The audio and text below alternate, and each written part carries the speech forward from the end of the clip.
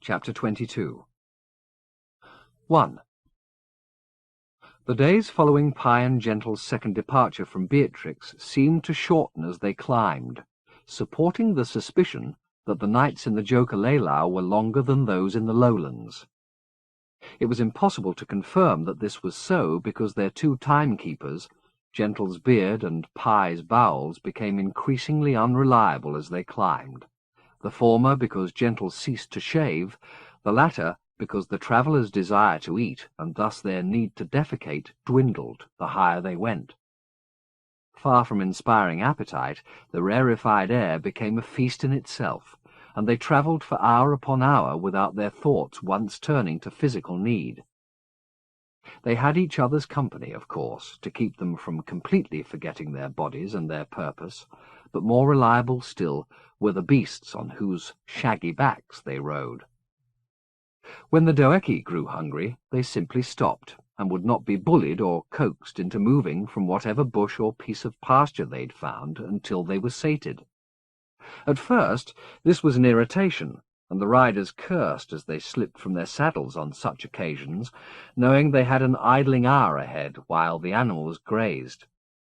But as the days passed and the air grew thinner, they came to depend upon the rhythm of the Doeki's digestive tracts, and made such stopping-places meal-times for themselves.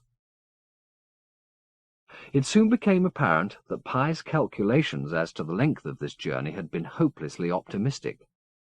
The only part of the Mistiff's predictions that experience was confirming was the hardship. Even before they reached the snow line, both riders and mounts were showing signs of fatigue, and the track they were following became less visible by the mile as the soft earth chilled and froze, refusing the traces of those who had preceded them. With the prospect of snowfields and glaciers ahead, they rested the Doeki for a day and encouraged the beasts to gorge themselves on what would be the last available pasture until they reached the other side of the range. Gentle had called his mount Chester, after dear old Klein, with whom it shared a certain ruminative charm. Pye declined to name the other beast, however, claiming it was bad luck to eat anything you knew by name, and circumstances might very well oblige them to dine on Doeki meat before they reached the borders of the Third Dominion. That small disagreement aside, they kept their exchanges frictionless when they set off again, both consciously skirting any discussion of the events in Beatrix or their significance. The cold soon became aggressive. The coats they'd been given barely adequate defence against the assault of winds that blew up walls of dusty snow so dense they often obliterated the way ahead. When that happened, Pye pulled out the compass, the face of which looked more like a star map to Gentle's untutored eye, and assessed their direction from that. Only once did Gentle remark that he hoped the Mistiff knew what it was doing, earning such a withering glance for his troubles it silenced him utterly on the matter thereafter. Despite weather that was worsening by the day, making Gentle think wistfully of an English January, good fortune did not entirely desert them. On the 5th day beyond the snow line, in a lull between gusts, Gentle heard bells ringing, and following the sound, they discovered a group of half a dozen mountain men, tending to a flock of 100 or more cousins to the terrestrial goat, these shaggier by far and purple as crocuses. The herders spoke no English, and only one of them, whose name was Cut-Huss, and who boasted a beard as shaggy and as purple as his beasts, leading Gentle to wonder what marriages of convenience had occurred in these lonely uplands, had any words in his vocabulary that Pye could comprehend. What he told was grim. The herders were bringing their herds down from the high pass early because the snow had covered ground the beasts would have grazed for another 20 days in a normal season. This was not, he repeated several times, a normal season. He had never known the snow to come so early or fall so copiously, never known the winds to be so bitter. In essence, he advised them not to attempt the route ahead. It would be tantamount to suicide. Pye and Gentle talked this advice over. The journey was already taking far longer than they'd anticipated. If they went back down below the snow line, Tempting as the prospect of relative warmth and fresh food was, they were wasting yet more time. Days when all manner of horrors could be unfolding, 100 villages like Beatrix destroyed and countless lives lost. "Remember what I said when we left Beatrix?" Gentle said. "No, to be honest, I don't. I said we wouldn't die, and I meant it. We'll find a way through." "I'm not sure I like this messianic conviction," Pi said. "People with the best intentions die, Gentle. Come to think of it, they're often the first to go." "What are you saying? That you won't come with me?" "I said I'd go wherever you go, and I will. But good intentions won't impress the cold." "How much money have we got?" "Not much." "Enough to buy some goat skins off these men, and maybe some meat?" A complex exchange ensued in 3 languages, with Pi translating Gentle's words into the language Cut-Hus understood, and Cut-Hus in turn translating for his fellow herders. A deal was rapidly struck. The herders seemed much persuaded by the prospect of hard cash. Rather than give over their own coats, however, 2 of them got about the business of slaughtering and skinning 4 of the animals. The meat they cooked and shared among the group. It was fatty and underdone, but neither Gentle nor Pi declined, and it was washed down with a beverage they brewed from boiled snow, dried leaves, and a dash of liquor which Pi understood Cut-Hus to have called the piss of the goat. They tasted it in spite of this. It was potent, and after a shot of it, downed like vodka, Gentle remarked that if this made him a piss drinker, so be it. The next day, having been supplied with skins, meat, and the makings of several pots of the herders' beverage, plus a pan and 2 glasses, they made their inarticulate farewells and parted company. The weather closed in soon after, and once again they were lost in a white wilderness. But their spirits had been buoyed up by the meeting, and they made steady progress for the next 2.5 days, until, as twilight approached on the 3rd, the animal Gentle was riding started to show signs of exhaustion, its head drooping, its hooves barely able to clear the snow they were trudging through. "I think we'd better rest him," Gentle said. They found a niche between boulders so large they were almost hills in themselves, and lit a fire to brew up some of the herders' liquor. It, more than the meat, was what had sustained them through the most demanding portions of the journey so far. But try as they might to use it sparingly, they had almost consumed their modest supply. As they drank, they talked about what lay ahead. Cut-Hus's predictions were proving correct. The weather was worsening all the time, and the chances of encountering another living soul up here if they were to get into difficulty were surely 0. Pi took a moment to remind Gentle of his conviction that they weren't going to die. Come blizzard, come hurricane, come the echo of Herpexiamendus himself down from the mountain. "And I meant what I said," Gentle replied. "But I can still fret about it, can't I?" He put his hands closer to the fire. "Any more in the piss-pot?" "I'm afraid not." "I tell you, when we come back this way—" Pi made a wry face. We will. When we come back this way, we've got to get the recipe. Then we can brew it back on Earth." They'd left the Doeki a little distance away and heard now a lowing sound. "Chester," Gentle said, and went to the beasts. Chester was lying on its side, its flank heaving. Blood streamed from its mouth and nose, melting the snow it poured upon. "Oh, shit, Chester," Gentle implored. "Don't die." But he'd no sooner put what he hoped was a comforting hand on the Doeki's flank than it turned its glossy brown eye towards him, let out one final moan, and stopped breathing.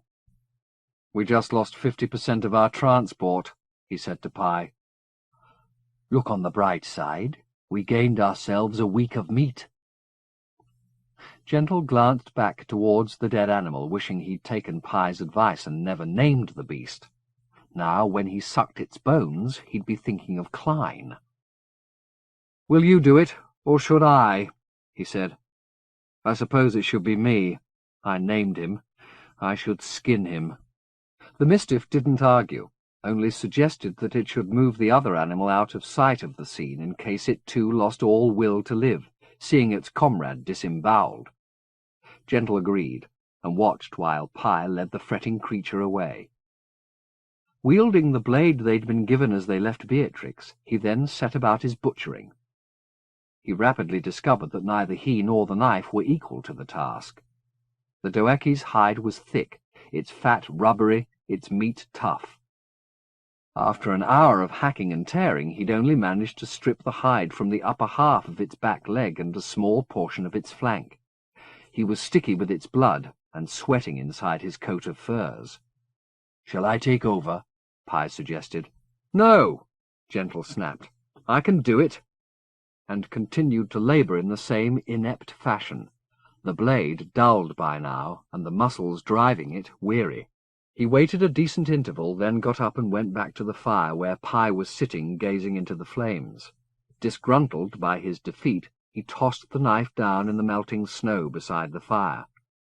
"I give up," he said. "It's all yours." Somewhat reluctantly, Pye picked up the knife, proceeded to sharpen it on the rock face, then went to work. Gentle didn't watch. Repulsed by the blood that had spattered him, he'd elected to brave the cold and wash it off. He found a place a little way from the fire where the ground was untrammelled, removed his coat and shirt, and knelt down to bathe in the snow. His skin crawled at the chill, but some urge to self-mortification was satisfied by this testing of will and flesh, and when he'd cleaned his hands and face, he rubbed the pricking snow into his chest and belly, though the doeki's fluids hadn't stained him there. The wind had dropped in the last little while, and the sky visible between the rocks was more gold than green. He was seized by the need to stand unencumbered in its light, and without putting his coat back on, he clambered up over the rocks to do so. His hands were numb, and the climb was more arduous than he'd anticipated, but the scene above and below him when he reached the top of the rock was worth the effort. No wonder Herpeximendius had come here on his way to his resting place. Even gods might be inspired by such grandeur. The peaks of the Joca receded in apparently infinite procession, their white slopes faintly gilded by the heavens they reached for. The silence could not have been more utter. This vantage point served a practical as well as an aesthetic purpose. The high pass was plainly visible, and so, some distance off to the right, was a sight perplexing enough for him to call the Mistiff up from its work. A glacier, its surface shimmering, lay a mile or more from the rock. But it wasn't the spectacle of such frozen enormity that claimed Gentle's eye. It was the presence within the ice of a litter of darker forms. "You want to go and find out what they are?" the Mistiff said, washing its bloodied hands in the snow. "I think we should," Gentle replied. "If we're walking in the unbeheld's footsteps, we should make it our business to see what he saw." "Or what he caused," Pye said. They descended, and Gentle put his shirt and coat back on. The clothes were warm, having been left beside the fire, and he was glad of that comfort. But they also stank of his sweat and of the animals whose backs they'd been stripped from, and he half wished he could go naked rather than be burdened by another hide. "Have you finished with the skinning?" Gentle asked Pye as they set off, going by foot rather than waste the energies of their remaining vehicle. "I've done what I can," Pye replied, "but it's crude. I'm no butcher." "Are you a cook?" Gentle asked. "Not really. Why'd you ask?" "I've been thinking about food a lot, that's all. You know, after this trip I may never eat meat again. The fat, the gristle, it turns my stomach thinking about it. You've got a sweet tooth. You noticed. I'd kill for a plate of profiteroles right now, swimming in chocolate sauce." He laughed. "Listen to me. The glories of Joca laid before us, and I'm obsessing on profiteroles." Then again, deadly serious. Do they have chocolate in Isorderex? By now I'm sure they do, but my people eat plainly, so I never got an addiction for sugar. Fish, on the other hand— Fish? Said Gentle. I've no taste for it. You'll get one in Isorderex. There's restaurants down by the harbour. The Mistiff's talk turned into a smile. Now I'm sounding like you do. We must both be sick of doeki meat. Go on, Gentle said. I want to see you salivate. There are restaurants down by the harbour where the fish is so fresh it's still flapping when they take it into the kitchen. That's a recommendation? There's nothing in the world as good as fresh fish, Pi said. If the catch is good, you've got a choice of 40, maybe 50 dishes. From tiny jepas to squeffa, my size and bigger. Is there anything I'd recognize? A few species. But why travel all this way for a cod steak when you could have squeffa? Or better, there's a dish I have to order for you. It's a fish called an ugichi, which is almost as small as a jepas, and it lives in the belly of another fish. That sounds suicidal. Wait, there's more. The second fish is often eaten whole by a bloater called a koliasic. They're ugly, but the meat melts like butter. So, if you're lucky, they'll grill all 3 of them together, just the way they were caught. One inside the other. Head, tail, the whole caboodle. That's disgusting. And if you're very lucky— Pi, the ugichi's a female, and you find, when you cut through all 3 layers of fish, her belly's full of caviar. You guessed it. Doesn't that sound tempting? I'll stay with my chocolate mousse and ice cream. How is it you're not fat? Vanessa used to say I had the palate of a child, the libido of an adolescent, and the— Well, you can guess the rest. I sweat it out making love. Or at least I used to.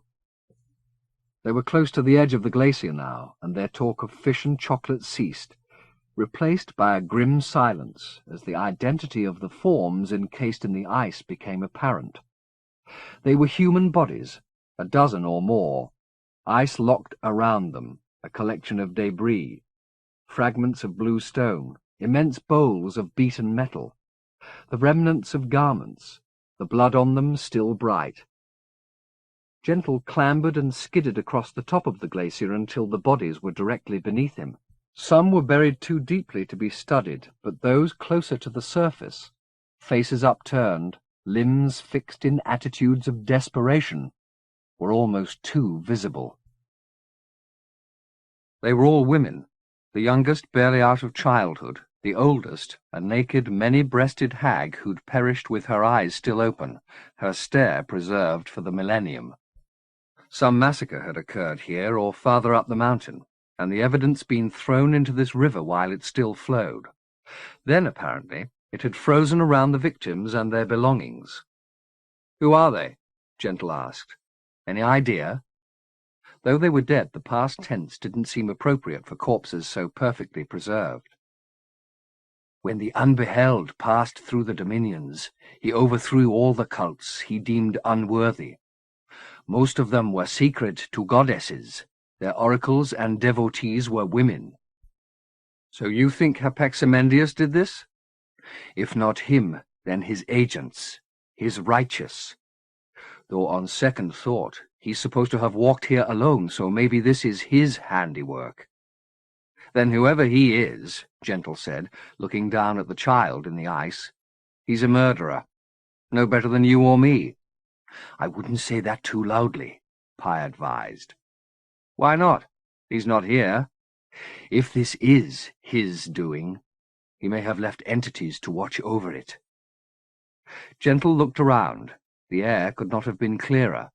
There was no sign of motion on the peaks or the snowfields gleaming below.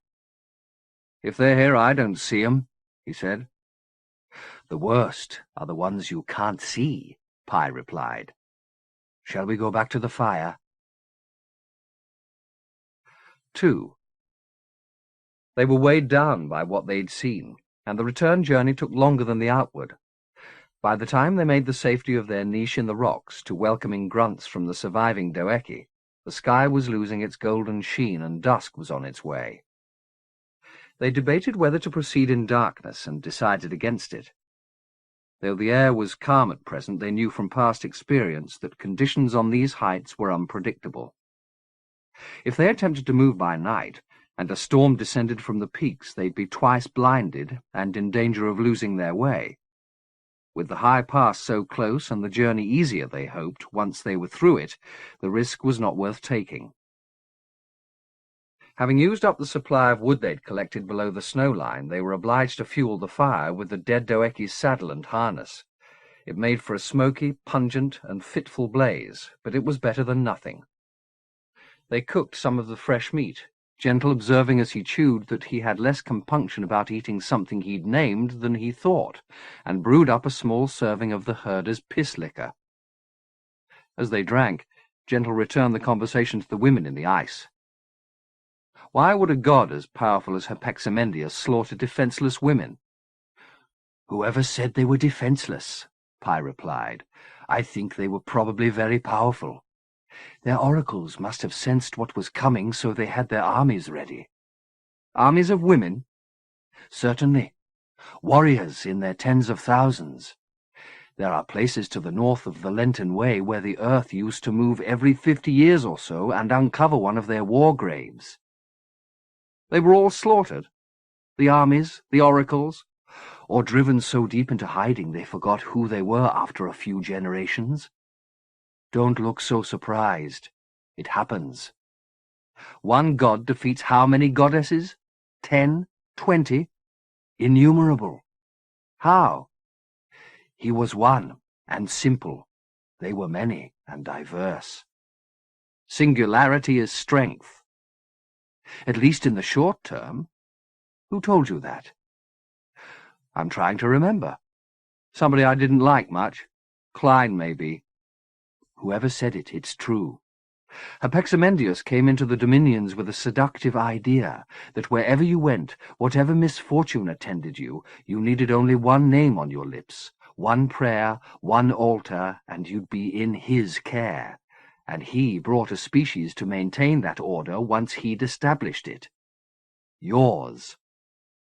Those women back there looked human enough to me. So do I, Pi reminded him. But I'm not. No, you're pretty diverse, aren't you? I was once. So that puts you on the side of the goddesses, doesn't it? Gentle whispered. The Mistiff put its fingers to his lips. Gentle mouthed one word by way of response. Heretic. It was very dark now, and they both settled to studying the fire. It was steadily diminishing as the last of Chester's saddle was consumed. Maybe we should burn some fur, Gentle suggested. No, said Pi. Let it dwindle, but keep looking. At what? Anything. There's only you to look at. Then look at me. He did so. The privations of the last many days had seemingly taken little toll on the Mistiff. It had no facial hair to disfigure the symmetry of its features, nor had their Spartan diet pinched its cheeks or hollowed its eyes. Studying its face was like returning to a favourite painting in a museum. There it was, a thing of calm and beauty. But unlike the painting, the face before him, which presently seemed so solid, had the capacity for infinite change. It was months since the night when he'd first seen that phenomenon, but now, as the fire burned itself out and the shadows deepened around them, he realized the same sweet miracle was imminent. The flicker of dying flame made the symmetry swim. The flesh before him seemed to lose its fixedness as he stared and stirred it. I want to watch, he murmured. Then watch. But the fire's going out. We don't need light to see each other, the Mistiff whispered. Hold on to the sight. Gentle concentrated, studying the face before him. His eyes ached as he tried to hold on to it, but they were no competition for the swelling darkness. Stop looking, Pi said, in a voice that seemed to rise from the decay of the embers. Stop looking and see. Gentle fought for the sense of this, but it was no more susceptible to analysis than the darkness in front of him. Two senses were failing him here, one physical, one linguistic, two ways to embrace the world slipping from him at the same moment. It was like a little death, and a panic seized him, like the fear he'd felt some midnights waking in his bed and body and knowing neither. His bones a cage, his blood a gruel, his dissolution the only certainty. At such times he turned on all the lights for their comfort, but there were no lights here, only bodies, growing colder as the fire died. "Help me," he said. The Mistiff didn't speak. "Are you there, Pi? I'm afraid. Touch me, will you? Pi?" The Mistiff didn't move. Gentle started to reach out in the darkness, remembering as he did so the sight of Taylor lying on a pillow from which they'd both known he'd never rise again, asking for Gentle to hold his hand.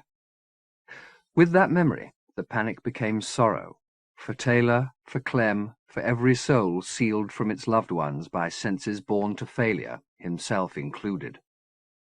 He wanted what the child wanted, knowledge of another presence, proved in touch. But he knew it was no real solution.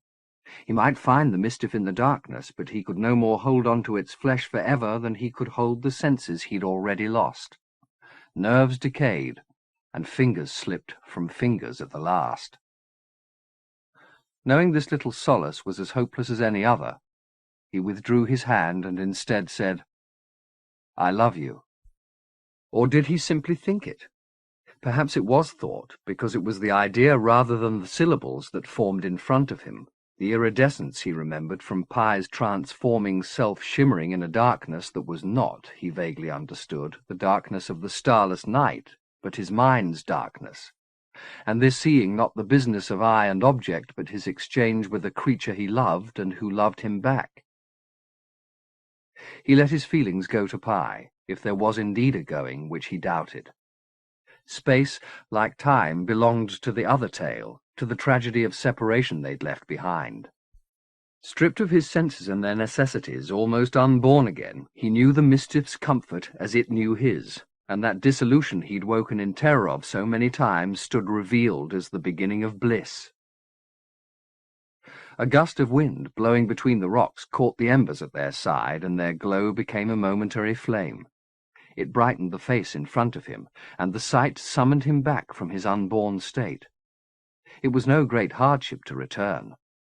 The place they'd found together was out of time and could not decay, and the face in front of him, for all its frailty, or perhaps because of it, was beautiful to look at. Pi smiled at him but said nothing. "We should sleep," Gentle said. "We've got a long way to go tomorrow." Another gust came along, and there were flecks of snow in it, stinging Gentle's face. He pulled the hood of his coat up over his head and got up to check on the welfare of the doeki. It had made a shallow bed for itself in the snow and was asleep. By the time he got back to the fire, which had found some combustible morsel and was devouring it brightly, the Mistiff was also asleep, its hood pulled up around its head. As he stared down at the visible crescent of Pi's face, a simple thought came, that though the wind was moaning at the rock, ready to bury them, and there was death in the valley behind and a city of atrocities ahead, he was happy. He lay down on the hard ground beside the Mistiff.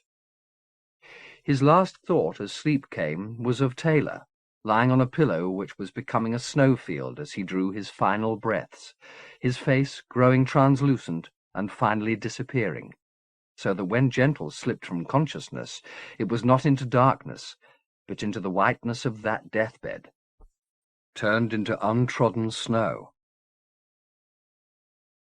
Chapter 23. 1.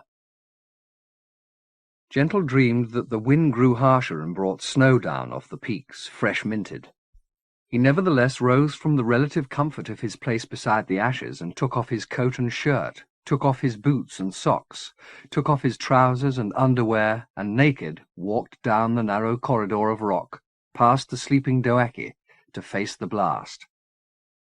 Even in dreams the wind threatened to freeze his marrow, but he had his sights set on the glacier, and he had to go to it in all humility, bare-loined, bare-backed, to show due respect for those souls who suffered there. They had endured centuries of pain, the crime against them unrevenged. Beside theirs, his suffering was a minor thing. There was sufficient light in the wide sky to show him his way, but the wastes seemed endless, and the gusts worsened as he went, several times throwing him over into the snow. His muscles cramped and his breath shortened, coming from between his numbed lips in hard, small clouds. He wanted to weep for the pain of it, but the tears crystallized on the ledge of his eye and would not fall. Twice he stopped, because he sensed that there was something more than snow on the storm's back. He remembered Pye's talk of agents left in this wilderness to guard the murder site, and, though he was only dreaming and knew it, he was still afraid. If these entities were charged to keep witness from the glacier, they would not simply drive the wakeful off, but the sleeping too, and those who came as he came in reverence would earn their special ire. He studied the spattered air, looking for some sign of them, and once thought he glimpsed a form overhead that would have been invisible but that it displaced the snow, an eel's body with a tiny ball of a head. But it was come and gone too quickly for him to be certain he'd even seen it. The glacier was in sight, however, and his will drove his limbs to motion until he was standing at its edge. He raised his hands to his face and wiped the snow from his cheeks and forehead, then stepped onto the ice. The women gazed up at him as they had when he'd stood here with Pi-O-Pa, but now through the dust of snow blowing across the ice they saw him naked, his manhood shrunk, his body trembling. On his face and lips a question he had half an answer to. Why, if this was indeed the work of Herpeximendius, had the unbeheld, with all his powers of destruction, not obliterated every last sign of his victims? Was it because they were women, or, more particularly, women of power? Had he brought them to ruin as best he could, overturning their altars and unseating their temples, but at the last been unable to wipe them away? And if so, was this ice a grave, or merely a prison? He dropped to his knees and laid his palms on the glacier. This time he definitely heard a sound in the wind, a raw howl somewhere overhead. The Invisibles had entertained his dreaming presence long enough. They saw his purpose, and were circling in preparation for descent. He blew against his palm and made a fist before the breath could slip, then raised his arm and slammed his hand against the ice, opening it as he did so. The pneuma went off like a thunderclap. Before the tremors had died, he snatched a second breath and broke it against the ice, then a third and fourth in quick succession, striking the steely surface so hard that had the pneuma not cushioned the blow, he'd have broken every bone from wrist to fingertip. But his efforts had effect. There were hairline cracks spreading from the point of impact. Encouraged, he began a second round of blows, but he delivered only 3 when he felt something take hold of his hair, wrenching his head back. A second grip instantly seized his raised arm. He had time to feel the ice splintering beneath his legs. Then he was hauled up off the glacier by wrist and hair. He struggled against the claim, knowing that if his assaulters carried him too high, death was assured. They'd either tear him apart in the clouds or simply drop him. The hold on his head was the less secure of the two, and his gyrations were sufficient to slip it, though blood ran down his brow. Freed, he looked up at the entities. There were 2, 6 feet long, their bodies scantily fleshed spines sprouting innumerable ribs, their limbs 12-fold and bereft of bone, their heads vestigial. Only their motion had beauty, a sinuous knotting and unknotting. He reached up and snatched at the closer of the 2 heads. Though it had no discernible features, it looked tender, and his hand had sufficient echo of the pneumas it had discharged to do harm. He dug his fingers into the flesh of the thing, and it instantly began to writhe, coiling its length around its companion for support, its limbs flailing wildly. He twisted his body to the left and right, the motion violent enough to wrench him free. Then he fell, a mere 6 feet, but hard, onto slivered ice. The breath went from him as the pain came. He had time to see the agents descending upon him, but none in which to escape. Waking or sleeping, this was the end of him, he knew. Death by these limbs had jurisdiction in both states. But before they could find his flesh and blind him and unman him, he felt the shattered glacier beneath him shudder, and with a roar it rose, throwing him off its back into the snow. Shards pelted down upon him, but he peered up through their hail to see that the women were emerging from their graves, clothed in ice. He hauled himself to his feet as the tremors increased, the din of this unshackling echoing off the mountains. Then he turned and ran. The storm was discreet, and quickly drew its veil over the resurrection, so that he fled not knowing how the events he'd begun had finished. Certainly the agents of Herpeximendius made no pursuit, or, if they did, they failed to find him. Their absence comforted him only a little. His adventures had done him harm, and the distance he had to cover to get back to the camp was substantial. His run soon deteriorated into stumbling and staggering, blood marking his route. It was time to be done with this dream of endurance, he thought, and open his eyes, to roll over and put his arms around Pi Opar, to kiss the Mistiff's cheek and share this vision with it. But his thoughts were too confounded to take hold of wakefulness long enough for him to rouse himself, and he dared not lie down in the snow in case a dreamed death came to him before morning woke him. All he could do was push himself on, weaker by the step, putting out of his head the possibility that he'd lost his way and that the camp didn't lie ahead but off in another direction entirely. He was looking down at his feet when he heard the shout, and his first instinct was to peer up into the snow above him, expecting one of the unbeheld's creatures. But before his eyes reached its zenith, they found the shape approaching him from his left. He stopped and studied the figure. It was shaggy and hooded, but its arms were outspread in invitation. He didn't waste what little energy he had calling Pi's name. He simply changed his direction and headed towards the Mistiff as it came to meet him. It was the faster of the two, and as it came it shrugged off its coat and held it open, so that he fell into its luxury. He couldn't feel it. Indeed, he could feel little except relief. Borne up by the Mistiff, he let all conscious thought go, the rest of the journey becoming a blur of snow, and Pi's voice sometimes at his side telling him that it would be over soon. "Am I awake?" He opened his eyes and sat up, grasping hold of Pi's coat to do so. "Am I awake?" "Yes." "Thank God, thank God. I thought I was going to freeze to death." He let his head sink back. The fire was burning, fed with fur, and he could feel its warmth on his face and body. It took a few seconds to realize the significance of this. Then he sat up again and realized he was naked and covered with cuts. "I'm not awake," he said. "Shit, I'm not awake."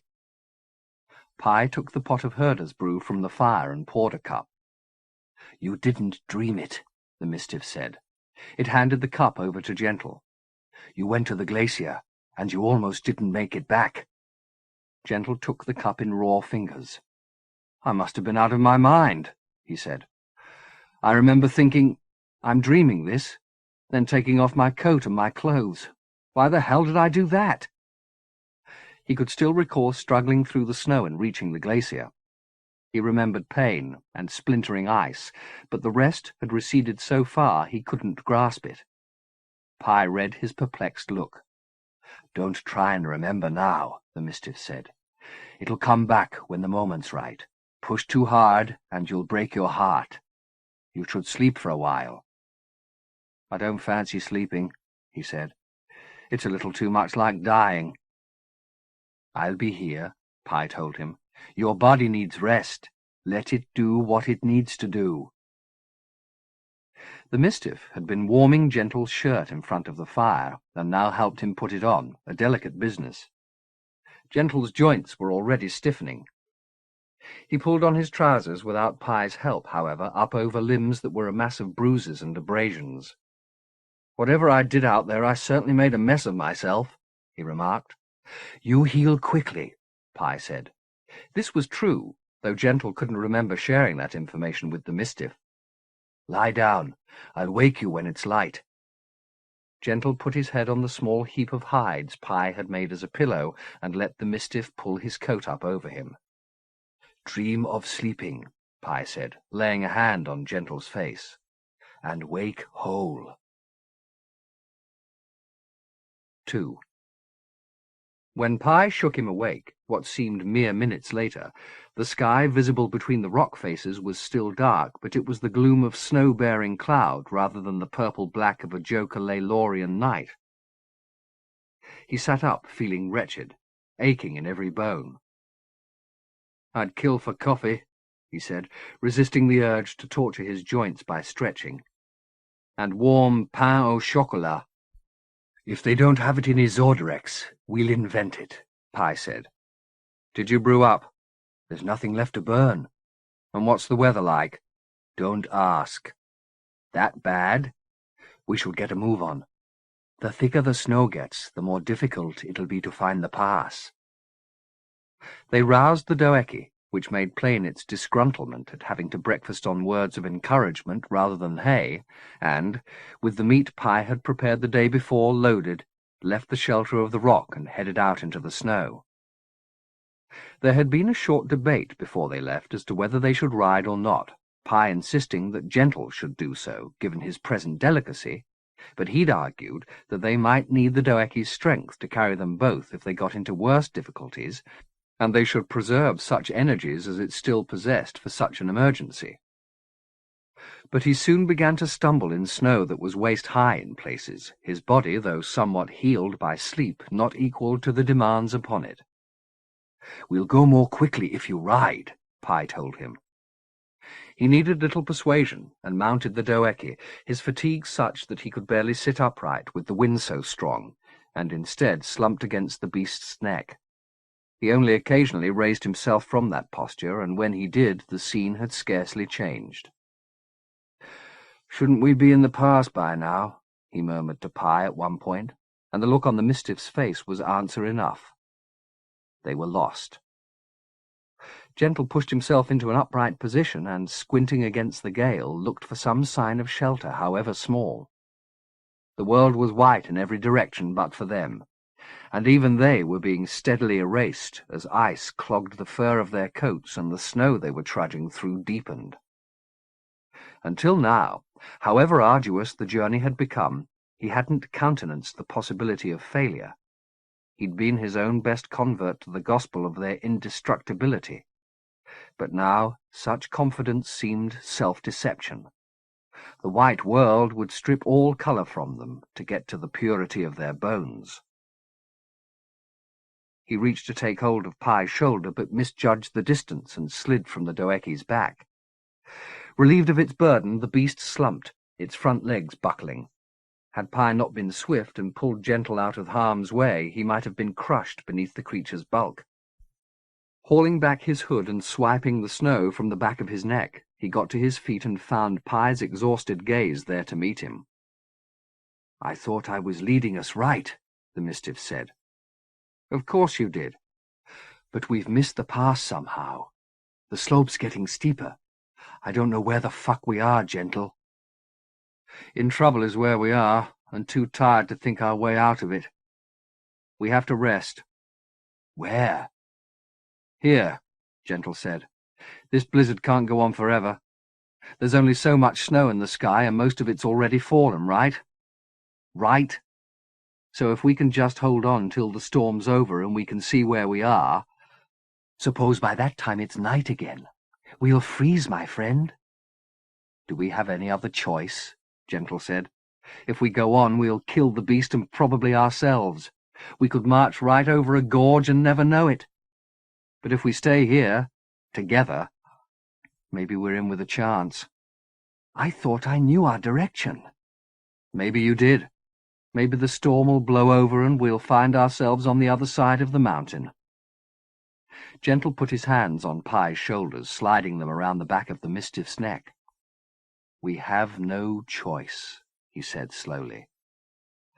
Pye nodded, and together they settled as best they could in the dubious shelter of the Doeki's body. The beast was still breathing, but not, Gentle thought, for long. He tried to put from his mind what would happen if it died and the storm failed to abate. But what was the use of leaving such plans to the last? If death seemed inevitable, would it not be better for him and Pi to meet it together, to slit their wrists and bleed to death side by side, rather than slowly freeze, pretending to the end that survival was plausible? He was ready to voice that suggestion now, while he still had the energy and focus to do so. But as he turned to the Mistiff, some tremor reached him that was not the wind's tirade, but a voice beneath its harangue, calling him to stand up. He did so. The gusts would have blown him over had Pi not stood up with him, and his eyes would have missed the figures in the drifts, but that the Mistiff caught his arm and, putting its head close to Gentle, said, "How the hell did they get out?" The women stood 100 yards from them. Their feet were touching the snow but not impressing themselves upon it. Their bodies were wound with cloth brought from the ice, which billowed around them as the wind filled it. Some held treasures claimed from the glacier, pieces of their temple and ark and altar. One, the young girl whose corpse had moved Gentle so much, held in her arms the head of a goddess carved in blue stone. It had been badly vandalized. There were cracks in its cheeks, and parts of its nose and an eye were missing. But it found light from somewhere and gave off a serene radiance. "What do they want?" Gentle said. "You, maybe?" Pi ventured. The woman standing closest to them, her hair rising half her height again above her head courtesy of the wind, beckoned. "I think they want us both to go," Gentle said. "That's the way it looks," Pi said, not moving a muscle. "What are we waiting for?" "I thought they were dead," the Mistiff said. "Maybe they were." "So we take the lead from phantoms. I'm not sure that's wise." "They came to find us, Pi," Gentle said. Having beckoned, the woman was turning slowly on her toe-tips, like a mechanical Madonna that Clem had once given Gentle, which had played Ave Maria as it turned. "We're going to lose them if we don't hurry. What's your problem, Pi? You've talked with spirits before." "Not like these," Pi said. "The goddesses weren't all forgiving mothers, you know, and their rites weren't all milk and honey. Some of them were cruel. They sacrificed men." "You think that's why they want us?" "It's possible. So we weigh that possibility against the absolute certainty of freezing to death where we stand," Gentle said. "It's your decision."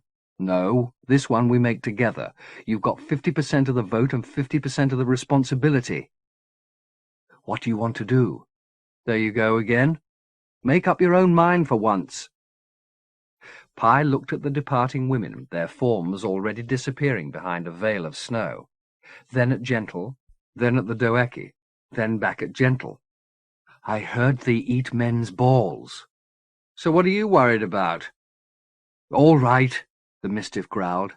"I vote we go." "Then it's unanimous." Pi started to haul the Doeki to its feet. It didn't want to move, but the Mistiff had a fine turn of threat when pressed and began to berate it rightly. "Quick, or we'll lose them," Gentle said. The beast was up now, and tugging on its bridle, Pi led it in pursuit of Gentle, who was forging ahead to keep their guides in sight. The snow obliterated the women completely at times, but he saw the beckoner glance back several times, and knew that she'd not let her foundlings get lost again. After a time their destination came in sight. A rock face, slate-grey and sheer, loomed from the murk, its summit lost in mist. "If they want us to climb, they can think again," Pi yelled through the wind. "No, there's a door," Gentle shouted over his shoulder. "See it?" The word rather flattered what was no more than a jagged crack, like a bolt of black lightning burned into the face of the cliff, but it represented some hope of shelter if nothing else. Gentle turned back to Pi. "Do you see it, Pi?" "I see it," came the response, "but I don't see the women." One sweeping glance along the rock face confirmed the Mistiff's observation. They'd either entered the cliff or floated up its face into the clouds. Whichever, they'd removed themselves quickly.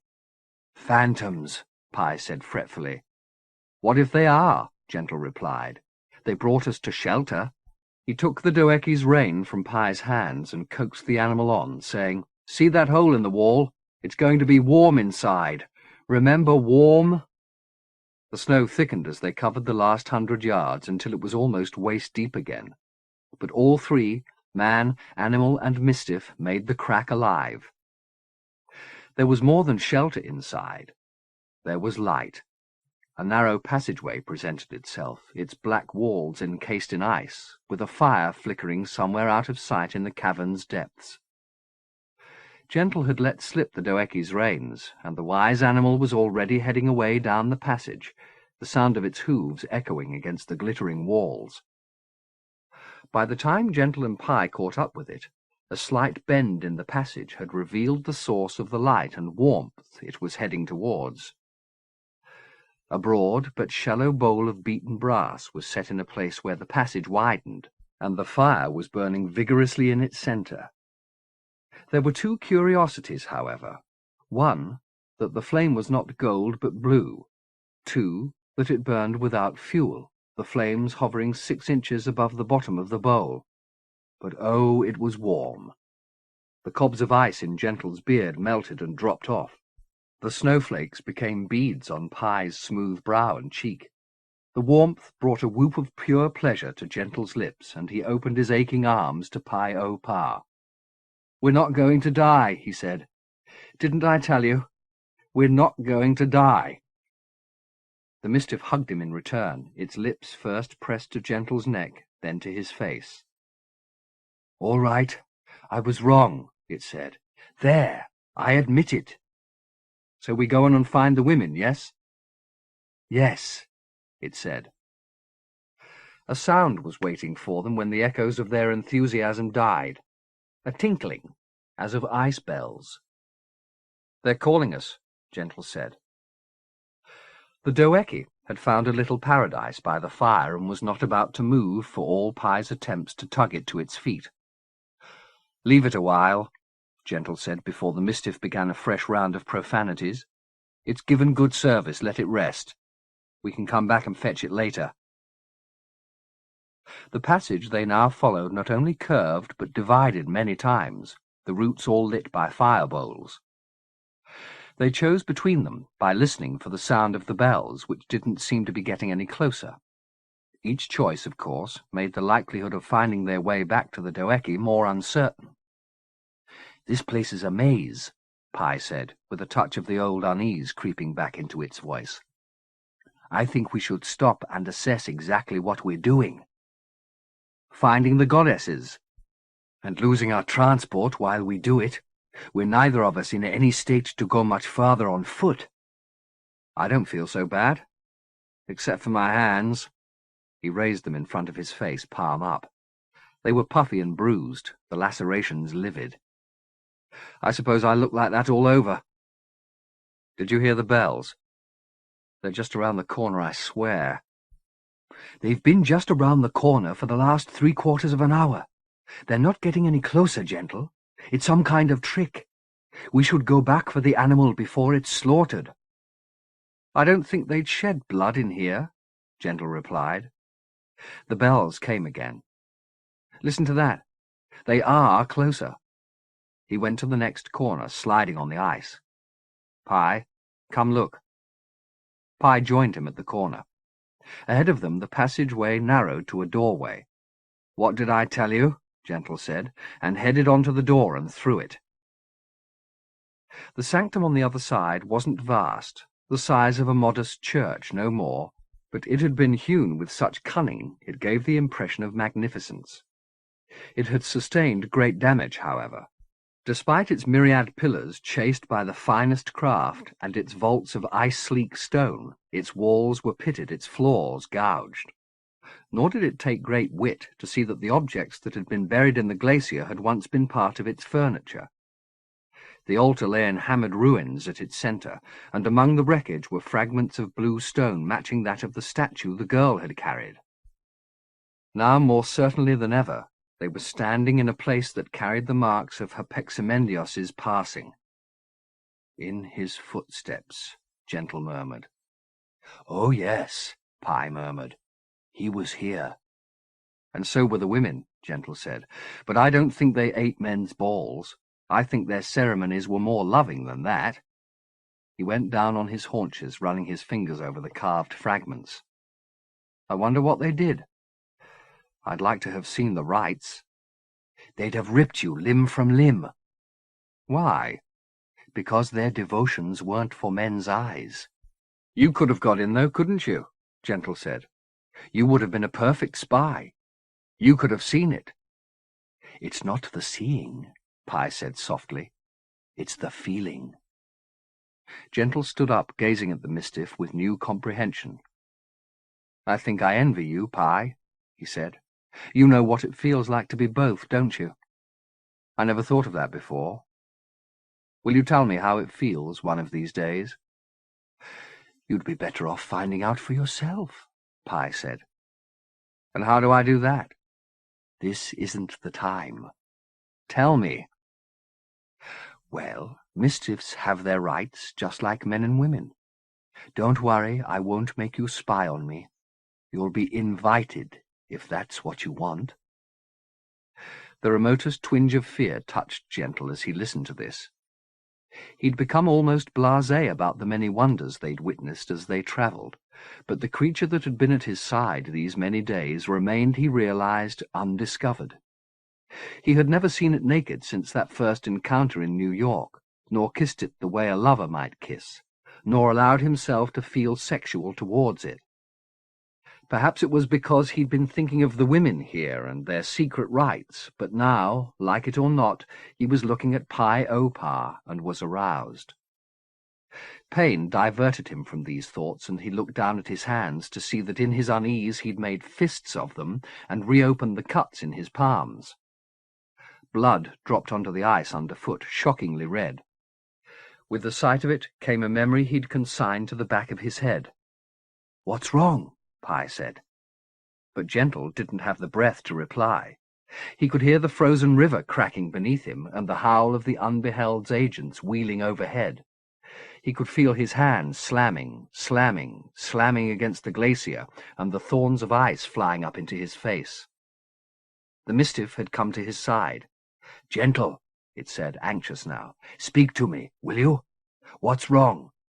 It put its arms around Gentle's shoulders, and at its touch, Gentle drew breath. "The women," he said. "What about them?" "It was me who freed them." "How?" "Pneuma. How else?" "You undid the Unbeheld's handiwork?" the Mistiff said, its voice barely audible. "For our sake, I hope the women were the only witnesses." "There were agents, just as you said there'd be. They almost killed me. But I hurt them back." "This is bad news." "Why? If I'm going to bleed, let him bleed a little too." "Apexamendios doesn't bleed. Everything bleeds, Pi. Even God, maybe especially God. Or else why did he hide himself away?"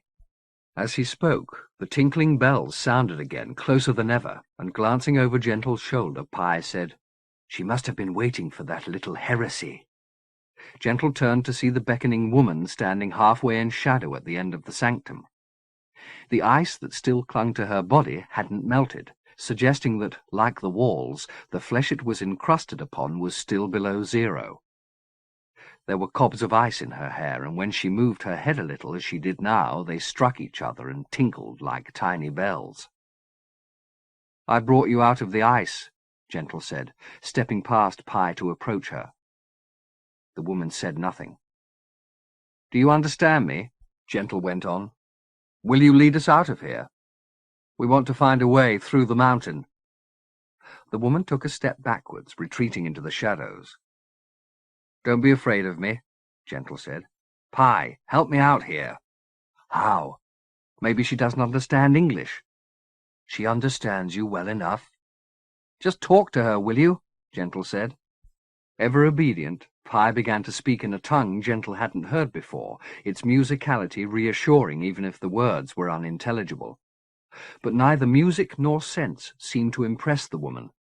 She continued to retreat into the darkness, Gentle pursuing cautiously, fearful of startling her, but more fearful still of losing her entirely. His additions to Pye's persuasions had dwindled to the basest bargaining. "One favour deserves another," he said. Pye was right. She did indeed understand. Even though she stood in shadow, he could see that a little smile was playing on her sealed lips. Damn her, he thought. Why wouldn't she answer him? The bells still rang in her hair, however, and he kept following them, even when the shadows became so heavy she was virtually lost among them. He glanced back towards the Mistiff, who had by now given up any attempt to communicate with the woman and instead addressed Gentle. "Don't go any further," it said. Though he was no more than 50 yards from where the Mistiff stood, its voice sounded unnaturally remote, as though another law besides that of distance and light held sway in the space between them. "I'm still here. Can you see me?" he called back, and, gratified to hear the Mistiff reply that it could, he returned his gaze to the shadows. The woman had disappeared, however. Cursing, he plunged on towards the place where she'd last stood, his sense that this was equivocal terrain intensifying. The darkness had a nervous quality, like a bad liar attempting to shoo him off with shrugs. He wouldn't go. The more it trembled, the more eager he became to see what it was hiding. Sightless though he wasn't blind to the risk he was taking. Minutes before, he'd told Pye that everything was vulnerable, but nobody, not even the unbeheld, could make darkness bleed. If it closed on him, he could claw at it forever and not make a mark on its hideless back. He heard Pye calling behind him now. "Where the hell are you?" The Mistiff was following him into the shadows, he saw. "Don't come any further," he told it. "Why not?" "I may need a marker to find my way back." "Just turn around." "Not till I find her," Gentle said, forging on with his arms outstretched. The floor was slick beneath him, and he had to proceed with extreme caution. But without the woman to guide them through the mountain, this maze might prove as fatal as the snows they'd escaped. He had to find her. "Can you still hear me?" he called back to Pye. The voice that told him yes was as faint as a long-distance call on a failing line. "Keep talking," he yelled. "What do you want me to say?" "Anything. Sing a song." "I'm tone deaf." "Talk about food, then." "All right," said Pye. "I already told you about the Ugichi and the belly full of eggs." "It's the foulest thing I ever heard," Gentle replied. "You'll like it once you taste it." "As the actress said to the bishop." He heard Pye's muted laughter come his way. Then the Mistiff said, "You hated me almost as much as you hated fish, remember? And I converted you." "I never hated you." "In New York you did." "Not even then. I was just confused. I'd never slept with a Mistiff before." "How did you like it?" "It's better than fish, but not as good as chocolate." "What did you say?" "I said—" "Gentle, I can hardly hear you." "I'm still here," he replied, shouting now. "I'd like to do it again sometime, Pye." "Do what?" "Sleep with you." "I'll have to think about it." "What do you want? A proposal of marriage?" "That might do it." "All right," Gentle called back. "So marry me." There was silence behind him. He stopped and turned. Pye's form was a blurred shadow against the distant light of the sanctum.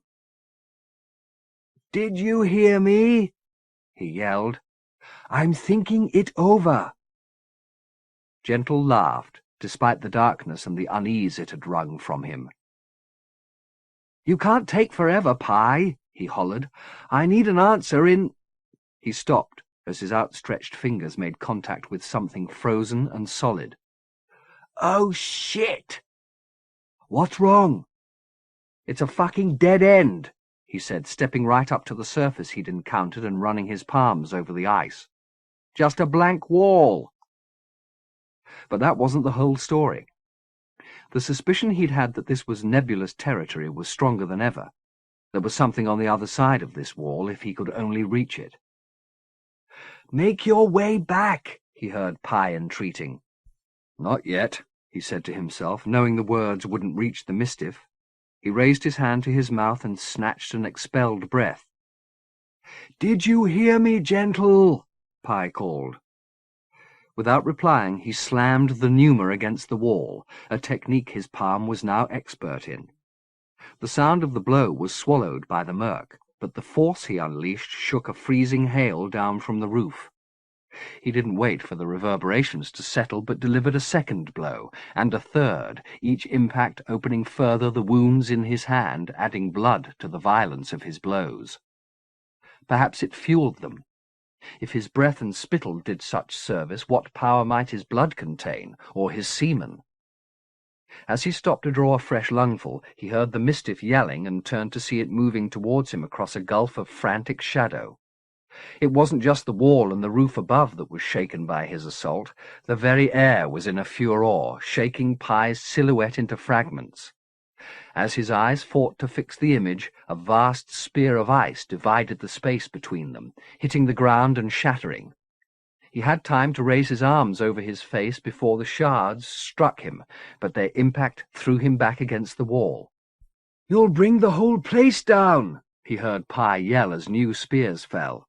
"It's too late to change our minds," Gentle replied. "Move, Pi!" Light-footed, even on this lethal ground, the Mistiff dodged through the ice towards Gentle's voice.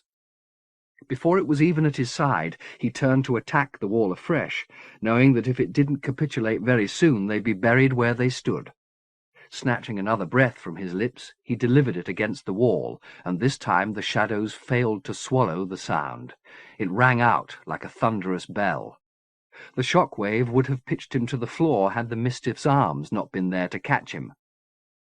"This is a passing place," it yelled. "What does that mean?" "2 breaths this time," was its reply. "Mine as well as yours in one hand. Do you understand me?" "Yes." He couldn't see the Mistiff, but he felt it raise his hand to its mouth. "On a count of 3, Pi said. 1. Gentle drew a breathful of furious air. 2. He drew again, deeper still. 3. And he expelled it, mingled with Pi's, into his hand. Human flesh wasn't designed to govern such force. Had Pi not been beside him to brace his shoulder and wrist, the power would have erupted from his palm and taken his hand with it. But they flung themselves forward in unison, and he opened his hand the instant before it struck the wall. The roar from above redoubled, but it was drowned out moments later by the havoc they'd wrought ahead of them. Had there been room to retreat, they'd have done so, but the roof was pitching down a fusillade of stalactites, and all they could do was shield their bare heads and stand their ground as the wall stoned them for their crime, knocking them to their knees as it split and fell. The commotion went on for what seemed like minutes, the ground shuddering so violently they were thrown down yet again, this time to their faces. Then, by degrees, the convulsions slowed. The hail of stone and ice became a drizzle, and stopped, and a miraculous gust brought warm wind to their faces. They looked up. The air was murky, but light was catching glints off the daggers they lay on, and its source was somewhere up ahead. The Mistiff was first to its feet, hauling Gentle up beside it. "A passing place," it said again. It put its arm around Gentle's shoulders, and together they stumbled towards the warmth that had roused them. Though the gloom was still deep, they could make out the vague presence of the wall. For all the scale of the upheaval, the fissure they'd made was scarcely more than a man's height. On the other side it was foggy, but each step took them closer to the light. As they went, their feet sinking into a soft sand that was the colour of the fog, they heard the ice bells again and looked back, expecting to see the women following. But the fog already obscured the fissure and the sanctum beyond, and when the bells stopped, as they did moments later, they lost all sense of its direction. "We've come out into the third dominion," Pi said. "No more mountains? No more snow?" "Not unless you want to find your way back to them." Gentle peered ahead into the fog. "Is this the only way out of the fourth?" "Lord, no," said Pi. "If we'd gone the scenic route, we'd have had the choice of 100 places to cross. But this must have been their secret way before the ice sealed it up." The light showed Gentle the Mistiff's face now, and it bore a wide smile. "You did fine work," Pi said. "I thought you'd gone crazy." "I think I did a little," Gentle replied. "I must have a destructive streak. Apexamendius would be proud of me." He halted to give his body a moment's rest. "I hope there's more than fog in the third." "Oh, believe me, there is. It's the dominion I've longed to see more than any other while I've been in the fifth. It's full of light and fertility. We'll rest, and we'll feed, and we'll get strong again. Maybe go to Limby and see my friend Skopeak. We deserve to indulge ourselves for a few days before we head for the second and join the Lenten Way." "Will that take us to Isordarex?" "Indeed it will," Pi said, coaxing Gentle into motion again. "The Lenten Way's the longest road in the Imajica. It must be the length of the Americas and more."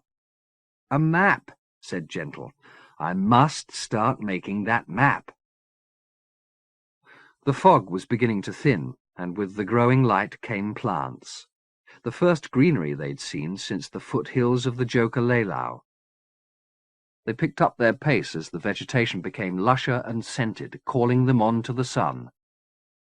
"Remember, Gentle," Pi said when they'd gone a little way, "I accepted."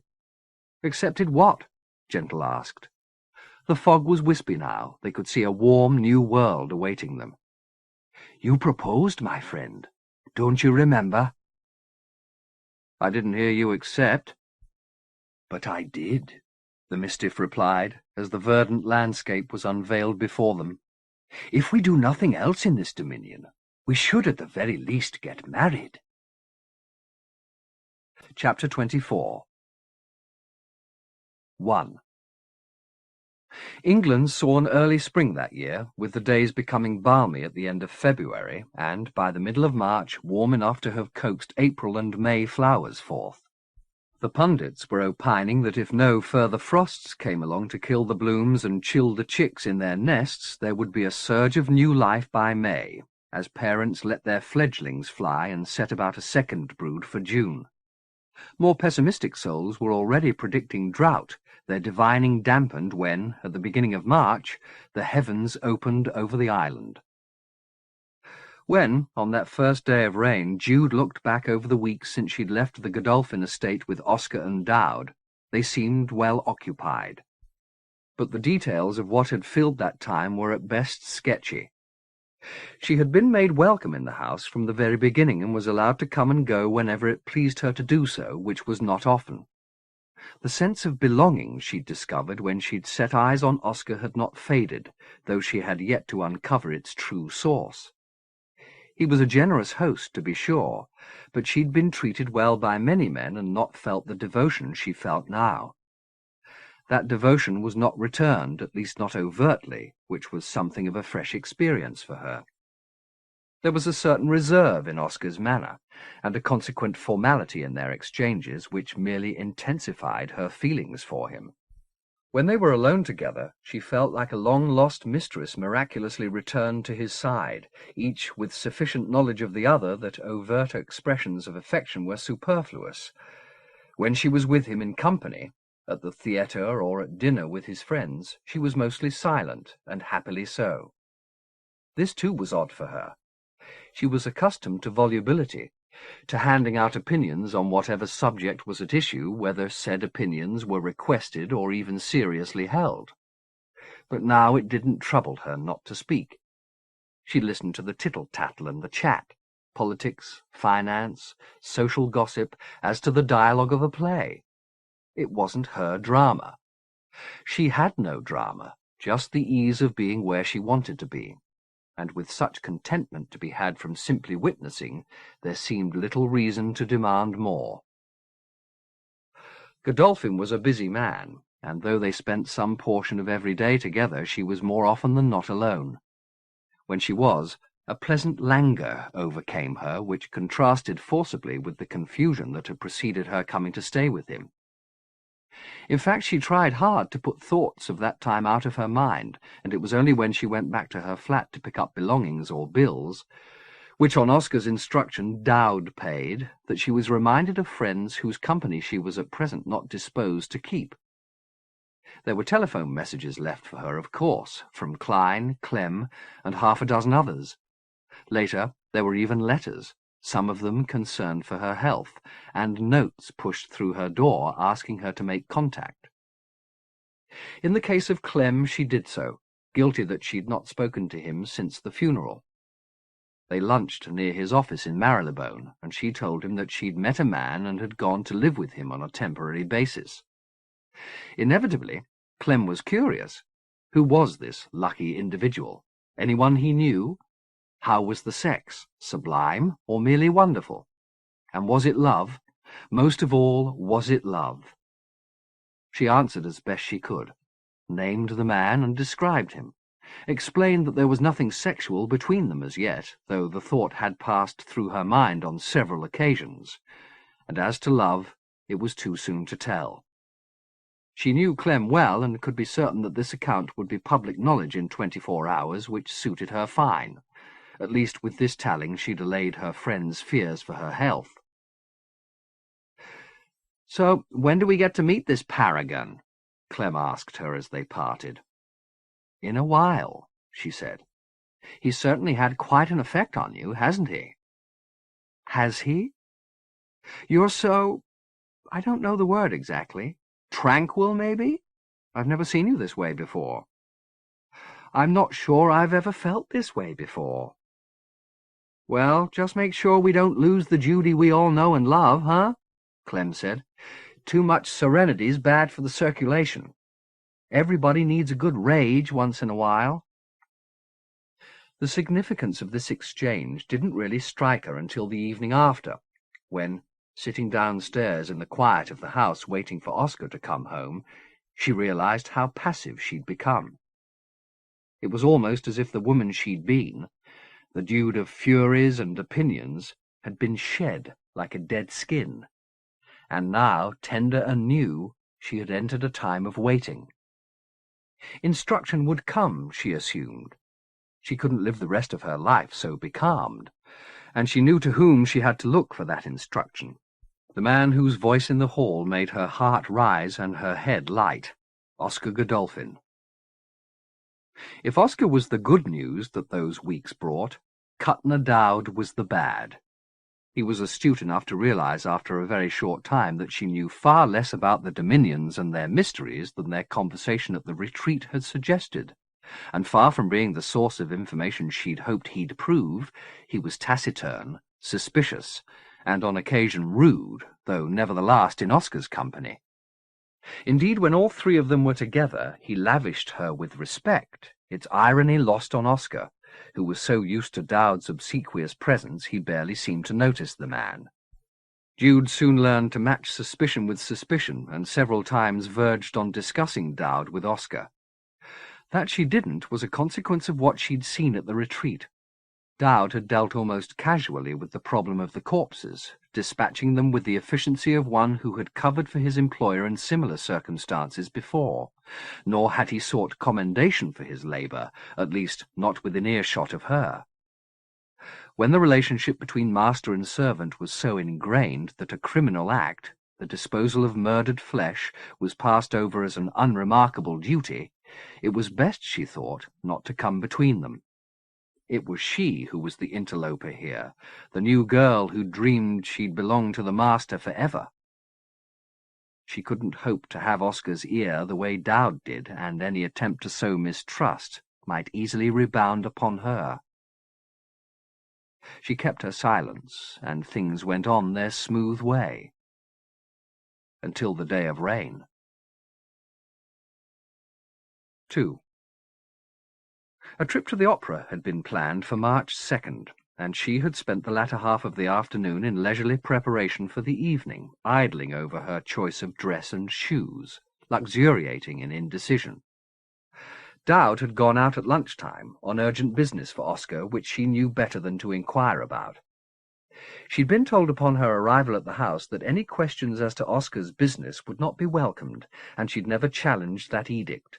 It was not the place of mistresses to do so. But today, with Dowd uncharacteristically flustered as he left, she found herself wondering as she bathed and dressed what work Godolphin was about. Was he off in Isorderex, the city whose streets she assumed Gentle now walked with his soulmate the assassin? A mere 2 months before, with the bells of London pealing in the new year, she'd sworn to go to Isorderex after him, but she'd been distracted from that ambition by the very man whose company she'd sought to take her there. Though her thoughts returned to that mysterious city now, it was without her former appetite.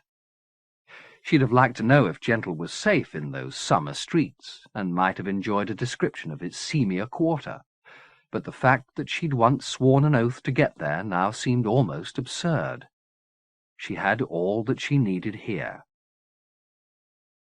It wasn't only her curiosity about the other dominions that had been dulled by contentment. Her curiosity about events in her own planet was similarly cool. Though the television burbled constantly in the corner of her bedroom, its presence soporific, she attended to its details scarcely at all, and would not have noticed the mid-afternoon news bulletin but that an item she caught in passing put her in mind of Charlie. 3 bodies had been found in a shallow grave on Hampstead Heath, the condition of the mutilated corpses implying, the report said, some kind of ritualistic murder. Preliminary investigations further suggested that the deceased had been known to the community of cultists and black magic practitioners in the city, some of whom, in the light of other deaths or disappearances among their number, believed that a vendetta against them was underway. To round the piece off, there was footage of the police searching the bushes and undergrowth of Hampstead Heath, while the rain fell and compounded their misery. The report distressed her for 2 reasons, each related to one of the brothers. The first, that it brought back memories of Charlie sitting in that stuffy little room in the clinic, watching the Heath and contemplating suicide. The second, that perhaps this vendetta might endanger Oscar, who was as involved in occult practices as any man alive. She fretted about this for the rest of the afternoon, her concern deepening still further when Oscar failed to return home by 6. She put off dressing for the opera and waited for him downstairs, the front door open, the rain beating the bushes around the step. He returned at 6:40 with Dowd, who had barely stepped through the door before he pronounced that there would be no opera visit tonight. Godolphin contradicted him immediately, much to his chagrin, telling Jude to go and get ready. They'd be leaving in 20 minutes. As she dutifully headed upstairs, she heard Dowd say, "You know McGann wants to see you." "We can do both," Oscar replied. "Did you put out the black suit?" "No. What have you been doing all day?" "No, don't tell me. Not on an empty stomach." Oscar looked handsome in black, and she told him so when 25 minutes later he came downstairs. In response to the compliment, he smiled and made a small bow. "And you were never lovelier," he replied. "You know I don't have a photograph of you. I'd like one, for my wallet. We'll have Dowd organize it." By now, Dowd was conspicuous by his absence. Most evenings he would play chauffeur, but tonight he apparently had other business. "We're going to have to miss the first act," Oscar said as they drove. "I've got a little errand to run in Highgate, if you'll bear with me." "I don't mind," she said. He patted her hand. "It won't take long," he said. Perhaps because he didn't often take the wheel himself, he concentrated hard as he drove, and though the news item she'd seen was still very much in her mind, she was loath to distract him with talk. They made good time, threading their way through the back streets to avoid thoroughfares clogged by rain-slowed traffic, and arriving in a veritable cloudburst. "Here we are," he said, though the windshield was so awash she could barely see 10 yards ahead. "You stay in the warm. I won't be long." He left her in the car and sprinted across a courtyard towards an anonymous building. Nobody came to the front door. It opened automatically and closed after him. Only when he'd disappeared, and the thunderous drumming of the rain on the roof had diminished somewhat, did she lean forward to peer out through the watery windshield at the building itself. Despite the rain, she recognized instantly the tower from the dream of Blue Eye. Without conscious instruction, her hand went to the door and opened it as her breath quickened with denials. Oh no. Oh no. She got out of the car and turned her face up to the cold rain and to an even colder memory. She'd let this place, and indeed the journey that had brought her here, her mind moving through the streets, touching this woman's grief and that woman's rage, slip into the dubious territory that lay between recollections of the real and those of the dreamed. In essence, she'd allowed herself to believe it had never happened. But here was the very place, to the window, to the brick, and if the exterior was so exactly as she'd seen it, why should she doubt that the interior would be any different? There'd been a labyrinthine cellar, she remembered, lined with shelves piled high with books and manuscripts. There'd been a wall, lovers coupling against it, and behind it, hidden from every sight but hers, a cell in which a bound woman had lain in darkness for a suffering age. She heard the prisoner's scream now in her mind's ear, that howl of madness that had driven her up out of the ground and back through the dark streets to the safety of her own house and head. Was the woman still screaming, she wondered, or had she sunk back into the comatose state from which she'd been so unkindly woken? The thought of her pain brought tears to Jude's eyes, mingling with the rain. "What are you doing?" Oscar had reappeared from the tower and was hurrying across the gravel towards her, his jacket raised and tented over his head. "My dear, you'll freeze to death. Get in the car. Please. Please, get in the car." She did as he suggested, the rain running down her neck. "I'm sorry," she said. I wondered where you'd gone, that was all. Then, I don't know. The place seemed familiar." "It's a place of no importance," he said. "You're shivering. Would you prefer we didn't go to the opera?" "Would you mind?" "Not in the least. Pleasure shouldn't be a trial. You're wet and cold, and we can't have you getting a chill. One sickly individual's enough." She didn't question this last remark. There was too much else on her mind. She wanted to sob, though whether out of joy or sorrow she wasn't sure. The dream she'd come to dismiss as fancy was founded in solid fact, and this solid fact beside her, Godolphin, was in turn touched by something momentous. She'd been persuaded by his practised understatement, the way he talked of travelling to the Dominions as he would of boarding a train, and his expeditions in his Orderex as a form of tourism as yet unavailable to the great unwashed. But his reductionism was a screen, whether he was aware of the fact or not, a ploy to conceal the greater significance of his business. His ignorance or arrogance might well kill him, she began to suspect, which thought was the sorrow in her. And the joy? That she might save him, and he learn to love her out of gratitude. Back at the house they both changed out of their formal attire.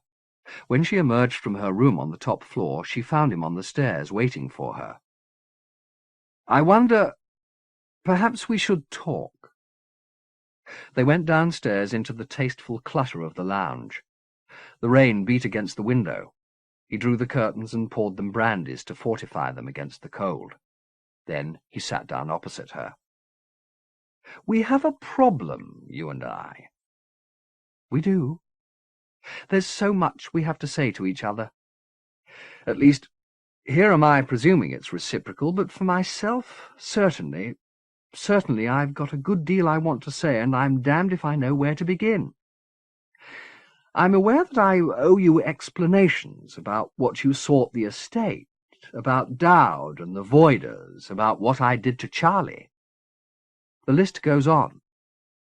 And I've tried, really I have, to find some way to make it all clear to you. But the truth is, I'm not sure of the truth myself.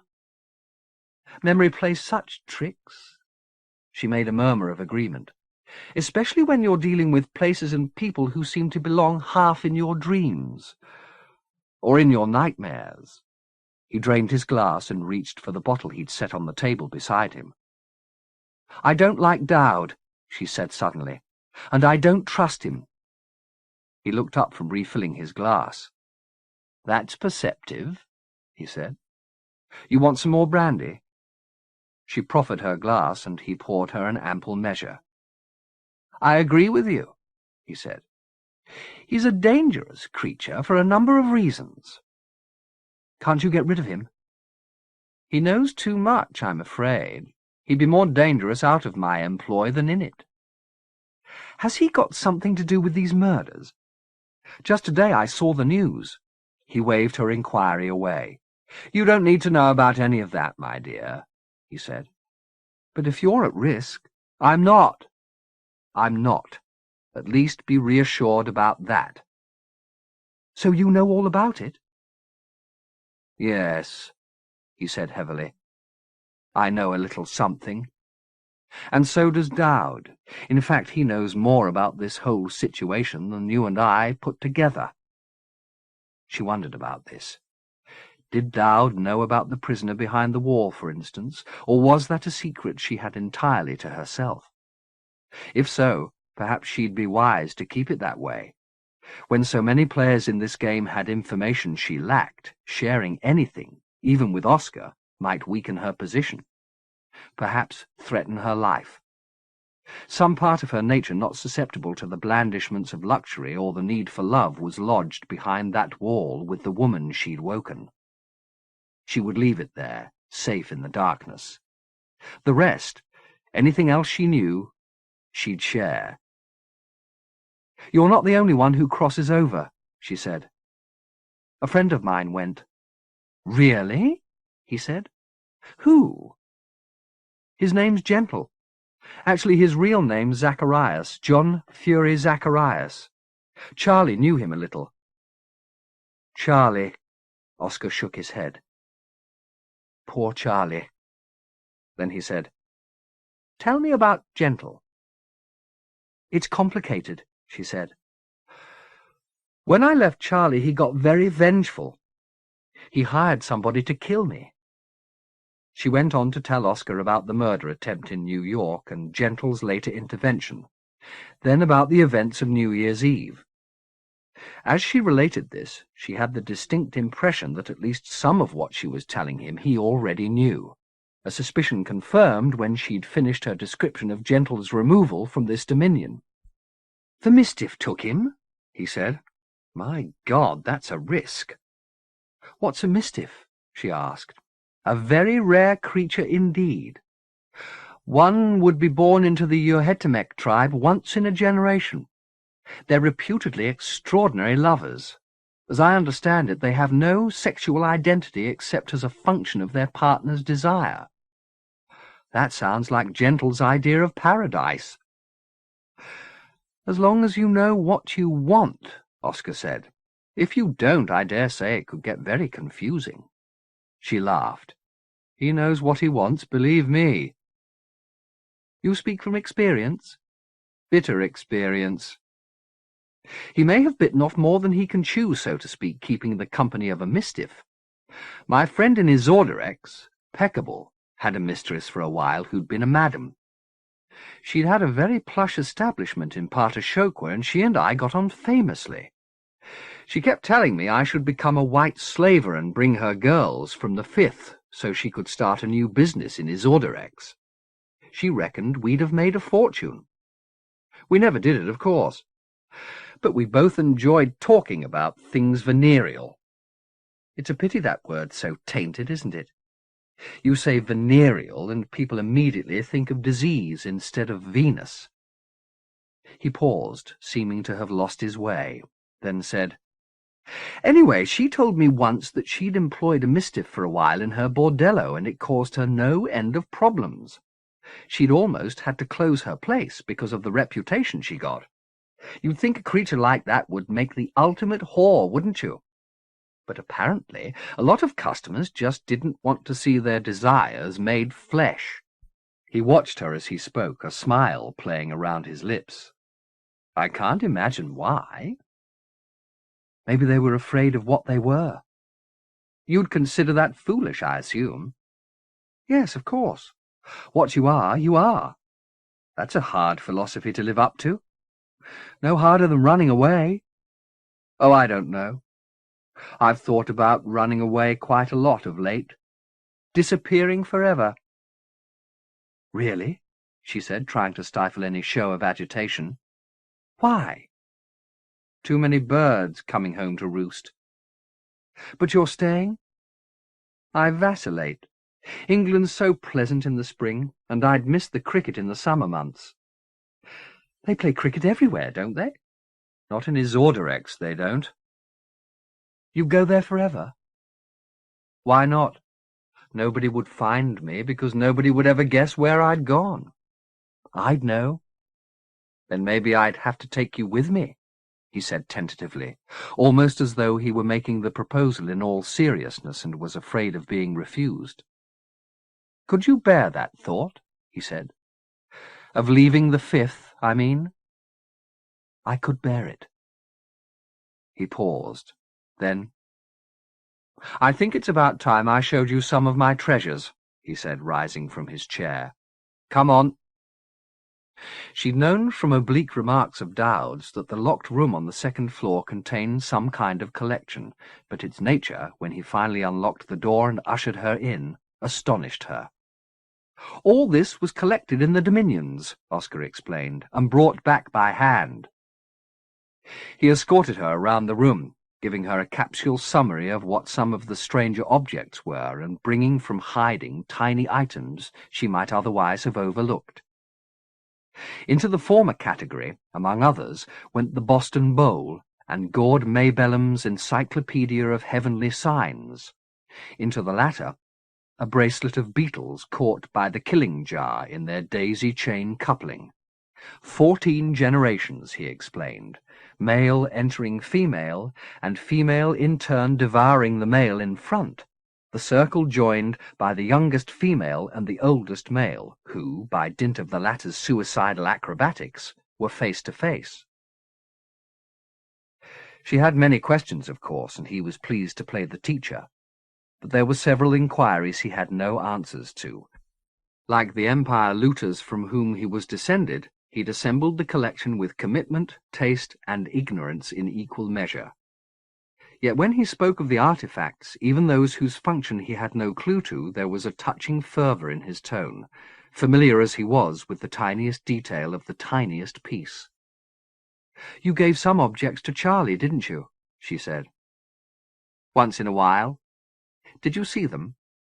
"Yes, indeed," she said, the brandy tempting her tongue to confess the dream of the blue eye, her brain resisting it. "If things had been different," Oscar said, "Charlie might have been the one wandering the Dominions. I owe him a glimpse." "A piece of the miracle," she quoted. "That's right, but I'm sure he felt ambivalent about them." "That was Charlie." True, he was too English for his own good. He never had the courage of his feelings, except where you were concerned, and who could blame him?" She looked up from the trinket she was studying to find that she too was a subject of study, the look on his face unequivocal. "It's a family problem," he said, "when it comes to matters of the heart." This confession made, a look of discomfort crossed his face, and his hand went to his ribs. "I'll leave you to look around, if you like," he said. "There's nothing in here that's really volatile." "Thank you. Will you lock up after yourself?" "Of course." She watched him go, unable to think of anything to detain him but feeling forsaken once he'd gone. She heard him go to his bedroom, which was down the hall on the same floor, and close the door behind him. Then she turned her attention back to the treasures on the shelves. It wouldn't stay there, however. She wanted to touch and be touched by something warmer than these relics. After a few moments of hesitation, she left them in the dark, locking the door behind her. She would take the key back to him, she'd decided. If his words of admiration were not simply flattery, if he had bed on his mind, she'd know it soon enough, and if he rejected her, at least there'd be an end to this trial by doubt. She knocked on the bedroom door. There was no reply. There was light seeping from under the door, however, so she knocked again and then turned the handle and, saying his name softly, entered. The lamp beside the bed was burning, illuminating an ancestral portrait that hung over it. Through its gilded window, a severe and sallow individual gazed down on the empty sheets. Hearing the sound of running water from the adjacent bathroom, Jude crossed the bedroom, taking in a dozen details of this, his most private chamber, as she did so. The plushness of the pillows and the linen, the spirit decanter and glass beside the bed, the cigarettes and ashtray on a small heap of well-thumbed paperbacks.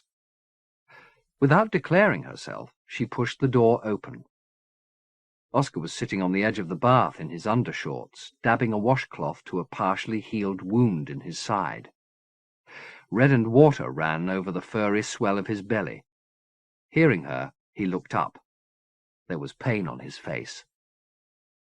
She didn't attempt to offer an excuse for being there, nor did he request one. He simply said, "Charlie did it." "You should see a doctor." "I don't trust doctors. Besides, it's getting better." He tossed the washcloth into the sink. "Do you make a habit of walking into bathrooms unannounced?" he said. "You could have walked in on something even less." "Venereal?" she said. "Don't mock me," he replied. "I'm a crude seducer, I know. It comes from years of buying company." "Would you be more comfortable buying me?" she said. "My God," he replied, his look appalled. "What do you take me for?" "A lover," she said plainly. "My lover?" "I wonder if you know what you're saying." "What I don't know I'll learn," she said. "I've been hiding from myself, Oscar, putting everything out of my head so I wouldn't feel anything. But I feel a lot, and I want you to know that." "I know," he said. "More than you can understand, I know. And it makes me afraid, Judith." "There's nothing to be afraid of," she said, astonished that it was she who was mouthing these words of reassurance when he was the elder and presumably the stronger, the wiser. She reached out and put her palm flat against his massive chest. He bent forward to kiss her, his mouth closed until he met hers and found it open. One hand went around her back, the other to her breast. Her murmur of pleasure smeared between their mouths. His touch moved down, over her stomach, past her groin, to hoist up her skirt and retrace its steps. His fingers found her sopping.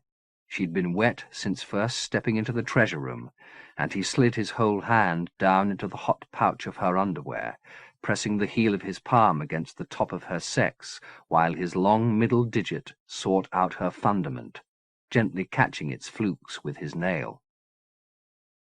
"Bed," she said. He didn't let her go.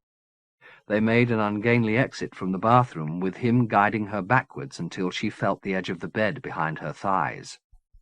There she sat down, taking hold of the waistband of his blood-stained shorts and easing them down while she kissed his belly.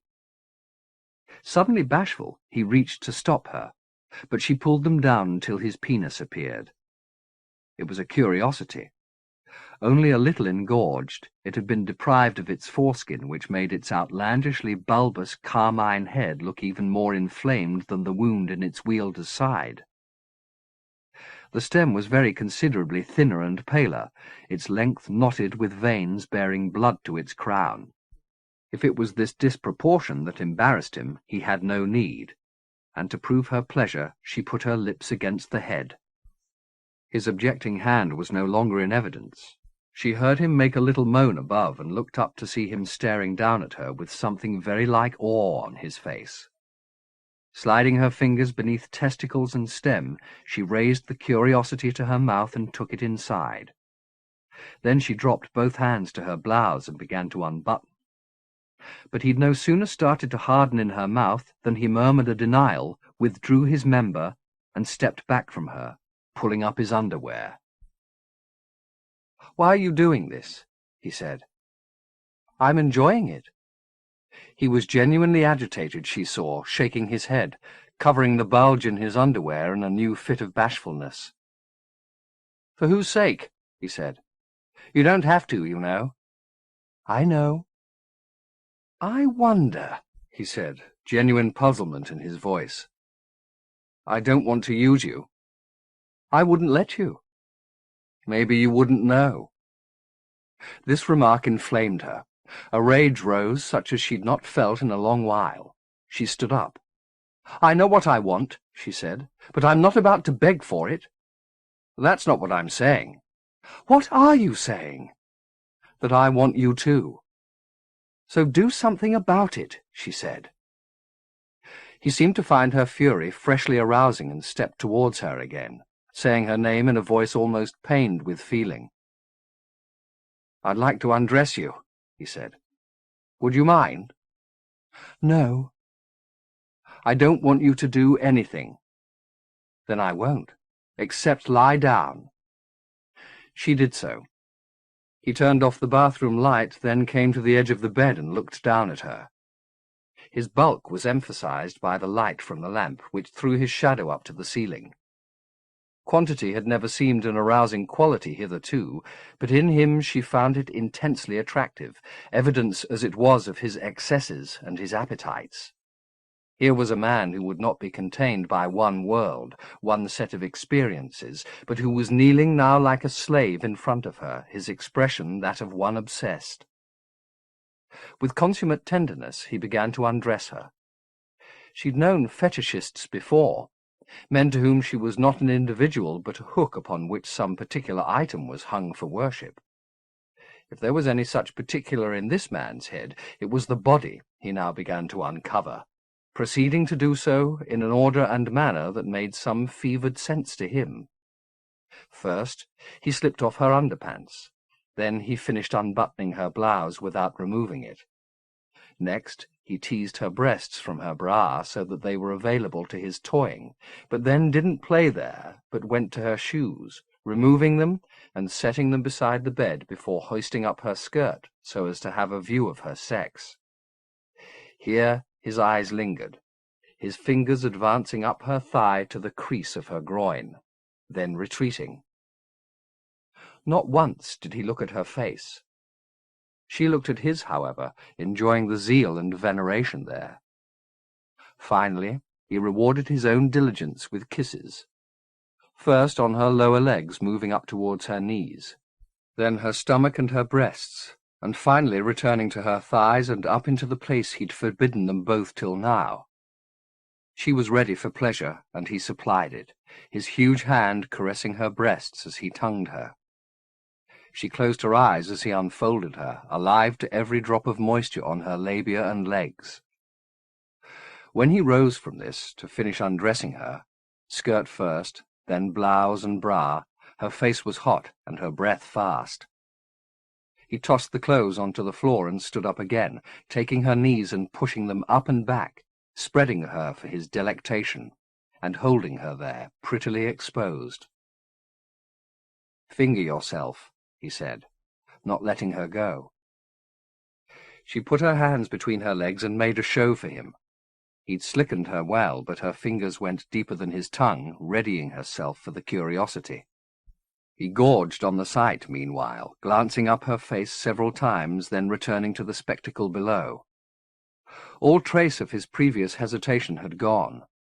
He encouraged her with his admiration, calling her a host of sweet names, his tented underwear proof, as if she needed it, of his arousal.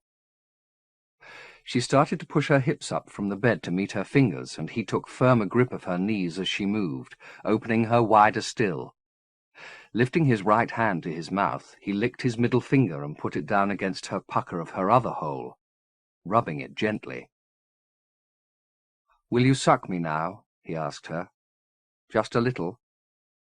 "Show me it," she said.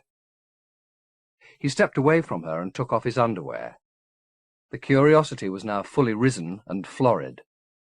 She sat up and put it back between her lips, one hand holding it by its pulsing root, while the other continued its dalliance with her own sex.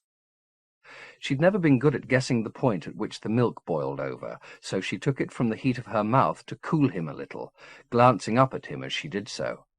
Either the extraction or her glance set him off, however. "Damn!" he said. "Damn!" and started to step back from her, his hand going down to his groin to take the curiosity in a stranglehold. It seemed he might have succeeded, as two desultory dribbles ran from its head.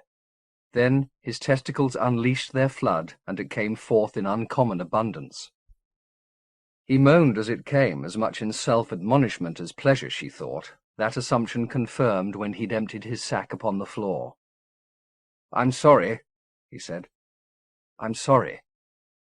"There's no need," she said, standing up and putting her lips to his. He continued to murmur his apologies, however.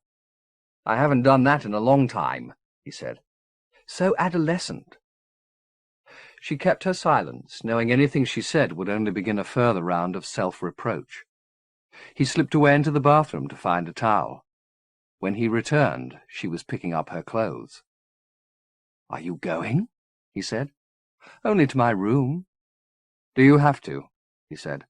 "I know that wasn't much of a performance, but the bed's big enough for us both, and I don't snore." "The bed's enormous." "So, would you stay?" he said. "I'd like to." He made a charming smile. "I'm honored," he said. "Will you excuse me a moment?"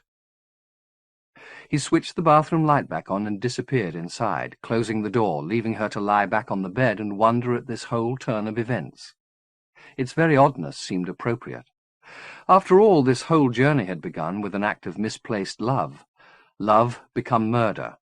Now a new dislocation. Here she was, lying in the bed of a man with a body far from beautiful, whose bulk she longed to have upon her, whose hands were capable of fratricide, but aroused her like none she'd ever known, who'd walked more worlds than an opium poet, but couldn't speak love without stumbling, who was a Titan and yet afraid. She made a nest among his duck-down pillows and waited there for him to come back and tell her a story of love. He reappeared after a long while and slipped beneath the sheets beside her. True to her imaginings, he said he loved her at last, but only once he'd turned the light out, and his eyes were not available for study. When she slept, it was deeply, and when she woke again, it was like sleeping, dark and pleasurable, the former because the drapes were still drawn, and between their cracks she could see that the sky was still benighted, the latter because Oscar was beside her and inside. One of his hands was upon her breast, the other lifting her leg so that he could ease his upward stroke. He'd entered her with skill and discretion, she realized. Not only had he not stirred her until he was embedded, but he'd chosen the virgin passage, which, had he suggested it while she was awake, she'd have attempted to coax him from, fearing the discomfort. In truth, there was none, though the sensation was quite unlike anything she'd felt before. He kissed her neck and shoulder-blade, light kisses, as though he was unaware of her wakefulness. She made it known with a sigh. His stroke slowed and stopped, but she pressed her buttocks back to meet his thrust, satisfying his curiosity as to the limit of its access, which was to say none. She was happy to accept him entirely, trapping his hand against her breast to press it to rougher service, while putting her own at the connecting place. He'd dutifully slipped on a condom before entering her, which, together with the fact that he'd already poured forth once tonight, made him a near-perfect lover. Slow and certain. She didn't use the dark to reconfigure him. The man pressing his face into her hair and biting at her shoulder wasn't, like the mischief he'd described, a reflection of imagined ideals. It was Oscar Godolphin, paunch, curiosity, and all.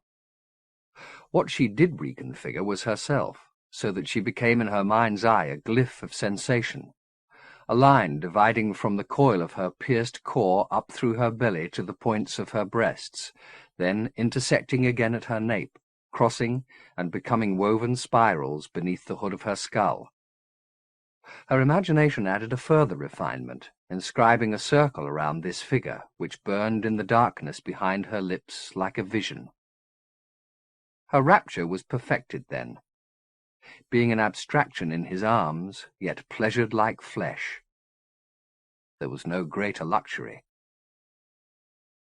He asked if they might move, saying only, "The wound," by way of explanation. She went onto her hands and knees, he slipping from her for a tormenting moment while she did so, then putting the curiosity back to work. His rhythm instantly became more urgent, his fingers in her sex, his voice in her head, both expressing ecstasy. The glyph brightened in her mind's eye, fiery from end to end. She yelled out to him, first only yes and yes, then plainer demands, inflaming him to new invention. The glyph became blinding, burning away all thought of where she was or what, all memory of conjunctions past subsumed in this perpetuity. She was not even aware that he'd spent himself until she felt him withdrawing, and then she reached behind her to keep him inside a while longer.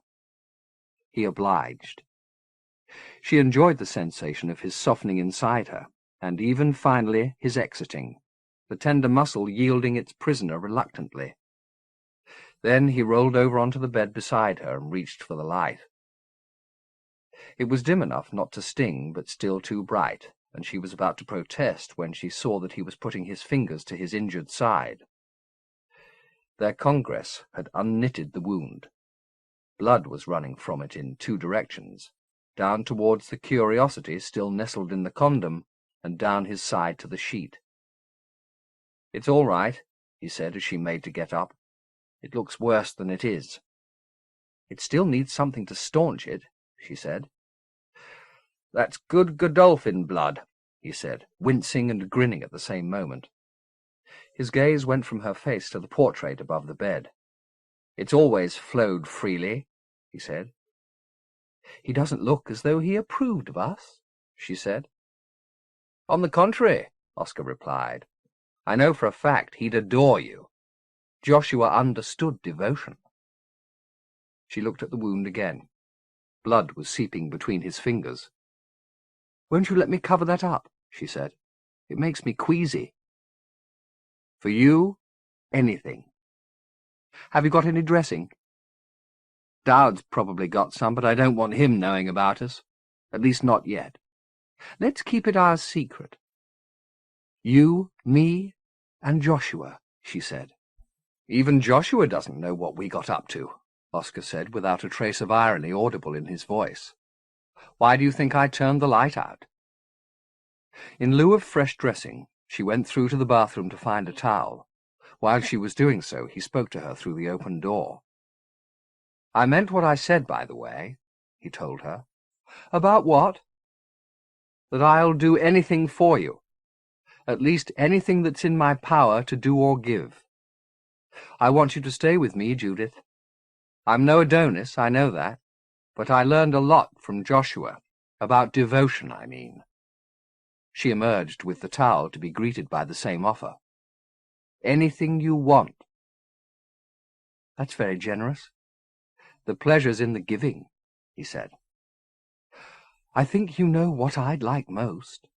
He shook his head. "I'm no good at guessing games. Only cricket. Just tell me." She sat down on the edge of the bed and gently tugged his hand from the wound in his side, wiping the blood from between his fingers. "Say it," he told her. "Very well," she said. "I want you to take me out of this dominion. I want you to show me Isorderex." Chapter 25. 1. 22 days after emerging from the icy wastes of the Jokalailau into the balmier climes of the Third Dominion, days which had seen Pi and Gentle's fortunes rise dramatically as they journeyed through the Third's diverse territories, the wanderers were standing on a station platform outside the tiny town of Imajica, waiting for the train that once a week came through on its way from the city of Ayamandas, in the northeast, to Linbi, half a day's journey to the south. They were eager to be departing. Of all the towns and villages they'd visited in the past 3 weeks, Imajica had been the least welcoming. It had its reasons. It was a community under siege from the Dominion's 2 sons, the rains which brought the region its crops having failed to materialize for 6 consecutive years.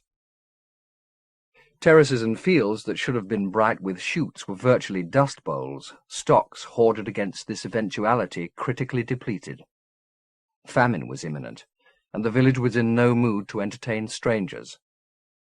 The previous night, the entire populace had been out in the drab streets praying aloud, these imprecations led by their spiritual leaders, who had about them the air of men whose invention was nearing its end. The noise, so unmusical, Gentle had observed, that it would irritate the most sympathetic of deities, had gone on until first light, making sleep impossible. As a consequence, exchanges between Pi and Gentle were somewhat tense this morning. They were not the only travellers waiting for the train. A farmer from Imajica had brought a herd of sheep onto the platform, some of them so emaciated it was a wonder they could stand, and the flock had brought with them clouds of the local pest, an insect called a zazi, that had the wingspan of a dragonfly and a body as fat and furred as a bee. It fed on sheep ticks, unless it could find something more tempting. Gentle's blood fell into this latter category, and the lazy whine of the zazi was never far from his ears as he waited in the midday heat.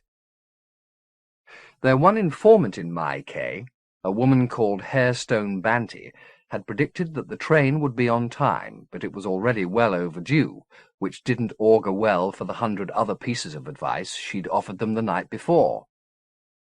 Swatting zazi to left and right, Gentle emerged from the shade of the platform building to peer down the track. It ran without crook or bend to its vanishing point, empty every mile of the way. On the rails a few yards from where he stood, rats, a gangrenous variety called graviolants, toed and froed, gathering dead grasses for the nests they were constructing between the rails and the gravel the rails were set upon. Their industry only served to irritate Gentle further. "We're stuck here forever," he said to Pi, who was squatting on the platform making marks on the stone with a sharp pebble. "This is Hairstone's revenge on a couple of hooprio." He'd heard this term whispered in their presence countless times. It meant anything from exotic stranger to repugnant leper, depending on the facial expression of the speaker. The people of Imajica were keen face-pullers, and when they'd used the word in Gentle's company there was little doubt which end of the scale of affections they had in mind. "It'll come," said Pi. "We're not the only ones waiting." 2 more groups of travellers had appeared on the platform in the last few minutes. A family of Imajicacs, 3 generations represented, who had lugged everything they owned down to the station, and 3 women in voluminous robes, their heads shaved and plastered with white mud, nuns of the Goetic Kikaranki, an order as despised in Imajica as any well-fed hooprio. Gentle took some comfort from the appearance of these fellow travellers, but the track was still empty, the graviolants, who would surely be the first to sense any disturbance in the rails, going about their nest-building unperturbed. He wearied of watching them very quickly, and turned his attention to Pi's scrawlings. "What are you doing?" "I'm trying to work out how long we've been here." 2 days in Imajica, a day and a half on the road from Attaboy." No, said the Mistiff. "I'm trying to work it out in Earth days, right from first arriving in the Dominions." "We tried that in the mountains and we didn't get anywhere." "That's because our brains were frozen stiff." "So have you done it?" "Give me a little time." "Time we've got," Gentle said. returning his gaze to the antics of graviolence. "These little buggers will have grandchildren by the time the damned train arrives." The Mistiff went on with its calculations, leaving Gentle to wander back into the comparative comfort of the waiting-room, which, to judge by the sheep droppings on the floor, had been used to pen entire flocks in the recent past. The Zazi followed him, buzzing around his brow.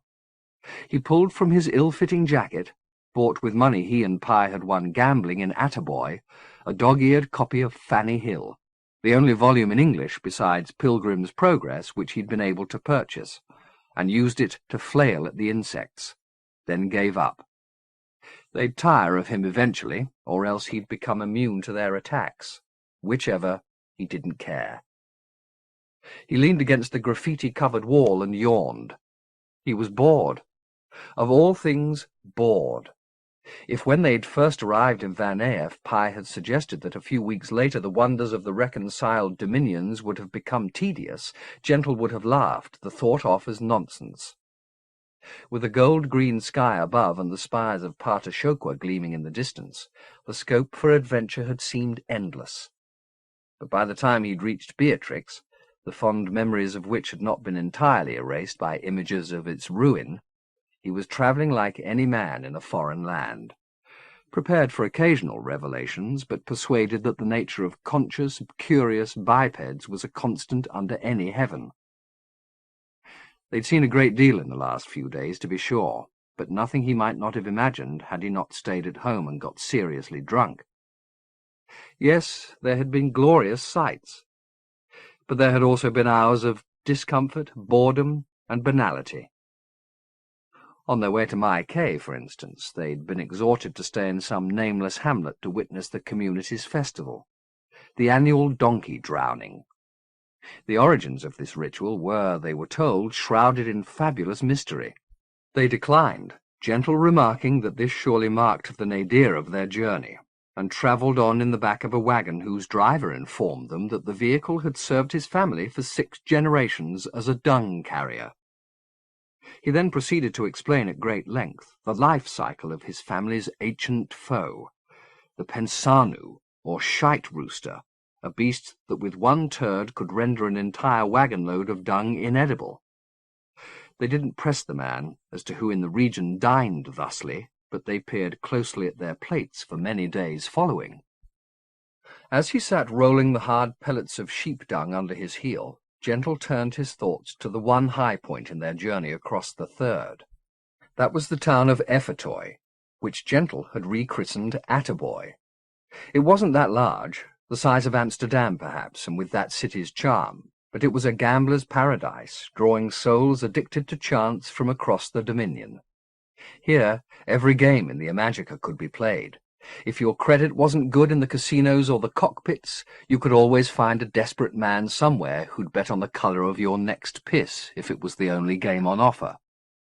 Working together with what was surely telepathic efficiency, Gentle and the Mistiff had made a small fortune in the city, in 8 currencies no less, enough to keep them in clothes, food, and train tickets until they reached Isorderex.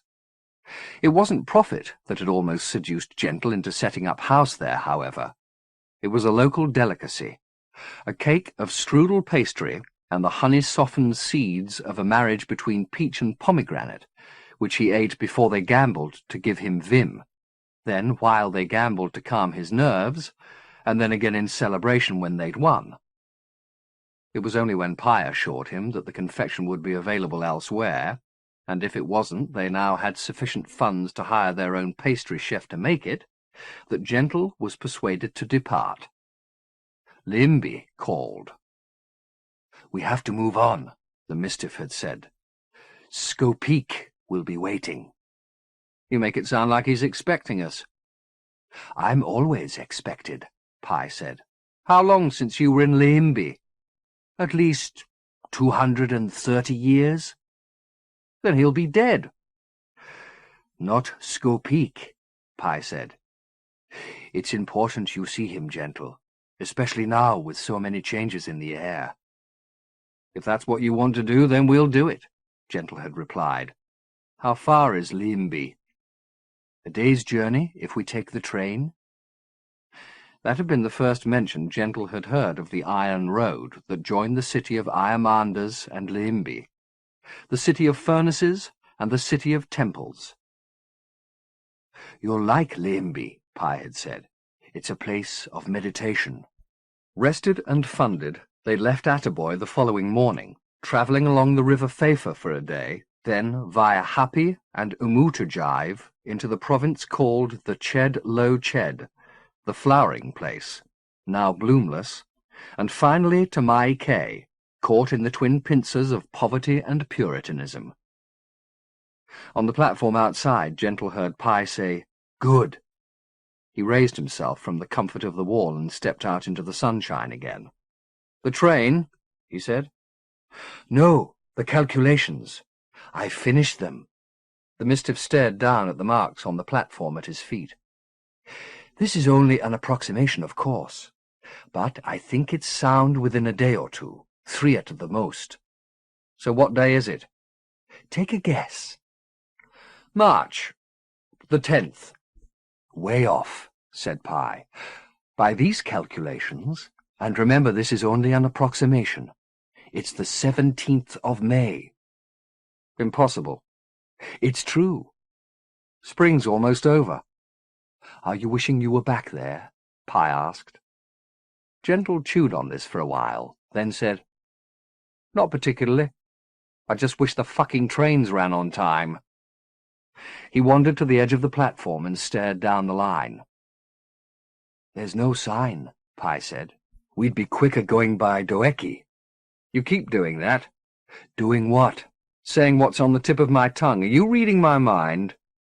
"No," said the Mistiff, rubbing out its calculation with its soul. "So how did we win all that in Attaboy?" "You don't need teaching," Pi replied. "Don't tell me it comes naturally," Gentle said. "I've got through my entire life without winning a thing, and suddenly, when you're with me, I can do no wrong. That's no coincidence. Tell me the truth." "That is the truth. You don't need teaching. Reminding, maybe." Pi gave a little smile. "And that's another thing," Gentle said, snatching at one of the zazi as he spoke. Much to his surprise, he actually caught it. He opened his palm. He'd cracked its casing, and the blue mush of its innards was oozing out, but it was still alive. Disgusted, he flicked his wrist, depositing the body on the platform at his feet. He didn't scrutinize the remains, but pulled up a fistful of the sickly grass that sprouted between the slabs of the platform and set about scrubbing his palms with it. "What were we talking about?" he said. Pi didn't reply. "Oh, yes. Things I'd forgotten." He looked down at his clean hand. "Pneuma," he said. "Why would I ever forget having a power like the pneuma? Either because it wasn't important to you any longer, which is doubtful, or you forgot because you wanted to forget." There was an oddness in the way the Mistiff pronounced its reply which grated on Gentle's ears, but he pursued the argument anyway. "Why would I want to forget?" he said. Pi looked back along the line. The distance was obscured by dust, but there were glimpses through it of a clear sky. "Well?" said Gentle. "Maybe because remembering hurts too much," it said, without looking around. The words were even uglier to Gentle's ear than the reply that had preceded it. He caught the sense, but only with difficulty. "Stop this," he said. "Stop what?" "Talking in that damn fool way. It turns my gut." "I'm not doing anything," the Mistiff said, its voice still distorted, but now more subtly. "Trust me, I'm doing nothing." "So tell me about the pneuma," Gentle said. "I want to know how I came by a power like that." Pi started to reply, but this time the words were so badly disfigured and the sound itself so ugly, it was like a fist in Gentle's stomach, stirring the stew there. "Jesus!" he said, rubbing his belly in a vain attempt to soothe the churning. "Whatever you're playing at." "It's not me," Pi protested. "It's you. You don't want to hear what I'm saying." "Yes, I do," Gentle said, wiping beads of chilly sweat from around his mouth. "I want answers. I want straight answers." Grimly, Pye started to speak again, but immediately the waves of nausea climbed Gentle's gut with fresh zeal. The pain in his belly was sufficient to bend him double, but he was damned if the Mistiff was going to keep anything from him. It was a matter of principle now. He studied Pye's lips through narrowed eyes, but after a few words the Mistiff stopped speaking. "Tell me," Gentle said, determined to have Pye obey him even if he could make no sense of the words. "What have I done that I want to forget so badly? Tell me!" Its face all reluctance, the Mistiff once again opened its mouth. The words, when they came, were so hopelessly corrupted Gentle could barely grasp a fraction of their sense. Something about power, something about death. Point proved, he waved the source of this excremental din away and turned his eyes in search of a sight to calm his belly. But the scene around him was a convention of little horrors. A graviolant making its wretched nest beneath the rails, the perspective of the track snatching his eye into the dust, the dead Zazi at his feet, its egg sac split, spattering its unborn onto the stone. This last image, vile as it was, brought food to mind. The harbour meal in his Orderex, fish within fish within fish, the littlest filled with eggs. The thought defeated him. He tottered to the edge of the platform and vomited onto the rails, his gut convulsing. He didn't have that much in his belly, but the heaves went on until his abdomen ached and tears of pain ran from his eyes. At last he stepped back from the platform edge, shuddering. The smell of his stomach was still in his nostrils, but the spasms were steadily diminishing. From the corner of his eye he saw Pye approach. "Don't come near me," he said. "I don't want you touching me." He turned his back on the vomit and its cause, and retired to the shade of the waiting-room, sitting down on the hard wood bench, putting his head against the wall and closing his eyes. As the pain eased and finally disappeared, his thoughts turned to the purpose behind Pye's assault. He'd quizzed the Mistiff several times over the past 4.5 months about the problem of power, how it was come by, and more particularly, how he, Gentle, had come to possess it. Pye's replies had been oblique in the extreme, but Gentle hadn't felt any great urge to get to the bottom of the question. Perhaps subconsciously he hadn't really wanted to know. Classically, such gifts had consequences, and he was enjoying his role as getter and wielder of power too much to want it spoiled with talk of hubris. He'd been content to be fobbed off with hints and equivocation, and he might have continued to be content if he hadn't been irritated by the Zazi and the lateness of the Limby train, bored and ready for an argument. But that was only half the issue. He'd pressed the Mistiff certainly, but he'd scarcely goaded it. The attack seemed out of all proportion to the offence. He'd asked an innocent question and been turned inside out for doing so. So much for all that loving talk in the mountains. "Gentle, fuck you. The train, Gentle. What about it?" "It's coming." He opened his eyes. The Mistiff was standing in the doorway, looking forlorn. "I'm sorry that had to happen," it said. "It didn't have to," Gentle said. "You made it happen." "Truly, I didn't." "What was it, then? Something I ate?" "No, but there are some questions that make me sick, that have answers you don't want to hear." "What do you take me for?" Gentle said, his tone all quiet contempt. "I ask a question, you fill my head with so much shit for an answer that I throw up, and then it's my fault for asking it in the first place. What kind of fucked-up logic is that?" The Mistiff raised its hands in mock surrender. "I'm not going to argue," it said. "Damn right," Gentle replied. Any further exchange would have been impractical anyway, with the sound of the train's approach steadily getting louder, and its arrival being greeted by cheers and clapping from an audience that had gathered on the platform. Still feeling delicate when he stood, Gentle followed Pye out into the crowd. It seemed half the inhabitants of Mai Kay had come down to the station. Most, he assumed, were sightseers rather than potential travellers. The train a distraction from hunger and unanswered prayers. There were some families here who planned to board, however, pressing through the crowd with their luggage.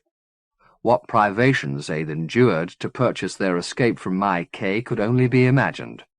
There was much sobbing as they embraced those they were leaving behind, most of whom were old folk, who, to judge by their grief, did not expect to see their children and grandchildren again. The journey to Limby, which for Gentle and Pye was little more than a jaunt, was for them a departure into memory. That said, there could be few more spectacular means of departure in the Imajica than the massive locomotive which was only now emerging from a cloud of evaporating steam. Whoever had made blueprints for this roaring, glistening machine knew its Earth counterpart, the kind of locomotives outdated in the West but still serving in China and India very well. Their imitation was not so slavish as to suppress a certain decorative joie de vivre. It had been painted so gaudily it looked like the male of the species in search of a mate.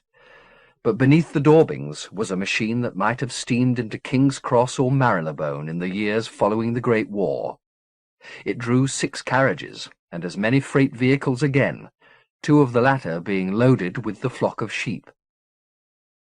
Pye had already been down the line of carriages and was now coming back towards Gentle. "The second. It's fuller down the other end." They got in. The interiors had once been lush, but usage had taken its toll. Most of the seats had been stripped of both padding and headrests, and some were missing backs entirely. The floor was dusty, and the walls, which had once been decorated in the same riot as the engine, were in dire need of a fresh coat of paint. There were only 2 other occupants, both male, both grotesquely fat, and both wearing frock-coats, from which elaborately bound limbs emerged, lending them the look of clerics who'd escaped from an accident ward. Their features were minuscule, crowded in the centre of each face as if clinging together for fear of drowning in fat. Both were eating nuts, cracking them in their pudgy fists and dropping little rains of pulverized shell on the floor between them. "Brothers of the Boulevard," Pye remarked, as Gentle took a seat as far from the nut-crackers as possible. Pye sat across the aisle from him, the bag containing what few belongings they'd accrued to date alongside. There was then a long delay while recalcitrant animals were beaten and cajoled into boarding for what they perhaps knew was a ride to the slaughterhouse, and those on the platform made their final farewells. It wasn't just the vows and tears that came in through the windows. So did the stench of the animals, and the inevitable Zazi, though with the brothers and their meal to attract them the insects were uninterested in Gentle's flesh. Wearied by the hours of waiting and wrung out by his nausea, Gentle dozed and finally fell into so deep a sleep that the train's long-delayed departure didn't stir him, and when he woke 2 hours of their journey had already passed. Very little had changed outside the window.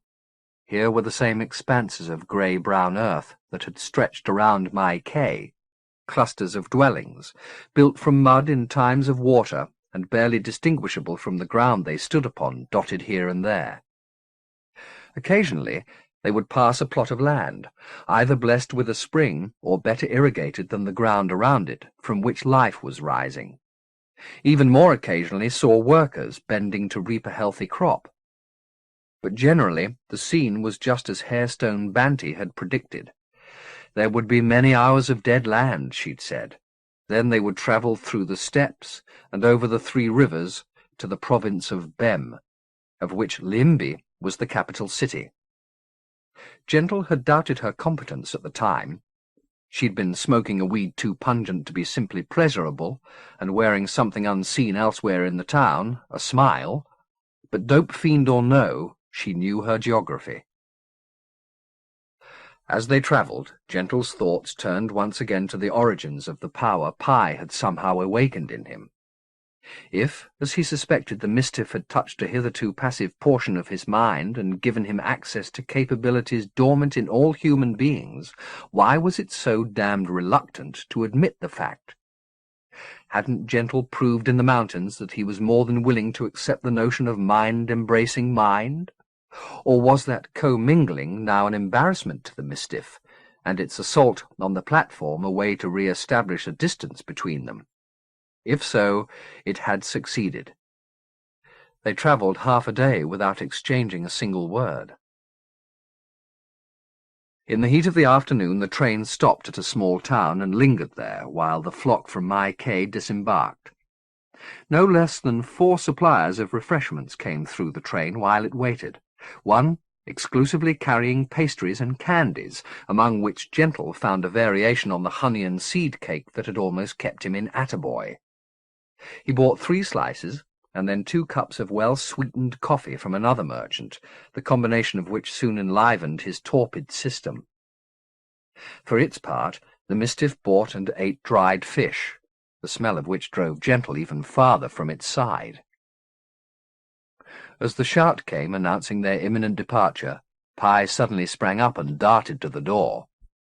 The thought went through Gentle's head that the mischief intended to desert him, but it had spotted newspapers for sale on the platform and, having made a hurried purchase, clambered aboard again as the train began to move off. Then it sat down beside the remains of its fish dinner and had no sooner unfolded the paper than it let out a low whistle. "Gentle, you'd better look at this." It passed the newspaper across the aisle. The banner headline was in a language Gentle neither understood nor even recognized, but that scarcely mattered.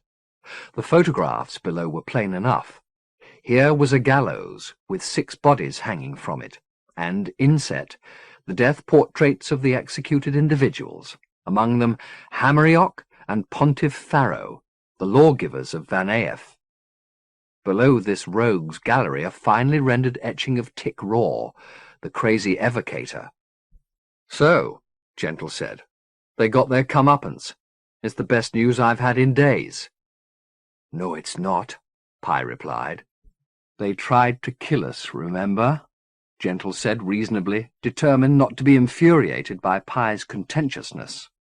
"If they got hanged, I'm not going to mourn them. What did they do, try and steal the Merrow TET? The Merrow TET doesn't exist." "That was a joke, Pye," Gentle said, deadpan. "I missed the humour of it. I'm sorry," the mischief said, unsmiling. "Their crime—" It stopped and crossed the aisle to sit opposite Gentle, claiming the paper from his hands before continuing. "Their crime is far more significant," it went on, its voice lowered. It began to read in the same whisper, praising the text of the paper. "They were executed a week ago for making an attempt on the autarch's life while he and his entourage were on their peace mission in Van Aef." "Are you kidding?" "No joke. That's what it says." "Did they succeed?" "Of course not." The mischief fell silent while it scanned the columns. "It says they killed 3 of his advisers with a bomb and injured 11 soldiers. The device was— wait, my Umutajevak is rusty. The device was smuggled into his presence by Pontiff Farrow. They were all caught alive, it says, but hanged dead, which means they died under torture, but the autarch made a show of the execution anyway. That's fucking barbaric. It's very common, particularly in political trials." "What about Tick Raw? Why is his picture in there?" "He was named as a co-conspirator, but apparently he escaped. The damn fool." "Why'd you call him that?" "Getting involved in politics when there's so much more at stake. It's not the first time, of course, and won't be the last." "I'm not following." "People get frustrated with waiting and they end up stooping to politics. But it's so short-sighted, stupid sod." "How well do you know him?" "Who? Tick Raw?" The placid features were momentarily confounded. Then Pye said, "He has a certain reputation, shall we say. They'll find him for certain. There isn't a sewer in the Dominions he'll be able to hide his head in. Why should you care? Keep your voice down. Answer the question, Gentle replied, dropping his volume as he spoke. He was a maestro, Gentle. He called himself an evocator, but it amounts to the same thing. He had power. Then why was he living in the middle of a shithole like Van Eyck? Not everybody cares about wealth and women, Gentle. Some souls have higher ambition. Such as wisdom. Remember why we came on this journey? To understand. That's a fine ambition. Pi looked at Gentle, making eye-to-eye contact for the first time since the episode on the platform. Your ambition, my friend. You and Tick Raw had a lot in common. And he knew it. Oh, yes. Is that why he was so riled when I wouldn't sit down and talk with him? I'd say so. Shit! Hammeriock and Furrow must have taken us for spies, come to wheedle our plots laid against the autarch. But Tick Raw saw the truth. He did. He was once a great man, Gentle. At least, that was the rumour. Now I suppose he's dead or being tortured, which is grim news for us. You think he'll name us? Who knows? Maestros have ways of protecting themselves from torture, but even the strongest man can break under the right kind of pressure. Are you saying we've got the autarch on our tails? I think we'd know it if we had. We've come a long way from Van Eyck. The trail's probably cold by now. Or maybe they didn't arrest Tick, eh? Maybe he escaped. They still caught Hammeriock and the Pontiff. I think we can assume they've got a hair-by-hair description of us. Gentle laid his head back against the seat. Shit, he said. We're not making many friends, are we? All the more reason that we don't lose each other, the Mistiff replied. The shadows of passing bamboo flickered on its face, but it looked at him unblinking. Whatever harm you believe I may have done you now or in the past, I apologize for it. I'd never wish you any hurt, Gentle. Please believe that. Not the slightest. I know, Gentle murmured. And I'm sorry too, truly. Shall we agree to postpone our argument until the only opponents we've got left in the Imajica are each other? That may be a very long time. All the better. Gentle laughed. Agreed, he said, leaning forward and taking the Mistiff's hand. We've seen some amazing sights together, haven't we? Indeed we have. Back there in my cave, I was losing my sense of how marvellous all this is. We've got a lot more wonders to see. Just promise me one thing. Ask it. Don't eat raw fish in eye-shot of me again. It's more than a man can take. 2. From the yearning way that Hairstone Banty had described Limby, Gentle had been expecting some kind of Kathmandu, a city of temples, pilgrims, and free dope. Perhaps it had been that way once in Banty's long-lost youth, but when, a few minutes after night had fallen, Gentle and Pi stepped off the train, it was not into an atmosphere of spiritual calm. There were soldiers at the station gates, most of them standing idle, smoking and talking, but a few casting their eyes over the disembarking passengers.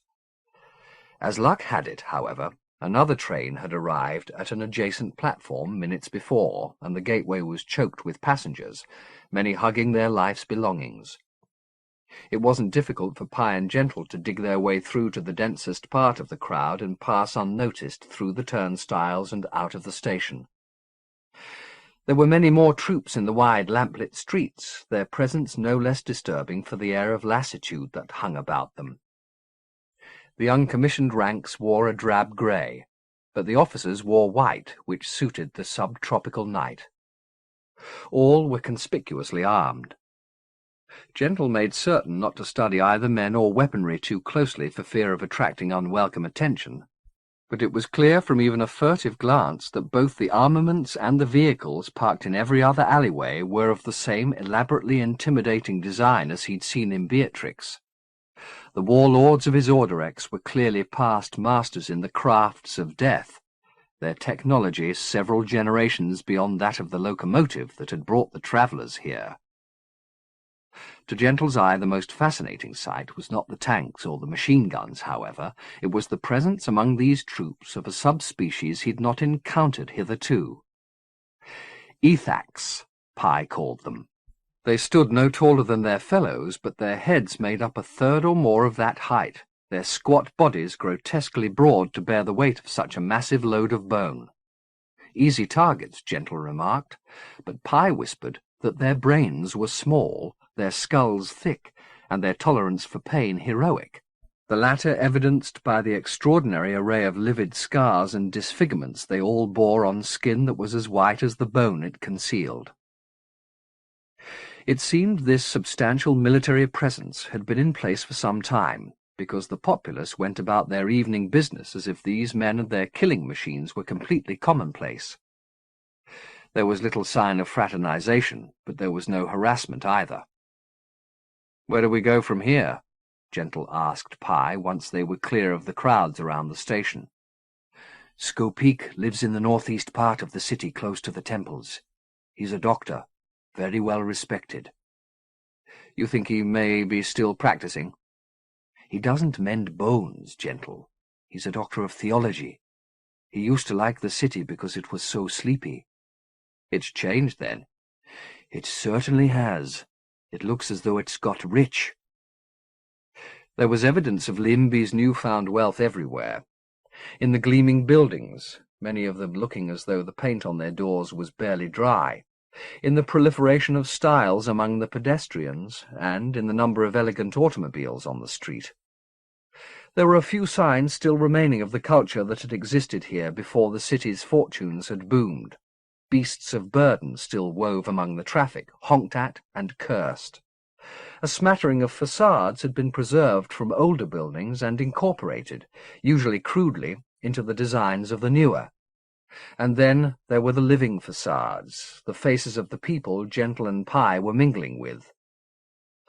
The natives had a physical peculiarity unique to the region, clusters of small crystalline growths, yellow and purple, on their heads, sometimes arranged like crowns or coxcombs, but just as often erupting from the middle of the forehead or irregularly placed around the mouth.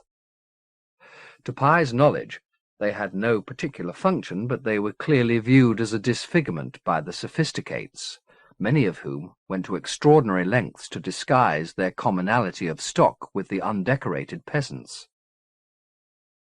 Some of these stylists wore hats, veils, and make-up to conceal the evidence. Others had tried surgery to remove the growths and went proudly about unhatted, wearing their scars as proof of their wealth. "It's grotesque," Pi said, when Gentle remarked upon this. "But that's the pernicious influence of fashion for you. These people want to look like the models they see in the magazines from Patashokwa, and the stylists in Patashokwa have always looked to the Fifth for their inspiration. Damn fools! Look at them! I swear if we were to spread the rumour that everyone in Paris is cutting off their right arms these days, we'd be tripping over hacked-off limbs all the way to Skopeek's house." "It wasn't like this when you were here?" "Not in Limby. As I said, it was a place of meditation. But in Patashokwa, yes, always, because it's so close to the Fifth, so the influence is very strong. And there's always been a few minor maestros, you know, travelling back and forth, bringing styles, bringing ideas. A few of them made a kind of business of it, crossing the Inn Ovo every few months to get news of the Fifth and selling it to the fashion houses, the architects and so on. So damn decadent. It revolts me." "But you did the same thing, didn't you? You became part of the Fifth Dominion?" "Never here," the Mistiff said, its fist to its chest. "Never in my heart. My mistake was getting lost in the Inn Ovo and letting myself be summoned to Earth. When I was there, I played the human game, but only as much as I had to." Despite their baggy and by now well-crumpled clothes, both Pye and Gentle were bare-headed and smooth-skulled, so they attracted a good deal of attention from envious poseurs parading on the pavement. It was far from welcome, of course. If Pye's theory was correct, and Hamerioch or Pontiff Pharaoh had described them to the autarch's torturers, their likenesses might very well have appeared in the broadsheets of Limby. If so, an envious dandy might have them removed from the competition with a few words in a soldier's ear. Would it not be wiser, Gentle suggested, if they hailed a taxi and travelled a little more discreetly? The Mistiff was reluctant to do so, explaining that it could not remember Scopeek's address, and their only hope of finding it was to go on foot, while Pye followed its nose. They made a point of avoiding the busier parts of the street, however, where cafe customers were outside enjoying the evening air, or, less frequently, where soldiers gathered. Though they continued to attract interest and admiration, nobody challenged them, and after 20 minutes they turned off the main thoroughfare, the well-tended buildings giving way within a couple of blocks to grimier structures, the fops to grimmer souls. "This feels safer," Gentle said. A paradoxical remark, given that the streets they were wandering through now were the kind they would have instinctively avoided in any city of the Fifth, ill-lit backwaters where many of the houses had fallen into severe disrepair. Lamps burned in even the most dilapidated, however, and children played in the gloomy streets despite the lateness of the hour. Their games were those of earth, give or take a detail, not filched, but invented by young minds from the same basic materials: a ball and a bat, some chalk and a pavement, a rope and a rhyme. Gentle found it reassuring to walk among them and hear their laughter, which was indistinguishable from that of human children. Eventually, the tenanted houses gave way to total dereliction, and it was clear from the Mistiff's disgruntlement that it was no longer sure of its whereabouts. Then a little noise of pleasure as it caught sight of a distant structure. "That's the temple." Pye pointed to a monolith some miles from where they stood. It was unlit and seemed forsaken, the ground in its vicinity levelled. "Scopeek had that view from his toilet window, I remember. On fine days, he said, he used to throw open the window and contemplate and defecate simultaneously." Smiling at the memory, the Mistiff turned its back on the sight. The bathroom faced the temple, and there were no more streets between the house and the temple. It was common land for the pilgrims to pitch their tents. "So we're walking in the right direction," Gentle said. "We just need the last street on our right." "That seems logical," Pye said. "I was beginning to doubt my memory." They didn't have much farther to look. 2 more blocks, and the rubble-strewn streets came to an abrupt end. "This is it." There was no triumph in Pye's voice, which was not surprising, given the scene of devastation before them. While it was time that had undone the splendour of the streets they'd passed through, this last had been prey to more systematic assault. Fires had been set in several of the houses. Others looked as though they'd been used for target practice by a panzer division. "Somebody got here before us," Gentle said. "So it seems," Pye replied. "I must say I'm not altogether surprised." "So why the hell did you bring us here?" "I had to see it for myself," Pye said. "Don't worry, the trail doesn't end here. He'll have left a message." Gentle didn't remark on how unlikely he thought this, but followed the Mistiff along the street until it stopped in front of a building that, while not reduced to a heap of blackened stones, looked ready to succumb. Fire had eaten out its eyes, and the once fine door had been replaced with partially rotted timbers. All this illuminated not by lamplight, the street had none, but by a scattering of stars. "Better you stay out here," Pye said. "Scopeek may have left defences." "Like what?" "The Unbeheld isn't the only one who can conjure guardians," Pye replied. "Please, Gentle, I'd prefer to do this alone." Gentle shrugged. "Do as you wish," he said. Then, as an afterthought, "You usually do." He watched Pi climb the debris-covered steps, pull several of the timbers off the door, and slip out of sight. Rather than wait at the threshold, Gentle wandered farther along the row to get another view of the temple, musing as he went that this dominion, like the fourth, had confounded not only his expectations but those of Pi as well. The safe haven of Van Eyck had almost seen their execution, while the murderous wastes of the mountains had offered resurrections, and now Leimbi, a sometime city of meditation, reduced to gaud and rubble. What next? He wondered. Would they arrive in Isorderex only to find it had spurned its reputation as the Babylon of the Dominions and become a New Jerusalem? He stared across at the shadowy temple, his mind straying back to a subject that had occupied him several times on their journey through the Third. How best to address the challenge of making a map of the Dominions, so that when they finally returned to the Fifth Dominion, he could give his friends some sense of how the lands lay. They'd travelled on all kinds of roads, from the Partashoquan highway to the dirt tracks between Happy and Mai Kay. They'd wound through verdant valleys and scaled heights where even the hardiest moss would perish.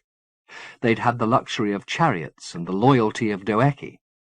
They'd sweated and frozen and gone dreamily like poets into some place of fancy, doubting their senses and themselves. All this needed setting down. The routes, the cities, the ranges, and the plains all needed laying in 2 dimensions to be pored over at leisure. In time, he thought, putting the challenge off yet again. In time. He looked back towards Skopeek's house.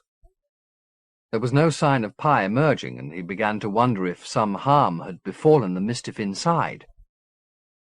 He walked back to the steps, climbed them, and, feeling a little guilty, slid through the gap between the timbers. The starlight had more difficulty getting in than he did, and his blindness put a chill in him, bringing to mind the measureless darkness of the ice cathedral. On that occasion, the Mistiff had been behind him, this time in front. He waited a few seconds at the door until his eyes began to make out the interior. It was a narrow house, full of narrow places, but there was a voice in its depths, barely above a whisper, which he pursued, stumbling through the murk. After only a few paces he realized it was not Pi speaking, but someone hoarse and panicked. Skopeek, perhaps, still taking refuge in the ruins. A glimmer of light, no brighter than the dimmest star, led him to a door through which he had a sight of the speaker. Pi was standing in the middle of the blackened room, turned from Gentle. Over the Mistiff's shoulder, Gentle saw the light's fading source, a shape hanging in the air like a web woven by a spider that aspired to portraiture, and held aloft by the merest breeze. Its motion was not arbitrary, however. The gossamer face opened its mouth and whispered its wisdom. No better proof than in these cataclysms. We must hold to that, my friend. Hold to it and pray. No, better not pray. I doubt every god now, especially the aboriginal. If the children are any measure of the Father, then he's no lover of justice or goodness. Children, said Gentle. The breath the word came upon seemed to flutter in the threads. The face grew long, the mouth tearing. The Mistiff glanced behind and shook its head to silence the trespasser. Skopeek, for this was surely his message, was talking again. Believe me when I say we know only the 10th part of a 10th part of the plots laid in this. Long before the reconciliation, forces were at work to undo it. That's my firm belief. And it's reasonable to assume that those forces have not perished. They're working in this dominion, and the dominion from which you've come. They strategize not in terms of decades but centuries, just as we've had to. And they've buried their agents deeply. Trust nobody, Pi-O-Pa, not even yourself. Their plots go back before we were born. We could either one of us have been conceived to serve them in some oblique fashion and not know it. They're coming for me very soon, probably with voiders. If I'm dead, you'll know it. If I can convince them I'm just a harmless lunatic, they'll take me off to the cradle, put me in the maison de santé. Find me there, Pi-O-Pa. Or if you have more pressing business, then forget me. I won't blame you. But, friend, whether you come for me or not, know that when I think of you, I still smile. And in these days, that is the rarest comfort. Even before he'd finished speaking, the gossamer was losing its power to capture his likeness, the features softening, the form sinking in upon itself, until, by the time the last of his message had been uttered, there was little left for it to do but flutter to the ground. The Mistiff went down on its haunches and ran its fingers through the inert threads. "Skopeek," it murmured. "What's the cradle he talked about?" "The cradle of Chizursamit. It's an inland sea, 2 or 3 days' journey from here." "You've been there?" "No, it's a place of exile. There's an island in the cradle which was used as a prison, mostly for criminals who'd committed atrocities but were too dangerous to execute." "I don't follow that." "Ask me another time. The point is, it sounds like it's been turned into an asylum." Pi stood up. "Poor Skopeek. He always had a terror of insanity." "I know the feeling," Gentle remarked. "And now they've put him in a madhouse." "So we must get him out," Gentle said very simply. He couldn't see Pi's expression, but he saw the Mistiff's hands go up to its face and heard a sob from behind its palms. "Hey," Gentle said softly, embracing Pi. "We'll find him. I know I shouldn't have come spying like that, but I thought maybe something had happened to you." "At least you've heard him for yourself. You know it's not a lie." "Why would I think that?" "Because you don't trust me," Pi said. "I thought we'd agreed," Gentle said. "We've got each other, and that's our best hope of staying alive and sane. Didn't we agree to that?" "Yes." "So let's hold to it." "It may not be so easy. If Skopeek's suspicions are correct, either one of us could be working for the enemy and not know it." "By enemy you mean the autarch?" "He's one, certainly. But I think he's just a sign of some greater corruption.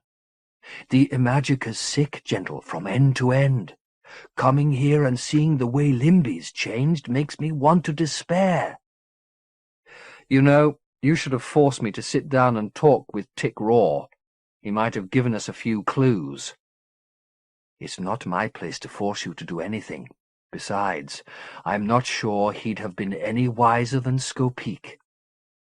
"Maybe he'll know more by the time we speak with him." "Let's hope so."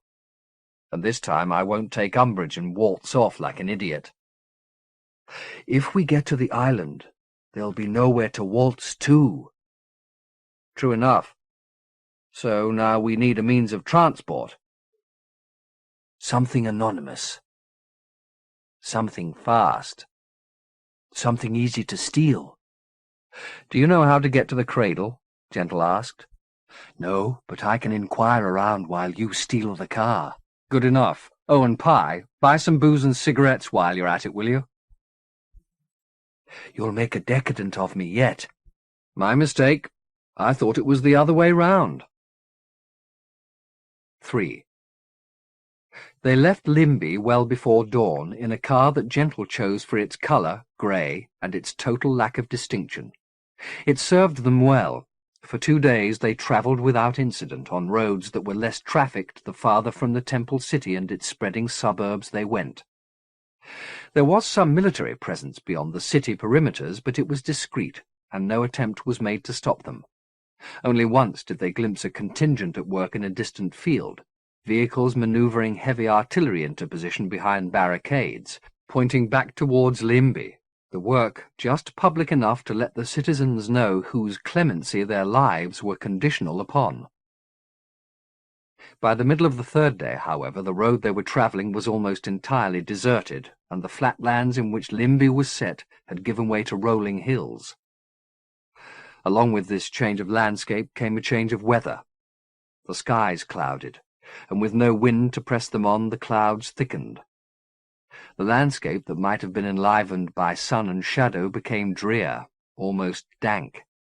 Signs of habitation dwindled. Once in a while they'd pass a homestead long since fallen into ruin. More infrequently still they'd catch sight of a living soul, usually unkempt, always alone, as though the territory had been given over to the lost. And then the cradle. It appeared suddenly, the road taking them up over a headland which presented them with a sudden panorama of grey shore and silver sea. Realized how oppressed he'd been by the hills until this vista opened in front of them. He felt his spirits rise at the sight. There were peculiarities, however, most particularly the thousands of silent birds on the stony beach below, all sitting like an audience awaiting some spectacle to appear from the arena of the sea, not one in the air or on the water. It wasn't until Pye and Gentle reached the perimeter of this roosting multitude and got out of the car that the reason for their inactivity became apparent. Not only were they and the sky above them immobile, so was the cradle itself. Gentle made his way through the mingled nations of birds. A close relation of the gull predominated, but there were also geese, oyster-catchers, and a smattering of parrots, to the edge, testing it first with his foot, then with his fingers. It wasn't frozen. He knew what ice felt like from bitter experience. It was simply solidified, the last wave still plainly visible, every curl and eddy fixed as it broke against the shore. "At least we won't have to swim," the Mistiff said. It was already scanning the horizon, looking for Scopeek's prison. The far shore wasn't visible, but the island was, a sharp grey rock rising from the sea several miles from where they stood, the Maison de Santé, as Scopeek had called it, a cluster of buildings teetering on its heights. "Do we go now or wait until dark?" Gentle asked. "We'll never find it after dark," Pye said. "We have to go now." They returned to the car and drove down through the birds, who were no more inclined to move for wheels than they'd been for feet. A few took to the air briefly, only to flutter down again.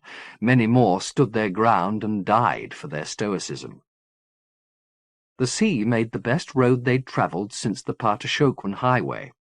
It had apparently been as calm as a mill-pond when it had solidified.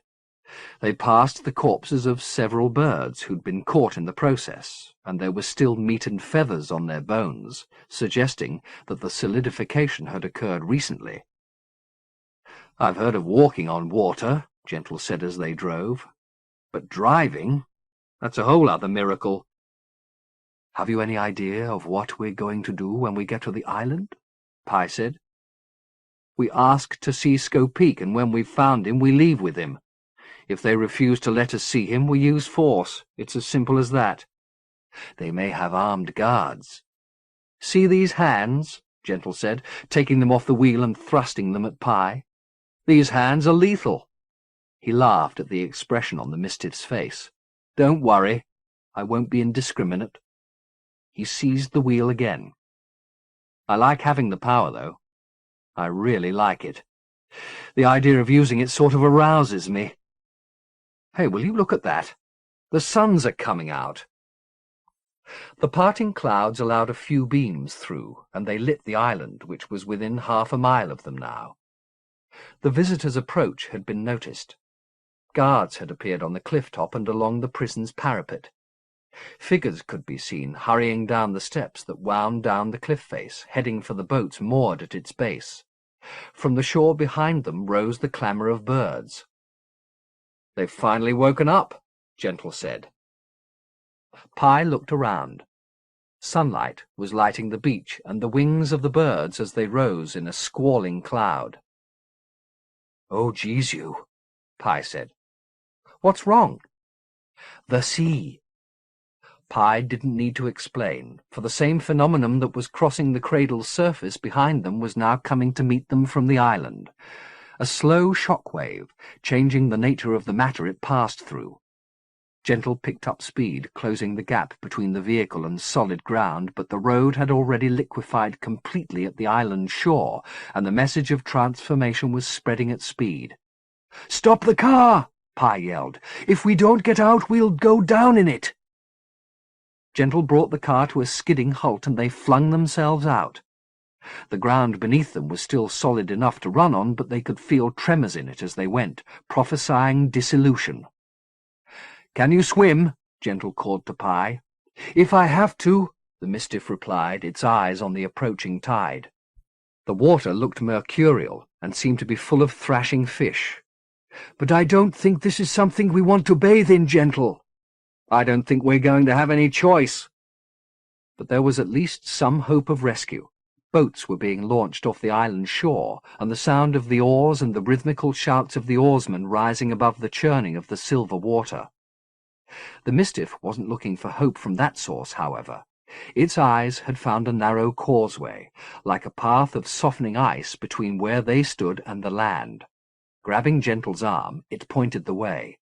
"I see it," Gentle replied, and they headed off along this zigzag route, checking on the position of the two boats as they went. The oarsmen had comprehended their strategy and changed direction to intercept them. Though the flood was eating at their causeway from either side, the possibility of escape had just seemed plausible when the sound of the car upending and slipping into the waters distracted Gentle from his dash. He turned and collided with Pi as he did so. The Mistiff went down, falling on its face. Gentle hauled it back onto its feet, but it was momentarily too dazed to know their jeopardy. There were shouts of alarm coming from the boats now, and the frenzy of water yards from their heels. Gentle half-hoisted Pi onto his shoulders and picked up the race again. Precious seconds had been lost, however. The lead boat was within 20 yards of them, but the tide was half that distance behind and half again between his feet and the bow. If he stood still, the flow beneath him would go before the boat reached them. If he tried to run, burdened with the semi-conscious Mistiff, he'd miss his rendezvous with his rescuers. As it was, the choice was taken from him. The ground beneath the combined weight of man and Mistiff fractured, and the silver waters of the Chizursummit bubbled up between his feet. He heard a shout of alarm from the creature in the nearest boat, an Ethak, huge-headed and scarred, then felt his right leg lose 6 inches as his foot plunged through the brittle flow. It was Pi's turn to haul him up now, but it was a lost cause. The ground would support neither of them. In desperation, he looked down at the waters that he was going to have to swim in. The creatures he'd seen thrashing were not in the sea, but of the sea. The wavelets had backs and necks. The glitter of the spume was the glitter of countless tiny eyes. The boat was still speeding in their direction, and for an instant it seemed they might bridge the gap with a lunge. "Go!" he yelled to Pi, pushing as he did so. Though the Mistiff flailed, there was sufficient power in its legs to turn the fall into a jump. Its fingers caught the edge of the boat, but the violence of its leap threw Gentle from his precarious perch. He had time to see the Mistiff being hauled onto the rocking boat, and time, too, to think he might reach the hands outstretched in his direction. But the sea was not about to be denied both its morsels. As he dropped into the silver spume, which pressed around him like a living thing, he threw his hands up above his head in the hope that the Ethak would catch hold of him. All in vain. Consciousness went from him, and uncaptained, he sank. Chapter 26. 1. Gentle woke to the sound of a prayer. He knew before sight came to join the sound that the words were a beseechment, though the language was foreign to him. The voices rose and fell in the same unmelodious fashion as did earth congregations, 1 or 2 of the half-dozen speakers lagging a syllable behind, leaving the verses ragged. But it was nevertheless a welcome sound. He'd gone down thinking he'd never rise again. Light touched his eyes, but whatever lay in front of him was murky. There was a vague texture to the gloom, however, and he tried to focus upon it. It wasn't until his brow, cheeks, and chin reported their irritation to his brain that he realized why his eyes couldn't make sense of the scene. He was lying on his back, and there was a cloth over his face. He told his arm to rise and pluck it away, but the limb just lay stupid at his side. He concentrated, demanding it obey, his irritation growing as the timbre of the supplications changed and a distressing urgency came into them. He felt the bed he was lying on jostled, and tried to call out in alarm, but there was something in his throat that prevented him from making a sound. Irritation became unease. What was wrong with him? Be calm, he told himself. It'll come clear. Just be calm. But damn it, the bed was being lifted up. Where was he being taken? To hell with calm, he couldn't just lie still while he was paraded around. He wasn't dead, for God's sake. Or was he? The thought shredded every hope of equilibrium. He was being lifted up and carried lying inert on a hard board with his face beneath a shroud. What was that, if it wasn't dead? They were saying prayers for his soul, hoping to waft it heavenward, meanwhile carrying his remains to what dispatch? A hole in the ground? A pyre? He had to stop them, raise a hand, a moan, anything to signal that his leave-taking was premature. As he was concentrating on making a sign, however primitive, a voice cut through the prayers. Both prayers and beer-bearers stumbled to a halt, and the same voice, it was Pye, came again. "Not yet," it said. Somebody off to Gentle's right murmured something in a language Gentle didn't recognize. Words of consolation, perhaps. The Mistiff responded in the same tongue, its voice fractured with grief. A third speaker now entered the exchange, his purpose undoubtedly the same as his compatriots, coaxing Pye to leave the body alone. What were they saying? That the corpse was just a husk, an empty shadow of a man whose spirit was gone into a better place? Gentle willed Pye not to listen. The spirit was here. Here! Then, joy of joys, the shroud was pulled back from his face, and Pye appeared in his field of vision, staring down at him. The Mistiff looked half dead itself, its eyes raw, its beauty bruised with sorrow. I'm saved, Gentle thought. Pye sees that my eyes are open and there's more than putrefaction going on in my skull. But no such comprehension came into Pye's face. The sight simply brought a new burst of tears. A man came to Pye's side, his head a cluster of crystalline growths, and laid his hands on the Mistiff's shoulders, whispering something in its ear and gently tugging it away. Pye's fingers went to Gentle's face and lay for a few seconds close to his lips. But his breath, which he'd used to shatter the wall between dominions, was so piffling now it went unfelt, and the fingers were withdrawn by the hand of Pye's consoler, who then reached down and drew the shroud back over Gentle's face. The prayer-sayers picked up their dirge, and the bearers their burden. Blinded again, Gentle felt the spark of hope extinguished, replaced with panic and anger. Pye had always claimed such sensitivity. How was it possible that now, when empathy was essential, the Mistiff could be immune to the jeopardy of the man it claimed as a friend? More than that, a soulmate, someone it had reconfigured its flesh for. Gentle's panic slowed for an instant. Was there some half-hope buried amid these rebukes? He scoured them for a clue. Soulmate? Reconfigured flesh? Yes, of course. As long as he had thought he had desire, and desire could touch the Mistiff, change the Mistiff. If he could put death from his mind and turn his thoughts to sex, he might still touch Pye's protean core, bring about some metamorphosis, however small, that would signal his sentience. As if to confound him, a remark of Klein's drifted into his head, recalled from another world. "All that time wasted," Klein had said, "meditating on death to keep yourself from coming too soon." The memory seemed mere distraction, until he realized that it was precisely the mirror of his present plight. Desire was now his only defense against premature extinction. He turned his thoughts to the little details that were always a stimulus to his erotic imagination. A nape bared by lifted curls, lips re-wetted by a slow tongue, looks, touches, dares. But Thanatos had Eros by the neck. His terror drove arousal away. How could he hold a sexual thought in his head long enough to influence Pi when either the flame or the grave was waiting at his feet? He was ready for neither. One was too hot, the other too cold. One bright, the other so very dark. What he wanted was a few more weeks, days, hours even. He'd be grateful for hours, in the space between such poles. Where flesh was, where love was. Knowing the death thoughts couldn't be mastered, he attempted one final gambit, to embrace them, to fold them into the texture of his sexual imaginings. Flame?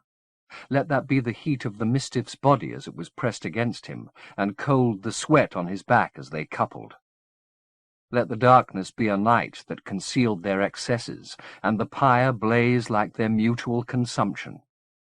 He could feel the trick working as he thought this through. Why should death be so unerotic? If they blistered or rotted together, mightn't their dissolution show them new ways to love, uncovering them layer by layer and joining their moistures and their marrows until they were utterly mingled? He'd proposed marriage to Pi and been accepted. The creature was his to have and hold, to make over and over in the image of his fondness and most forbidden desires. He did so now. He saw the creature naked and astride him, changing even as he touched it, throwing off skins like clothes. Jude was one of those skins, and Vanessa another, and Martine another still. They were all riding him high, the beauty of the world impaled on his prick. Lost in this fantasy, he wasn't even aware that the prayers had stopped until the beer was halted once again. There were whispers all around him, and in the middle of the whispers soft and astonished laughter. The shroud was snatched away, and his beloved was looking down at him, grinning through features blurred by tears and Gentle's influence. "He's alive! Jesu, he's alive!" There were doubting voices raised, but the Mistiff laughed them down. "I feel him in me," it said. "I swear it. He's still with us. Put him down! Put him down!" The pallbearers did as they were instructed, and Gentle had his first glimpse of the strangers who'd almost bade him farewell. Not a happy bunch, even now. They stared down at the body, still disbelieving. But the danger was over, at least for the time being. The Mistiff leaned over Gentle and kissed his lips. Its face was fixed once more, its features exquisite in their joy. "I love you," it murmured to Gentle. "I love you until the death of love." 2. Alive he was, but not healed. He was moved to a small room of grey brick and laid on a bed only marginally more comfortable than the boards they'd laid him on as a corpse. There was a window, but being unable to move, he had to rely upon Pi-O-Pa to lift him up and show him the view through it, which was scarcely more interesting than the walls, being simply an expanse of sea, solid once again, under a cloudy sky.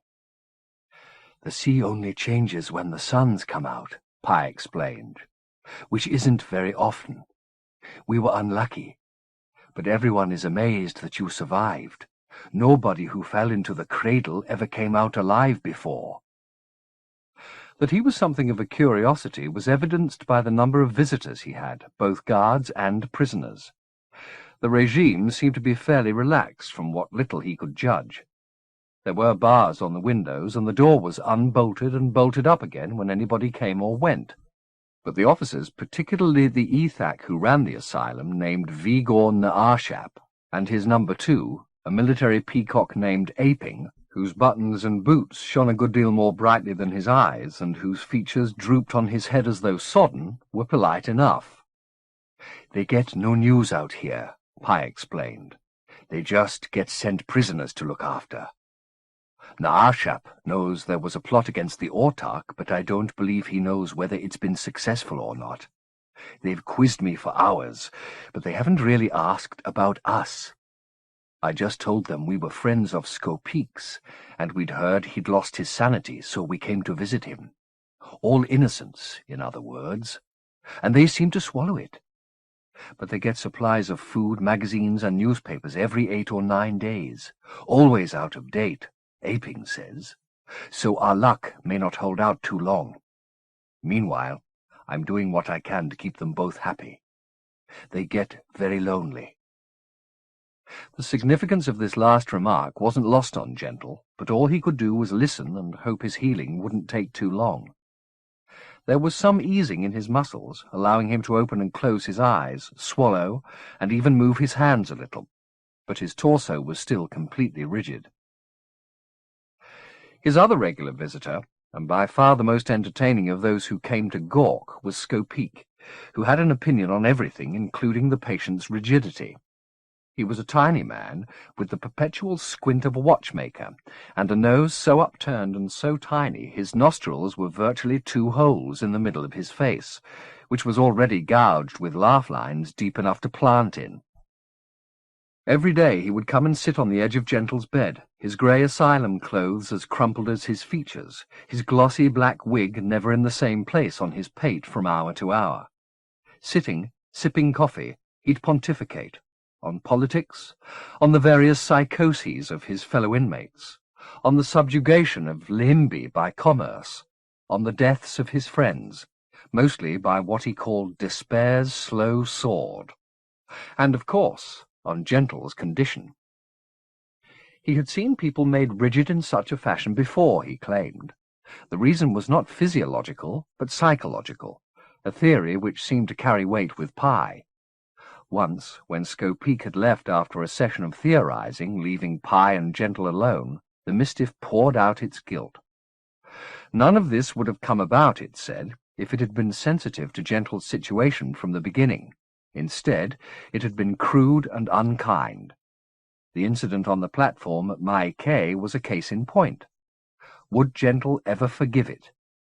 Ever believe that its actions were the product of ineptitude, not cruelty?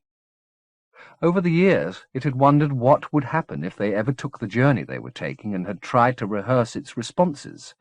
But it had been alone in the Fifth Dominion, unable to confess its fears or share its hopes, and the circumstances of their meeting and departure had been so haphazard that those few rules it had set itself had been thrown to the wind. "Forgive me," it said over and over. "I love you and I've hurt you, but please forgive me." Gentle expressed what little he could with his eyes, wishing his fingers had the strength to hold a pen so that he could simply write, "I do." But the small advances he'd made since his resurrection seemed to be the limit of his healing. And though he was fed and bathed by Pye, and his muscles massaged, there was no sign of further improvement. Despite the Mistiff's constant words of encouragement, there was no doubt that death still had its finger in him. In them both, in fact, for Pye's devotion seemed to be taking its own toll, and more than once Gentle wondered if the Mistiff's dwindling was simply fatigue, or whether they were symbiotically linked after their time together. If so, his demise would surely take them both to oblivion. He was alone in his cell the day the suns came out again, but Pye had left him sitting up with a view through the bars, and he was able to watch the slow unfurling of the clouds and the appearance of the subtlest beams falling on the solid sea. This was the first time since their arrival that the suns had broken over the Chazur summit, and he heard a chorus of welcome from other cells, then the sound of running feet as guards went to the parapet to watch the transformation. He could see the surface of the cradle from where he was sitting, and felt a kind of exhilaration at the imminent spectacle. But as the beams brightened, he felt a tremor climbing through his body from his toes, gathering force as it went, until by the time it reached his head, it had force enough to throw his senses from his skull. At first, he thought he'd stood up and run to the window. He was peering out through the bars at the sea below. But a noise at the door drew his gaze around to meet the sight of Scopeek, with Aping at his side, crossing the cell to the sallow, bearded derelict sitting with a glazed expression against the far wall. He was that man. "You have to come and see, Zacharias," Scopeek was enthusing, putting his arm beneath the derelict and hoisting him up. Aping lent a hand, and together they began to carry Gentle to the window from which his mind was already departing. He left them to their kindness, the exhilaration he'd felt like an engine in him. Out and along the dreary corridor he went, passing cells in which prisoners were clamouring to be released to see the suns. He had no sense of the building's geography, and for a few moments his speeding soul lost its way in the maze of grey brick until he encountered 2 guards hurrying up a flight of stone stairs and went with them, an invisible mind, into a brighter suite of rooms. There were more guards here, forsaking games of cards to head out into the open air. "Where's Captain Narshap?" one of them said. "I'll go and tell him," another said, and broke from his comrades towards a closed door, only to be called back by another who told him, "He's in conference with the Mistiff," the reply winning a ribald laugh from his fellows. Turning his spirits back on the open air, Gentle flew towards the door, passing through it without harm or hesitation. The room beyond was not, as he'd expected, Narshap's office, but an antechamber, occupied by 2 empty chairs and a bare table. On the wall behind the table hung a painting of a small child, so wretchedly rendered the subject's sex was indeterminate. To the left of the picture, which was signed Aping, lay another door, as securely closed as the one he'd just passed through. But there was a voice audible from the far side. Vigor Narshap, in a little ecstasy. "Again! Again!" he was saying. Then an outpouring in a foreign tongue, followed by cries of "Yes!" and "There! There!" Gentle went to the door too quickly to prepare himself for what lay on the other side. Even if he'd conjured the sight of Narshap with his breeches down and his ethak prick purple, he could not have imagined Pi Opar's condition, given that in all their months together he had never once seen the Mistiff naked. Now he did, and the shock of its beauty was second only to that of its humiliation. It had a body as serene as its face, and as ambiguous even in plain sight. There was no hair on any part of it, nor nipples, nor navel. Between its legs, however, which were presently spread as it knelt in front of Narshap, was the source of its transforming self, the core its couplers touched with thought. It was neither phallic nor vaginal, but a third genital form entirely, fluttering at its groin like an agitated dove, and with every flutter reconfiguring its glistening heart, so that Gentle, mesmerized, found a fresh echo in each motion. His own flesh was mirrored there, unfolding as it passed between dominions. So was the sky above Patashokwa, and the sea beyond the shuttered window turning its solid back to living water. And breath, blown into a closed fist, and the power breaking from it. All there, all there. Narshap was disdainful of the sight. Perhaps, in his heat, he didn't even see it. He had the Mistiff's head clamped between his scarred hands and was pushing the sharp tip of his member into its mouth. The Mistiff made no objection. Its hands hung by its sides until Narshap demanded their attention upon his shaft. Gentle could bear the sight no longer. He pitched his mind across the room towards the ethak's back. Hadn't he heard Scopeek say that thought was power? If so, Gentle thought, "I'm a mote, diamond hard." Gentle heard Narshap gasp with pleasure as he pierced the Mistiff's throat. Then he struck the ethak's skull. The room disappeared and hot meat pressed on him from all sides, but his momentum carried him out the other side, and he turned to see Narshap's hands go from the Mistiff's head to his own, a shriek of pain coming from his lipless mouth. Pye's face, slack until now, filled with alarm as blood poured from Narshap's nostrils. Gentle felt a thrill of satisfaction at the sight, but the Mistiff rose and went to the officer's assistance, picking up a piece of its own discarded clothing to help staunch the flow. Narshap twice waved its help away at first, but Pye's pliant voice softened him, and after a time the captain sank back in his cushioned chair and allowed himself to be tended. The Mistiff's cooings and caresses were almost as distressing to Gentle as the scene he'd just interrupted, and he retreated, confounded and repulsed, first to the door, then through it into the antechamber. There he lingered, his sight fixed upon Aping's picture. In the room behind him, Narshap had begun to moan again. The sound drove Gentle out, through the labyrinth and back to his room. Skopeek and Aping had laid his body back on the bed. His face was devoid of expression, and one of his arms had slid from his chest and hung off the edge of the boards. He looked dead already. Was it any wonder Pye's devotion had become so mechanical, when all it had before it to inspire hope of recovery was this gaunt mannequin, day in, day out? He drew closer to the body, half tempted never to enter it again, to let it wither and die. But there was too much risk in that. Suppose his present state was conditional upon the continuance of his physical self. Thought without flesh was certainly possible. He'd heard Skopeek pronounce on the subject in this very cell. But not, he guessed, for spirits so unevolved as his. Skin, blood, and bone were the school in which the soul learned flight, and he was still too much a fledgling to dare truancy. He had to go, vile as that notion was, back behind the eyes. He went one more time to the window and looked out at the glittering sea. The sight of its waves beating at the rocks below brought back the terror of his drowning. He felt the living waters squirming around him, pressing at his lips like Narshap's prick, demanding he open and swallow. In horror, he turned from the sight and crossed the room at speed, striking his brow like a bullet. Returning into his substance, with the images of Narshap and sea on his mind, he comprehended instantly the nature of his sickness. Skopeek had been wrong. All wrong. There was a solid, oh, so solid physiological reason for his inertia. He felt it in his belly now, wretchedly real.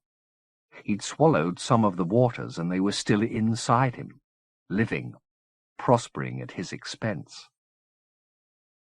Before intellect could caution him, he let his revulsion loose upon his body, threw his demands into each extremity. Move, he told them, move.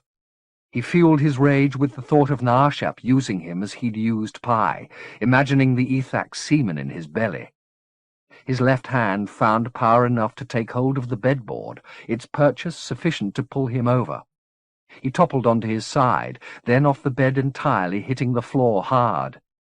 The impact dislodged something in the base of his belly.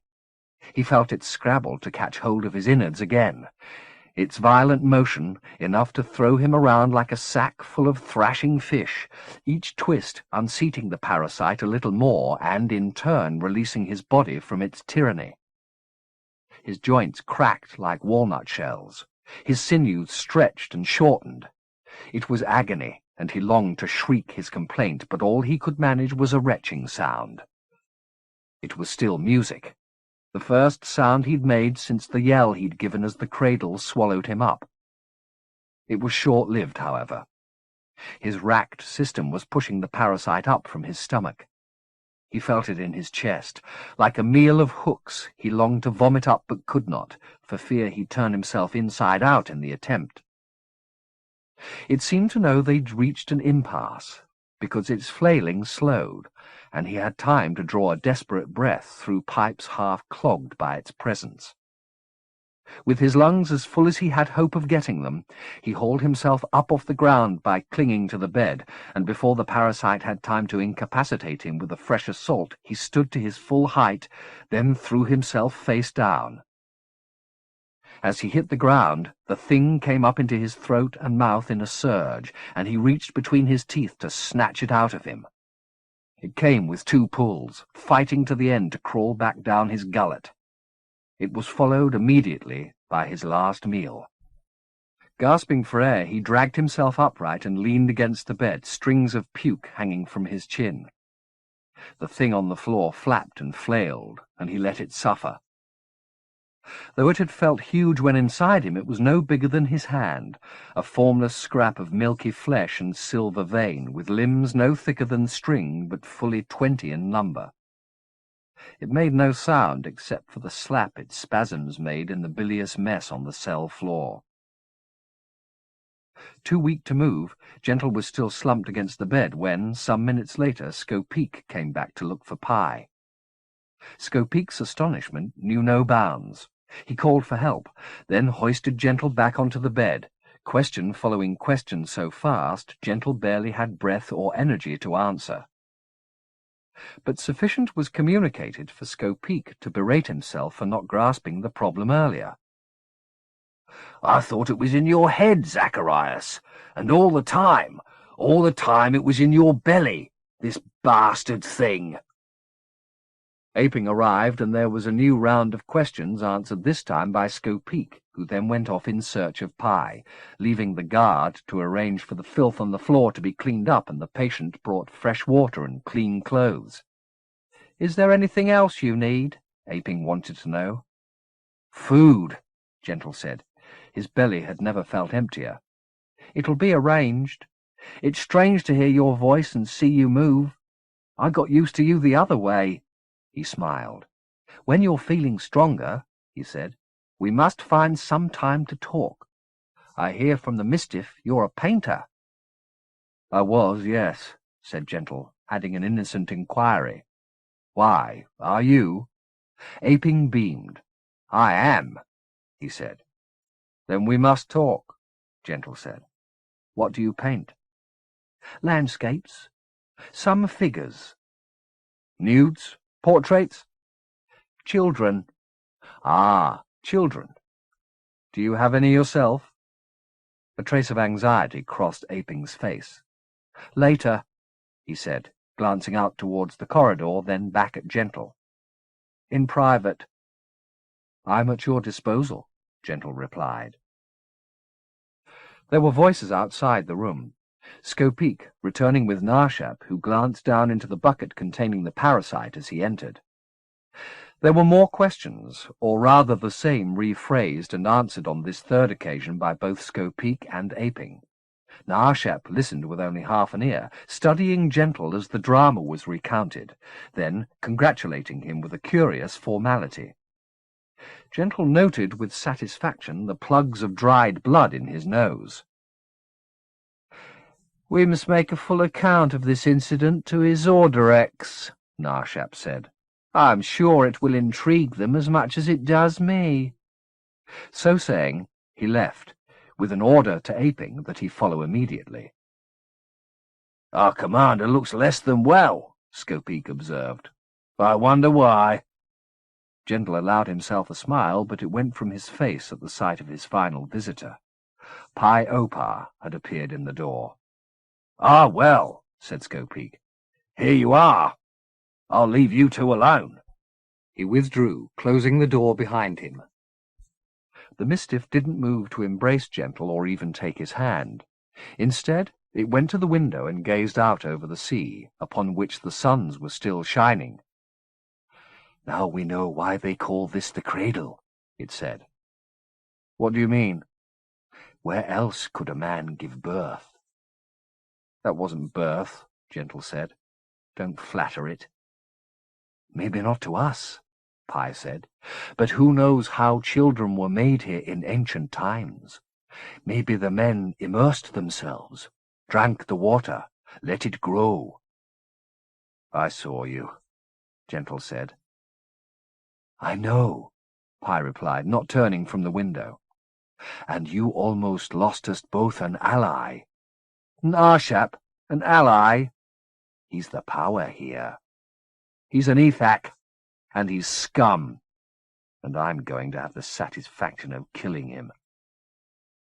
"Are you my champion now?" Pi said, finally looking back at Gentle. "I saw what he was doing to you." "That was nothing," Pi replied. "I knew what I was doing. Why do you think we've had the treatment we've had?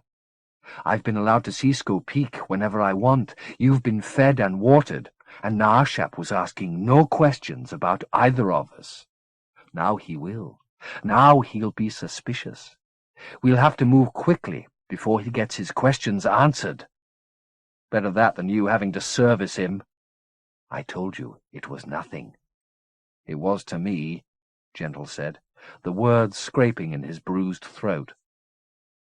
It took some effort, but he got to his feet so as to meet the Mistiff eye to eye.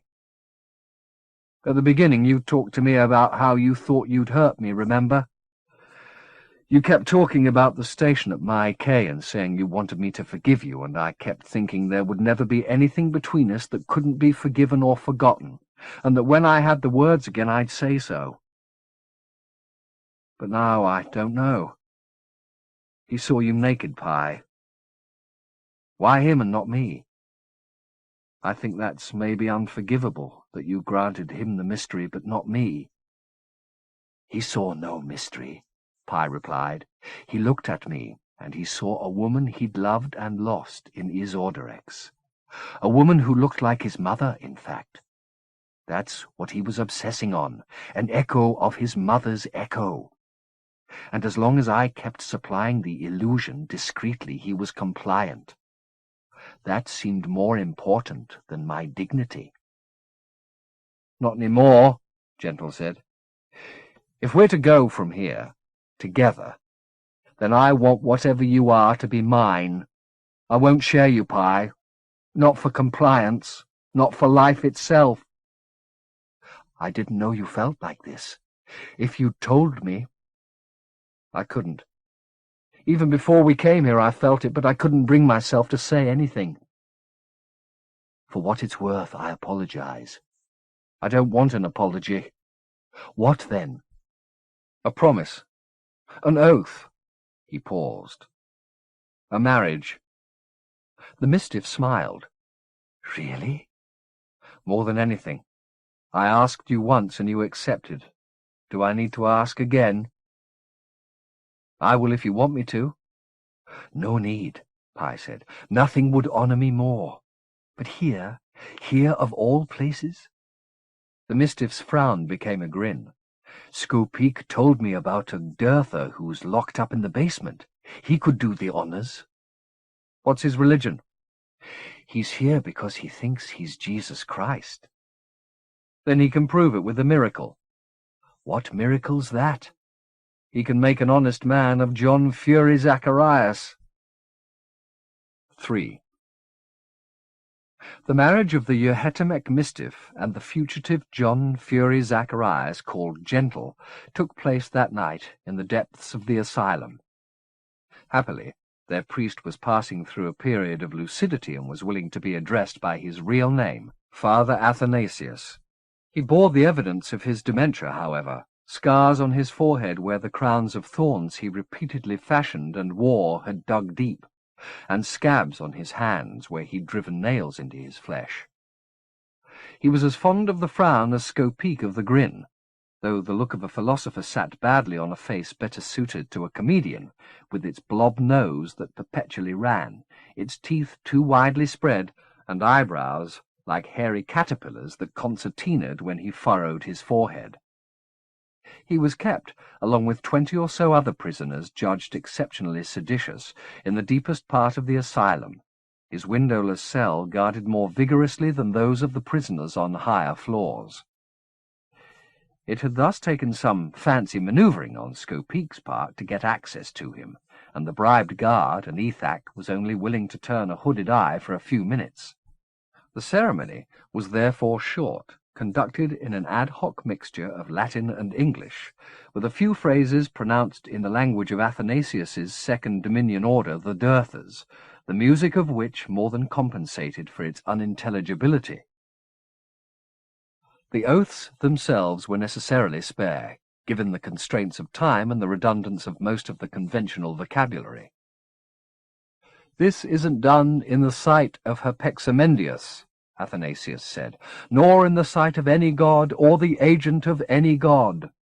We pray that the presence of Our Lady may, however, touch this union with her infinite compassion, and that you go together into the great union at some higher time. Until then, I can only be as a glass held up to your sacrament, which is performed in your sight for your sake." The full significance of these words didn't strike Gentle until later, when, with the oaths made and the ceremony done, he lay down in his cell beside his partner. "I always said I'd never marry," he whispered to the Mistiff. "Regretting it already?" "Not at all. But it's strange to be married and not have a wife." "You can call me wife. You can call me whatever you want. Reinvent me. That's what I'm for." "I didn't marry you to use you, Pi." "That's part of it, though. We must be functions of each other. Mirrors, maybe." It touched Gentle's face.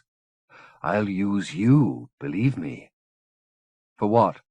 "For everything. Comfort, argument, pleasure. I do want to learn from you." "About what?" "How to fly out of my head again the way I did this afternoon. How to travel by mind." "By mote," Pi said, echoing the way Gentle had felt as he'd driven his thoughts through Naarshap's skull. "Meaning a particle of thought as seen in sunlight." "It can only be done in sunlight." "No, it's just easier that way. Almost everything's easier in sunlight." "Except this," Gentle said, kissing the Mistiff. "I've always preferred the night for this." He had come to their marriage bed determined that he would make love with the Mistiff as it truly was, allowing no fantasy to intrude between his senses and the vision he'd glimpsed in Naarshap's office. That oath made him as nervous as a virgin groom, demanding as it did a double unveiling.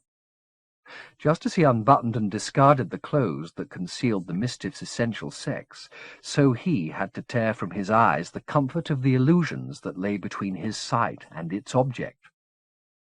What would he feel then? It was easy to be aroused by a creature so totally reconfigured by desire that it was undistinguishable from the thing desired. But what of the configurer itself, seen naked by naked eyes? In the shadows its body was almost feminine, its planes serene, its surface smooth, but there was an austerity in its sinew he couldn't pretend was womanly, nor were its buttocks lush or its chest ripe.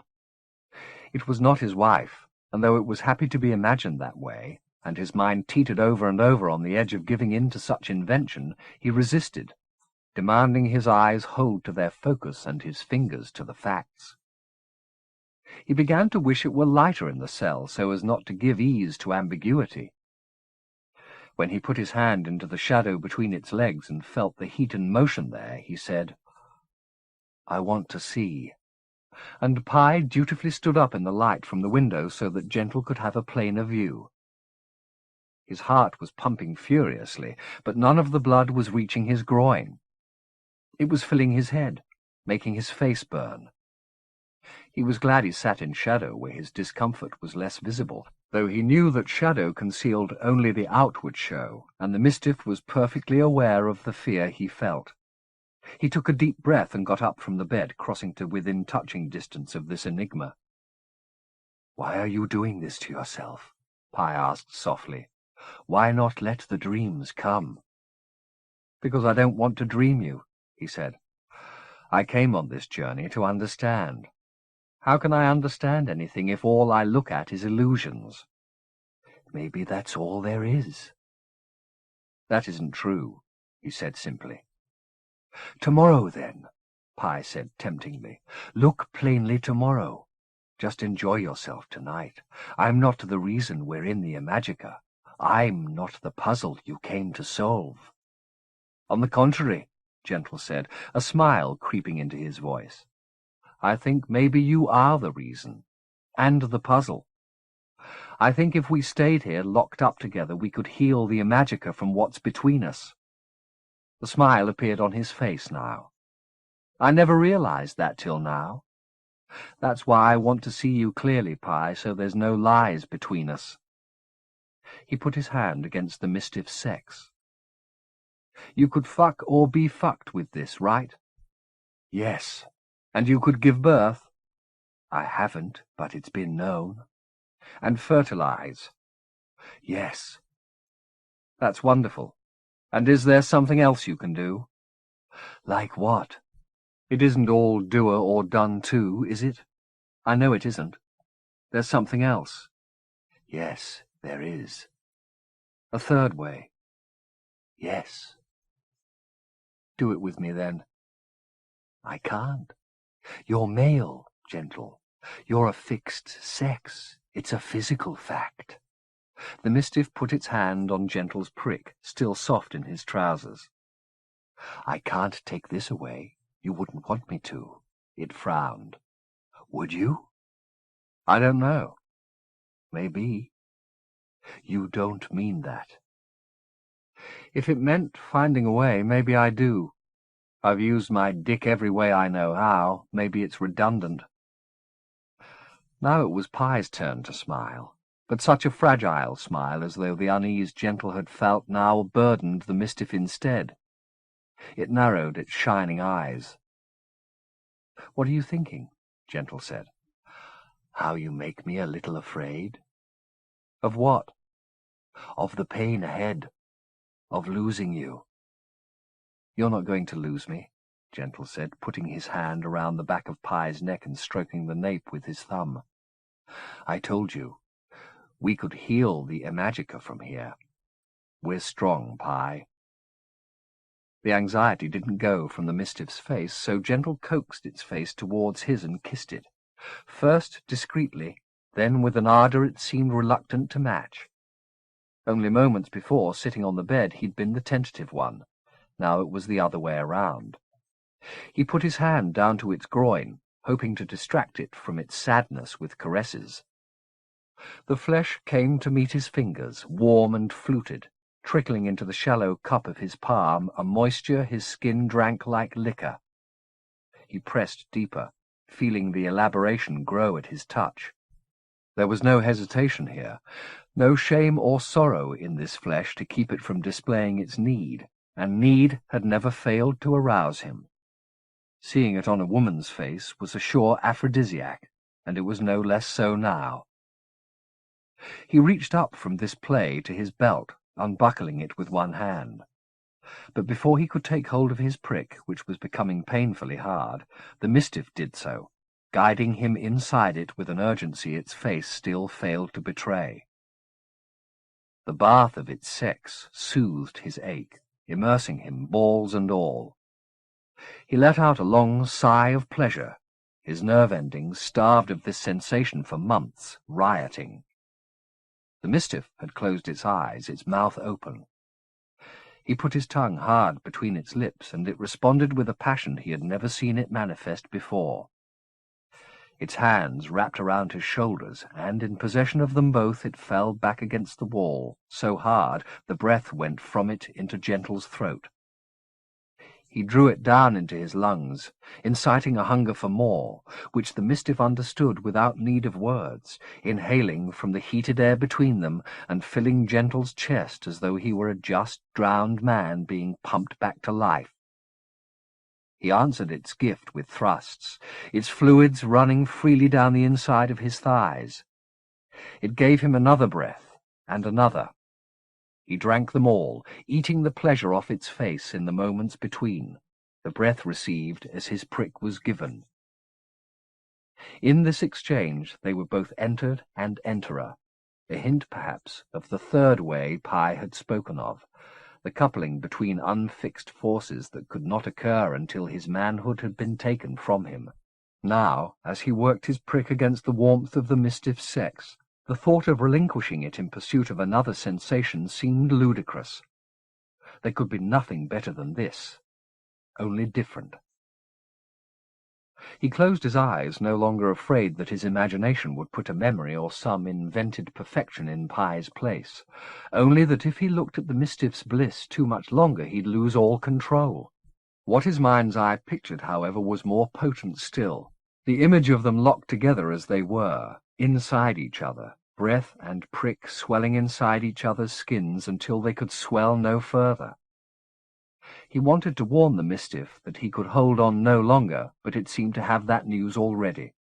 It grasped his hair, pulling him off its face, the sting of it just another spur now, and the sobs, too, coming out of them both.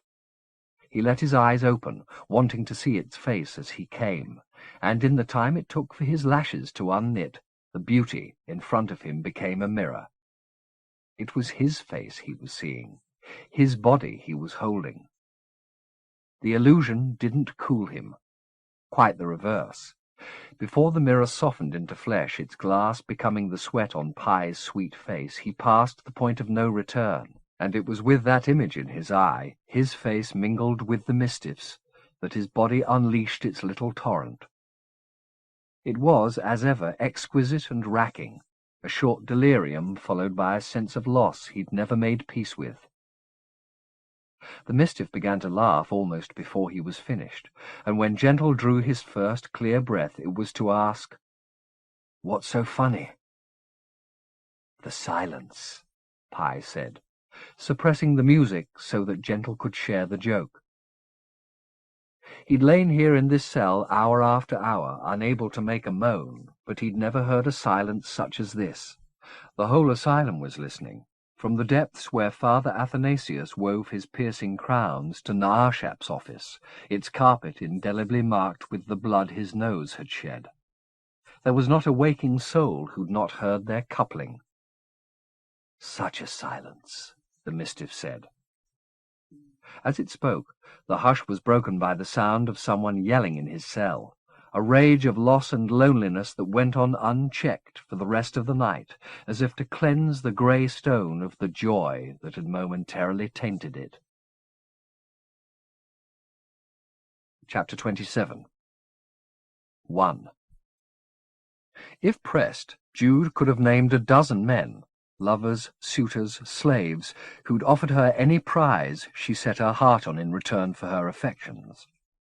She'd taken several up on their largesse, but her requests, extravagant as some of them had been, were as nothing beside the gift she'd asked of Oscar Godolphin.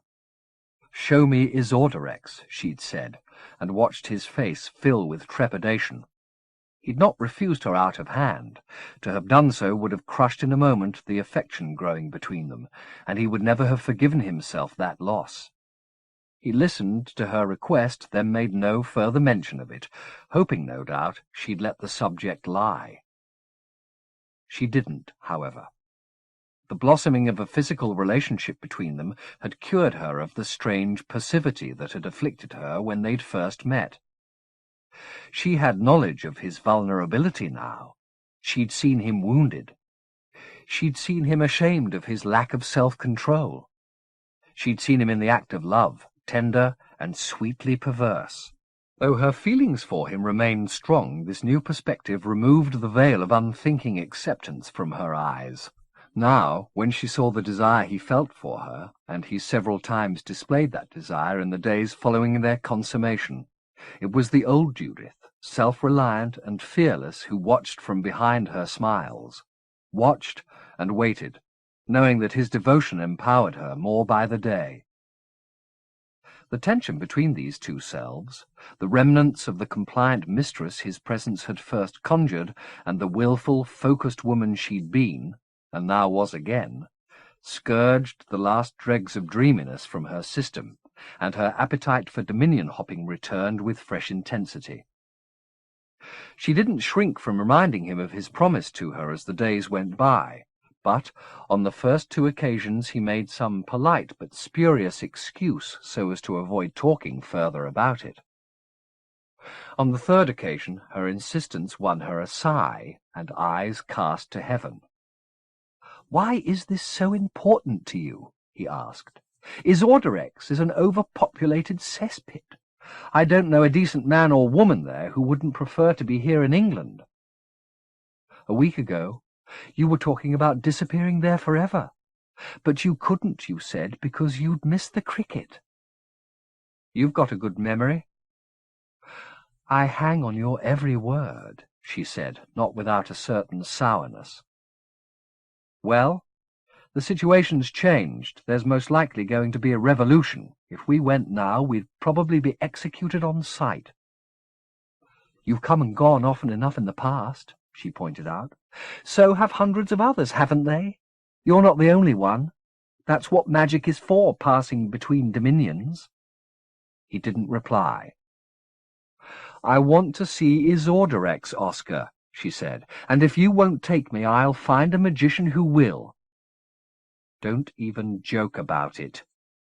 I mean it, she said fiercely. You can't be the only one who knows the way. Near enough. There are others. I'll find them if I have to. They're all crazy, he said. Or dead. Murdered, she said, the word out of her mouth before she'd fully grasped its implication. The look on his face, however, or rather its absence, the willed blankness, was enough to confirm her suspicion. The bodies she'd seen on the news being carted away from their games were not those of burned-out hippies and sex-crazed Satanists.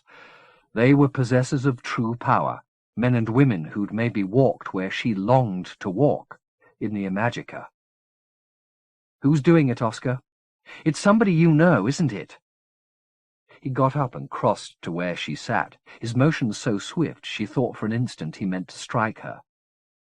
But instead he dropped to his knees in front of her, holding her hands tight and staring up at her with almost hypnotic intensity. Listen to me carefully, he said. I have certain familial duties which I wish to God I didn't have. They make demands upon me I'd willingly shrug off if I could. This is all to do with the tower, isn't it? I'd prefer not to discuss that. We are discussing it, Oscar. It's a very private and a very delicate business. I'm dealing with individuals quite without any sense of morality. If they were to know that I've said even this much to you, both our lives would be in the direst jeopardy. I beg you, never utter another word about this to anyone. I should never have taken you up to the tower.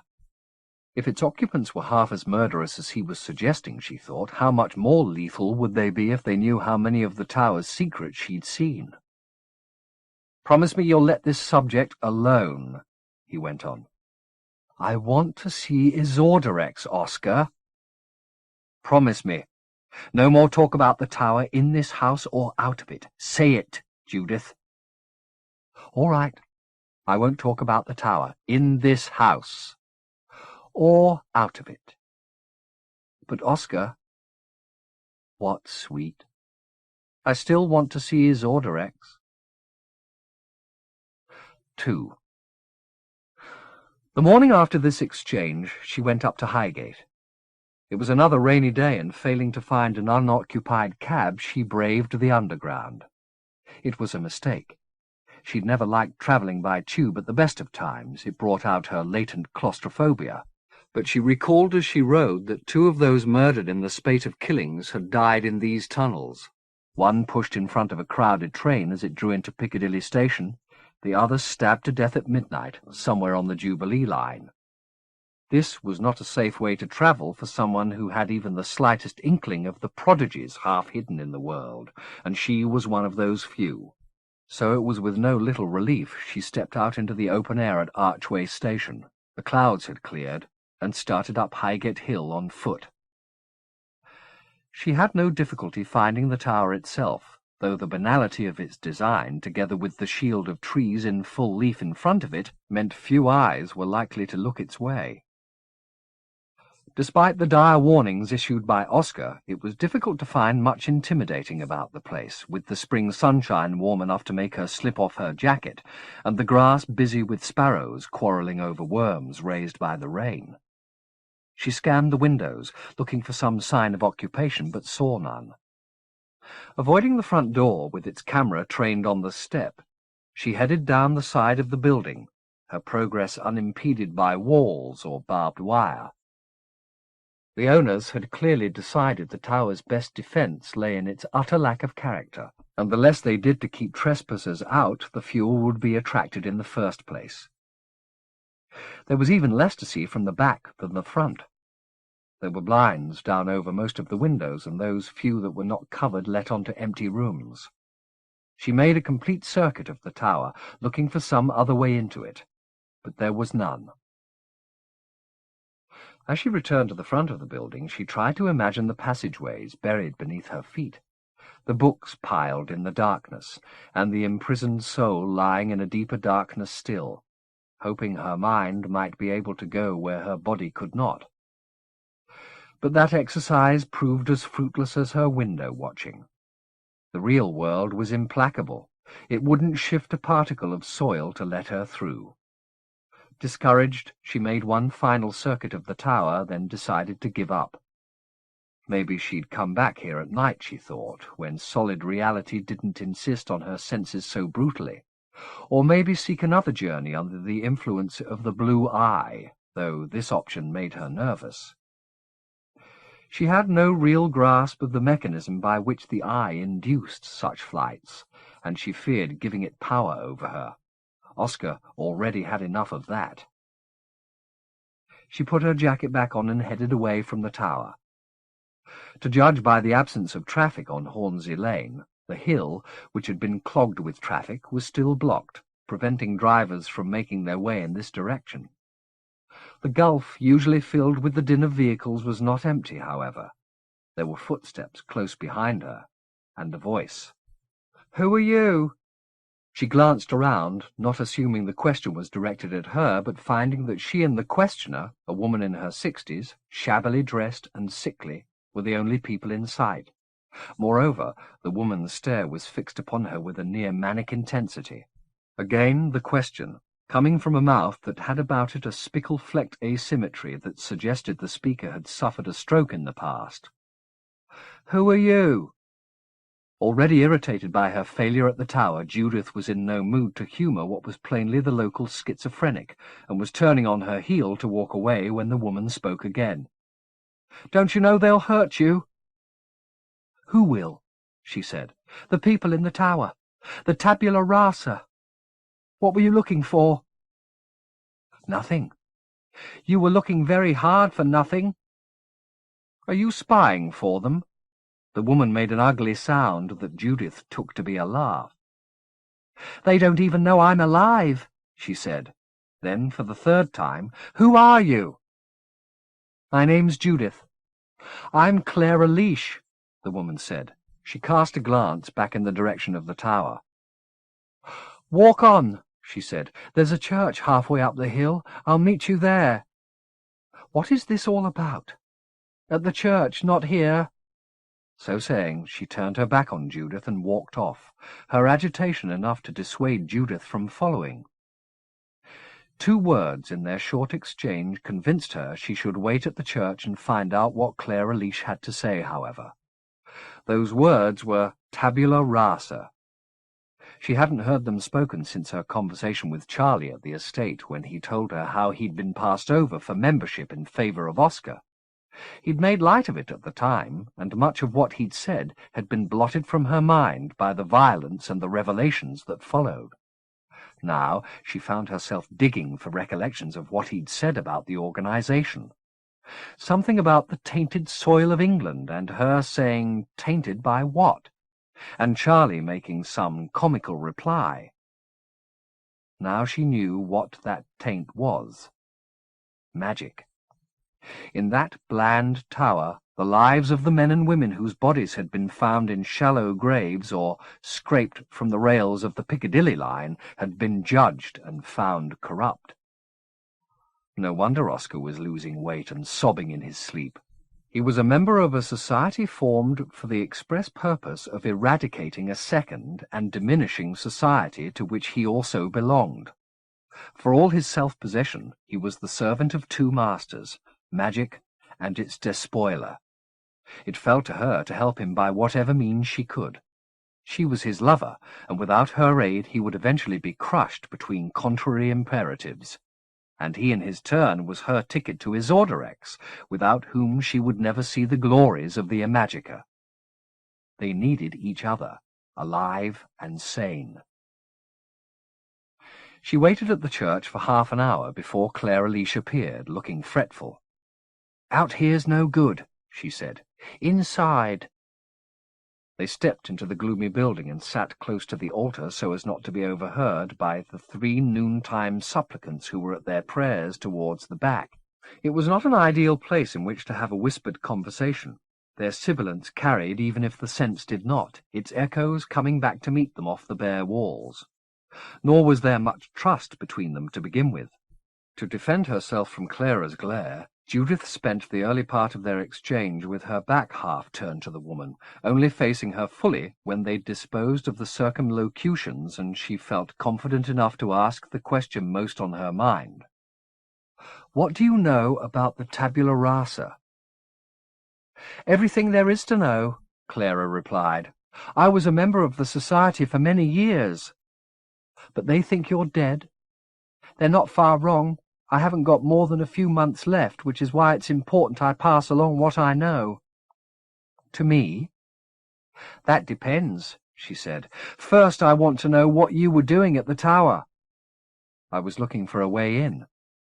"Have you ever been inside?" "Yes and no." "Meaning what?" "My mind's been inside even though my body hasn't," Judith said, fully expecting a repeat of Clara's weird little laugh in response. Instead, the woman said, "On the night of December the 31st. "How the hell did you know that?" Clara put her hand up to Judith's face. Her fingers were icy cold. "First, you should know how I departed the tabula rasa."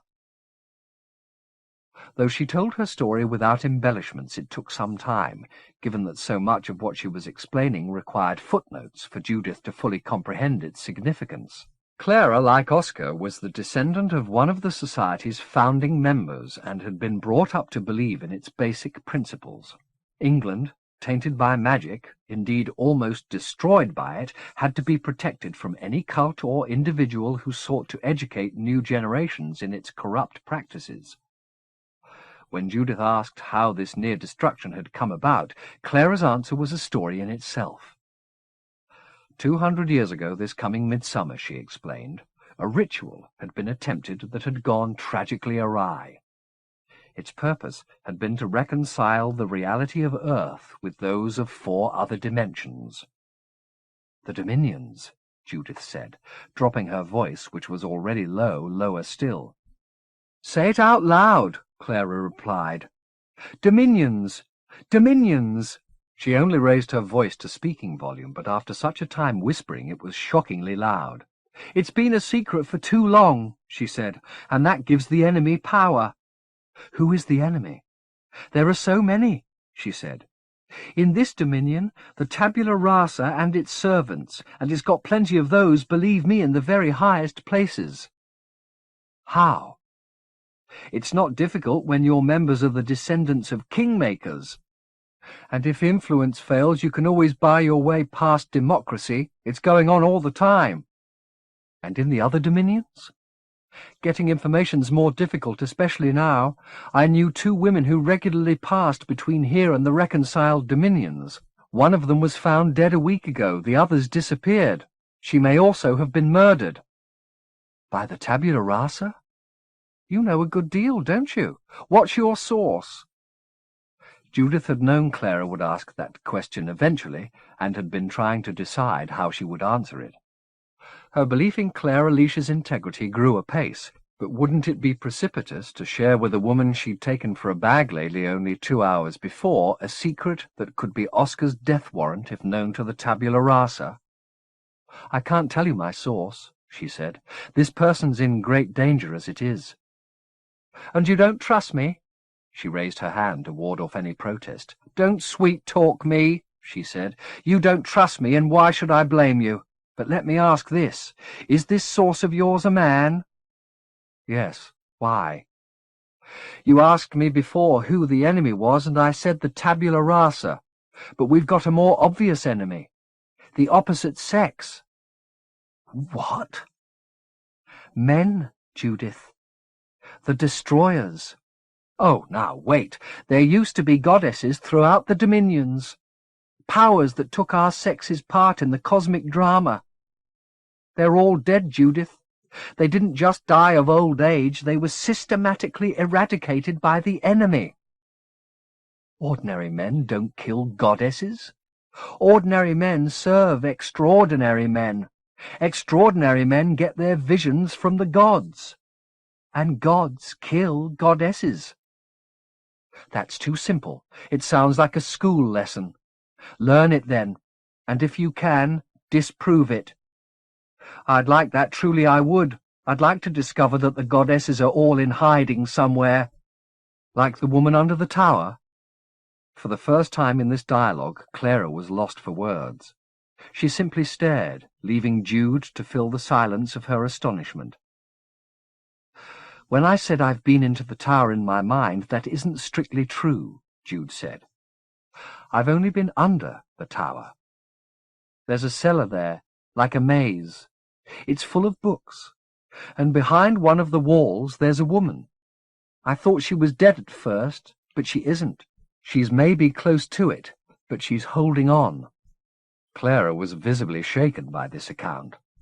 I thought I was the only one who knew she was there, she said. More to the point, do you know who she is? I've got a pretty good idea, Clara said, and picked up the story she'd been diverted from earlier, the tale of how she'd come to leave the tabula rasa. The library beneath the tower, she explained, was the most comprehensive collection of manuscripts dealing with the occult sciences, but more particularly the legends and lore of the Imajica in the world. It had been gathered by the men who'd founded the society, led by Roxburgh and Godolphin, to keep from the hands and minds of innocent Englishmen the stain of things imagical. But rather than cataloguing the collection, making an index of these forbidden books, generations of the tabula rasa had simply left them to fester. I took it upon myself to sort through the collection. Believe it or not, I was once a very ordered woman. I got it from my father. He was in the military. At first I was watched by 2 members of the society. That's the law. No member of the society is allowed into the library alone, and if anyone judges either of the other 2 to be in any way unduly interested or influenced by the volumes, they can be tried by the society and executed. I don't think it's ever been done. Half the books are in Latin, and who reads Latin? The other half, you've seen for yourself, they're rotting on their spines like all of us. But I wanted order the way Daddy would have liked it, everything neat and tidy. My companions soon got tired of my obsession and left me to it, and in the middle of the night I felt something, or somebody, pulling at my thoughts, plucking them out of my scalp one by one like hairs. Of course, I thought it was the books at first. I thought the words had got some power over me. I tried to leave, but you know I really didn't want to. I'd been Daddy's repressed little daughter for 50 years, and I was about ready to crack. Celestine knew it too. Celestine is the woman in the wall? I believe it's her, yes. But you don't know who she is? I'm coming to that, Clara said. Roxburgh's house stood on the land where the tower now stands. The cellar is the cellar of that house. Celestine was, indeed still is, Roxburgh's prisoner. He walled her up because he didn't dare kill her. She'd seen the face of Herpexamendios, the god of gods. She was insane, but she'd been touched by divinity, and even Roxburgh didn't dare lay a finger on her. How do you know all this? Roxburgh wrote a confession a few days before he died. He knew the woman he'd walled up would outlive him by centuries, and I suppose he also knew that sooner or later somebody would find her.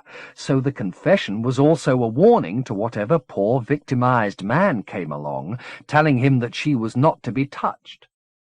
"Bury her again," he said. "I remember that very clearly. Bury her again, in the deepest abyss your wits may devise." Where did you find this confession? In the war, that night when I was alone. I believe Celestine led me to it by plucking thoughts out of my head and putting new ones in. But she plucked too hard. My mind gave up. I had a stroke down there. I wasn't found for 3 days. That's horrible. My suffering's nothing compared to hers. Roxburgh had found this woman in London, or his spies had, and he knew she was a creature of immense power. He probably realized it more clearly than she did, in fact, because he says in the confession she was a stranger to herself. But she'd seen sights no other human being had ever witnessed. She'd been snatched from the Fifth Dominion, escorted across the Imajica, and taken into the presence of her Pexamendius. Why? It gets stranger. When he interrogated her, she told him she'd been brought back into the Fifth Dominion pregnant. She was having God's child? That's what she told Roxburgh. She could have been inventing it all just to keep him from hurting her. I don't think he'd have done that. In fact, I think he was half in love with her. He said in the confession he felt like his friend Godolphin. I'm broken by a woman's eye, he wrote. That's an odd phrase, Jude thought, thinking of the stone as she did so, its stare, its authority. Well, Godolphin died obsessing on some mistress he'd loved and lost, claiming he'd been destroyed by her. The men were always the innocents, you see, victims of female connivings. I dare say Roxburgh persuaded himself that walling Celestine up was an act of love, keeping her under his thumb forever. What happened to the child? Judith said. Maybe she can tell us herself, Claire replied. Then we have to get her out. Indeed. Do you have any idea how? Not yet, Clara said. Until you appeared, I was ready to despair. But between the two of us, we'll find some way to save her. It was getting late, and Jude was anxious that her absence not be noted, so the plans they laid were sketchy in the extreme. A further examination of the tower was clearly in order this time, Clara proposed, under cover of darkness. Tonight, she suggested. No, that's too soon. Give me a day to make up some excuse for being out for the night. Who's the watchdog? Clara said. Just a man. Suspicious? Sometimes. Well, Celestine's waited a long time to be set free. She can wait another 24 hours. But please, no longer. I'm not a well woman. Jude put her hand over Clara's hand, the first contact between them since the woman had touched her icy fingers to Jude's cheek. You're not going to die, she said. Oh, yes, I am. It's no great hardship, but I want to see Celestine's face before I leave. We will, Judith said. If not tomorrow night, soon after. 3. She didn't believe what Clara had said about men pertained to Oscar. He was no destroyer of goddesses, either by hand or proxy. But Dowd was another matter entirely. Though his facade was civilized, almost prissy at times, she would never forget the casual way he'd disposed of the voiders' bodies, warming his hands at the pyre as though they were branches, not bones, that were cracking in the flames. And, as bad luck would have it, Dowd was back at the house when she returned, and Oscar was not, so it was his questions she was obliged to answer if she wasn't to arouse his suspicions with silence. When he asked her what she'd done with the day, she told him she'd gone out for a long walk along the embankment. He then inquired as to whether the tube had been crowded, though she'd not told him she'd travelled that way. She said it was. You should take a cab next time, he said, or better still allow me to drive you. I'm certain Mr. Godolphin would prefer you to travel in comfort, he said. She thanked him for his kindness. Will you be planning other trips soon? He asked.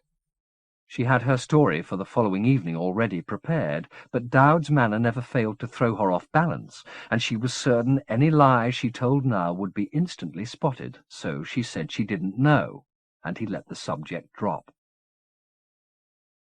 Oscar didn't come home until the middle of the night, slipping into bed beside her as gently as his bulk allowed. She pretended to wake. He murmured a few words of apology for stirring her, and then some of love. Feigning a sleepy tone, she told him she was going to see her friend Clem tomorrow night, and did he mind? He told her she should do whatever she wanted, but keep her beautiful body for him. Then he kissed her shoulder and neck and fell asleep. She had arranged to meet Clara at 8 in the evening outside the church, but she left for that rendezvous 2 hours before in order to go via her old flat. She didn't know what place in the scheme of things the carved blue eye had, but she'd decided the night before that it should be with her when they made their attempt to liberate Celestine. The flat felt cold and neglected, and she spent only a few minutes there, first retrieving the eye from her wardrobe, then quickly leafing through the mail, most of it junk, that had arrived since she'd last visited. These tasks completed, she set out for Highgate, taking Dowd's advice and hailing a taxi to do so.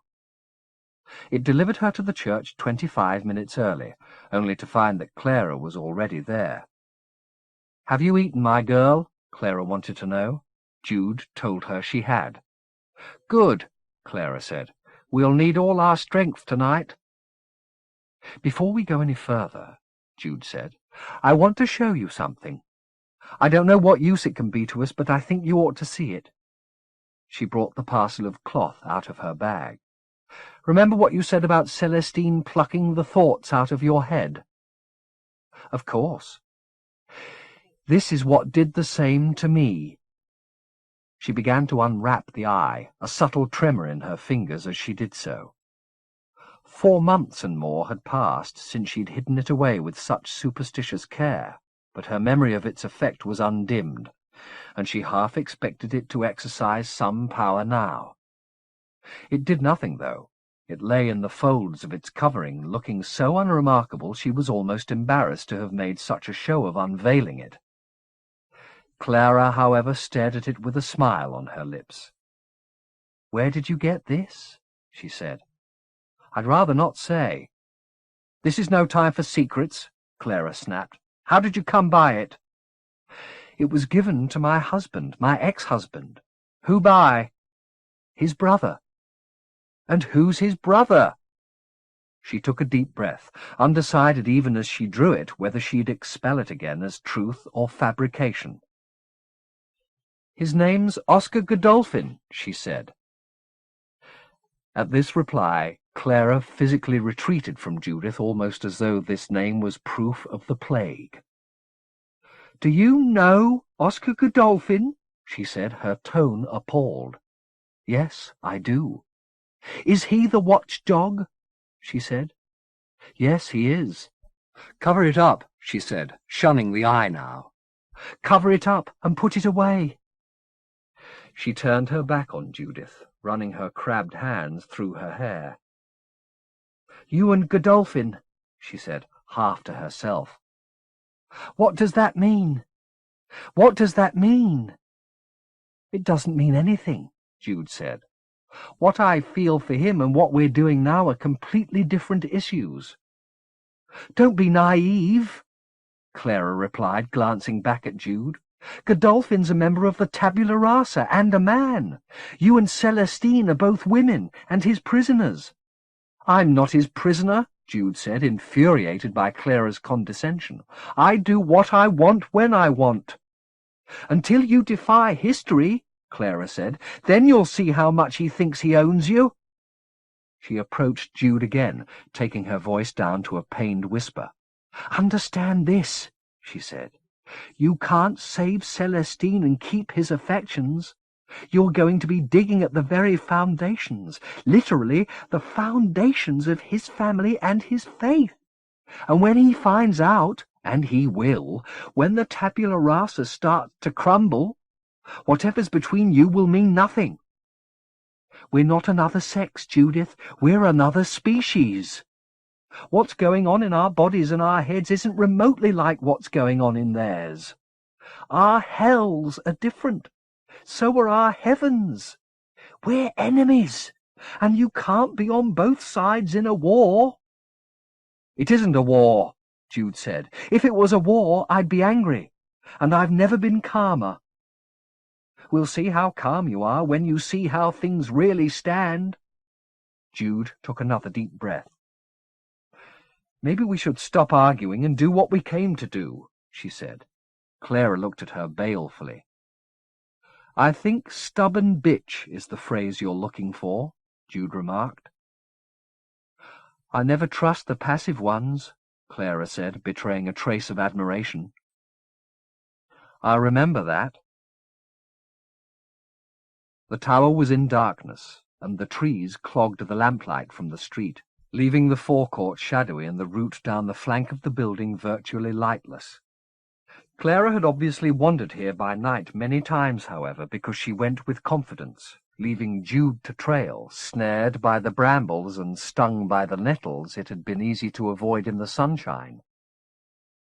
By the time she reached the back of the tower, her eyes were better accustomed to the murk and found Clara standing 20 yards from the building, staring at the ground.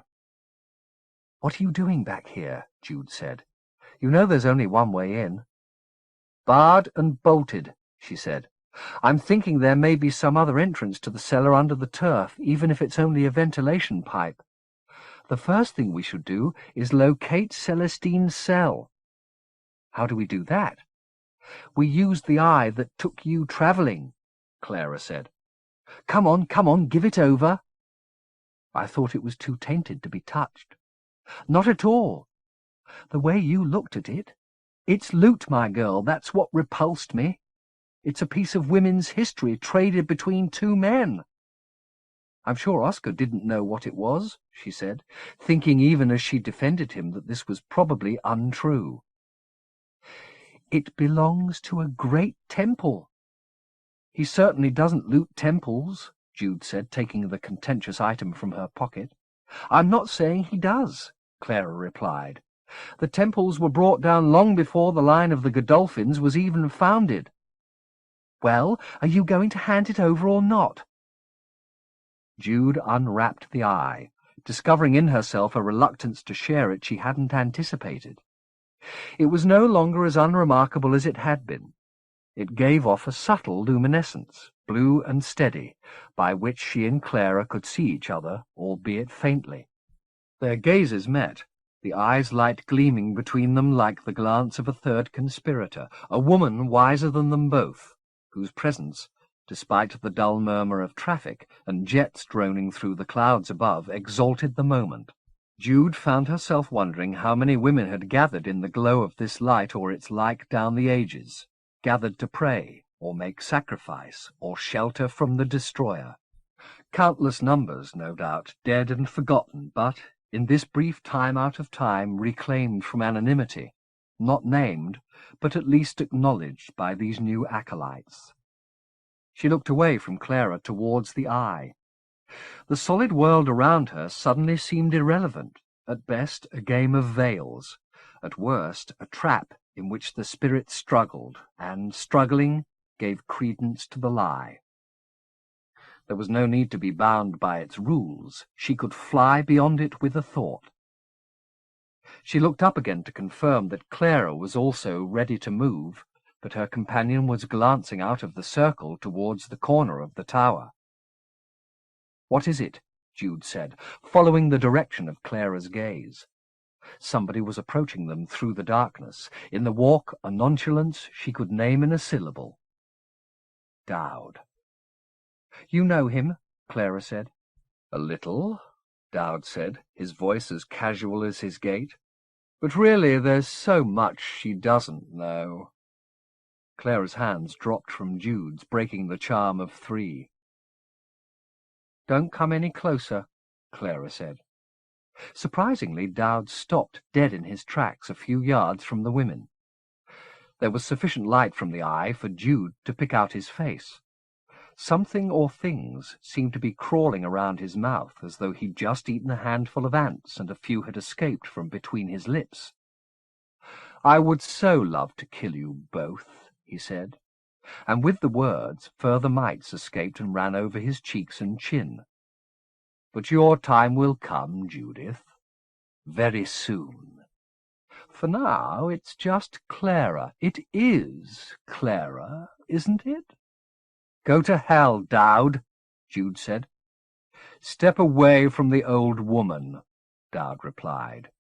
Jude's response was to take hold of Clara's arm. "You're not going to hurt anybody, you little shit," she said. There was a fury rising in her, the like of which she'd not felt in months. The eye was heavy in her hand. She was ready to brain the bastard with it if he took a step towards them. "Did you not understand me, whore?" he said, moving towards her as he did so. "I told you, step away." In her rage, she went to meet his approach, raising her weighted hand as she did so. But in the instant that she let go of Clara, he sidestepped her, and she lost sight of him. Realizing that she'd done exactly as he'd planned, she reeled around, intending to take hold of Clara again. But he was there before her. She heard a shout of horror and saw Clara staggering away from her attacker. The mites were at her face already, blinding her. Jude ran to catch hold of her before she fell, but this time Jude moved towards her, not away, and with a single blow struck the stone from Jude's hand.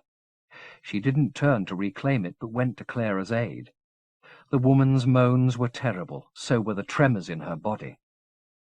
"What have you done to her?" she yelled at Dowd. "Undone, lovely, undone. Let her be. You can't help her now." Clara's body was light, but when her legs buckled, she carried Jude down with her. Her moans had become howls now as she reached up to her face as if to scratch out her eyes, for there the mites were at some agonizing work. In desperation, Jude tried to feel for the creatures in the darkness, but either they were too fast for her fingers, or they'd gone where her fingers couldn't follow. All she could do was beg for a reprieve. "Make them stop," she said to Dowd. "Whatever you want, I'll do, but please make them stop." "They're voracious little sods, aren't they?" he said. He was crouching in front of the eye, the blue light illuminating his face, which wore a mask of chilling serenity. As she watched, he picked mites from around his mouth and let them drop to the ground. "I'm afraid they've got no ears, so I can't call them back," he said. "They only know how to unmake, and they'll unmake anything but their maker. In this case, that's me. So I'd leave her alone if I were you. They're indiscriminate." She turned her attention back to the woman in her arms. Clara had given up scratching at her eyes, and the tremors in her body were rapidly diminishing. "Speak to me," Jude said. She reached for Clara's face, a little ashamed of how tentative Dowd's warning had made her. There was no answer from the body, unless there were words in Clara's dying moans. Jude listened, hoping to find some vestigial sense there, but there was none. She felt a single spasm pass down Clara's spine as though something in her head had snapped, and then the whole system stopped dead.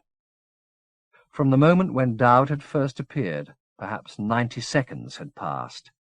In that time, every hope that had gathered here had been undone. She wondered if Celestine had heard this tragedy unfold, another's suffering adding to her own sum. "Dead then, lovey," Dowd said. Jude let Clara's body slip from her arms into the grass. "We should be going," he went on, his tone so bland they might have been forsaking a picnic instead of a corpse. "Don't worry about Clara. I'll fetch what's left of her later." She heard the sound of his feet behind her and stood up, rather than be touched by him. Overheard, another jet was roaring in the clouds. She looked towards the eye, but it too had been unmade.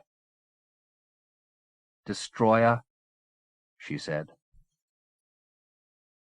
Chapter 28. 1. Gentle had forgotten his short exchange with Aping about their shared enthusiasm for painting, but Aping had not.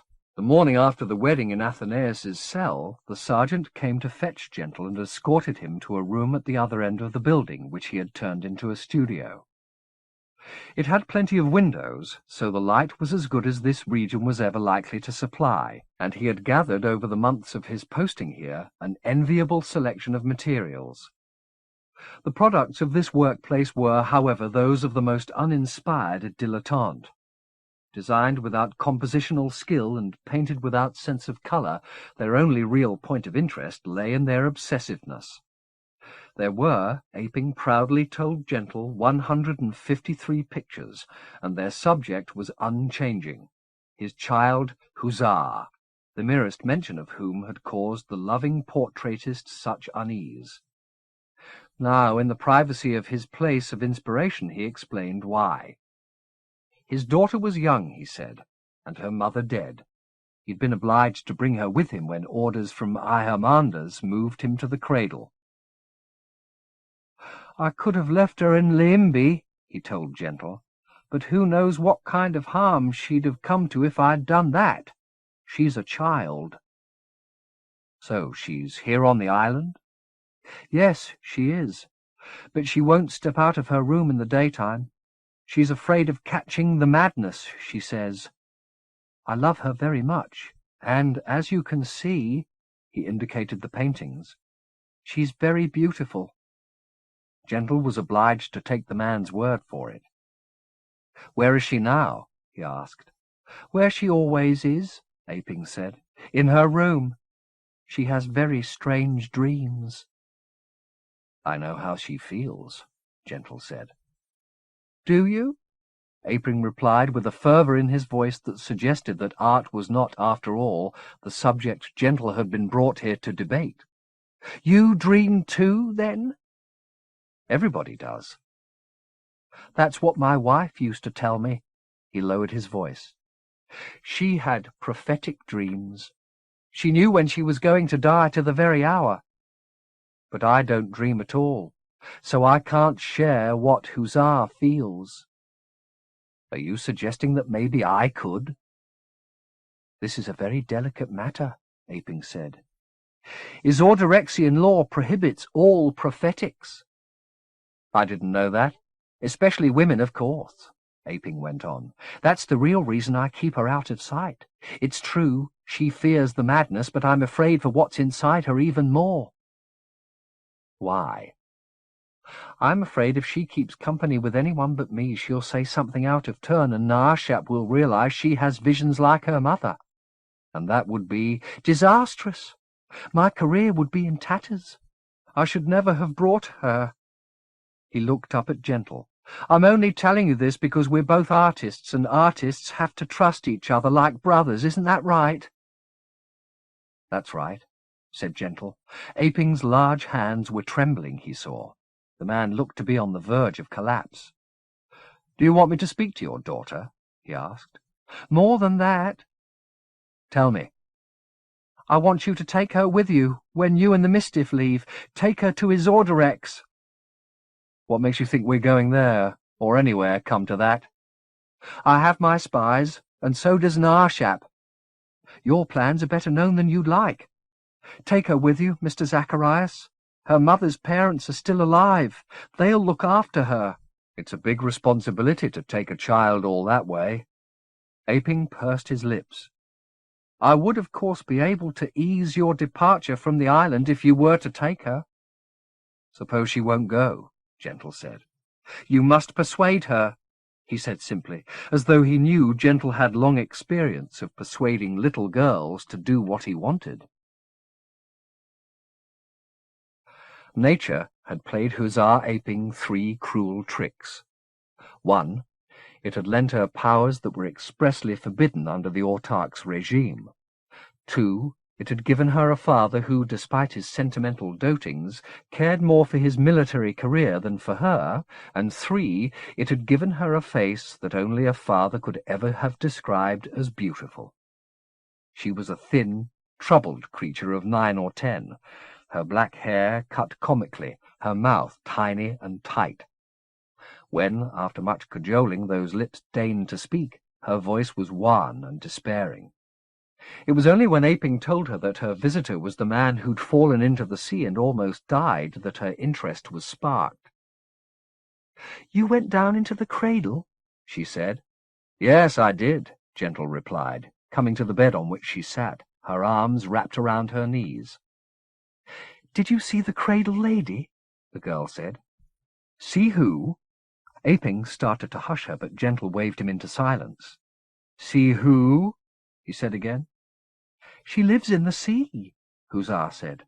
"I dream about her, and I hear her sometimes.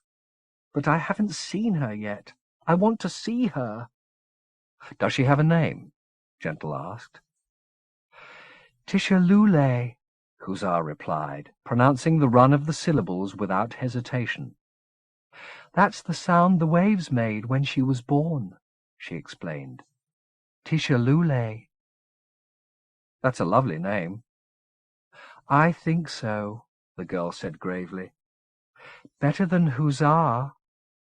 "Hussar's pretty too," Gentle replied. "Where I come from, Hussar's the noise people make when they're happy." She looked at him as though the idea of happiness was utterly alien to her, which Gentle could believe. Now he saw Aping in his daughter's presence, he better understood the paradox of the man's response to her. He was frightened of the girl. Her illegal powers upset him for his reputation's sake, certainly, but they also reminded him of a power he had no real mastery over. The man painted Hussar's fragile face over and over as an act of perverse devotion, perhaps, but also of exorcism. Nor was the child much better served by her gift. Her dreams condemned her to this cell and filled her with obscure longings. She was more their victim than their celebrant. Gentle did his best to draw from her a little more information on this woman Tishalule, but she either knew very little or was unprepared to vouchsafe further insights in her father's presence. Gentle suspected the latter.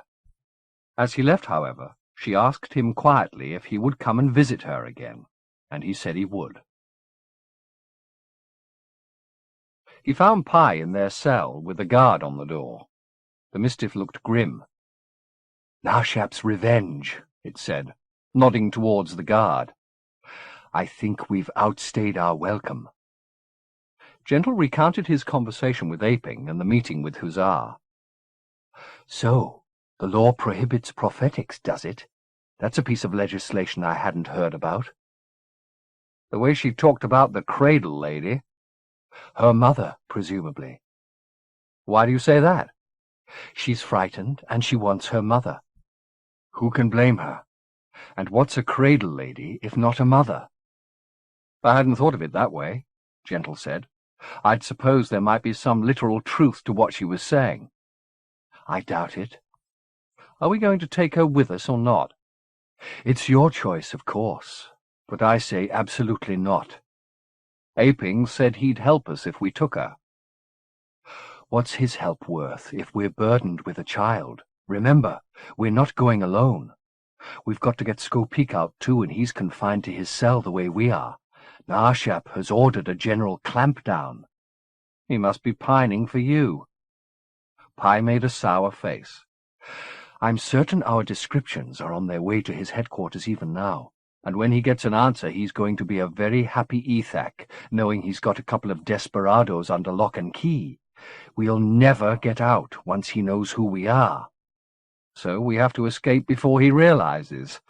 I just thank God the telephone never made it to this dominion." "Maybe the autarch banned it. The less people talk, the less they can plot. You know, I think maybe I should try and get access to Nahashap. I'm sure I could persuade him to give us a freer rein if I could just talk with him for a few minutes." "He's not interested in conversation, Pi," Gentle said. "He'd prefer to keep your mouth busy some other way." "So, you simply want to fight your way out?" Pi replied. "Use Numa against Narshap's men?" Gentle paused to think this option through. "I don't think that'd be too clever," he said. "Not with me still weak. In a couple of days maybe we could take them on, but not yet." "We don't have that long."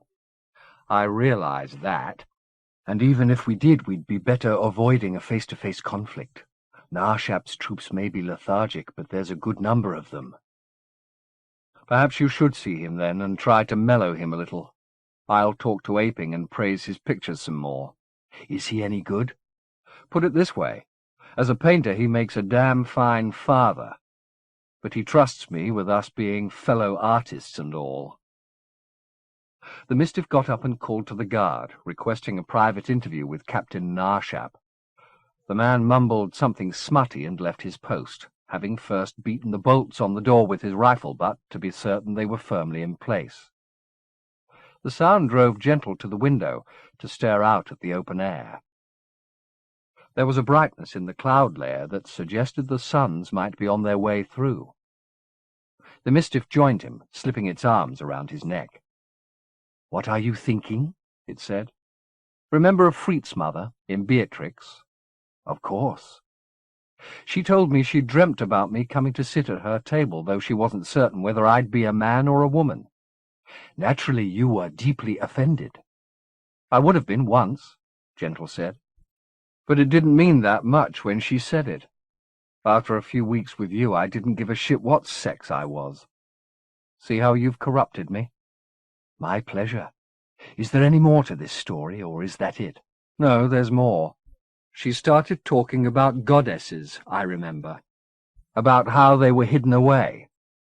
"And you think Hussars found one?" "We saw acolytes in the mountains, didn't we? Why not a deity? Maybe Hussar did go dreaming for her mother." "But instead she found a goddess." "Yes. Tishalule, out there in the cradle, waiting to rise." "You like the idea, don't you?" "Of hidden goddesses? Oh, yes. Maybe it's just the woman chaser in me. Or maybe I'm like Hussar, waiting for someone I can't remember, wanting to see some face or other come to fetch me away." "I'm already here," Pi said, kissing the back of Gentle's neck. "Every face you ever wanted." "Even a goddess?" "Ah." The sound of the bolts being drawn aside silenced them. The guard had returned with the news that Captain Narshap had consented to see the Mistiff.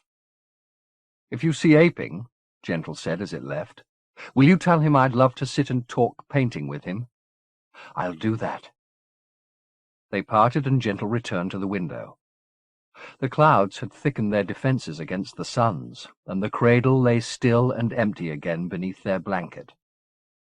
Gentle said again the name Hussar had shared with him, the word that was shaped like a breaking wave. Tishalule. The sea remained motionless. Goddesses didn't come at a call. At least, not his. He was just estimating the time that Pi had been away, and deciding it was an hour or more, when Aping appeared at the cell door, dismissing the guard from his post while he talked. "Since when have you been under lock and key?" he asked Gentle. "Since this morning." "But why? I understood from the captain that you and the Mistiff were guests after a fashion." "We were." A twitch of anxiety passed over Aping's features. "If you're a prisoner here," he said stiffly, "then of course the situation's changed." "You mean we won't be able to debate painting?" "I mean you won't be leaving." "What about your daughter?" "That's academic now." "You'll let her languish, will you? You'll let her die?" "She won't die." "I think she will." Aping turned his back on his tempter. "The law is the law," he said. "I understand," Gentle replied softly. "Even artists have to bow to that master, I suppose." "I understand what you're doing," Aping said. "Don't think I don't." "She's a child, Aping." "Yes, I know, but I'll have to tend to her as best I can." "Why don't you ask her whether she's seen her own death?" "Oh, Jesu," Aping said, stricken. He began to shake his head. "Why must this happen to me?" "It needn't. You can save her." "It isn't so clear-cut," Aping said, giving Gentle a harried look. "I have my duty." He took a handkerchief from his trouser pocket and wiped hard at his mouth, back and forth, as though a residue of guilt clung there and he was afraid it would give him away. "I have to think," he said, going back to the door. "It seems so easy, but now I have to think." The guard was at his post again when the door opened, and Gentle was obliged to let the sergeant go without having the chance to broach the subject of Skopeek. There was further frustration when Pye returned. Narshap had kept the Mistiff waiting 2 hours and had finally decided not to grant the promised interview. "I heard him even if I didn't see him," Pye said. "He sounded to be roaring drunk." "So both of us were out of luck. I don't think Aping's going to help us. If the choice is between his daughter and his duty, he'll choose his duty. So we're stuck here. Until we plot another plot. Shit." 2. Night fell without the sun's appearing again. The only sound throughout the building that of the guards proceeding up and down the corridors, bringing food to the cells, then slamming and locking the doors until dawn. Not a single voice was raised to protest the fact that the privileges of the evening, games of horsebone, recitations of scenes from Quexos and Mal Baker's Numbubo, works many here knew by heart, had been withdrawn. There was a universal reluctance to make a peep, as if each man alone in his cell was prepared to forego every comfort, even that of praying aloud, to keep themselves from being noticed. "Narshap must be dangerous when drunk," Pye said, by way of explanation for this breathless hush. "Maybe he's fond of midnight executions. I'd take a bet on who's top of his list. I wish I felt stronger. If they come for us, we'll fight, right?" "Of course," Pye said. "But until they do, why don't you sleep for a while?" "You must be kidding." "At least stop pacing about." "I've never been locked up by anybody before. It makes me claustrophobic." "One pneuma, and you could be out of here," Pye reminded him. "Maybe that's what we should be doing." "If we're pressed. But we're not yet. For Christ's sake, lie down." Reluctantly, Gentle did so, and despite the anxieties that lay down beside him to whisper in his ear, his body was more interested in rest than their company, and he quickly fell asleep. He was woken by Pye, who murmured, "You've got a visitor." He sat up. The cell's lights had been turned off, and had it not been for the smell of oil paint, he'd not have known the identity of the man at the door. "Zacharias, I need your help." "What's wrong?" "Huzzah is... I think she's going crazy. You've got to come." His whispering voice trembled. So did the hand he laid on Gentle's arm. "I think she's dying," he said. "If I go, Pye comes too." "No, I can't take that risk." "And I can't take the risk of leaving my friend here," Gentle said. "And I can't take the risk of being found out. If there isn't somebody in the cell when the guard passes—" "He's right," said Pye. "Go on, help the child." "Is that wise?" "Compassion's always wise." "All right, but stay awake. We haven't said our prayers yet. We need both our breaths for that." "I understand." Gentle slipped out into the passage with Aping, who winced at every click the key made as he locked the door. So did Gentle. The thought of leaving Pye alone in the cell sickened him, but there seemed to be no other choice. "We may need a doctor's help," Gentle said as they crept down the darkened corridors. "I suggest you fetch Skopeek from his cell." "Is he a doctor?" "He certainly is." "It's you she's asking for," Aping said. "I don't know why. She just woke up, sobbing and begging me to fetch you. She's so cold." With Aping's knowledge of how regularly each floor and passageway was patrolled to aid them, they reached Huzzar's cell without encountering a single guard. The girl wasn't lying on her bed, as Gentle had expected, but was crouched on the floor, with her head and hands pressed against one of the walls. A single wick burned in a bowl in the middle of the cell, her face unwarmed by its light. Though she registered their appearance with a glance, she didn't move from the wall, so Gentle went to where she was crouching and did the same. Shudders passed through her body, though her bangs were plastered to her brow with sweat. "What can you hear?" Gentle asked her. "She's not in my dreams any more, Mr. Zacharias," she said. pronouncing his name with precision as though the proper naming of the forces around her would offer her some little control over them. "Where is she?" Gentle inquired. "She's outside. I can hear her. Listen." He put his head to the wall. There was indeed a murmur in the stone, though he guessed its source was either the asylum's generator or its furnace, rather than the cradle lady. "Do you hear?" "Yes, I hear." "She wants to come in," Hussar said. "She tried to come in through my dreams, but she couldn't, so now she's coming through the wall." "Maybe we should move away, then," Gentle said, reaching to put his hand on the girl's shoulder. She was icy. "Come on, let me take you back to bed. You're cold." "I was in the sea," she said, allowing Gentle to put his arms around her and draw her to her feet. He looked towards Aping and mouthed the word Skopeek. Seeing his daughter's frailty, the sergeant went from the door as obediently as a dog, leaving his hussar clinging to Gentle. He set her down on the bed and wrapped a blanket around her. "The cradle lady knows you're here," Hussar said. "Does she?" "She told me she almost drowned you, but you wouldn't let her." "Why would she want to do that?" "I don't know. You'll have to ask her when she comes in." "You're not afraid of her?" "Oh, no. Are you?"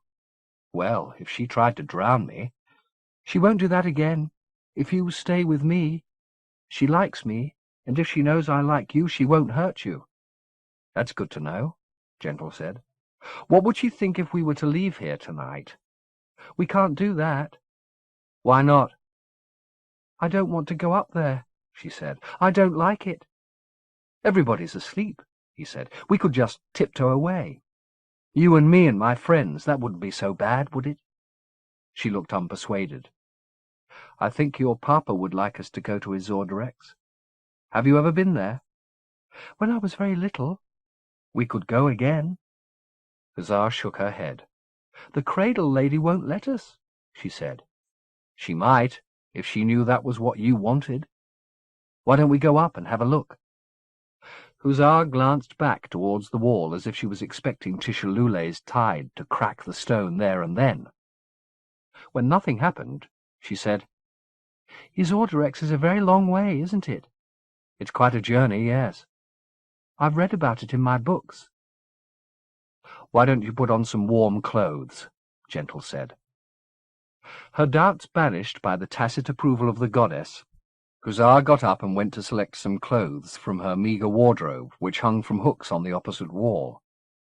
Gentle took the opportunity to glance through the small stack of books at the end of the bed. Several were entertainments for children, keepsakes, perhaps, of happier times. One was a hefty encyclopedia by someone called May Bellum, which might have made informative reading under other circumstances, but was too densely printed to be skimmed and too heavy to be taken along. There was a volume of poems that read like nonsense rhymes, and what appeared to be a novel, Hussar's place in it marked with a slip of paper. He pocketed it when her back was turned, as much for himself as her, then went to the door in the hope that Aping and Skopeek were within sighting distance. There was no sign. Hussar had meanwhile finished dressing. "I'm ready," she said. "Shall we go? Papa will find us." "I hope so," Gentle replied. Certainly remaining in the cell was a waste of valuable time. Hussar asked if she could take Gentle's hand, to which he said of course, and together they began to thread their way through the passageways, all of which looked bewilderingly alike in the semi-darkness. Their progress was halted several times when the sound of boots on stone announced the proximity of guards, but Hussar was as alive to their danger as Gentle, and twice saved them from discovery. And then, as they climbed the final flight of stairs that would bring them out into the open air, a din erupted not far from them. They both froze, drawing back into the shadows, but they weren't the cause of the commotion. It was Naarshap's voice that came echoing along the corridor, accompanied by a dreadful hammering. Gentle's first thought was of Pi, and before common sense could intervene, he'd broken cover and was heading towards the source of the sound, glancing back once to signal that Hussar should stay where she was, only to find that she was already on his heels. He recognized the passageway ahead. The open door, 20 yards from where he stood, was the door of the cell he'd left Pi in, and it was from there that the sound of Naarshap's voice emerged, a garbled stream of insults and accusations that was already bringing guards running. Gentle drew a deep breath, preparing for the violence that was surely inevitable now. "No further," he told Hussar, then raced towards the open door. 3 guards, 2 of them Ethaks, were approaching from the opposite direction, but only one of the 2 had his eyes on Gentle. The man shouted an order which Gentle didn't catch over Naarshap's cacophony, but Gentle raised his arms open-palmed, fearful that the man would be trigger-happy, and at the same time slowed his run to a walk. He was within 10 paces of the door, but the guards were there ahead of him. There was a brief exchange with Naarshap, during which Gentle had time to halve the distance between himself and the door, but a second order, this time plainly a demand that he stand still, backed up by the guards training his weapon at Gentle's heart, brought him to a halt. He'd no sooner done so than Naarshap emerged from the cell, with one hand in Pi's ringlets and the other holding his sword, a gleaming sweep of steel to the Mistiff's belly. The scars on Naarshap's swollen head were inflamed by the drink in his system. The rest of his skin was dead white, almost waxen. He reeled as he stood in the doorway, all the more dangerous for his lack of equilibrium.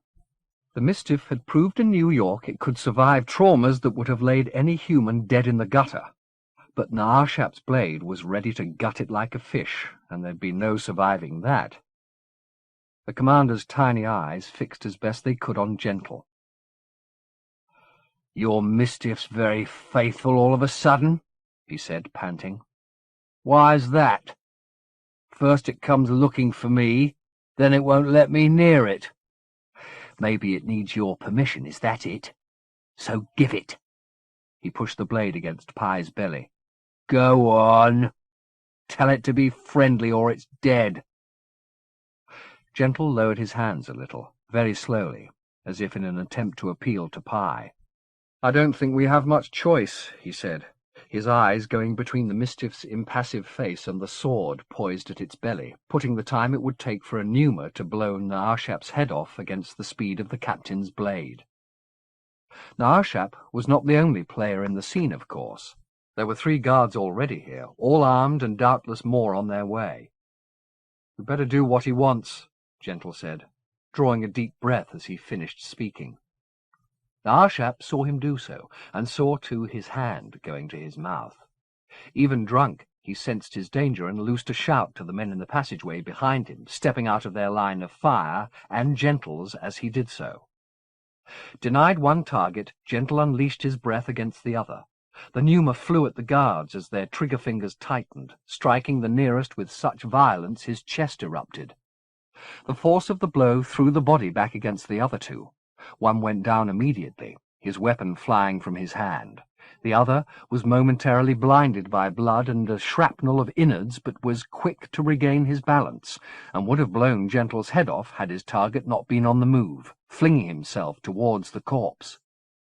The guard fired once wildly, but before he could fire again, Gentle had snatched up the dropped weapon and answered the fire with his own. The guard had enough Ethak blood to be indifferent to the bullets that came his way till one found his spattered eye and blew it out. He shrieked and fell back, dropping his gun to clamp both hands to the wound. Ignoring the 3rd man, still moaning on the floor, Gentle went to the cell door. Inside, Captain Naarshap stood face to face with Pi Pa. The Mistiff's hand was on the blade. Blood ran from the sliced palm, but the commander was making no attempt to do further damage. He was staring at Pi's face, his own expression perplexed. Gentle halted, knowing any intervention on his part would snap Naarshap out of his distracted state.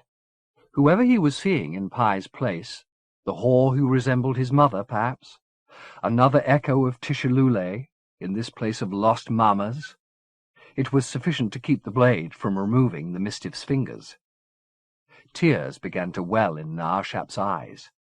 The Mistiff didn't move, nor did its gaze flicker from the captain's face for an instant. It seemed to be winning the battle between Naarshap's desire and his murderous intention.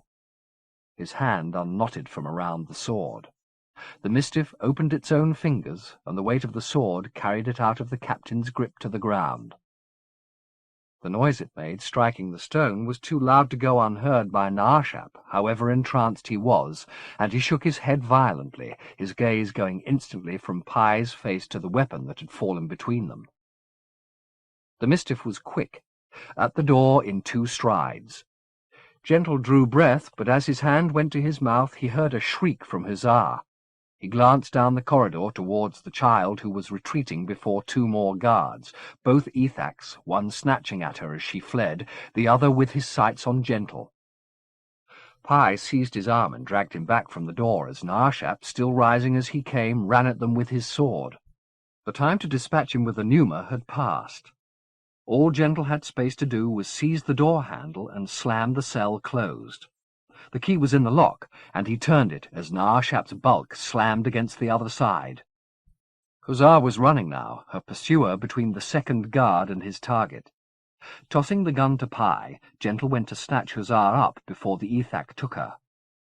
She was in his arms with a stride to spare, and he flung them both aside to give Pye a clear line of fire. The pursuing Ethak realized his jeopardy and went for his own weapon. Gentle looked around at Pye. "Kill the fuckers!" he yelled. But the Mistiff was staring at the gun in its hand as though it had found shite there. "Pye! For Christ's sake, kill them!" Now the Mistiff raised the gun, but still it seemed incapable of pulling the trigger. "Do it!" Gentle yelled. The Mistiff shook its head, however, and would have lost them all their lives had 2 clean shots not struck the back of the guards' necks, dropping them both to the ground. "Papa!" Hussar said. It was indeed the sergeant, with Skopeek in tow, who emerged through the smoke. His eyes weren't on his daughter, whom he'd just saved from death. They were on the soldiers he'd dispatched to do so. He looked traumatized by the deed. Even when Hussar went to him, sobbing with relief and fear, he barely noticed her. It wasn't until Gentle shook him from his daze of guilt, saying they should get going while they had half a chance, that he spoke. "They were my men," he said. "And this is your daughter," Gentle replied. "You made the right choice." Naashap was still battering at the cell door, yelling for help. It could only be moments before he got it. "What's the quickest way out?" Gentle asked Skopeek. "I want to let the others out first," Skopeek replied. "Father Athanasius, Isaac, squalling." "There's no time," Gentle said. "Tell him, Pye. We have to go now or not at all. Pye, are you with us?" "Yes." "Then stop dreaming and let's get going." Still protesting that they couldn't leave the rest under lock and key, Skopeek led the quintet up by a back way into the night air. They came out not onto the parapet, but onto bare rock. "Which way now?" Gentle asked. There was already a proliferation of shouts from below. Naashap had doubtless been liberated and would be ordering a full alert. "We have to head for the nearest landfall." "That's the peninsula," Skopeek said, redirecting Gentle's gaze across the cradle towards an arm of low-lying land that was barely discernible in the murk of the night. That murk was their best ally now. If they moved fast enough, it would cloak them before their pursuers even knew which direction they'd headed in. There was a beetling pathway down the island's face to the shore, and Gentle led the way, aware that every one of the 4 who were following was a liability. Hussar a child, her father still racked by guilt, Skopeek casting backwards glances, and Pye still dazed by the bloodshed. This last was odd in a creature he'd first encountered in the guise of an assassin, but then this journey had changed them both. As they reached the shore, Skopeek said, "I'm sorry, I can't go. You all head on. I'm going to try and get back in and let the others out." Gentle didn't attempt to persuade him otherwise. "If that's what you want to do, good luck," he said. "We have to go." "Of course you do. Pye, I'm sorry, my friend, but I couldn't live with myself if I turned my back on the others. We've suffered too long together." He took the Mistiff's hand. "Before you say it, I'll stay alive. I know my duty, and I'll be ready when the time comes." "I know you will," the Mistiff replied, drawing the handshake into an embrace. "It will be soon," Skopeek said. "Sooner than I'd wish," Pi replied. Then, leaving Skopeek to head back up the cliff face, the Mistiff joined Gentle, Hussar, and Aping, who were already 10 yards from the shore. The exchange between Pi and Skopeek, with its intimation of a shared agenda hitherto kept secret, had not gone unnoted by Gentle, nor would it go unquestioned. But this was not the time. They had at least 6 miles to travel before they reached the peninsula, and there was already a swell of noise from behind them, signalling pursuit. Torch beams raked the shore as the first of Naarshap's troops emerged to give chase, and from within the walls of the asylum rose the din of the prisoners, finally giving voice to their rage. That, like the murk, might confound the hounds, but not for long. The torches had found Skopeek, and the beams now scanned the shore he'd been ascending from, each sweep wider than the one that preceded it. Aping was carrying Hussar, which speeded their progress somewhat, and Gentle was just beginning to think that they might stand a chance of survival when one of the torches caught them. It was weak at such a distance, but strong enough that its light picked them out. Gunfire followed immediately. They were difficult targets, however, and the bullets went well wide. "They'll catch us now," Aping gasped. "We should surrender." He set his daughter down and threw his gun to the ground, turning to spit his accusations in Gentle's face.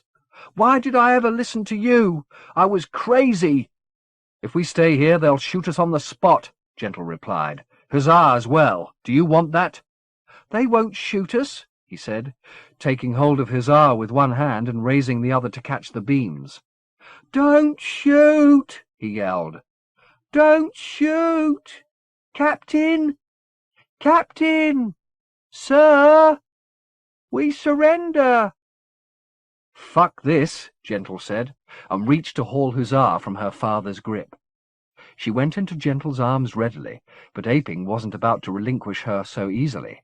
He turned to snatch her back, and as he did so a bullet struck the ice at their feet. He let Hussar go and turned to attempt a second appeal. 2 shots cut him short, the first striking his leg, the second his chest. Hussar let out a shriek and wrenched herself from Gentle's hold, dropping to the ground at her father's head. The seconds they'd lost in Aping's surrender and death were the difference between the slimmest hope of escape and none. Any one of the 20 or so troops advancing upon them now could pick them off at this distance. Even Naarshap, who was leading the group, his walk still unsteady, could scarcely have failed to bring them down. "What now?" said Pi. "We have to stand our ground," Gentle replied. "We've got no choice." That very ground, however, was no steadier than Naarshap's walk. Though this dominion's suns were in another hemisphere and there was only midnight from horizon to horizon, a tremor was moving through the frozen sea that both Pi and Gentle recognized from almost fatal experience. Hussar felt it too. She raised her head, her sobs quieting. "The lady," she murmured. "What about her?" said Gentle. "She's near us." Gentle put out his hand and Hussar took it. As she got up, she scanned the ground. So did he. His heart had started to pound furiously as the memories of the cradle's liquefaction flooded back. "Can you stop her?" he murmured to Hussar. "She's not come for us," the girl said, and her gaze went from the still solid ground beneath their feet to the group that Naarshap was still leading in their direction. "Oh, goddess," Gentle said. A cry of alarm was rising from the middle of the approaching pack. One of the torch beams went wild, then another, and another, as one by one the soldiers realized their jeopardy. Naarshap let out a shout himself, a demand for order among his troops that went unobeyed. It was difficult to see precisely what was going on, but Gentle could imagine it well enough. The ground was softening, and the cradle's silver waters were bubbling up around their feet. One of the men fired into the air as the siege shell broke beneath him. Another 2 or 3 started back towards the island, only to find their panic excited a quicker dissolution. They went down as if snatched by sharks, silver spume fountaining where they'd stood. Naashap was still attempting to preserve some measure of command, but it was a lost cause. Realizing this, he began to fire towards the trio, but with the ground rocking beneath him and the beams no longer trained on his targets, he was virtually shooting blind. "We shall get out of here," Gentle said, but Huzzar had better advice. "She won't hurt us if we're not afraid," she said.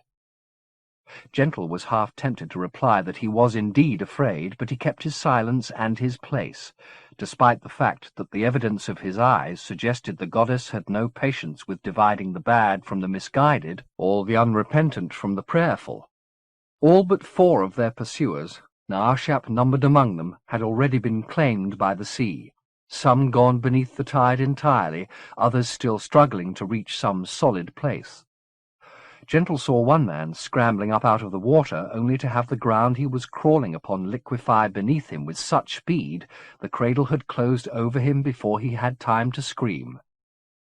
Another went down shouting at the water that was bubbling up around him, the last sight of him his gun, held high and still firing. All the torch-carriers had succumbed now, and the only illumination was from the cliff-top, where soldiers who'd had the luck to be left behind were training their beams on the massacre, throwing into silhouette the figures of Naashap and the other 3 survivors, one of whom was making an attempt to race towards the solid ground where Gentle, Pi, and Huzzar stood. His panic undid him.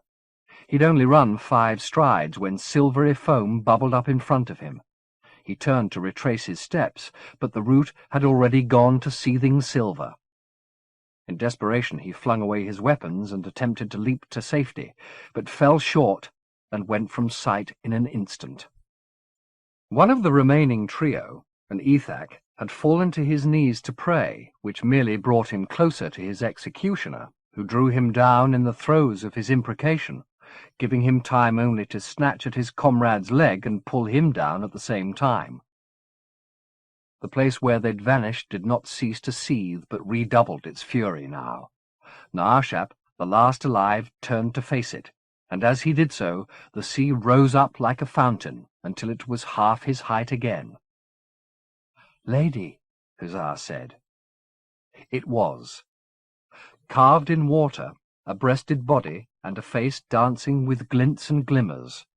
The goddess, or her image, made of her native stuff, then gone the same instant as it broke and dropped upon Naashap. He was borne down so quickly, and the cradle left rocking so placidly the instant after, it was as though his mother had never made him. Slowly Huzzar turned to Gentle. Though her father was dead at her feet, she was smiling in the gloom, the first open smile Gentle had seen on her face. "The cradle lady came," she said. They waited a while, but there were no further visitations. What the goddess had done, whether it was to save the child, as Huzzar would always believe, or because circumstance had put within her reach the forces that had tainted her cradle with their cruelty, she had done with an economy she wasn't about to spoil with gloating or sentiment. She closed the sea with the same efficiency she'd employed to open it, leaving the place unmarked.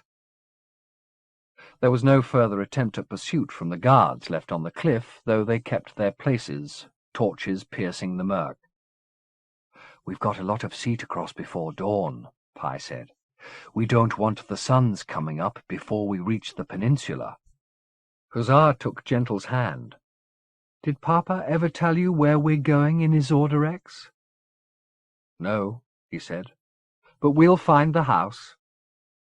She didn't look back at her father's body, but fixed her eyes on the grey bulk of the distant headland and went without complaint, sometimes smiling to herself, as she remembered that the night had brought her a glimpse of a parent that would never again desert her. Chapter 29. 1.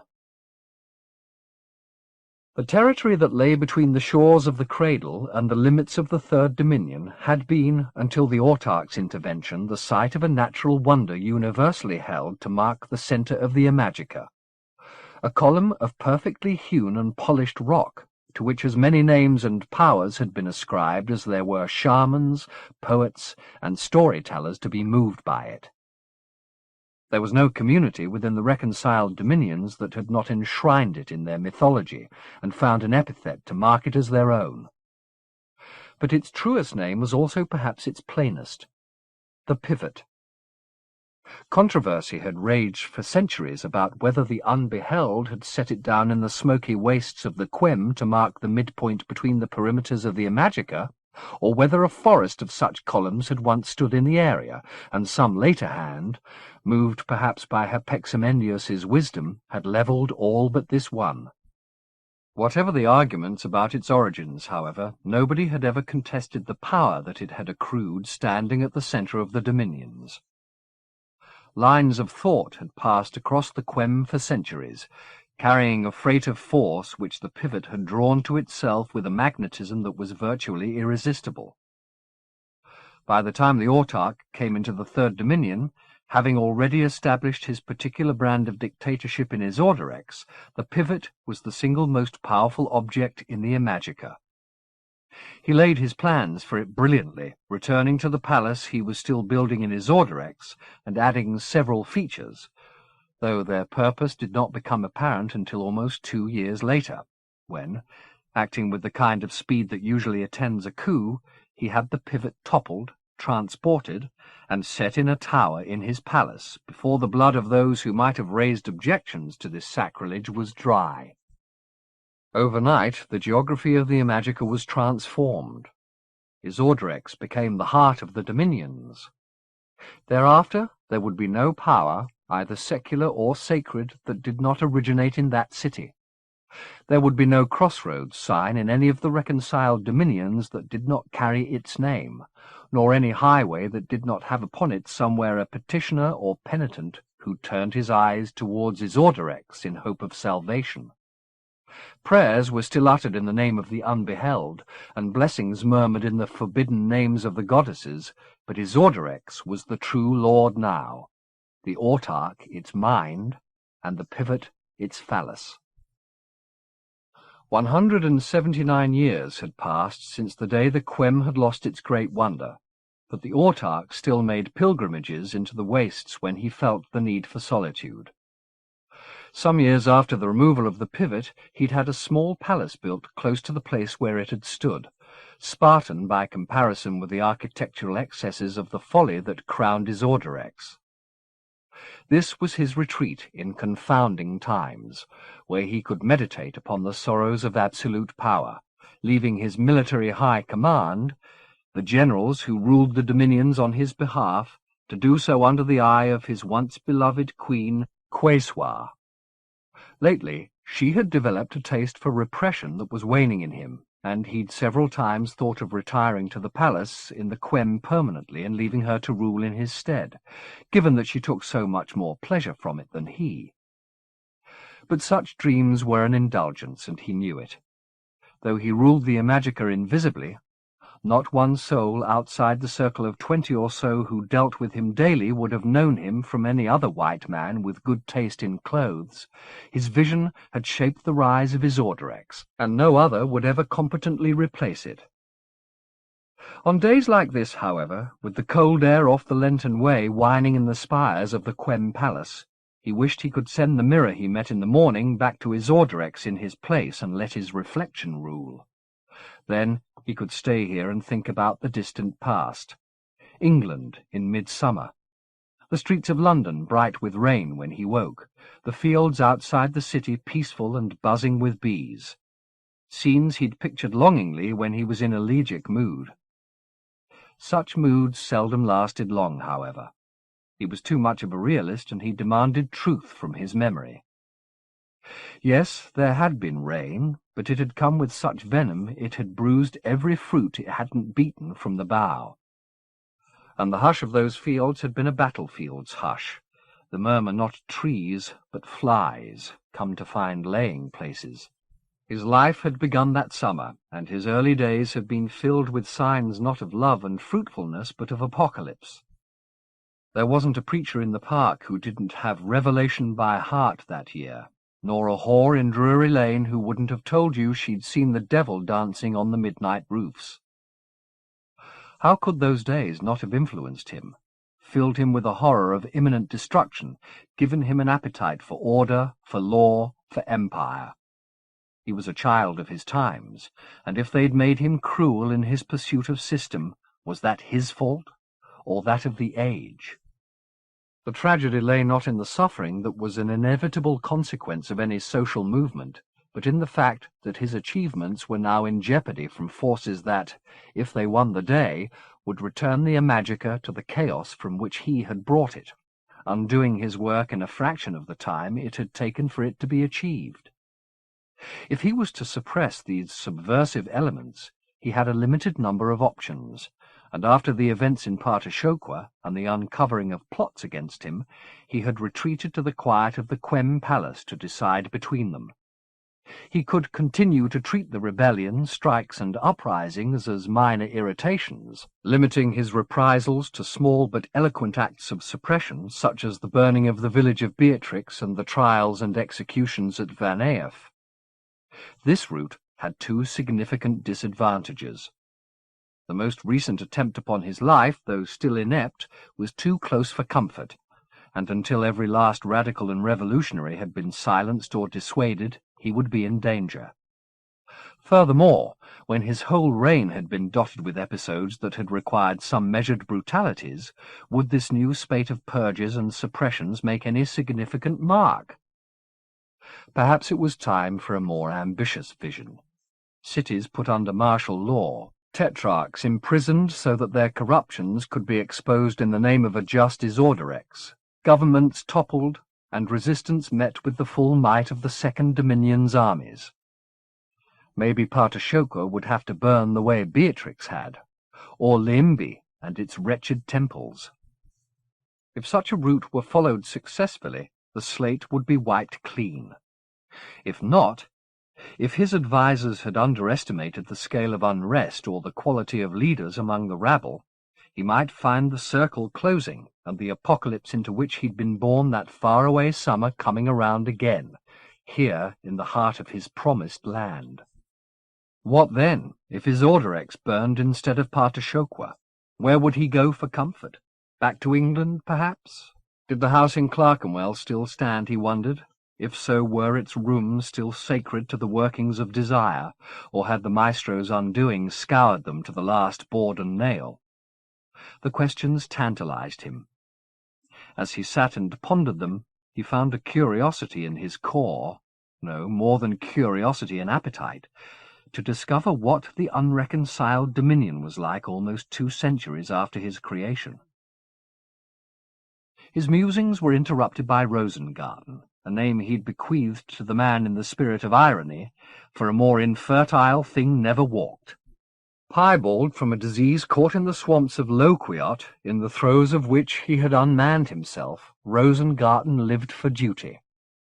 Among the generals, he was the only one who didn't sin with some excess against the austerity of these rooms. He spoke and moved quietly. He didn't stink of perfumes. He never drank. He never ate criorci. He was a perfect emptiness, and the only man the autarch completely trusted. He had come with news and told it plainly. The asylum on the cradle of Chizursamit had been the scene of a rebellion. Almost all the garrison had been killed, under circumstances which were still under investigation, and the bulk of the prisoners had escaped, led by an individual called Skopik. "How many were there?" the autarch asked. "I have a list, sir," Rosengarten replied, opening the file he'd brought with him. "There are 51 individuals unaccounted for, most of them religious dissidents." "Women?" "None." "We should have had them executed, not locked them away." "Several of them would have welcomed martyrdom, sir. The decision to incarcerate them was taken with that in mind. So now they'll return to their flocks and preach revolution all over again. This we must stop." "How many of them were active in Isorderex?" 9, including Father Athanasius." "Athanasius? Who was he?" "The Dirther, who claimed he was the Christos. He had a congregation near the harbour. Then that's where he'll return, presumably. It seems likely. All of them will go back to their flocks sooner or later. We must be ready for them. No arrests, no trials. Just have them quietly dispatched. Yes, sir. I don't want Quayswar informed of this. I think she already knows, sir. Then she must be prevented from anything showy. I understand. Let's do this discreetly. There is something else, sir. What's that? There were 2 other individuals on the island before the rebellion. What about them? It's difficult to know exactly what to make of the report. One of them appears to have been a mistiff. The description of the other may be of interest. He passed the report to the autarch, who scanned it quickly at first, then more intently. How reliable is this? He asked Rosengarten. At this juncture, I don't know. The descriptions were corroborated, but I haven't interrogated the men personally. Do so. Yes, sir. He handed the report back to Rosengarten. How many people have seen this? I had all other copies destroyed as soon as I read it. I believe only the interrogating officers, their commander, and myself have been party to this information. I want every one of the survivors from the garrison silenced. Court-martial them all and throw away the key. The officers and the commander must be instructed that they will be held accountable for any leakage of this information from any source, such leakage to be punishable by death. Yes, sir. As for the Mistiff and the stranger, we must assume they're making way to the Second Dominion. First Beatrix, now the Cradle. Their destination must be Izordarex. How many days since this uprising? 11, sir. Then they'll be in Izordarex in a matter of days, even if they're travelling on foot. Track them. I'd like to know as much about them as I can. He looked out the window at the wastes of the Quem. They probably took the Lenten Way, probably passed within a few miles of here. There was a subtle agitation in his voice. That's twice now our paths have come close to crossing. And now the witnesses describing him so well. What does it mean, Rosengarten? What does it mean? When the commander had no answers, as now, he kept his silence, an admirable trait. I don't know either, the autarch said. Perhaps I shall go out and take the air. I feel old today. The hole from which the pivot had been uprooted was still visible, though the driving winds of the region had almost healed the scar. Standing on the lips of the hole was a fine place to meditate on absence, the autarch had discovered. He tried to do so now, his face swathed in silk to keep the stinging gust from his mouth and nostrils, his long fur coat closely buttoned, and his gloved hands driven into his pockets. But the calm he'd always derived from such meditations escaped him now. Absence was a fine discipline for the spirit when the world's bounty was a step away and boundless. Not so now. Now it reminded him of an emptiness that he both feared and feared to be filled, like the haunted place at the shoulder of a twin who'd lost its other in the womb.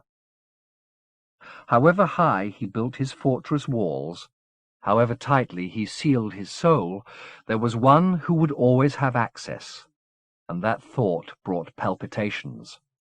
This other knew him as well as he knew himself, his frailties, his desires, his highest ambition. Their business together, most of it bloody, had remained unrevealed and unrevenged for 2 centuries, but he had never persuaded himself that it would remain so forever. It would be finished at last, and soon. Though the cold could not reach his flesh through his coat, the autarch shuddered at the prospect. He had lived for so long like a man who walks perpetually in the noonday sun, his shadow falling neither in front of him nor behind. Prophets could not predict him, nor accusers catch his crimes. He was inviolate. But that would change now. When he and his shadow met, as they inevitably would, The weight of 1,000 prophecies and accusations would fall upon them both. He pulled the silk from his face and let the eroding wind assault him. There was no purpose in staying here any longer. By the time the wind had remade his features, he would have lost his Orderex, and even though that seemed like a small forfeit now, in the space of hours it might be the only prize he'd be able to preserve from destruction. 2. If the divine engineers who had raised the Joker-Lelau had one night set their most ambitious peak between a desert and an ocean, and returned the next night, and for a century of nights thereafter, to carve its steeps and sheers from foothills to clouded heights with lowly habitations and magnificent plazas, with streets, bastions, and pavilions, and if, having carved, they had set in the core of that mountain a fire that smouldered but never burned, then their handiwork, when filled to overflowing with every manner of life, might have deserved comparison with his Orderex. But given that no such masterwork had ever been devised, the city stood without parallel throughout the Imajica. The travellers' first sight of it came as they crossed the causeway that skipped like a well-aimed stone across the delta of the river Noi, rushing in 12 white torrents to meet the sea. It was early morning when they arrived, the fog off the river conspiring with the uneasy light of dawn to keep the city from sight until they were so close to it that when the fog was snatched the sky was barely visible, the desert and the sea no more than marginal, and all the world was suddenly his Orderex. As they'd walked the Lenten Way, passing from the third dominion into the second, Huzzar had recited all she'd read about the city from her father's books. One of the writers had described his Orderex as a god, she reported, a notion Gentle had thought ludicrous until he set eyes upon it. Then he understood what the urban theologian had been about, deifying this termite hill. His Orderex was worthy of worship, and millions were daily performing the ultimate act of veneration, living on or within the body of their lord. Their dwellings clung like a million panicked climbers to the cliffs above the harbour and teetered on the plateaus that rose tier on tier towards the summit, many so crammed with houses that those closest to the edge had to be buttressed from below, the buttresses in turn encrusted with nests of life, winged perhaps, or else suicidal. Everywhere the mountain teemed, its streets of steps lethally precipitous, leading the eye from one brimming shelf to another, from leafless boulevards lined with fine mansions to gates that let onto shadowy arcades, then up to the city's 6 summits, on the highest of which stood the palace of the autarch of the Imajica. There was an abundance of a different order here, for the palaces had more domes and towers than Rome, their obsessive elaboration visible even at this distance. Rising above them all was the pivot tower, as plain as its fellows were baroque, and high above that again, hanging in the white sky above the city, the comet that brought the Dominion's long days and languid dusks, his Orderex's star called Gis, the Witherer. They stood for only a minute or so to admire the sight. The daily traffic of workers who, having found no place of residence on the back or in the bowels of the city, commuted in and out daily, had begun, and by the time the newcomers reached the other end of the causeway, they were lost in a dusty throng of vehicles, bicycles, rickshaws, and pedestrians, all making their way into his Orderex.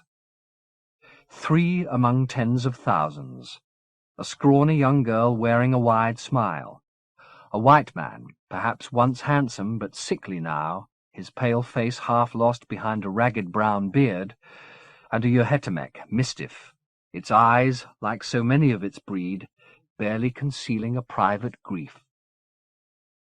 The crowd bore them forward, and they went unresisting where countless multitudes had gone before, into the belly of the city god is Orderex. Chapter 30.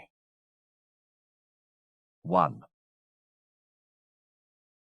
When Dowd brought Judith back to Godolphin's house after the murder of Clara Leash, It was not as a free agent, but as a prisoner.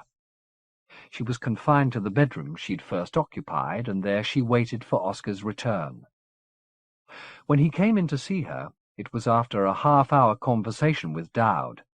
She heard the murmur of their exchange, but not its substance, and he told her as soon as he appeared that he had no wish to debate what had happened. She'd acted against his best interests, which were finally, did she not realize this yet, against her own too, and he would need time to think about the consequences for them both. "I trusted you," he said, "more than I've ever trusted any woman in my life. You betrayed me, exactly the way Dowd predicted you would. I feel foolish, and I feel hurt."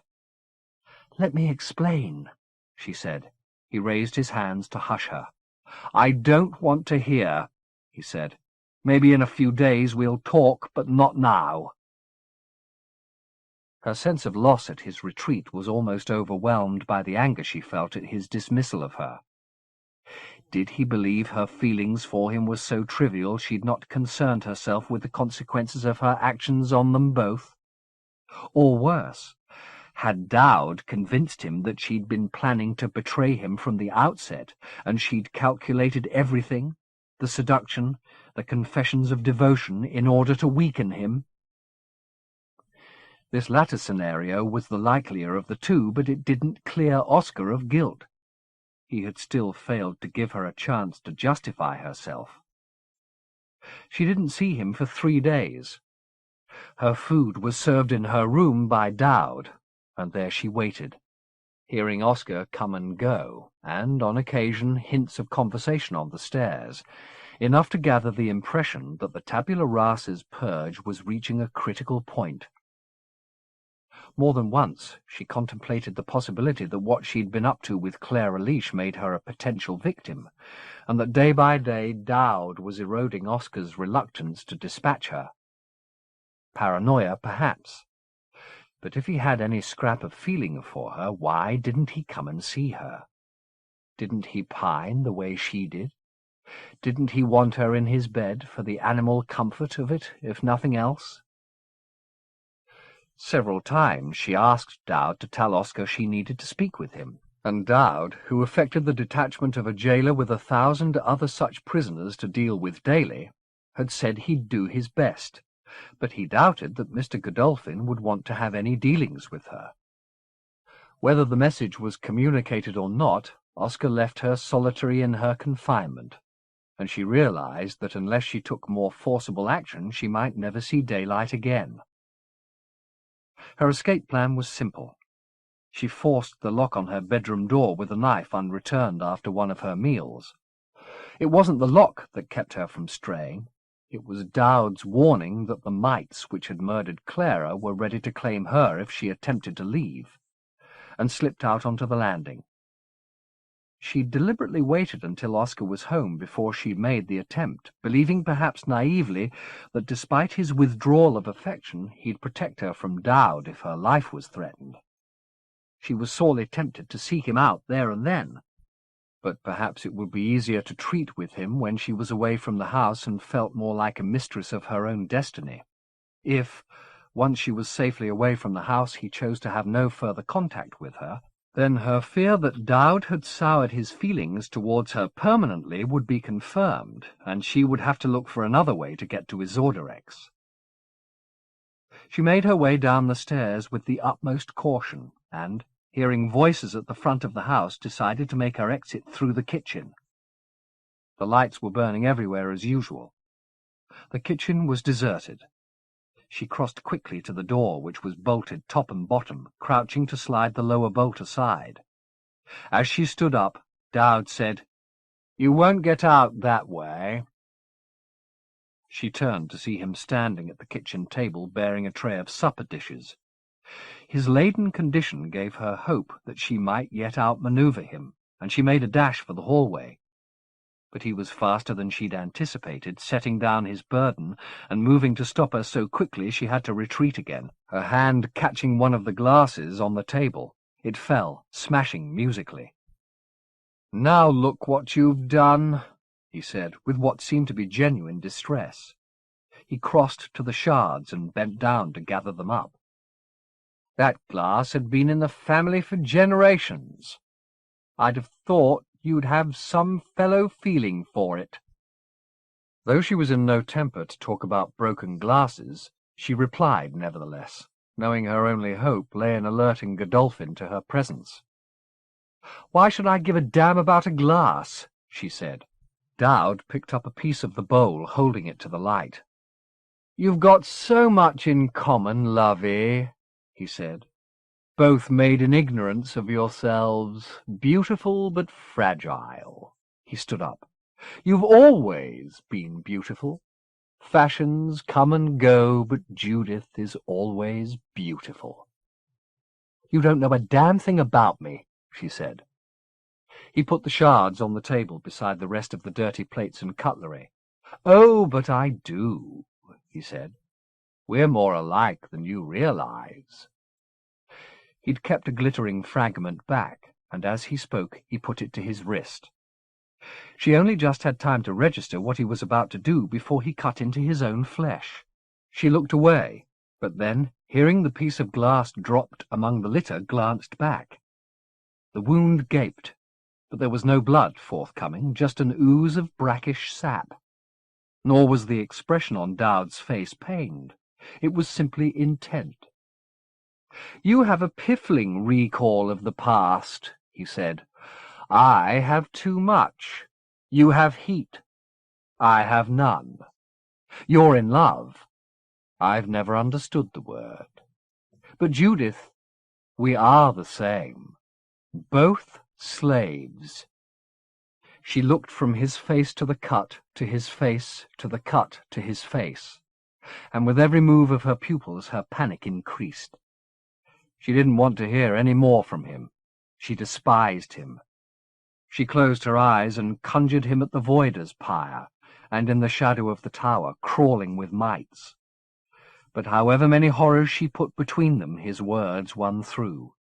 She'd given up attempting to solve the puzzle of herself a long time ago, but here he was, spilling pieces she couldn't help but pick up. "Who are you?" she said to him. "More to the point, who are you?" "We're not the same," she said. "Not even a little. I bleed. You don't. I'm human. You're not." "But is it your blood you bleed?" he said. "Ask yourself that." "It comes out of my veins. Of course it's mine." "Then who are you?" he said. The inquiry was made without overt malice, but she didn't doubt its subversive purpose. Somehow Dowd knew she was forgetful of her past and was pricking her to a confession. "I know what I'm not," she said, earning herself the time to invent an answer. "I'm not a glass. I'm not fragile or ignorant, and I'm not—" What was the other quality he'd mentioned besides beauty and fragility? He'd been stopping to pick up the pieces of broken glass, and he described her some way or other. "You're not what?" he said, watching her wrestle with her own reluctance to seize the memory. She pictured him crossing the kitchen. "Now look what you've done," he'd said. Then he'd stooped. She saw him do so in her mind's eye, and as he'd begun to pick up the pieces, the words had come to his lips. And now to her memory, too. "That glass had been in the family for generations," he'd said. "I'd have thought you'd have had some fellow feeling for it." "No," she said aloud, shaking her head to keep the sense of this from congealing there. But the motion only shook up other memories, of her trip to the estate with Charlie, when that pleasurable sense of belonging had suffused her and voices had called her sweet names from the past, of meeting Oscar on the threshold of the retreat and knowing instantly she belonged at his side, without question or care to question, of the portrait above Oscar's bed, gazing down on the bed with such a possessive stare he had turned off the light before they made love. As these thoughts came, the shaking of her head grew wilder, the motion possessing her like a fit. Tears spat from her eyes. Her hands went out for help, even as the power to request it went from her throat. Through a blur of motion she was just able to see Dowd standing beside the table, his hand covering his wounded wrist, watching her impassively. She turned from him, terrified that she'd choke on her tongue or break her head open if she fell, and knowing he'd do nothing to help her. She wanted to cry out for Oscar, but all that came was a wretched gargling sound. She stumbled forward, her head still thrashing, and as she did so saw Oscar in the hallway coming towards her. She pitched her arms in his direction and felt his hands upon her, to pull her up out of her collapse. He failed. 2. He was beside her when she woke. She wasn't lying in the narrow bed she'd been consigned to for the last few nights, but in the wide four-poster in Oscar's room, the bed she'd come to think of as theirs. It wasn't, of course.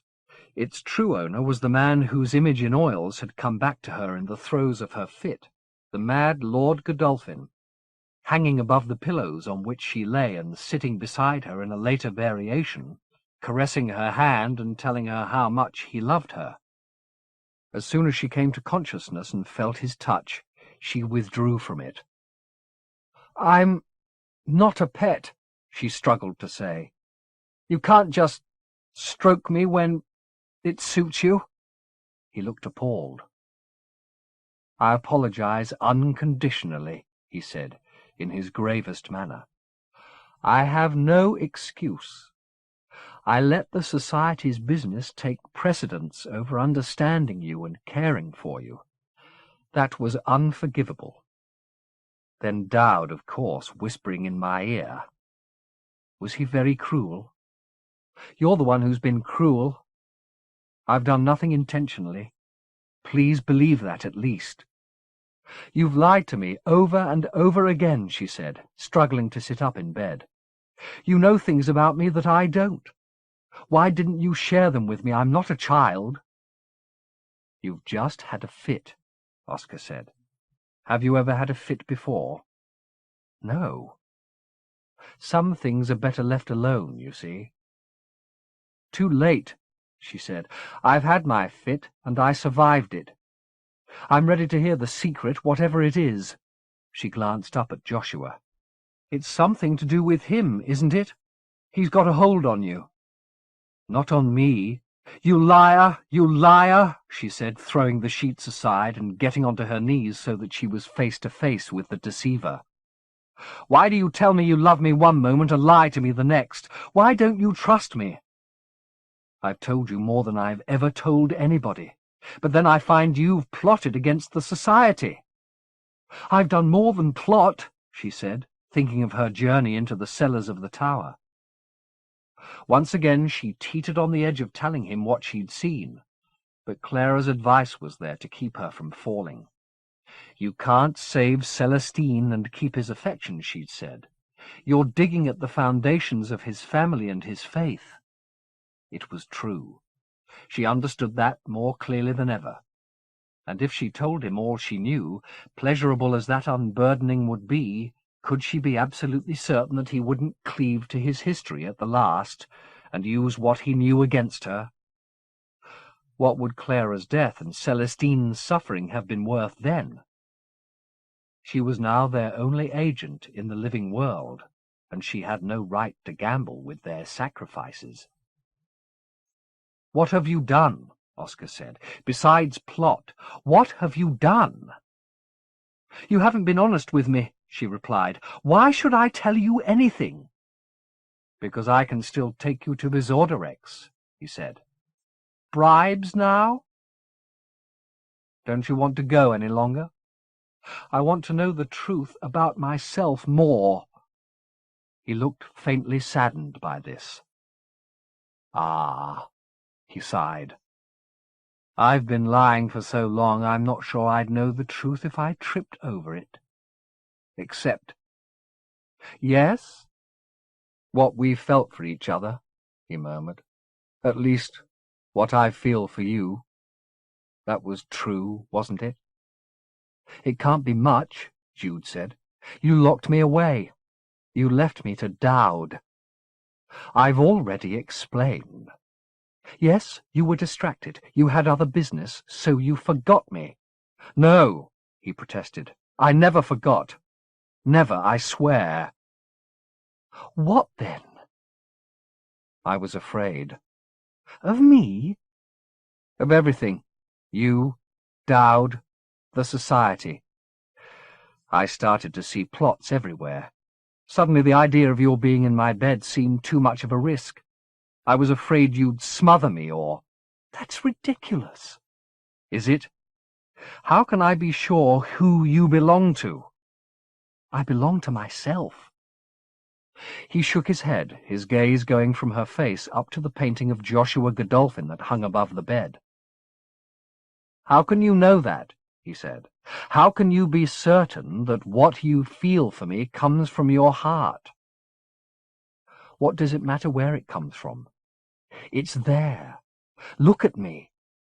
He refused her demand, his eyes still fixed on the mad lord.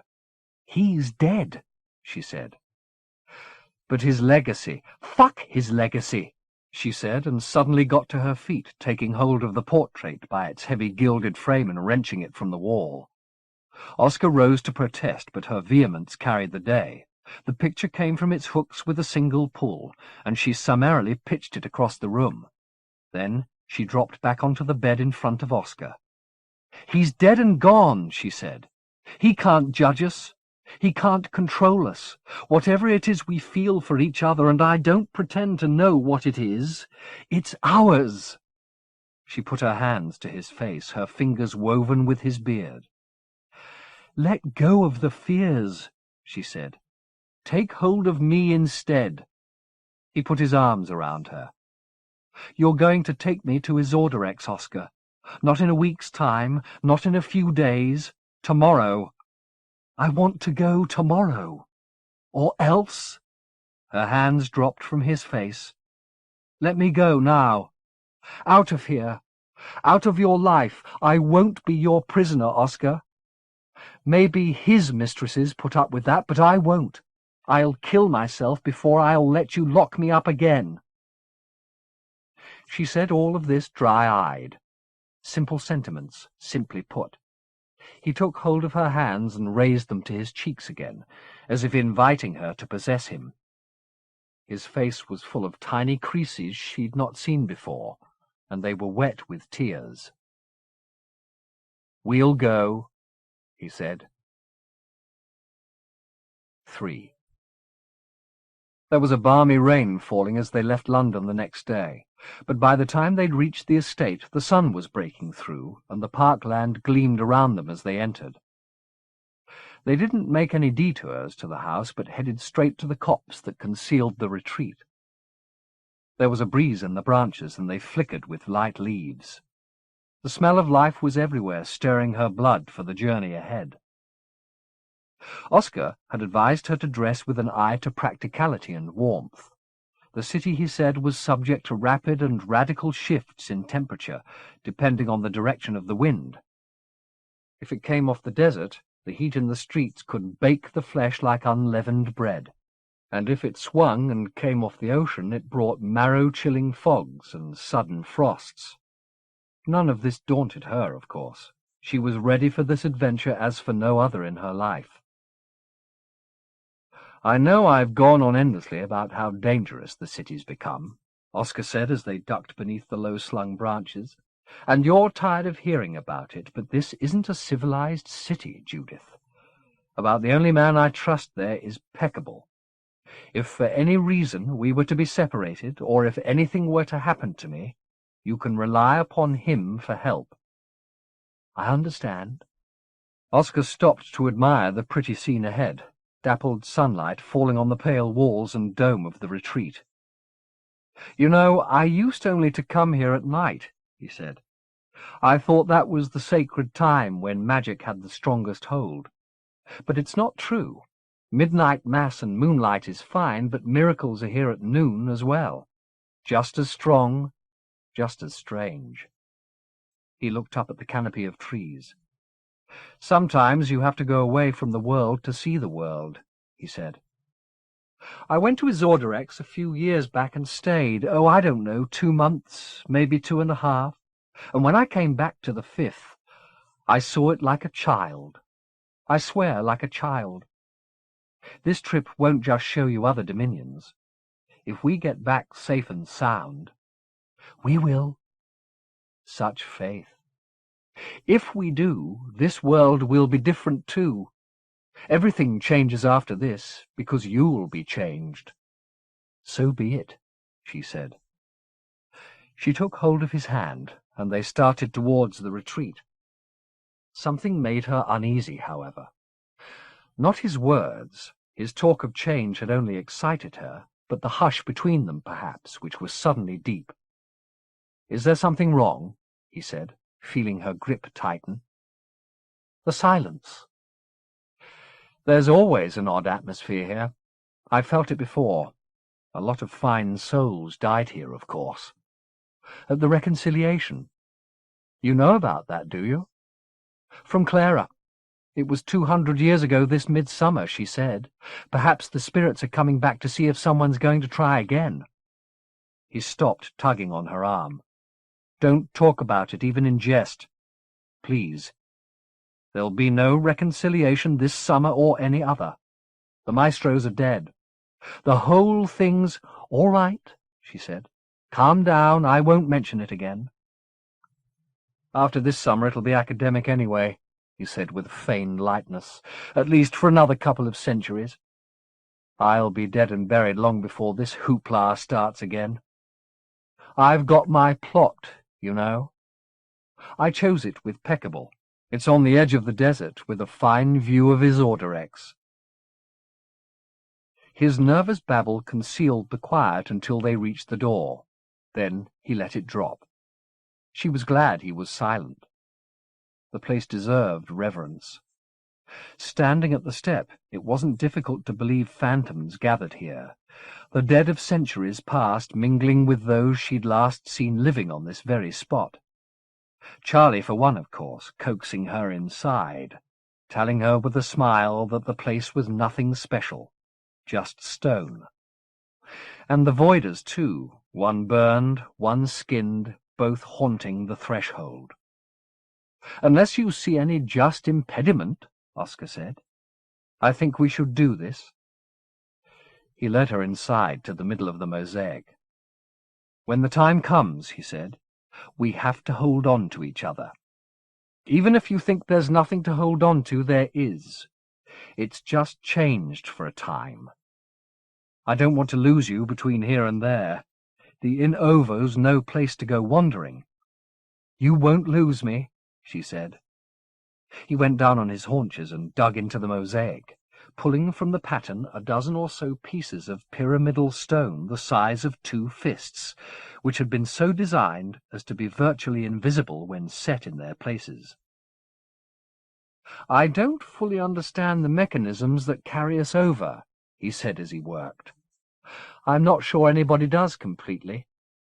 But according to Peccable, there's a sort of common language into which anybody can be translated, and all the processes of magic involve this translation." He was laying the stones around the edge of the circle as he spoke, the arrangement seemingly arbitrary. Once matter and spirit are in the same language, one can influence the other in any number of ways. Flesh and bone can be transformed, transcended. Or transported. Exactly. Jude remembered how the removal of a traveller from this world into another looked from the outside. The flesh folding upon itself, the body distorted out of all recognition. "Does it hurt?" she said. "At the beginning, but not badly." "When will it begin?" she said. He stood up. "It already has," he said. She felt it as he spoke, a pressure in her bowels and bladder, a tightness in her chest that made her catch her breath. "Breathe slowly," he said, putting his palm against her breastbone. "Don't fight it. Just let it happen. There's no harm going to come to you." She looked down at his hand, then beyond it to the circle that enclosed them, and out through the door of the retreat to the sunlit grass that lay just a few paces from where she stood. Close as it was, she couldn't return there. The train she'd boarded was gathering speed around her. It was too late for doubts or second thoughts. She was trapped. "It's all right," she heard Oscar say, but it didn't feel that way at all. There was a pain in her belly so sharp it felt as though she'd been poisoned, and an ache in her head, and an itch too deep in her skin to be scratched. She looked at Oscar. Was he enduring the same discomforts? If so, he was bearing them with remarkable fortitude, smiling at her like an anesthetist. "It'll be over soon," he was saying. "Just hold on, it'll be over soon." He drew her closer to him, and as he did so she felt a tingling pass through her cells, as though a rainstorm was breaking inside her, sluicing the pain away. "Better?" he said, the word more shape than sound. "Yes," she told him, and, smiling, put her lips to his, closing her eyes with pleasure as their tongues touched. The darkness behind her lids was suddenly brightened by gleaming lines falling like meteors across her mind's eye. She lifted her lids again, but the spectacle came out of her skull, daubing Oscar's face with streaks of brightness. A dozen vivid hues picked out the furrows and creases of his skin, another dozen the geology of bone beneath, and another the lineaments of nerves and veins and vessels to the tiniest detail. Then, as though the mind interpreting them had done with its literal translation and could now rise to poetry, the layered maps of his flesh simplified. Redundancies and repetitions were discarded, the forms that emerged so simple and so absolute that the matter they represented seemed one by comparison and receded before them. Seeing this show, she remembered the glyph she'd imagined when she and Oscar had first made love. The spiral and curve of her pleasure laid on the velvet behind her eyes. Here was the same process again, only the mind imagining them was the circle's mind, empowered by the stones and by the traveller's demand for passage. A motion at the door distracted her gaze momentarily. The air around them was close to dropping its sham of sights altogether, and the scene beyond the circle was blurred. But there was enough colour in the suit of the man at the threshold for her to know him even though she couldn't make out his face. Who else but Dowd wore that absurd shade of apricot? She said his name, and though she heard no sound from her throat, Oscar understood her alarm and turned towards the door. Dowd was approaching the circle at speed, his intention perfectly clear, to hitch a ride to the second dominion. She'd seen the gruesome consequences of such interference before, on this very spot, and she braced herself against Oscar for the coming shock. Instead of trusting to the circle to dispatch the hanger-on, however, Oscar turned from her and went to strike Dowd. The circle's flux multiplied his violence tenfold, and the glyph of his body became an illegible scrawl, the colours dirtied in an instant. The pain she'd thought washed away swept back over her. Blood ran from her nose and into her open mouth. Her skin itched so violently she'd have brought blood to that too had the pain in her joints not kept her from moving. She could make no sense of the scribble in front of her until her glance caught sight of Oscar's face, smeared and raw, screaming back at her as he toppled from the circle. She reached to haul him back, despite the searing pain her motion brought, and took hold of an arm, determined that wherever they were delivered, to Isorderex or death, they'd go there together. He returned her grasp, seizing her outstretched arms and dragging himself back onto the express. As his face emerged from the blur beyond the smile, she realized her error. It was Dowd she'd hauled aboard. She let go of her hold in revulsion more than rage. His face was horribly contorted, blood streaming from eyes, ears, and nose. But the mind of passage was already working on this fresh text, preparing to translate and transport it. She had no way of breaking the process, and to leave the circle now would be certain suicide. Beyond it, the scene was blurred and darkening, but she caught sight of Oscar rising from the ground, and thanked whatever deities protected these circles that he was at least alive. He was moving towards the circle again, she saw, as though to dare its flux a second time, but it seemed he judged the train to be moving too swiftly now, because he retreated, arms up over his face. Seconds later, the whole scene disappeared. The sunlight at the threshold burning on for a heartbeat longer than the rest, then that too folding away into obscurity. The only sight left to her now was the matrix of lines which were the translator's rendering of her fellow traveller, and though she despised him beyond words, she kept her eyes fixed upon them, having no other point of reference. All bodily sensation had disappeared. She didn't know if she was floating, falling, or even breathing, though she suspected she was doing none of these things. She had become a sign, transmitted between dominions, encoded in the mind of passage. The sight before her, Dowd's shimmering glyph, was not secured by sight but by thought, which was the only currency valid on this trip. And now, as if her powers to purchase were increasing with familiarity, the absence around her began to gain detail. The In Ovo, Oscar had called this place. Its darkness swelled in a million places, their skins stretching until they gleamed and split, glutinous forms breaking out and in their turn swelling and splitting, like fruit whose seeds were sown inside each other and nourished to corruption by their predecessors' decay. Repulsive as this was, there was worse to come as new entities appeared. These no more than scraps from a cannibal's table, sucked bloodless and gnawed. Idiot doodles of life that didn't bear translation into any material form. Primitive though they were, they sensed the presence of finished life forms in their midst, and rose towards the travellers like the damned to passing angels. But they swarmed too late. The visitors moved on and away, the darknesses sealing up their tenants and receding. Jude could see Dowd's body in the midst of his glyph, still insubstantial but brightening by the moment. With the sight, the agonies of ferriage returned, though not as sharply as those that had pained her at the outset of the journey. She was glad to have them if they proved her nerves were hers again. Surely it meant the journey was almost over.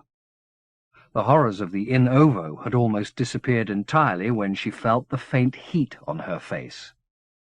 But the scent this heat raised to her nostrils brought more certain proof that the city was near.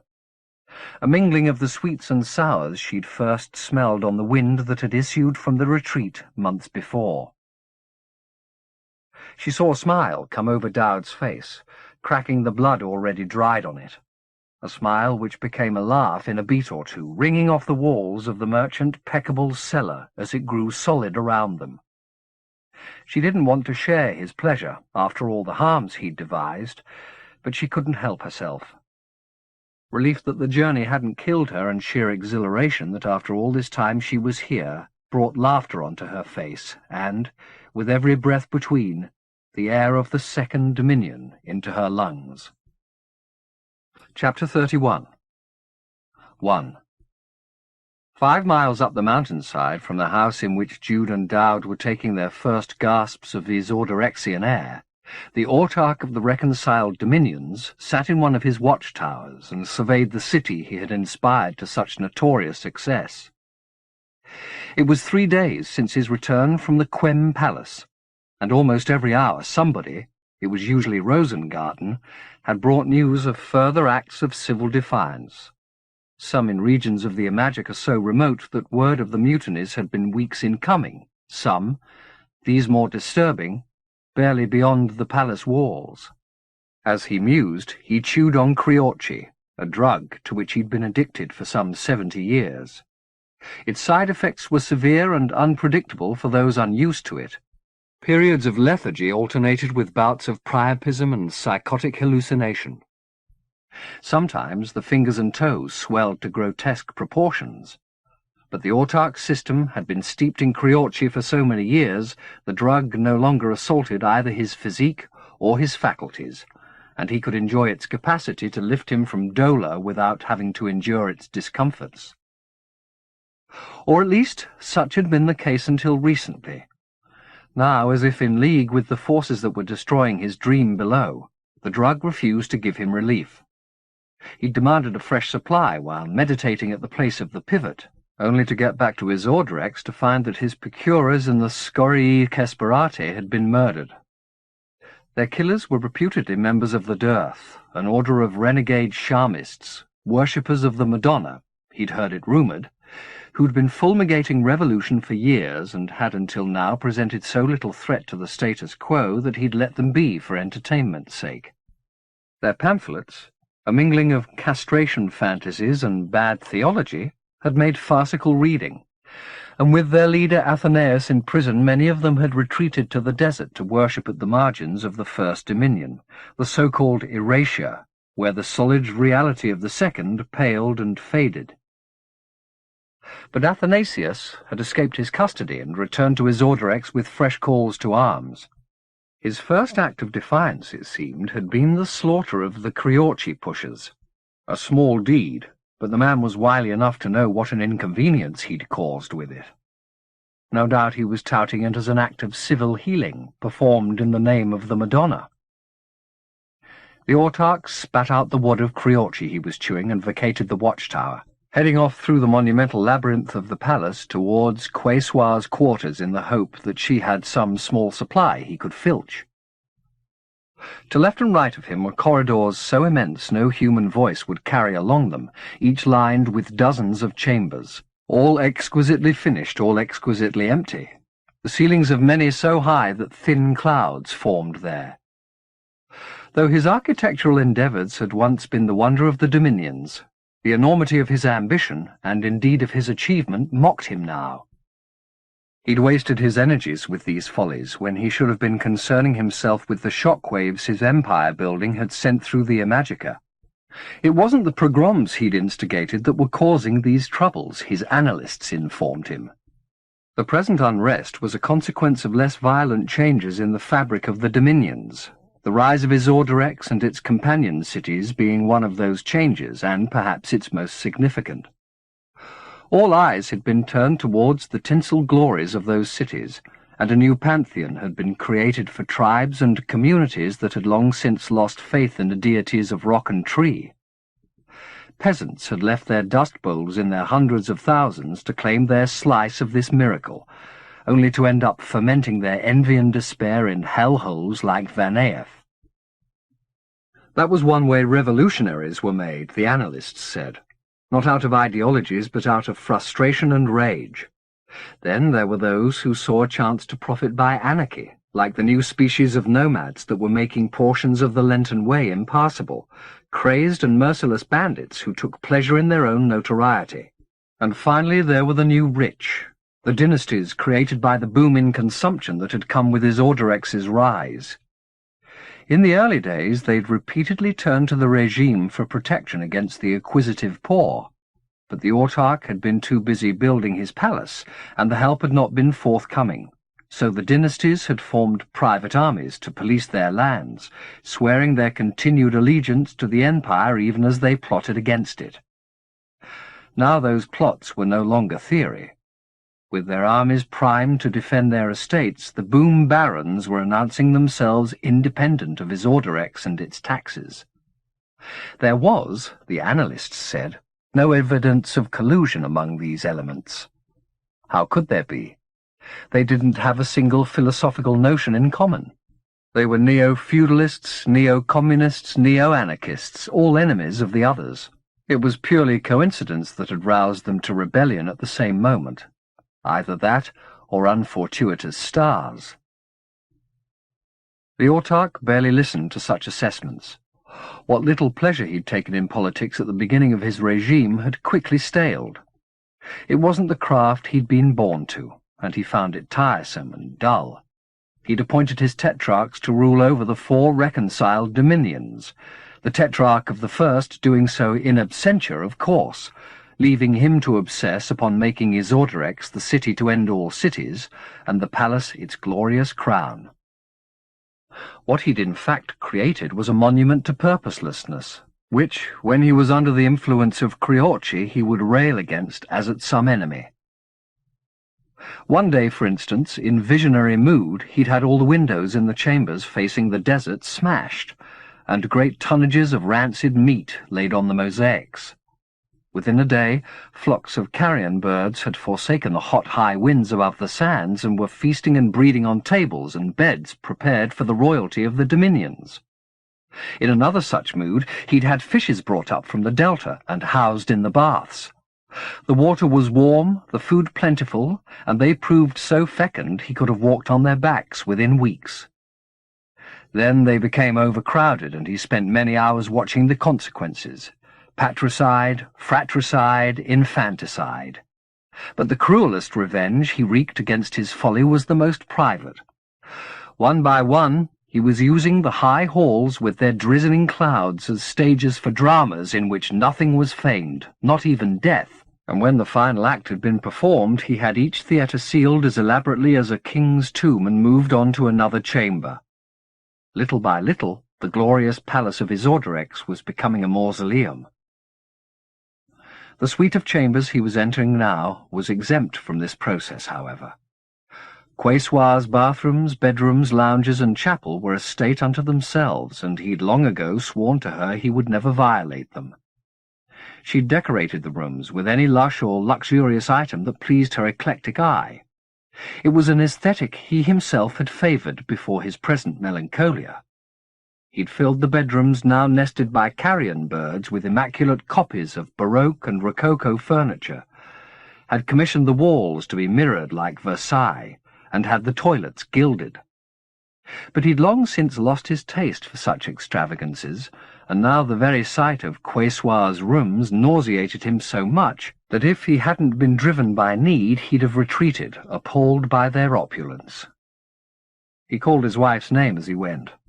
First, through the lounges strewn with the leavings of a dozen meals.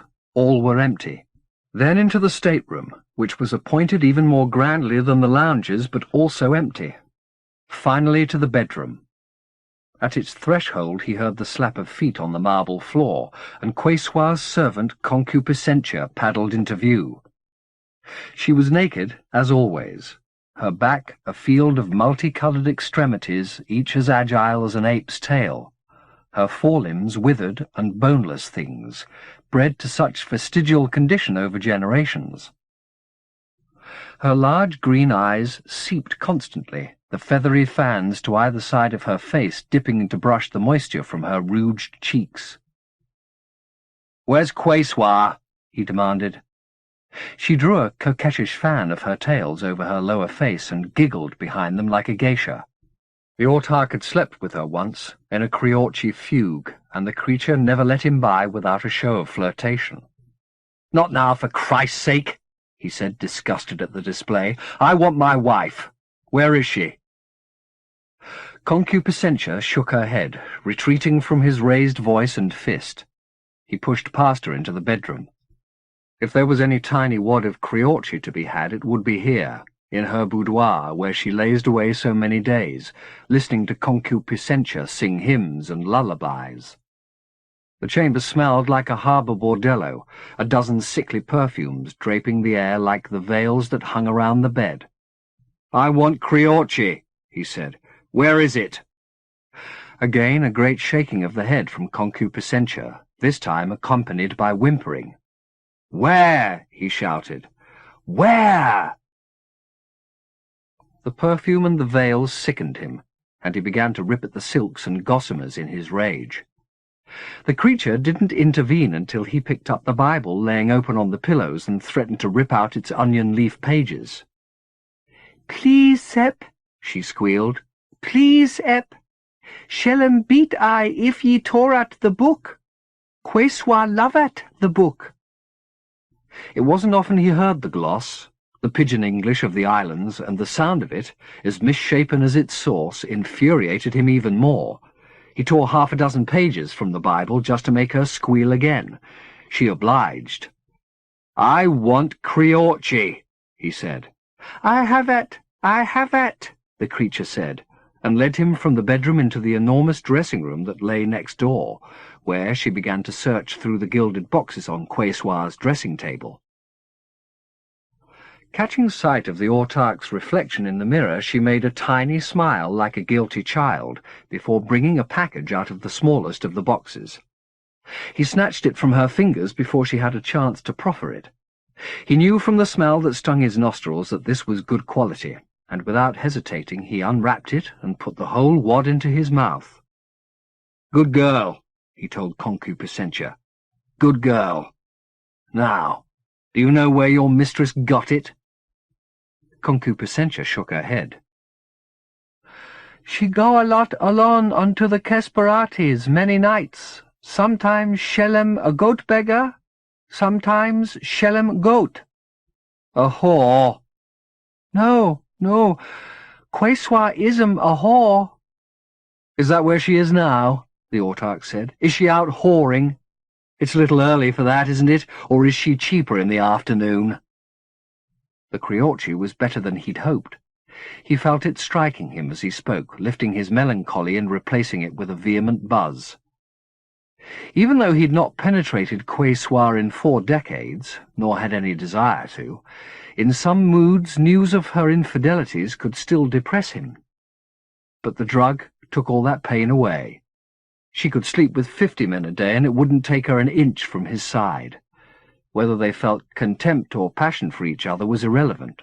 History had made them indivisible and would hold them together till the apocalypse did them part. "Shellem not whoring," Concupiscentia piped up, determined to defend her mistress's honour. "Shellem down a ta scorii." "The scorii? Why?" "Executions," Concupiscentia replied, pronouncing this word, learned from her mistress's lips, perfectly. "Executions?" the autarch said, a vague unease surfacing through the Creorchi's soothings. "What executions?" Concupiscentia shook her head. "I didn't gnee," she said. "Just executions. Alavat's executions. She prayat to them." "I'm sure she does." "We all prayat for the souls, so ta go intat the presence of the unbeheld washed." Here were more phrases repeated parrot fashion, the kind of Christian cant he found as sickening as the décor, and, like the décor, these were Quesoir's work. She'd embraced the man of sorrows only a few months ago, but it hadn't taken her long to claim she was his bride. Another infidelity less syphilitic than the hundreds that had gone before, but just as pathetic. The autarch left Concupiscentia to babble on and dispatched his bodyguard to locate Rosengarten. There were questions to be answered here, and quickly, or else it wouldn't only be the scorii where heads would roll. 2. Travelling the Lenten way, Gentle had come to believe that far from being the burden he'd expected her to be, Hussar was a blessing. If she hadn't been with them in the cradle, he was certain the goddess Tishalule would not have intervened on their behalf. Nor would hitchhiking along the highway have been so easy if they hadn't had a winsome child to thumb rides for them. Despite the months she'd spent hidden away in the depths of the asylum, or perhaps because of them, Hussar was eager to engage everyone in conversation, and from the replies to her innocent inquiries he and Pi gleaned a good deal of information he doubted they'd have come by otherwise. Even as they'd crossed the causeway to the city, she'd struck up a dialogue with a woman who'd happily supplied a list of the Kesperates and even pointed out those that were visible from where they'd walked. There were too many names and directions for Gentle to hold in his head, but a glance towards Pi confirmed that the mischief was attending closely and would have all of them by heart by the time they reached the other side. "Wonderful," Pi said to Hussar when the woman had departed. "I wasn't sure I'd be able to find my way back to my people's Kesperate. Now I know the way." "Up through the Oak to Noon to the Karamess, where they make the autarch sweetmeats," Hussar said, repeating the directions as if she was reading them off a blackboard. Follow the wall of the Karames till we get to Smook Street, then up to the Viaticum, and we'll be able to see the gates from there." "How did you remember all that?" Gentle said, to which Hussar somewhat disdainfully asked how he could have allowed himself to forget. "We mustn't get lost," she said. "We won't," Pi replied. "There'll be people in my Kesperati who help us find your grandparents." "If they don't, it doesn't matter," Hussar said, looking gravely from Pi to Gentle. "I'll come with you to the First Dominion. I don't mind. I'd like to see the unbeheld." "How do you know that's where we're going?" Gentle said. "I've heard you talking about it," she replied. "That's what you're going to do, isn't it? Don't worry, I'm not scared. We've seen a goddess, haven't we? He'll be the same, only not as beautiful." This unflattering notion amused Gentle mightily. "You're an angel, you know that," he said, going down on his haunches and sliding his arms around her. She'd put on a few pounds in weight since they'd begun their journey together, and her hug, when she returned it, was strong. "I'm hungry," she murmured in his ear. "Then we'll find somewhere to eat," he replied. "We can't have our angel going hungry." They walked up through the steep streets of the Oak to noon until they were clear of the throng of itinerants coming off the causeway. Here there were any number of establishments offering breakfast, from stalls selling barbecued fish to cafes that might have been transported from the streets of Paris, but that the customers sipping coffee were more extraordinary than even that city of exotics could boast. Many were species whose peculiarities he now took for granted. Ethax and Heratia, distant relatives of Mother Splendid and Hamarioch. Even a few who resembled the one-eyed croupier from Attaboy. But for every member of a tribe whose features he recognized, there were 2 or 3 he did not. As in Van Eyck, Pi had warned him that staring too hard would not be in their best interests, and he did his best not to enjoy too plainly the array of courtesies, humours, lunacies, gaits, skins, and cries that filled the streets. But it was difficult. After a time they found a small cafe from which the smell of food was particularly tempting, and Gentle sat down beside one of the windows, from which he could watch the parade without drawing too much attention. "I had a friend called Klein," he said as they ate, "back in the Fifth Dominion. He liked to ask people what they'd do if they knew they only had 3 days to live." "Why 3?" Hussar asked. "I don't know. Why 3 anything? It's one of those numbers." "In any fiction there's only ever room for 3 players," the Mistiff remarked. "The rest must be—" Its flow faltered in mid-quotation. "Agents, something and something else. That's a line from Pluthero Quexos." "Who's he?" "Never mind." "Where was I?" "Klein," said Hussar. "When he got around to asking me this question, I told him if I had 3 days left, I'd go to New York, because you've got more chance of living out your wildest dreams there than anywhere. But now I've seen his Orderex." "Not much of it," Hussar pointed out. "It's enough, Angel. If he asks me again, I'm going to tell him I'd like to die in his Orderex." "Eating breakfast with Pi and Hussar," she said. "Perfect." "Perfect," she replied, echoing his intonation precisely. "Is there anything I couldn't find here if I looked hard enough?" "Some peace and quiet," Pi remarked. The hubbub from outside was certainly loud, even in the cafe. "I'm sure we'll find some little courtyards up in the palace," Gentle said.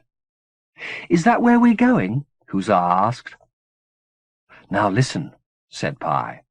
"For one thing, Mr. Zacharias doesn't know what the hell he's talking about." "Language, Pi," Gentle put in. "And for another, we brought you here to find your grandparents, and that's our first priority. Right, Mr. Zacharias?" "What if you can't find them?" Hussar said. "We will," Pi replied. "My people know this city from top to bottom."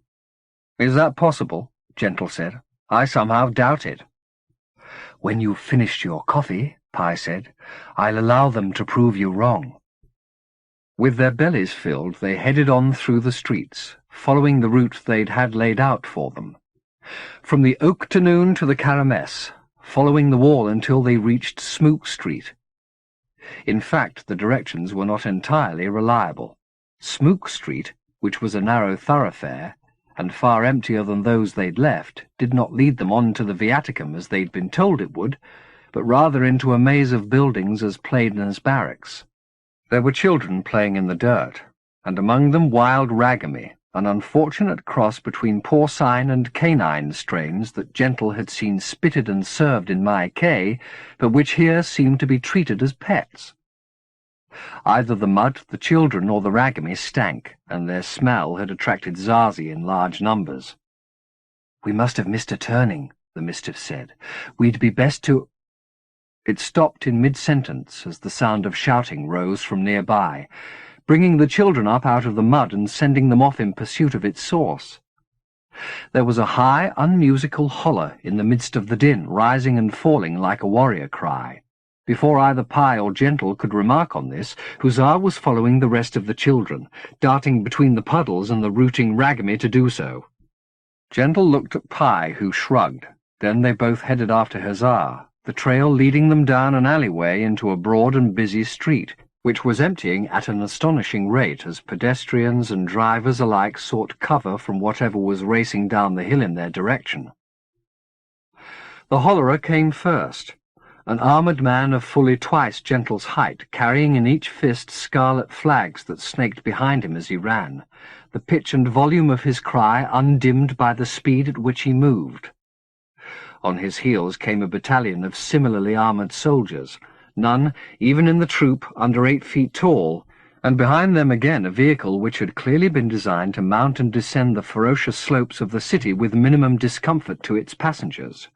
The wheels were the height of the hollerer, the carriage itself low-slung between them, its bodywork sleek and dark, its windows darker still. A gull had become caught between the spokes of the wheels on the way down the hill, and it flapped and bled there as the wheels turned, its screeches a wretched but perfect complement to the cacophony of wheels, engine, and hollerer. Gentle took hold of Hussar as the vehicle raced past. Though she was in no danger of being struck, she looked around at him wearing a wide grin. "Who was that?" she said. "I don't know." A woman sheltering in the doorway beside them furnished the answer. "Quesoir," she said. "The Autarch's woman. There's arrests being made down in the Scorii, more Dirthers." She made a small gesture with her fingers, moving them across her face from eye to eye, then down to her mouth, pressing the knuckles of first and third fingers against her nostrils, while the middle digit tugged at her lower lip, all this with the speed of one who made the sign countless times in a day. Then she turned off down the street, keeping close to the wall as she went. "Athanasius was a Dirther, wasn't he?" Gentle said. "We shall go down and see what's happening." "It's a little too public," Pi said. "We'll stay to the back of the crowd," Gentle said. "I want to see how the enemy works." Without giving Pi time to object, Gentle took Hussar's hand and headed after Quesoir's troop. It wasn't a difficult trail to follow. Everywhere along the route, faces were once more appearing at windows and doors like anemones showing themselves again after being brushed by the underbelly of a shark. Tentative, ready to hide their tender heads again at the merest sign of a shadow. Only a couple of tots, not yet educated in terror, did as the 3 strangers were doing and took to the middle of the street, where the comet's light was brightest. They were quickly reclaimed for the relative safety of the doorways in which their guardians hovered. The ocean came into view as the trio descended the hill, and the harbour was now visible between the houses, which were considerably older in this neighbourhood than in the Oak-to-Noon or up by the Caramess. The air was clean and quick here. It enlivened their step. After a short while the domestic dwellings gave way to docklands. Warehouses, cranes, and silos reared around them. But the area was by no means deserted. The workers here were not so easily cowed as the occupants of the Kesperate above, and many were leaving off their labours to see what this rumpus was all about. They were a far more homogenized group than Gentle had seen elsewhere, most a cross between Ethak and Homo sapiens, massive, even brutish men who in sufficient numbers could certainly trounce Quesoir's battalion. Gentle hoisted Hussar up to ride on his back as they joined this congregation, fearful she'd be trampled if he didn't. A few of the dockers gave her a smile, and several stood aside to let her mount, secure a better place in the crowd. By the time they came within sight of the troops again, they were thoroughly concealed. A small contingent of the soldiers had been charged to keep onlookers from straying too close to the field of action, and this they were attempting to do, but they were vastly outnumbered, and as the crowd swelled it steadily pushed the cordon towards the site of the hostilities, a warehouse some 30 yards down the street which had apparently been laid siege to. Its walls were pitted with bullet strikes, and its lower windows smoked. The besieging troops, who were not dressed showily like Quesoir's battalion, but in the monochrome Gentle had seen paraded in Limby, were presently hauling bodies out of the building. Some were on the second story, pitching dead men, and a couple, who still had life in them, out of the windows onto the bleeding heap below. Gentle remembered Beatrix. Was this cairn building one of the marks of the autarch's hand? "You shouldn't be seeing this, Angel," Gentle told Hussar, and tried to lift her off his shoulders, but she held fast, taking fistfuls of his hair as security. "I want to see," she said. "I've seen it with Daddy lots of times." "Just don't get sick on my head," Gentle warned. "I won't," she said, outraged at the suggestion. There were fresh brutalities unfolding below. A survivor had been dragged from the building and was kicked to the ground a few yards from Quesoir's vehicle, the doors and windows of which were still closed. Another was defending himself as best he could from bayonet jabs, yelling in defiance as his tormentors encircled him. But everything came to a sudden halt with the appearance on the warehouse roof of a man wearing little more than ragged underwear, who opened his arms like a soul in search of martyrdom and proceeded to harangue the assembly below. "That's Athanasius," Pye murmured in astonishment. The Mistiff was far sharper-sighted than Gentle, who had to squint hard to confirm the identification. It was indeed Father Athanasius, his beard and hair longer than ever, his hands, brow, and flank running with blood. "What the hell's he doing up there?" Gentle said. "Giving a sermon?" Athanasius's address wasn't simply directed at the troop and their victims on the cobblestones below. He repeatedly turned his head towards the crowd, shouting in their direction too. Whether he was issuing accusations, prayers, or a call to arms, the words were lost to the wind, however. Soundless, his display looked faintly absurd and undoubtedly suicidal. Rifles were already being raised below to put him in their sights. But before a shot could be fired, the first prisoner who'd been kicked to his knees close to Quesoir's vehicle slipped custody. His captors, distracted by Athanasius's performance, were slow to respond, and by the time they did so their victim was already dashing towards the crowd, ignoring quicker escape routes to do so. The crowd began to part, anticipating the man's arrival in its midst, but the troops behind him were already turning their muzzles his way. Realizing they intended to fire in the direction of the crowd, Gentle dropped to his haunches, yelling for Hussar to clamber down. This time she didn't protest. As she slipped from his shoulders, several shots were fired. He glanced up and through the mesh of bodies caught sight of Athanasius falling back, as if struck, and disappearing behind the parapet around the roof. "Damn fool," he said to himself, and was about to scoop Hussar up and carry her away when a second round of shots froze him in his tracks. A bullet caught one of the dockers a yard from where he crouched, and the man went down like felled timber. Gentle looked around for Pye, rising as he did so. The escaping Dirther had also been hit, but he was still staggering forward, heading towards a crowd that was now in confusion. Some were fleeing, some standing their ground in defiance, some going to the aid of the fallen docker. It was doubtful the Dirther saw any of this. Though the momentum of his flight still carried him forward, his face, too young to boast a beard, was slack and expressionless, his pale eyes glazed. His lips worked as though to impart some final word, but a sharpshooter below denied him the comfort. Another bullet struck the back of his neck and appeared on the other side, where 3 fine blue lines were tattooed across his throat, the middle one bisecting his Adam's apple. He was thrown forward by the bullet's impact, the few men between him and Gentle parting as he fell. His body hit the ground a yard from Gentle with only a few twitches of life left in it. Though his face was to the ground, his hands still moved, making their way through the dirt towards Gentle's feet as if they knew where they were going. His left arm ran out of power before it could reach its destination, but the right had sufficient will behind it to find the scuffed toe of Gentle's shoe. He heard Pye murmuring to him from close by, coaxing him to come away, but he couldn't forsake the man, not in these last seconds. He started to stoop, intending to clasp the dying fingers in his palm, but he was too late by seconds. The arm lost its power, and the hand dropped back to the ground, lifeless. "Now will you come?" Pye said. Gentle tore his eyes from the corpse and looked up. The scene had gained him an audience, and there was a disturbing anticipation in their faces, puzzlement and respect mingled with the clear expectation of some pronouncement. Gentle had none to offer and opened his arms to show himself empty-handed. The assembly stared on, unblinking, and he half thought they might assault him if he didn't speak. But a further burst of gunfire from the siege site broke the moment, and the starers gave up their scrutiny, some shaking their heads as though waking from a trance. The second of the captives had been executed against the warehouse wall, and shots were now being fired into the pile of bodies to silence some survivor there. Troops had also appeared on the roof, presumably intending to pitch Athanasius's body down to crown the cairn. But they were denied that satisfaction.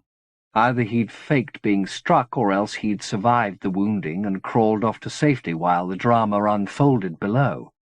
Whichever, he'd left his pursuers empty-handed. 3 of the cordon-keepers, all of whom had fled for cover as their comrades fired on the crowd, now reappeared to claim the body of the escapee. They encountered a good deal of passive resistance, however, the crowd coming between them and the dead youth, jostling them. They forced their way through with well-aimed jabs from bayonets and rifle butts, but Gentle had time to retreat from in front of the corpse as they did so. He had also had time to look back at the corpse-strewn stage visible beyond the heads of the crowd. The door of Quesoir's vehicle had opened, and with her elite guard forming a shield around her, she finally stepped out into the light of day. This was the consort of the Imajica's vilest tyrant, and Gentle lingered a dangerous moment to see what mark such intimacy with evil had made upon her. When she came into view, the sight of her, even with eyes that were far from perfect, was enough to snatch the breath from him. She was human and a beauty, nor was she simply any beauty. She was Judith. Pye had hold of his arm, drawing him away, but he wouldn't go. "Look at her. Jesus! Look at her! Pye! Look!" The Mistiff glanced towards the woman. "It's Judith," Gentle said. "That's impossible." "It is. It is. Use your fucking eyes. It's Judith." As if his raised voice was a spark to the bone-dry rage of the crowd all around, violence suddenly erupted. Its focus the trio of soldiers who were still attempting to claim the dead youth. One was bludgeoned to the ground, while another retreated, firing as he did so. Escalation was instantaneous. Knives were slid from their sheaths, machetes unhooked from belts. In the space of 5 seconds, the crowd became an army, and 5 seconds later claimed its first 3 lives. Judith was eclipsed by the battle, and Gentle had little choice but to go with Pye, more for the sake of Hussar than for his own safety. He felt strangely inviolate here, as though that circle of expectant stares had lent him a charmed life. "It was Judith, Pye," he said again, once they were far enough from the shouts and shots to hear each other speak. Hussar had taken firm hold of his hand and swung on his arm excitedly. "Who's Judith?" she said. "A woman we know," Gentle said. "How could that be her?" The Mistiff's tone was as fretful as it was exasperated. "Ask yourself, how could that be her? If you've got an answer, I'm happy to hear it. Truly I am. Tell me." "I don't know how," Gentle said, "but I trust my eyes. We left her in the 5th, Gentle. If I got through, why shouldn't she? And in the space of 2 months she takes over as the autarch's wife? That's a meteoric rise, wouldn't you say? A fresh fusillade of shots rose from the siege site, followed by a roar of voices so profound it reverberated in the stone beneath their feet. Gentle stopped, walked, and looked back down the slope towards the harbour. "There's going to be a revolution," he said simply. "I think it's already begun," Pi replied. "They'll kill her," he said, starting back down the hill. "Where the hell are you going?" Pi said. "I'm coming with you," Huzzah piped up, but the mischief took hold of her before she could follow. "You're not going anywhere," Pi said, "except home to your grandparents. Gentle, will you listen to me? It's not Judith." Gentle turned to face the mischief, attempting a reasoning tone. "If it's not her, then it's her double. It's her echo. Some part of her here in Isorderex." The mischief didn't reply. It merely studied Gentle as if coaxing him with its silence to articulate his theory more fully. "Maybe people can be in 2 places at one time," Gentle said. Frustration made him grimace. "I know it was her, and nothing you can say is going to change my mind. You two go into the Kesperate. Wait for me. I'll—" Before he could finish his instructions, the holler that had first announced Quesoir's descent from the heights of the city was raised again, this time at a higher pitch, to be drowned out almost instantly by a surge of celebratory cheering. "That sounds like a retreat to me," Pi said, and was proved right 20 seconds later with the reappearance of Quesoir's vehicle surrounded by the tattered remnants of her retinue. The trio had plenty of time to step out of the path of wheels and boots as they thundered up the slope, for the pace of the retreat was not as swift as that of the advance. Not only was the ascent steep, but many of the elite had sustained wounds in defending the vehicle from assault and trailed blood as they ran. "There's going to be such reprisals now," Pi said. Gentle murmured his agreement as he stared up the slope where the vehicle had gone. "I have to see her again," he said. "That's going to be difficult," Pi replied. "She'll see me," Gentle said. "If I know who she is, then she's going to know who I am. I'll lay money on it." The mischief didn't take up the bet. It simply said, "What now?" "We go to your Kesperate and we send out a search party to look for Huzzah's folks. Then we go up," he nodded towards the palace, "and get a closer look at Quesoir. I've got some questions to ask her, whoever she is." 3. The wind veered as the trio retraced their steps, the relatively clear ocean breeze giving sudden way to a blisteringly hot assault off the desert. The citizens were well prepared for such climatic changes, and at the first hint of a shift in the wind, scenes of almost mechanical and therefore comical efficiency were to be seen high and low. Washing and potted plants were gathered from window sills, ragami and cats gave up their sun traps and headed inside. Awnings were rolled up and windows shuttered. In a matter of minutes the street was emptied. "I've been in these damn storms," the mischief said. "I don't think we want to be walking about in one." Gentle told it not to fret, and hoisting Huzzah onto his shoulders he set the pace as the storm scourged the streets. They'd asked for fresh directions a few minutes before the wind veered, and the shopkeeper who'd supplied them had known his geography. The directions were good, even if walking conditions were not. The wind smelt like flatulence and carried a blinding freight of sand along with ferocious heat. But they at least had the freedom of the streets. The only individuals they glimpsed were either felonious, crazy, or homeless, into all 3 of which categories they themselves fell. They reached the Viaticum without error or incident, and from there the mischief knew its way. 2 hours or more after they'd left the siege at the harbour, they reached the Johetemek Kesperate. The storm was showing signs of fatigue, as were they, but Pi's voice fairly sang when it announced, "This is it. This is the place where I was born." The Kesperate in front of them was walled, but the gates were open, swinging in the wind. "Lead on," Gentle said, setting Hussar down. The Mistiff pushed the gate wide and led the way into streets the wind was unveiling before them as it fell, dropping sand underfoot. The streets rose towards the palace, as did almost every street in Isorderex, but the dwellings built upon it were very different from those elsewhere in the city. They stood discreet from one another, tall and burnished, each possessed of a single window that ran from above the door to the eaves, where the structure branched into 4 overhanging roofs, lending the buildings, when side by side, the look of a stand of petrified trees. In the street in front of the houses were the real thing, trees whose branches still swayed in the dying gusts like kelp in a tidal pool, their boughs so supple and their tight white blossoms so hardy the storm had done them no harm. It wasn't until he caught the tremulous look on Pye's face that Gentle realized what a burden of feeling the Mistiff bore, stepping back into its birthplace after the passage of so many years. Having such a short memory, he'd never carried such luggage himself.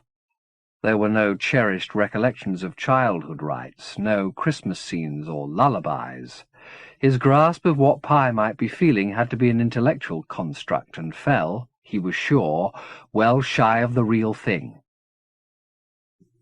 "My parents' home," the Mistiff said, "used to be between the Cianculi," it pointed off to its right, where the last remnants of sand-laden gusts still shrouded the distance, "and the hospice." It pointed to its left, a white-walled building.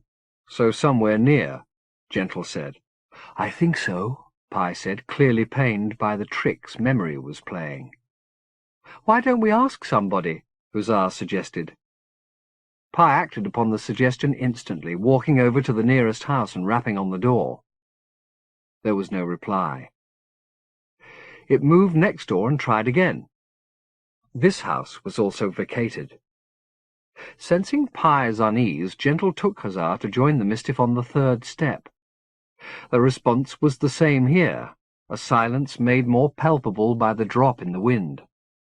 "There's nobody here," Pye said, remarking Gentle knew not simply on the empty houses, but on the whole hushed vista. The storm was completely exhausted now.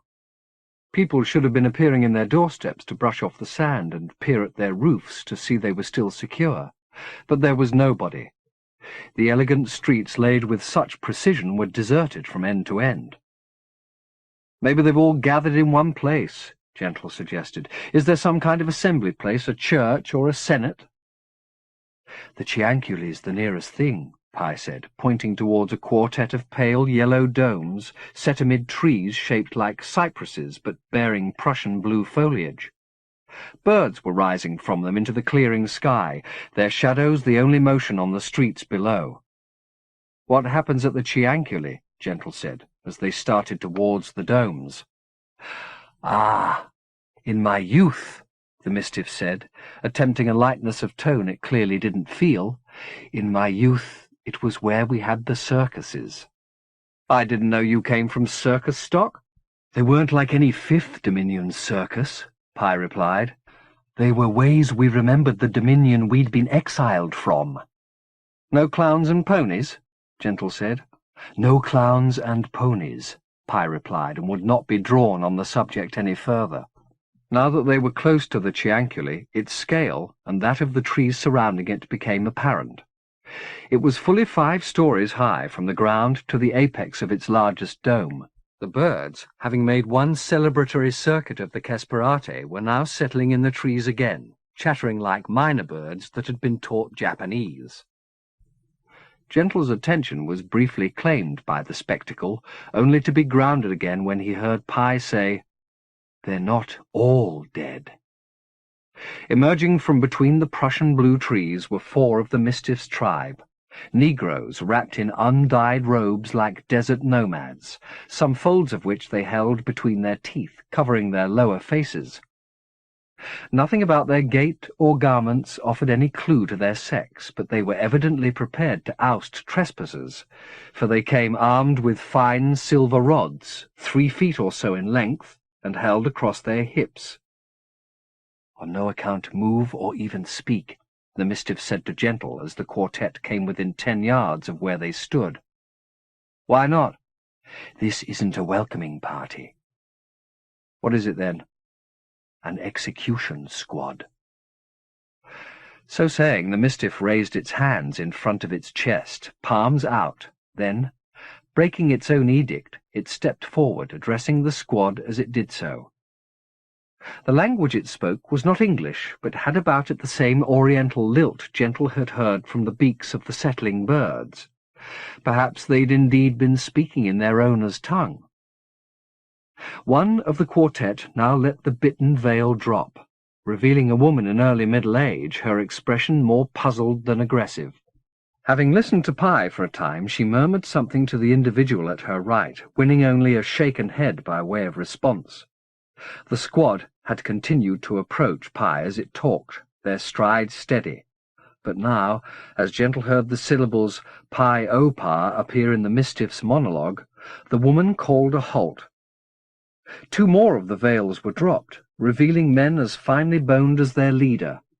One was lightly moustached, but the seeds of sexual ambiguity that blossomed so exquisitely in Pi were visible here. Without further word from the woman, her companion went on to reveal a second ambiguity, altogether less attractive. He let one hand drop from the silver rod he carried, and the wind caught it, a ripple passing through its length as though it were made not of steel but of silk. He lifted it to his mouth and draped it over his tongue. It fell in soft loops from his lips and fingers, still glinting like a blade, even though it folded and fluttered. Whether this gesture was a threat or not, Gentle couldn't know, but in response to it, the Mistiff dropped to its knees and indicated with a wave of its hand that Gentle and Hussar should do the same. The child cast a rueful glance in Gentle's direction, looking to him for endorsement. He shrugged and nodded, and they both knelt, though to Gentle's way of thinking this was the last position to adopt in front of an execution squad. "Get ready to run," he whispered across to Hussar, and she returned a nervous little nod. The mustachioed man had now begun to address Pi, speaking in the same tongue the Mistiff had used. There was nothing in either his tone or attitude that was particularly threatening, though neither, Gentle knew, were foolproof indications. There was some comfort in the fact of dialogue, however, and at a certain point in the exchange the 4th veil was dropped. Another woman, younger than the leader, and altogether less amiable, was taking over the conversation with a more strident tone, waving her ribbon blade in the air inches from Pi's inclined head. Its lethal capacity could not be in doubt. It whistled as it sliced and hummed as it rose again, its motion, for all its ripples, chillingly controlled. When she'd finished talking, the leader apparently ordered them to their feet. Pi obliged, glancing around at Gentle and Hussar to indicate they should do the same. "Are they going to kill us?" Hussar murmured. Gentle took her hand. "No, they're not," he said, "and if they try, I've got a trick or two in my lungs." "Please, Gentle," Pi said, "don't even—" A word from the squad leader silenced the appeal, and the Mistiff answered the next question directed at it by naming its companions, Hussar, Aping, and John Fury Zacharias. There then followed another short exchange between the members of the squad, during which time Pi snatched a moment to explain. "This is a very delicate situation," Pi said. "I think we've grasped that much. Most of my people have gone from the Kesperate." "Where?" "Some of them tortured and killed, some taken as slave labor." "But now the prodigal returns. Why aren't they happy to see you?" "They think I'm probably a spy, or else I'm crazy. Either way, I'm a danger to them. They're going to keep me here to question me. It was either that or a summary execution." "Some homecoming." "At least there's a few of them left alive. When we first got here, I thought—" "I know what you thought. So did I." "Do they speak any English?" "Of course, but it's a matter of pride that they don't." "But they'll understand me." "Don't, Gentle." "I want them to know we're not their enemies," Gentle said, and turned his address to the squad. "You already know my name. he said. "I'm here with Pi Opa because we thought we'd find friends here. We're not spies. We're not assassins." "Let it alone, Gentle," Pi said. "We came a long way to be here, Pi and me, all the way from the 5th. And right from the beginning, Pi's dreamed about seeing you people again. Do you understand? You're the dream Pi's come all this way to find." "They don't care, Gentle," Pi said. "They have to care." "It's their Kesperate," Pi replied. "Let them do it their way." Gentle mused on this a moment. "Pi's right," he said. "It's your Kesperate and we're just visitors here, but I want you to understand something." He turned his gaze on the woman whose ribbon blade had danced so threateningly close to the Mistiff's pate. "Pi's my friend," he said. "I will protect my friend to the very last." "You're doing more harm than good," the Mistiff said. "Please stop." "I thought they'd welcome you with open arms," Gentle said, surveying the quartet's unmoved faces. "What's wrong with them?" "They're protecting what little they've got left," Pi said. "The autarchs sent in spies before. There have been purges and abductions, children taken, heads returned." "Oh, Jesus." Gentle made a small apologetic shrug. "I'm sorry," he said. "Not just to Pi, but to them all. I just wanted to say my piece." "Well, it's said. Will you leave it to me now? Give me a few hours and I can convince them we're sincere." "Of course, if that's what it'll take. Huzzah, and I can wait around until you've worked it all out." "Not here," Pi said. "I don't think that would be wise." "Why not?" "I just don't," Pi said, softly insisting. "You're afraid they're going to kill us all, aren't you?" "There is some doubt, yes." "Then we'll all leave now." "That's not an option. I stay and you leave. That's what they're offering. It's not up for negotiation." "I see." "I'll be all right, Gentle," Pi said. "Why don't you go back to the cafe where we had breakfast? Can you find it again?" "I can," Huzzah said. She'd spent the time of this exchange with downcast eyes. Now that they were raised, they were full of tears. "Wait for me there, Angel," Pi said, conferring Gentle's epithet upon her for the first time. "Both of you angels." "If you're not with us by twilight, we'll come back and find you," Gentle said. He threw his gaze wide as he said this, a smile on his lips and threat in his eyes. Pi put out a hand to be shaken. Gentle took it, drawing the Mistiff closer. "This is very proper," he said. "Any more would be unwise," Pi replied. "Trust me. I always have. I always will." "We're lucky, Gentle," Pi said. "How so?" "To have had this time together." Gentle met the Mistiff's gaze as it spoke and realized there was a deeper farewell beneath this formality which he didn't want to hear. For all its bright talk, the Mistiff was by no means certain they would be meeting again. "I'm going to see you in a few hours, Pi," Gentle said. "I'm depending on that. Do you understand? We have vows." The Mistiff nodded and let its hand slip from Gentle's grasp. Huzzah's smaller, warmer fingers were there, ready to take its place. "We'd better go, Angel," he said, and led Huzzah back towards the gate, leaving Pi in the custody of the squad. She glanced back at the Mistiff twice as they walked, but Gentle resisted the temptation.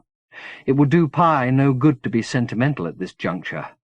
Better just to proceed on the understanding that they'd be reunited in a matter of hours, drinking coffee in the oak to noon. At the gate, however, he couldn't keep himself from glancing down the street of blossom-laden trees for one last glimpse of the creature he loved. But the execution squad had already disappeared into the Chianculi, taking the prodigal with them. Chapter 32.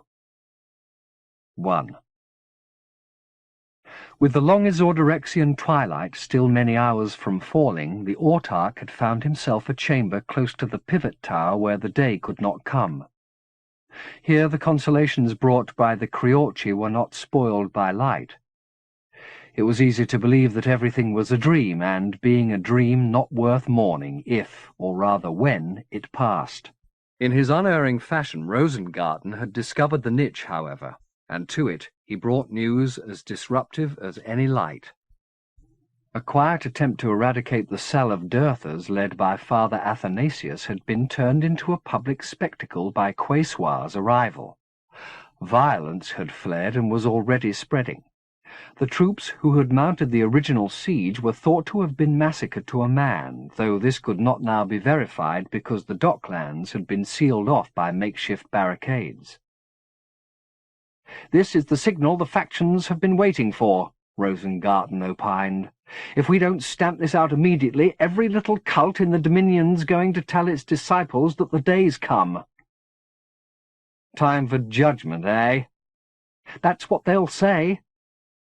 "Perhaps they're right," the autarch replied. "Why don't we let them run riot for a while? None of them like each other. The scintillants hate the Dirthers hate the Xenetics. They can all slit each other's throats." "But the city, sir." The city. What about the frigging city? It's forfeit, Rosengarten. Don't you see that?" "I've been sitting here thinking. If I could call the comet down on top of it, I would. Let it die the way it's lived. Beautifully." "Why so tragic, Rosengarten? There'll be other cities. I can build another Isorderex." "Then maybe we should get you out now before the riots spread." "We're safe here, aren't we?" the autarch said. A silence followed. "You're not so sure." "There's such a swell of violence out there." "And you say she started it?" "It was in the air." "But she was the inspiring spark." He sighed. "Oh, damn her, damn her." "You'd better fetch the generals." "All of them?" "Matalaus and Residio. They can turn this place into a fortress." He got to his feet. "I'm going to speak with my loving wife." "Shall we come and find you there?" "Not unless you want to witness murder, no."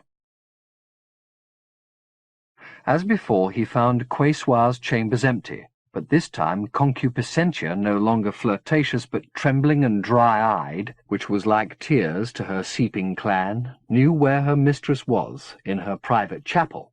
He stormed in to find Quesoir lighting candles at the altar. "I was calling for you," he said. "Yes, I heard," she replied. Her voice, which had once made every word an incantation, was drab, as was she. "Why didn't you answer?" "I was praying," she said. She blew out the taper she'd lit the candles with and turned from him to face the altar. It was, like her chamber, a study in excess. A carved and painted Christ hung on a gilded cross, surrounded by cherubim and seraphim. "Who were you praying for?" he asked her. "For myself," she said simply. He took hold of her shoulder, spinning her around. "What about the men who were torn apart by the mob? No prayers for them?" "They've got people to pray for them. People who love them. I've got nobody." "My heart bleeds," he said. "No, it doesn't," she replied. "But the man of sorrows bleeds for me." "I doubt that, lady," he said, more amused by her piety than irritated. "I saw him today," she said. This was a new conceit. He pandered to it. "Where was this?" he asked her, all sincerity. "At the harbour. He appeared on a roof right above me. They tried to shoot him down, and he was struck. I saw him struck. But when they looked for the body, it had gone." "You know, you should go down to the bastion with the rest of the mad women," he told her. "You can wait for the second coming there. I'll have all this transported down there if you like." "He'll come for me here," she said. "He's not afraid. You're the one who's afraid." The autarch looked at his palm. "Am I sweating?" "No. Am I on my knees begging him to be kind? No. Accuse me of most crimes, and I'm probably guilty. But not fear. You know me better than that. He's here, in his Orderex. Then let him come. I won't be leaving. He'll find me if he wants me so badly. He won't find me praying, you understand. Pissing, maybe, if he could bear the sight. The autarch took Quesoir's hand and tugged it down between his legs. He might find he's the one who's humbled, he laughed. You used to pray to this fellow, lady, remember? Say you remember. I confess it. It's not a crime. It's the way we were made. What are we to do but suffer it? He suddenly drew close. Don't think you can desert me for him. We belong to each other. Whatever harm you do me, you do yourself. Think about that. If our dreams burn, we cook in them together. His message was getting through. She didn't struggle in his embrace, but shook with terror. I don't want to take your comforts from you. Have your man of sorrows if he helps you sleep. But remember how our flesh is joined. Whatever little sways you learn down in the bastion, it doesn't change what you are. Prayers aren't enough, she said, half to herself. Prayers are useless. Then I have to find him, go to him, show him my adoration. You're going nowhere. I have to. It's the only way. He's in the city waiting for me. She pressed him away from her. I'll go to him in rags, she said, starting to tear at her robes. Or naked. Better naked. The autarch didn't attempt to catch hold of her again, but withdrew from her, as though her lunacy were contagious, letting her tear at her clothes and draw blood with the violence of her revulsion. As she did so, she started to pray aloud, her prayer full of promises to come to him, on her knees, and beg his forgiveness. As she turned, delivering this exhortation to the altar, the autarch lost patience with her hysteria and took her by the hair, twin fistfuls of it, drawing her back against him. "You're not listening," he said, both compassion and disgust overwhelmed by a rage even the Criorci couldn't quell. "There's only one lord in his Orderex." He threw her aside and mounted the steps of the altar in 3 strides, clearing the candles from it with one backward sweep of his arm. Then he clambered up onto the altar itself to drag down the crucifix. Quesoir was on her feet to stop him, but neither her appeals nor her fists slowed him. The gilded seraphim came first, wrenched from their carved clouds and pitched behind him to the ground. Then he put his hands behind the Saviour's head and pulled. The crown he wore was meticulously carved, and the thorns punctured his fingers and palms, but the sting only gave fire to his sinews, and a snarl of splintered wood announced his victory. The crucifix came away from the wall, and all he had to do was step aside to let gravity take it. For an instant he thought Quesoir intended to fling herself beneath its weight, but a heartbeat before it toppled, she stumbled back from the steps, and it fell amid the litter of dismembered seraphim, cracking as it struck the stone floor. The commotion had, of course, brought witnesses.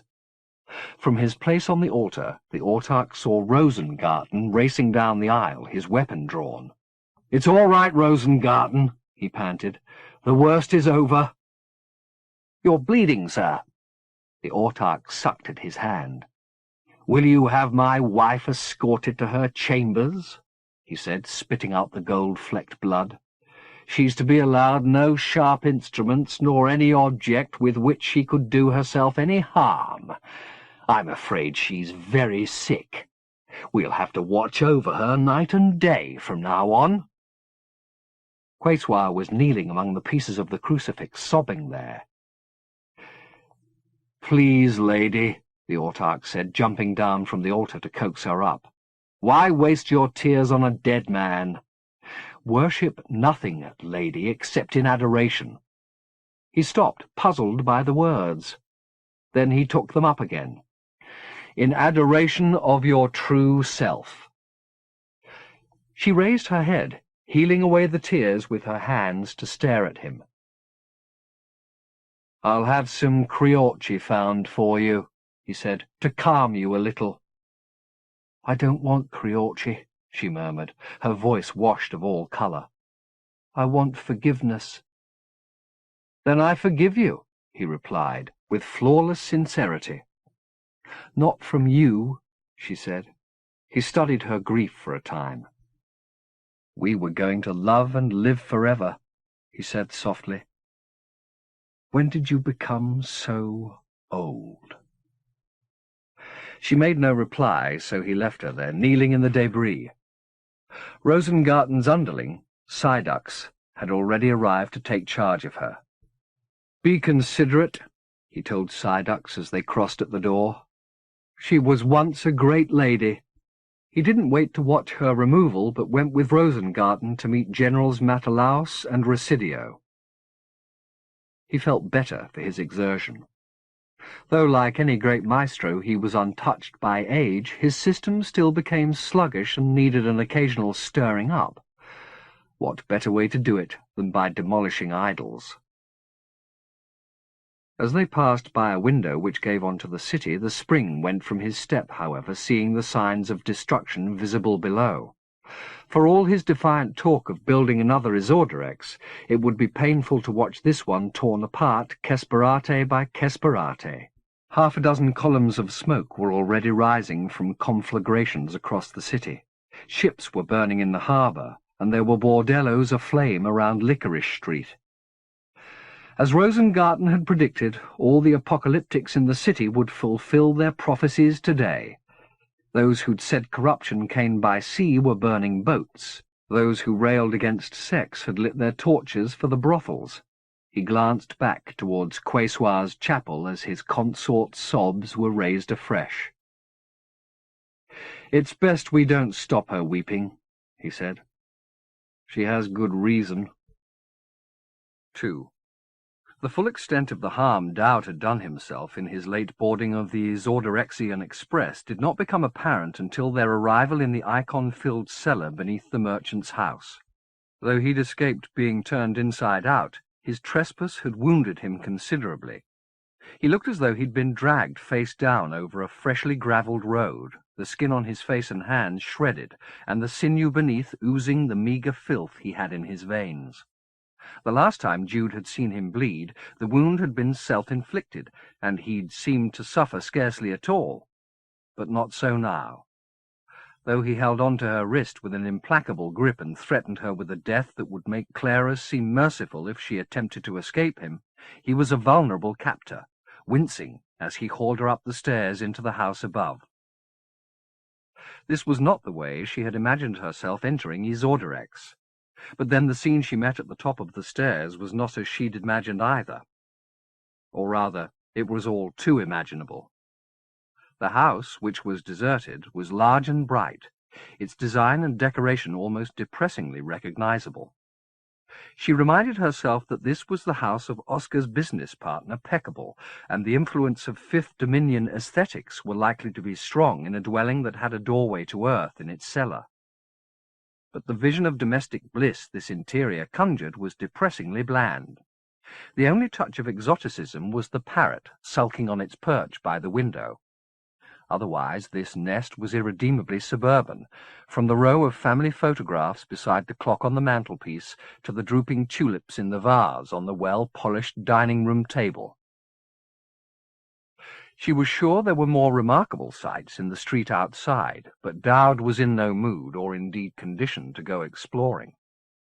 He told her they would wait here until he was feeling fitter, and if any of the family returned in the meanwhile, she was to keep her silence. He'd do the talking, he said, or else she'd put not only her own life in jeopardy, but that of the whole Peccable clan. She believed him perfectly capable of such violence, especially in his present pain, which he demanded she help him ameliorate. She dutifully bathed his face, using water and towels from the kitchen. The damage was regrettably more superficial than she'd initially believed, and once the wounds were cleaned, he rapidly began to show signs of recovery. She was now presented with a dilemma. Given that he was healing with superhuman speed, If she was going to exploit his vulnerability and escape, it had to be soon. But if she did, if she fled the house there and then, she'd have turned her back on the only guide to the city she had. And more importantly, she would be gone from the spot to which she still hoped Oscar would come, following her across the Inn Ovo. She couldn't afford to take the risk of his arriving and finding her gone into a city that from all reports was so vast they might search for each other 10 lifetimes and never cross paths. A wind began to get up after a while, and it carried a member of the Peckable family to the door. A gangling girl in her late teens or early 20s, dressed in a long coat and flower-print dress, who greeted the presence of 2 strangers in the house, one clearly recovering from injury, in a studiedly sanguine fashion. "Are you friends of Papa's?" she asked, removing her spectacles to reveal eyes that were severely crossed. Dowd said they were and began to explain how they'd come to be here, but she politely asked him if he'd hold off his story until the house had been shuttered against the coming storm. She turned to Jude for help in this, and Dowd made no objection, correctly assuming that his captive was not going to venture out into an unknown city as a storm came upon it. So, with the first gusts already rattling the door, Jude followed hoi polloi around the house, locking any windows that were open even an inch, then closing the shutters in case the glass was blown in. Even though the sandy wind was already obscuring the distance, Jude got a glimpse of the city outside. It was frustratingly brief, but sufficient to reassure her that when she finally got to walk the streets of Isorderex, her months of waiting would be rewarded with wonders.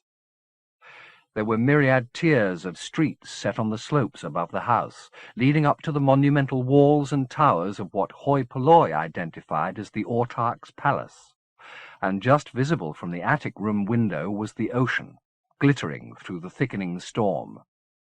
But these were sights, ocean, rooftops, and towers she might have seen in the Fifth.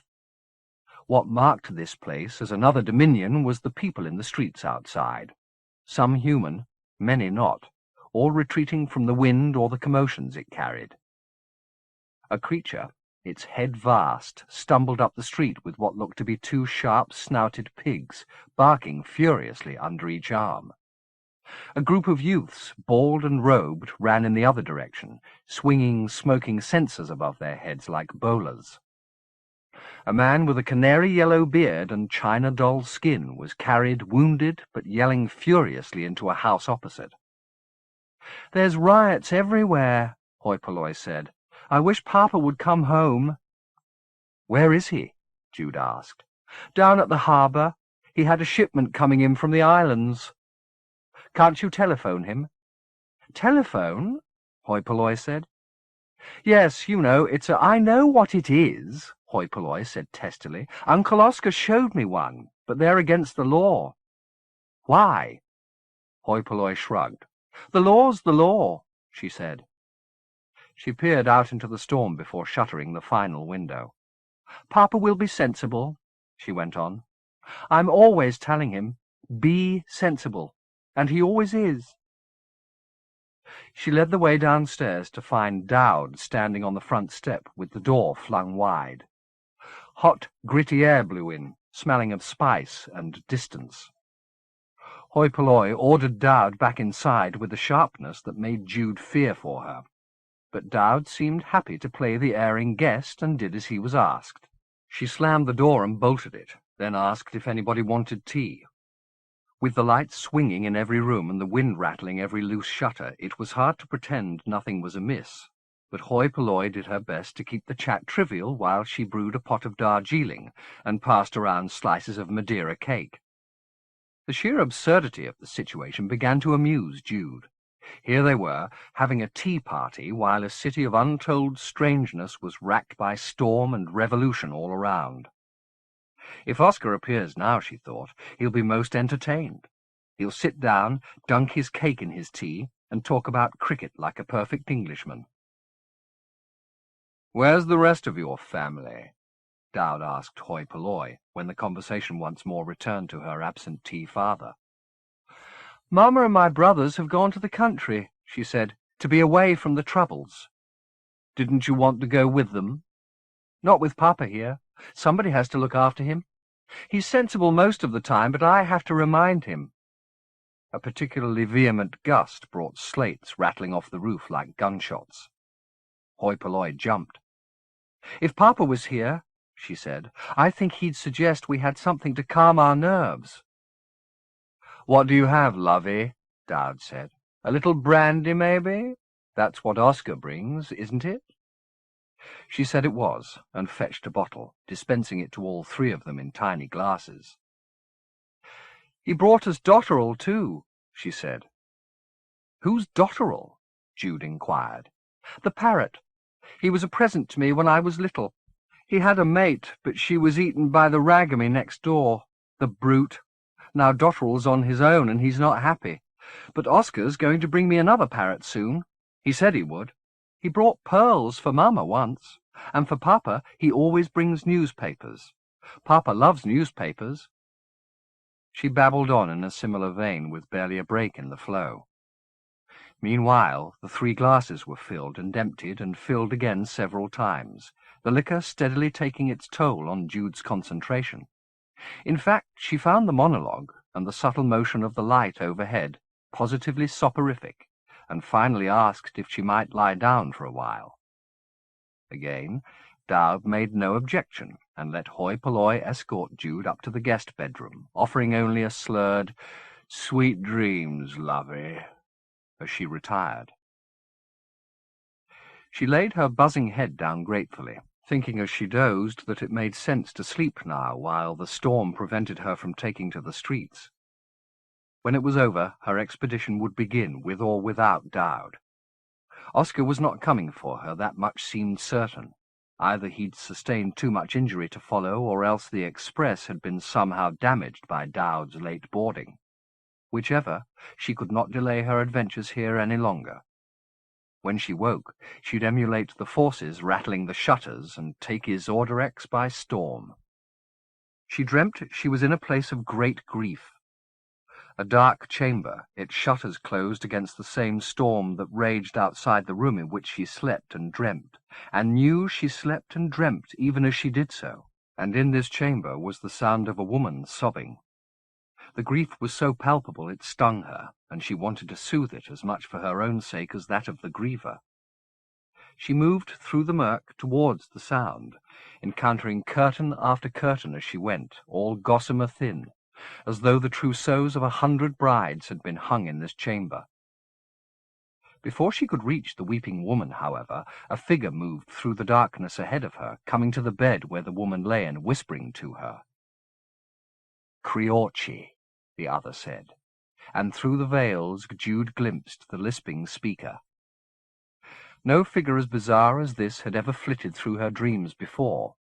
The creature was pale, even in the gloom, and naked, with a back from which sprawled a garden of tails.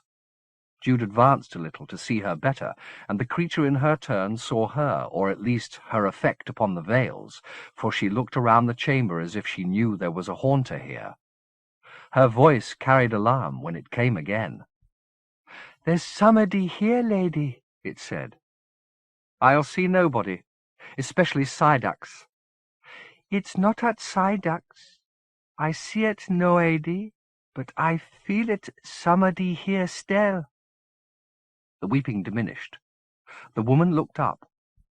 There were still veils between Jude and the sleeper's face, and the chamber was indeed dark, but she knew her own features when she saw them, though her hair was plastered to her sweating scalp and her eyes puffed up with tears. She didn't recoil at the sight, but stood as still as spirits were able amid gossamer, and watched the woman with her face rise up from the bed. There was bliss in her expression. "He sent an angel," she said to the creature at her side.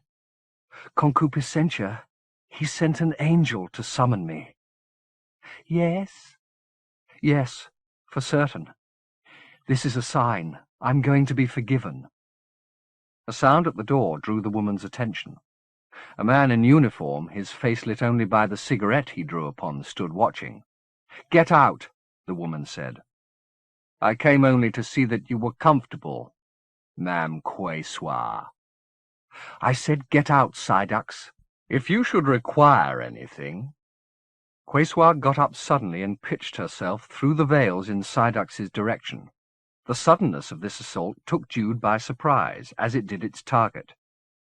Though Quayswa was a head shorter than her captor, she had no fear of him. She slapped the cigarette from his lips. "I don't want you watching me," she said. "Get out! Hear me, or shall I scream rape?" She began to tear at her already ragged clothes, exposing her breasts. Sydux retreated in confusion, averting his eyes. "As you wish," he said, heading out of the chamber. "As you wish." Quayswa slammed the door on him and turned her attention back to the haunted room. "Where are you, spirit?" she said, moving back through the veils. "Gone?"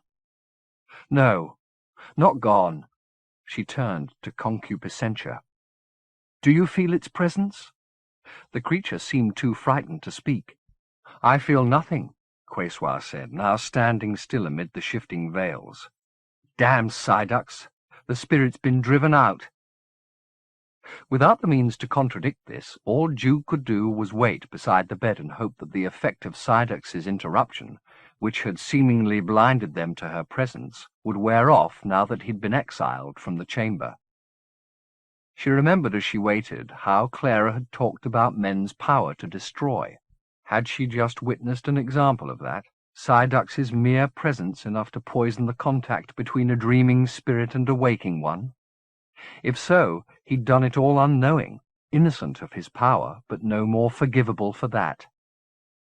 How many times in any day did he and the rest of his kind— hadn't Clara said they were another species— spoil and mutilate in their unwitting way, Jude wondered, preventing the union of subtler natures? Quayswa sank back down on the bed, giving Jude time to ponder the mystery her face represented. She hadn't doubted from the moment she'd entered this chamber that she was travelling here much as she'd first travelled to the tower, using the freedom of a dream state to move invisibly through the real world. That she no longer needed the blue eye to facilitate such movement was a puzzle for another time. What concerned her now was to find out how this woman came to have her face. Was this dominion somehow a mirror of the world she'd left? And if not, if she was the only woman in the fifth to have a perfect twin, what did that echo signify? The wind was beginning to abate, and Quayswa dispatched her servant to the window to remove the shutters. There was still a red dust hanging in the atmosphere, but, moving to the sill beside the creature, Jude was presented with a vista that, had she possessed breath in this state, would have taken it away. They were perched high above the city, in one of the towers she'd briefly glimpsed as she'd gone around the Peccable house with hoi polloi, bolting and shuttering. It was not simply Isorderex that lay before her, but signs of the city's undoing. Fires were raging in a dozen places beyond the palace walls, and within those walls the Autarch's troops were mustering in the courtyards. Turning her dream gaze back towards Quayswa, Jude saw for the first time the sumptuousness of the chamber in which she'd found the woman. The walls were tapestries, and there was no stick of furniture that did not compete in its gilding. If this was a prison, then it was fit for royalty. Quayswa now came to the window and looked out at the panorama of fires. "I have to find him," she said. "He sent an angel to bring me to him, and Sydux drove the angel out. So I'll have to go to him myself, tonight." Jude listened, but distractedly, her mind more occupied by the opulence of the chamber and what it revealed about her twin. It seemed she shared a face with a woman of some significance, a possessor of power now dispossessed, and planning to break the bonds set upon her. Romance seemed to be her reason. There was a man in the city below with whom she desperately wanted to be reunited, a lover who sent angels to whisper sweet nothings in her ear. What kind of man, she wondered?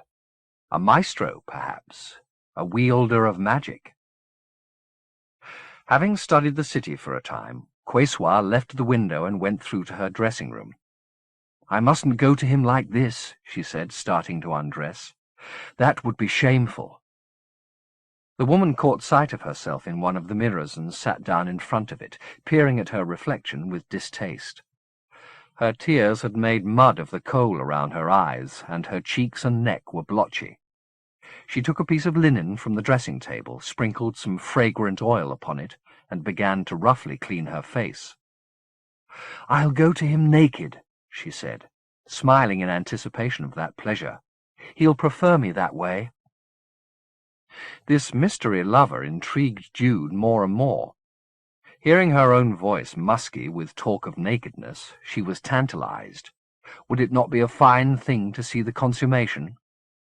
The idea of watching herself couple with some Isordorexian maestro had not been among the wonderments she'd anticipated discovering in this city, but the notion carried an erotic frisson she could not deny herself. She studied the reflection of her reflection. Though there were a few cosmetic differences, the essentials were hers to the last nick and mole. This was no approximation of her face, but the thing exactly, which fact strangely excited her.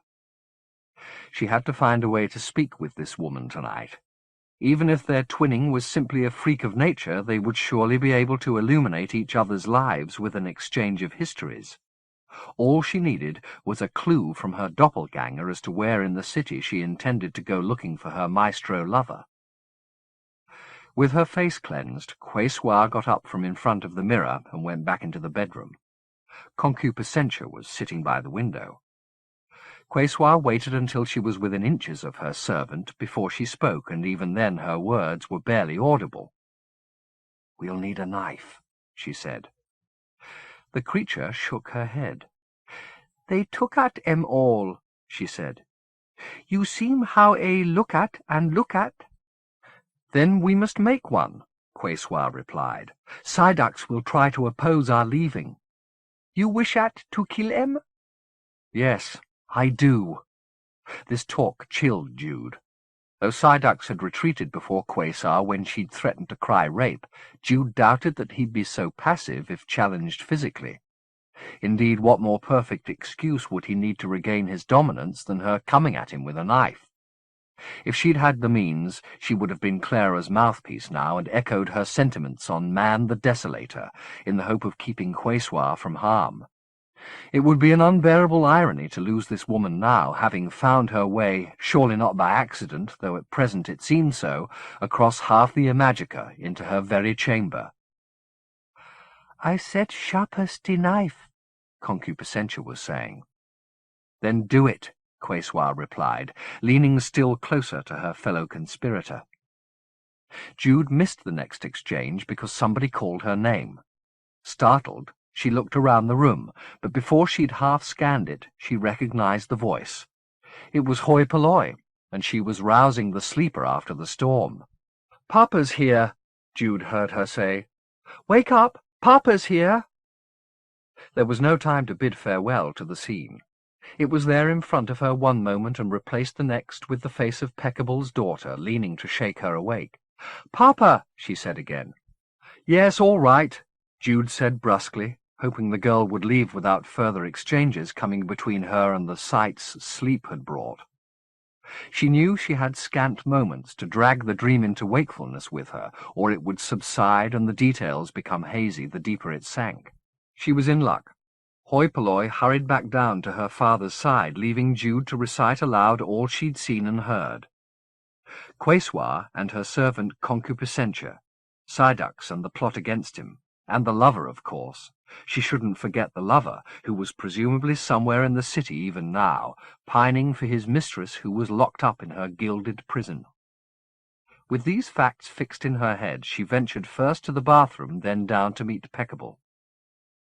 Well-dressed and better fed, Peckable had a face upon which his present ire sat badly. He looked slightly absurd in his fury, his features too round and his mouth too small for the rhetoric they were producing. Introductions were made, but there was no time for pleasantries. Peckable's fury needed venting, and he seemed not to care much who his audience was as long as they sympathized. He had reason for fury. His warehouse near the harbour had been burned to the ground, and he himself had only narrowly escaped death at the hands of a mob that had already taken over 3 of the Casperates and declared them independent city-states, thereby issuing a challenge to the autarch. So far, he said, the palace had done little. Small contingents of troops had been dispatched to the Karames, to the Oak to Noon, and the 7 Casparates on the other side of the hill to suppress any sign of uprisings there. But no offensive had been launched against the insurgents who had taken the harbour. "They're nothing more than rabble," the merchant said. "They've no care for property or person. Indiscriminate destruction, that's all they're good for. I'm no great lover of the autarch, but he's got to be the voice of decent people like me in times like this. I should have sold my business a year ago. I talked with Oscar about it.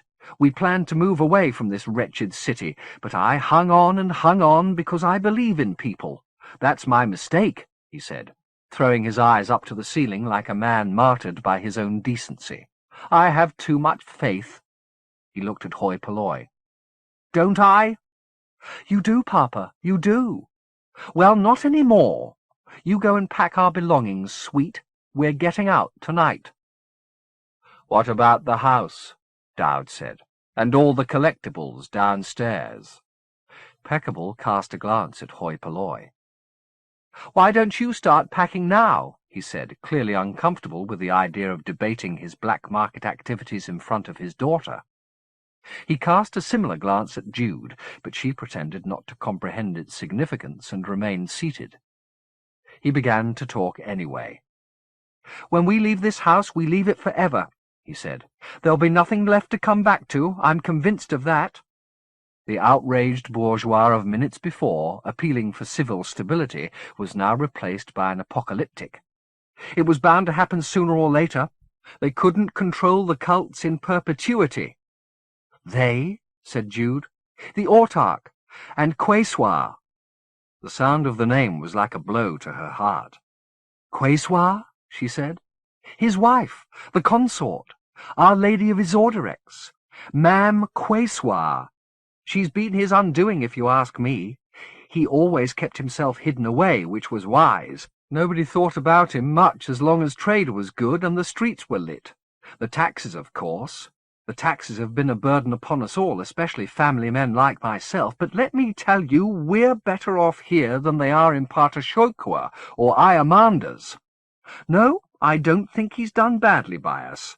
The stories you hear about the state of things when he first took over. Chaos. Half the Casparates at war with the other half. He brought stability. People prospered. No, it's not his policies, it's her. She's his undoing. Things were fine until she started to interfere. I suppose she thinks she's doing us a favour, deigning to appear in public." "Have you seen her, then?" Jude asked. "Not personally, no. She stays out of sight, even when she attends executions, though I heard that she showed herself today, out in the open. Somebody said they'd actually seen her face. Ugly, they said. Brutish. I'm not surprised. All these executions were her idea. She enjoys them, apparently. Well, people don't like that. Taxes, yes. An occasional purge, some political trials, well, yes, those too. We can accept those. But you can't make the law into a public spectacle. That's a mockery, and we've never mocked the law in Isorderex." He went on in much the same vein, but Jude wasn't listening. She was attempting to conceal the heady mixture of feelings that was coursing through her. Quesoir, the woman with her face, was not some minor player in the life of Isorderex, but one of its 2 potentates. By extension, therefore, one of the great rulers of the Imajica. Could she now doubt that there was purpose in her coming to this city? She had a face which owned power, a face that went in secret from the world, but that behind its veils had made the autarch of Isorderex pliant. The question was, what did that mean? After so unremarkable a life on earth, had she been called into this dominion to taste a little of the power that her other took for granted? Or was she here as a diversion, called to suffer in place of Quesoir for the crimes she'd supposedly committed? And if so, who was the summoner? Clearly it had to be a maestro with ready access to the 5th Dominion and agents there to conspire with. Was Godolphin some part of this plot? Or Dowd, perhaps? That seemed more likely. And what about Quesoir? Was she in ignorance of the plans being laid on her behalf, or a fellow plotter? Tonight would tell, Jude promised herself. Tonight she'd find some way to intercept Quessoir as she went to meet her angel-dispatching lover, and before another day had gone by, Jude would know whether she'd been brought from the Fifth to be a sister or a scapegoat. Chapter 33. Gentle did as he'd promised Pye and stayed with Hussar at the cafe where they'd breakfasted, until the comet's arc took it behind the mountain and the light of day gave way to twilight. Doing so tried not only his patience, but his nerve, because as the afternoon wore on, the unrest from the lower Casperates spread up through the streets, and it became increasingly apparent that the establishment would stand in the middle of a battlefield by evening. Party by party, the customers vacated their tables as the sound of rioting and gunfire crept closer. A slow rain of smuts began to fall, spiralling from a sky which was intermittently darkened now by smoke rising from the burning Casperates. As the first wounded began to be carried up the street, indicating that the field of action was now very near, the owners of several nearby shops gathered in the cafe for a short council, debating, presumably, the best way to defend their property. It ended in accusation, the insults and education to both Gentle and Hussar.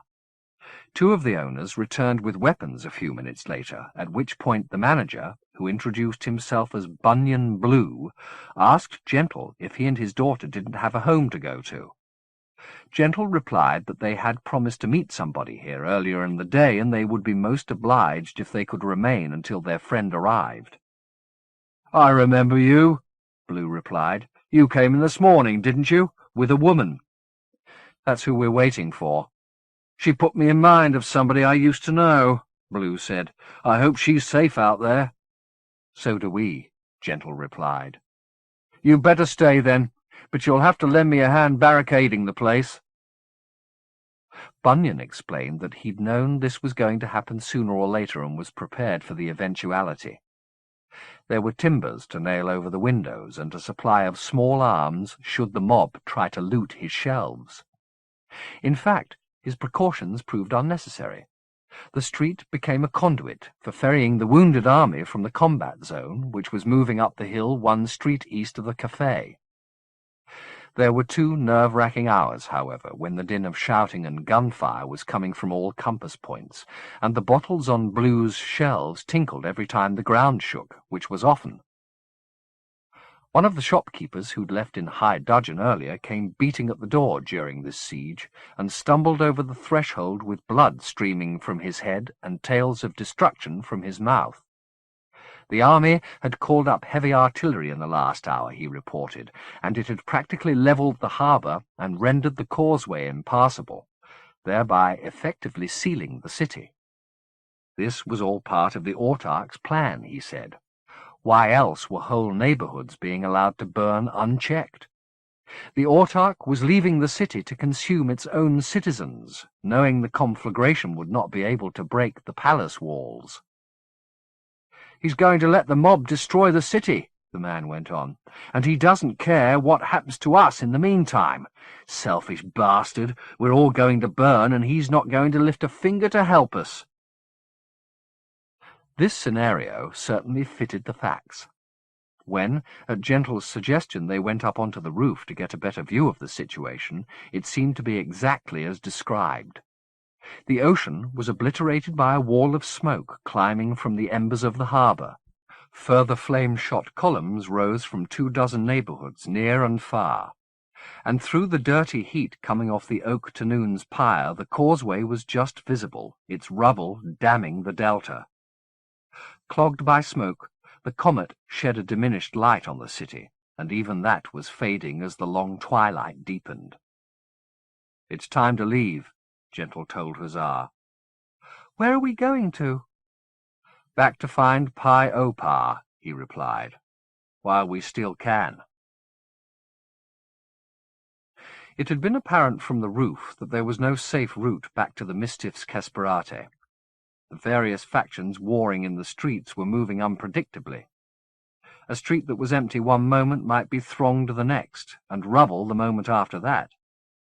They would have to go on instinct and a prayer, taking as direct a path back to where they'd left Pi Opar as circumstance allowed. Dusk in this dominion usually lasted the length of an English midwinter day, 5 or 6 hours, the tail of the comet keeping traces of light in the sky long after its fiery head had dropped beneath the horizon. But the smoke thickened as Gentle and Hussar travelled, eclipsing the languid light and plunging the city into a filthy gloom. There were still the fires to compensate, of course, but between the conflagration, in streets where the lamps hadn't been lit and the citizens had shuttered their windows and blocked their keyholes to keep any sign of occupation from showing, the darkness was almost impenetrable. In such thoroughfares, Gentle hoisted Hussar onto his shoulders, from which vantage point she was able to snatch sights to steer him by. It was slow going, however, halting at each intersection to calculate the least dangerous route to follow, and taking refuge at the approach of both governmental and revolutionary troops. But for every soldier in this war there were half a dozen bystanders, people daring the tide of battle like beachcombers, retreating before each wave, only to return to their watching places when it receded, a sometimes lethal game. A similar dance was demanded of Gentle and Hussar.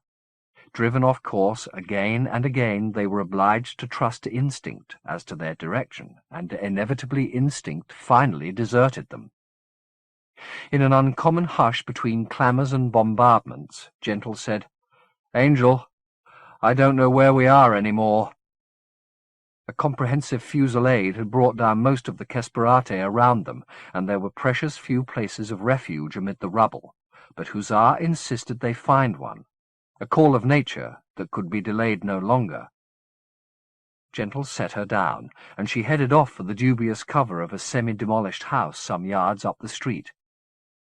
He stood guard at the door, calling inside to her and telling her not to venture too far. He'd no sooner offered this warning than the appearance of a small band of armed men drove him back into the shadows of the doorway. But for their weapons, which had presumably been plucked from dead men, they looked ill-suited to the role of revolutionaries.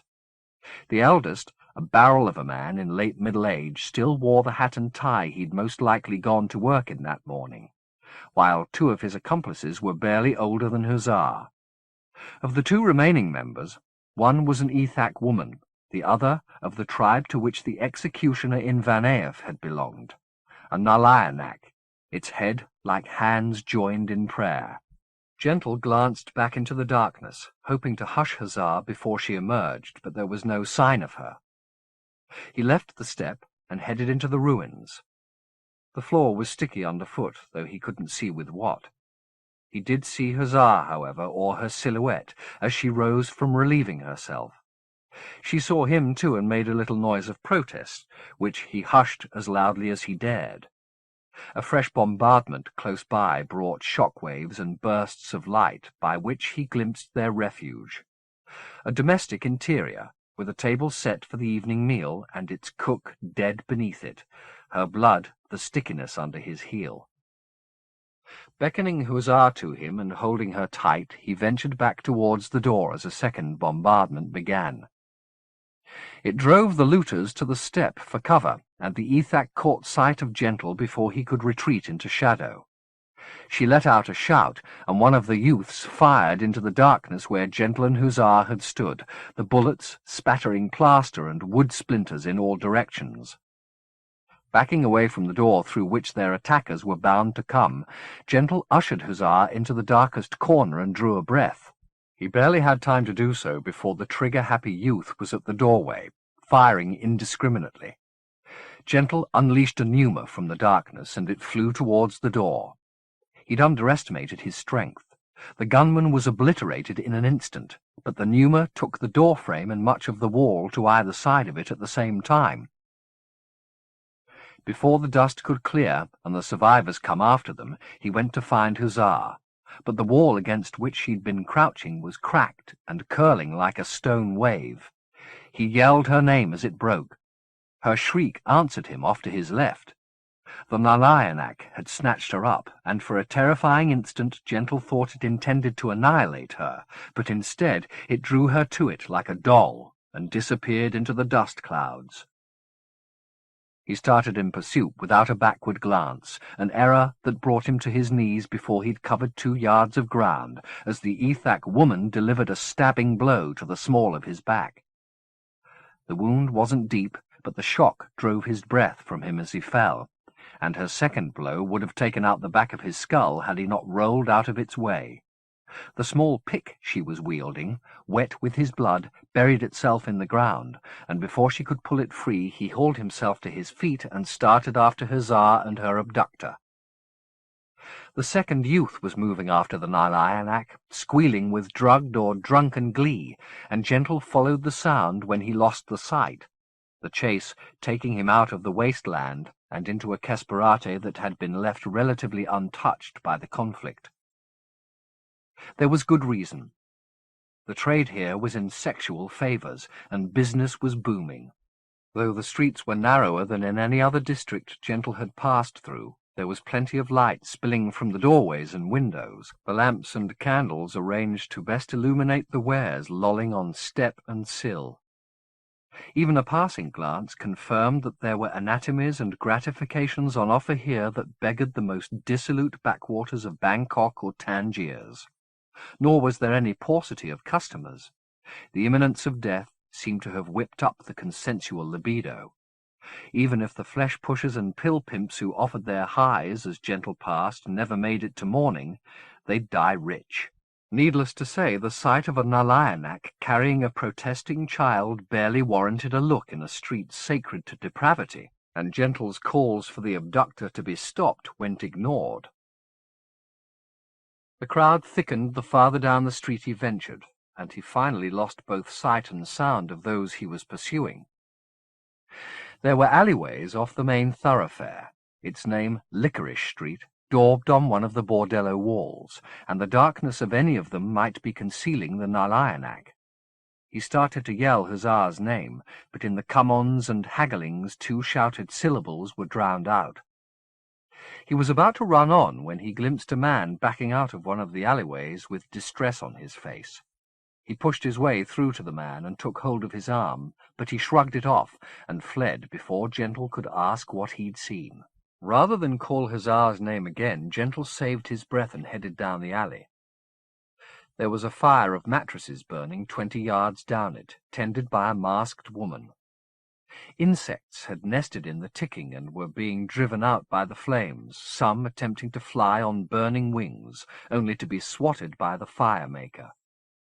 Ducking her wild swings, Gentle asked after the Nalayanak, and the woman directed him on down the alley with a nod.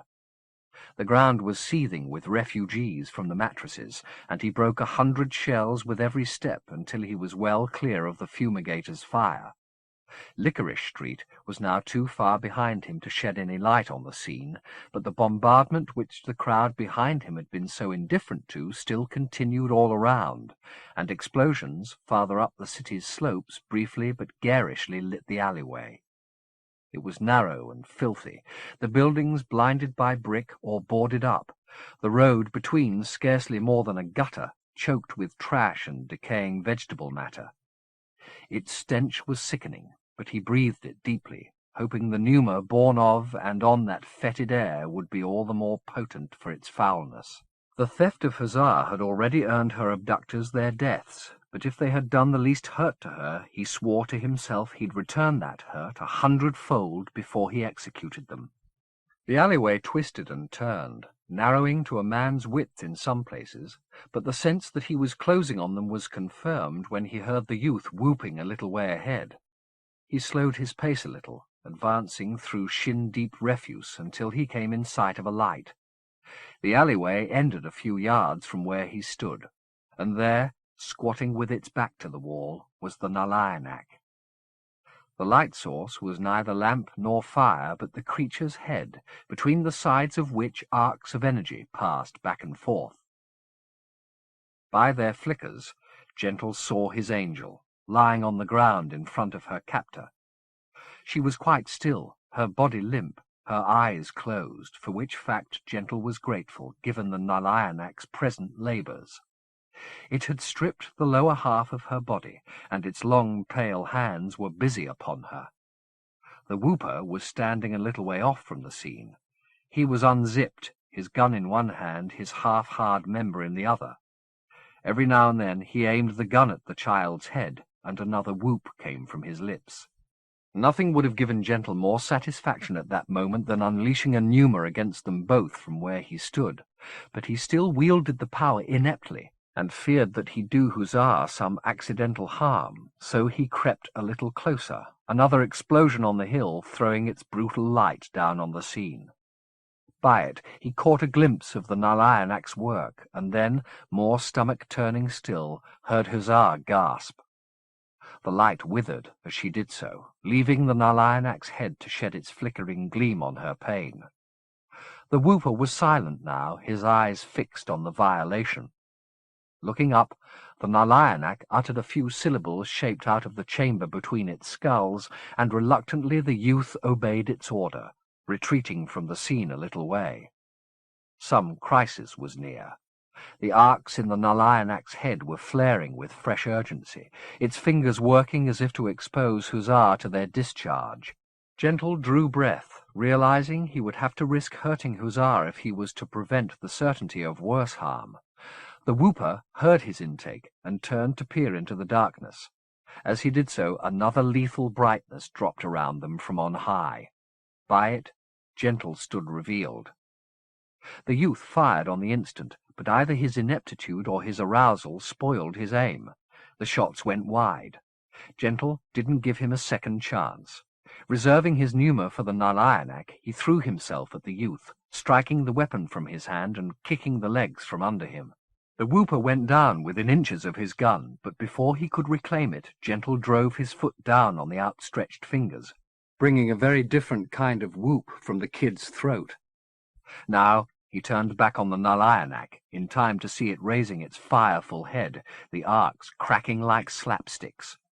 Gentle's fist went to his mouth, and he was discharging the pneuma when the whooper seized hold of his leg.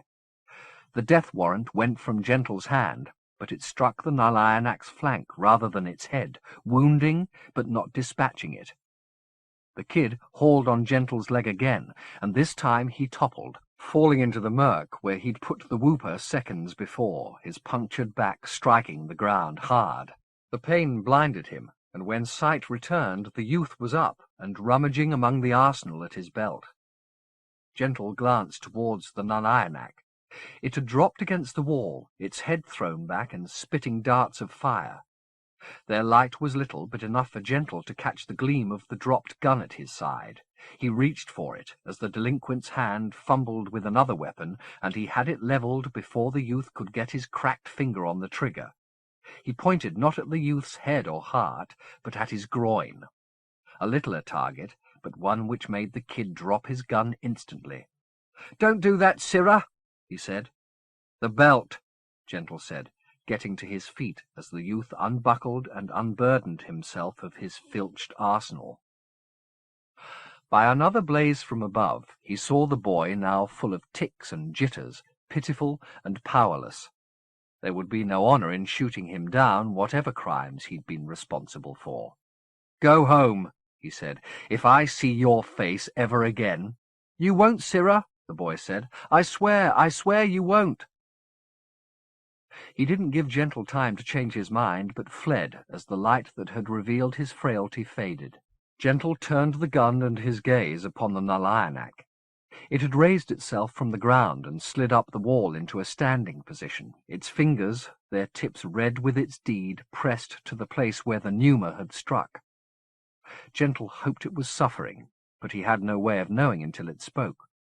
When it did, when the words came from its wretched head, they were faltering and barely comprehensible.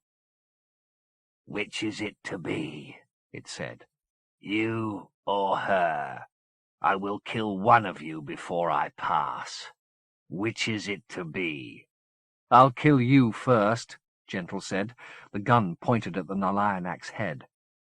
"You could," it said. "I know.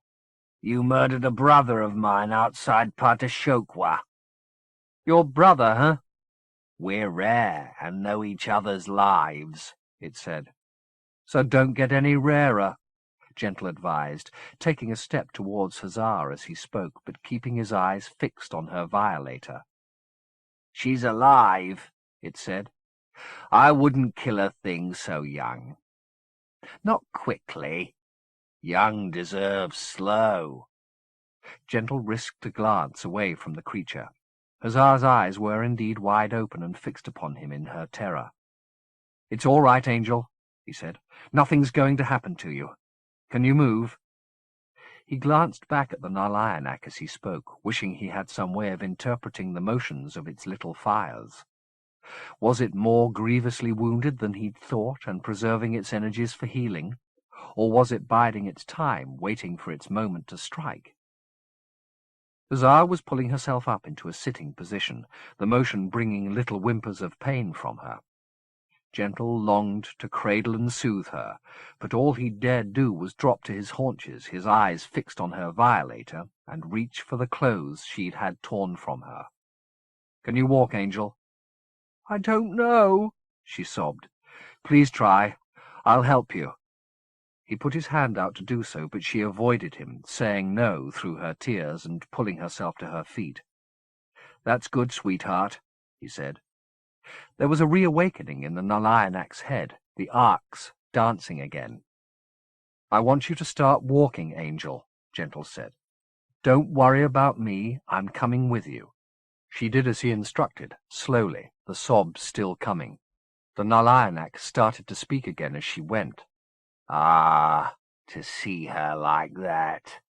It makes me ache." The arcs had begun their din again, like distant firecrackers. "What would you do to save her little soul?" it said. "Just about anything," Gentle replied. "You deceive yourself," it said. "When you killed my brother, we inquired after you, my kin and I. We know how foul a saviour you are. What's my crime besides yours? A small thing, done because my appetite demands it. But you've laid waste the hopes of generations. You've destroyed the fruit of great men's trees, and still you claim you would give yourself to save her little soul." This eloquence startled Gentle, but its essence startled him more. Where had the creature plucked these conceits from, that it could so easily spill them now? They were inventions, of course, but they confounded him nevertheless, and his thoughts strayed from his present jeopardy for a vital moment. The creature saw him drop his guard and acted on the instant. Though it was no more than 2 yards from him, he heard the sliver of silence between the light and its report, a void confirming how foul a saviour he was. Death was on its way towards the child before his warning cry was even in his throat. He turned to see his angel standing in the alleyway some distance from him. She had either turned in anticipation or had been listening to the Nalayanak's speech, because she stood full face to the blow coming at her.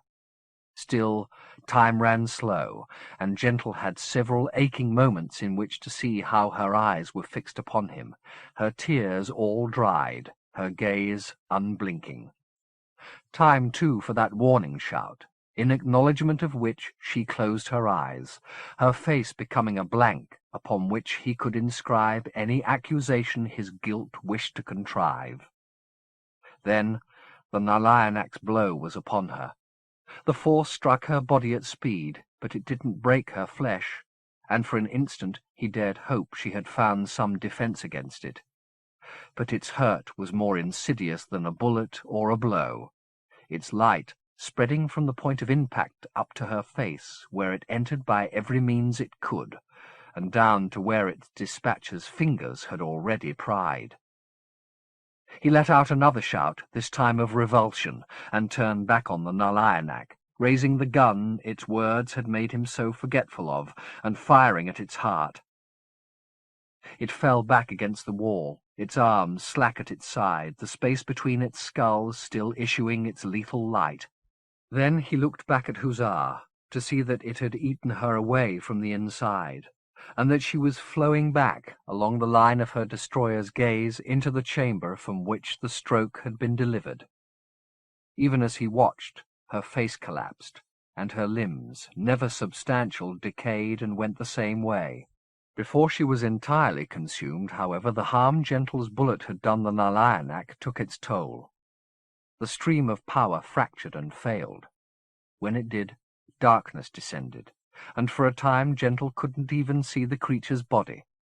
Then the bombardment on the hill began afresh, its blaze brief but bright enough to show him the Nalayanak's corpse lying in the dirt where it had squatted. He watched it, expecting some final act of retaliation, but none came. The light died, and left Gentle to retreat along the alleyway, weighed down not only by his failure to save Hussar's life, but by his lack of comprehension of what had just happened. In plain terms, a child in his care had been slaughtered by her molester, and he'd failed to prevent that slaughter. But he'd been wandering in the dominions too long to be content with simple assessments. There was more here than stymied lust and sudden death. Words had been uttered more appropriate to pulpit than gutter. Hadn't he himself called Hussar his angel? Hadn't he seen her grow seraphic at the end, knowing she was about to die and accepting that fate? And hadn't he in his turn been dubbed a deficient saviour, and proved that accusation true by failing to deliver her? These were high-flown words, but he badly needed to believe them apt. Not so that he could indulge messianic fantasies, but so that the grief welling in him might be softened by the hope that there was a higher purpose here, which, in the fullness of time, he'd come to know and understand. A burst of fire threw light down the alleyway, and Gentle's shadow fell across something twitching in the filth. It took him a moment to comprehend what he was seeing, but when he did, he loosed a shout. Hussar had not quite gone. Small scraps of her skin and sinew, dropped when the Nalayanak's claim upon her was cut short, moved here in the rot. None were recognizable. Indeed, had they not been moving in the folds of her blooded clothes, he'd not even have known them as her flesh. He reached down to touch them, tears stinging his eyes, but before his fingers could make contact, what little life the scraps had owned went out. He rose raging. Rose in horror at the filth beneath his feet, and the dead empty houses that channeled it, and in disgust at himself for surviving when his angel had not. Turning his gaze on the nearest wall, he drew breath, and put not one hand but two against his lips, intending to do what little he could to bury these remains. But rage and revulsion were fueling his pneuma, and when it went from him, it brought down not one wall but several, passing through the teetering houses like a bullet through a pack of cards. Shards of pulverized stone flew as the houses toppled, the collapse of one initiating the fall of the next, the dust cloud growing in scale as each house added to its sum. He started up the alleyway in pursuit of the pneuma, fearing that his disgust had given it more purpose than he'd intended. It was heading towards Licorice Street, where the crowds were still milling, oblivious to its approach. They were not wandering that street innocent of its corruption, of course, but neither did their presence there deserve death. He wished he could draw the breath as he exhaled it, call the pneuma back into himself. But it had its head, and all he could do was run after it, as it brought down house after house, hoping it would spend its power before it reached the crowd. He could see the lights of Licorice Street through the hail of demolition. He picked up his pace to try and outrun the pneuma, and was a little ahead of it when he set eyes on the throng itself, thicker than ever. Some had interrupted their window shopping to watch the spectacle of destruction. He saw their gawking faces, their little smiles, their shaking heads, saw they didn't comprehend for an instant what was coming their way. Knowing any attempt to warn them verbally would be lost in the furore, he raced to the end of the alleyway and flung himself into their midst, intending to scatter them. But his antics only drew a larger audience, who were in turn intrigued by the alleyway's capitulation. One or two had grasped their jeopardy now, Their expressions of curiosity become looks of fear. Finally, too late, their unease spread to the rest, and a general retreat began. The pneuma was too quick, however. It broke through the last of the walls in a devastating shower of rock shards and splinters, striking the crowd at its densest place. Had Hapexamendios, in a fit of cleansing ire, delivered a judgment on Licorice Street, he could scarcely have scoured it better. What had seconds before been a crowd of puzzled sightseers was blood and bone in a heartbeat. Though he stood in the midst of this devastation, Gentle remained unharmed. He was able to watch his terrible weapon at work, its power apparently undecayed, despite the fact that it had demolished a string of houses. Nor, having cut a swath through the crowd, was it following the trajectory set at his lips. It had found flesh, and clearly intended to busy itself in the midst of living stuff until there was none left to undo. He was appalled at the prospect. This hadn't been his intention or anything like it. There seemed to be only one option available to him, and that he instantly took. He stood in the pneuma's path. He'd used the power in his lungs many times now, first against the Nalianak's brother in Van Eef, then twice in the mountains, and finally on the island, when they were making their escape from Vigor Naarshap's asylum. But in all that time he'd only had the vaguest impression of its appearance. Was it like a fire-breather's belch, or like a bullet made of will and air, nearly invisible until it did its deed?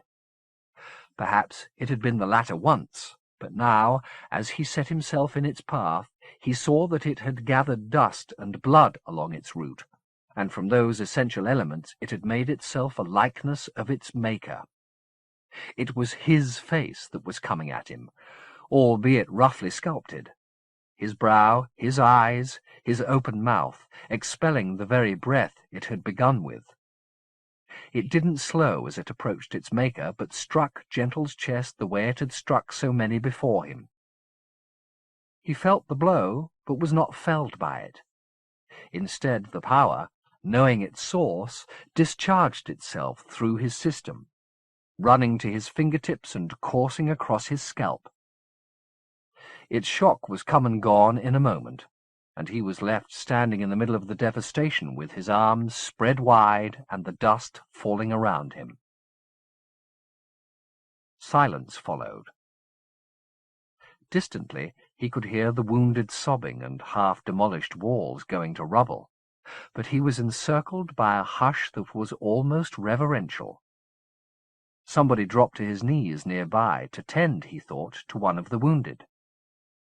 Then he heard the hallelujahs the man was uttering and saw his hands reaching up towards him. Another of the crowd followed suit, and then another, as though this scene of their deliverance was a sign they'd been waiting for, and a long-suppressed flood of devotion was breaking from each of their hearts. Sickened, Gentle turned his gaze away from their grateful faces, up the dusty length of Licorice Street. He had only one ambition now, to find Pi and take comfort from this insanity in the Mistiff's arms. He broke from his ring of devotees and started up the street, ignoring their clinging hands and cries of adoration. He wanted to berate them for their naivete, but what good would that do?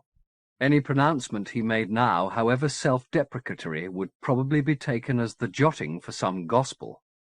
Instead, he kept his silence and picked his way over the stones and corpses, his head down. The hosannas followed him, but he didn't once acknowledge them, knowing, even as he went, that his reluctance might seem like divine humility, but unable to escape the trap circumstance had set. The wasteland at the head of the street was as daunting as ever, but he started across it not caring what fires might come. Its terrors were nothing beside the memory of Hussar's scrap, twitching in the muck, or the hallelujahs he could still hear behind him, raised in ignorance of the fact that he, the saviour of Licorice Street, was also its destroyer, but no less tempting for that. Chapter 34. 1. Every trace of the joy that the vast halls of the Cianculi had once seen, No clowns or ponies, but circuses such as any showman in the Fifth would have wept to own, had gone. The echoing halls had become places of mourning and of judgment.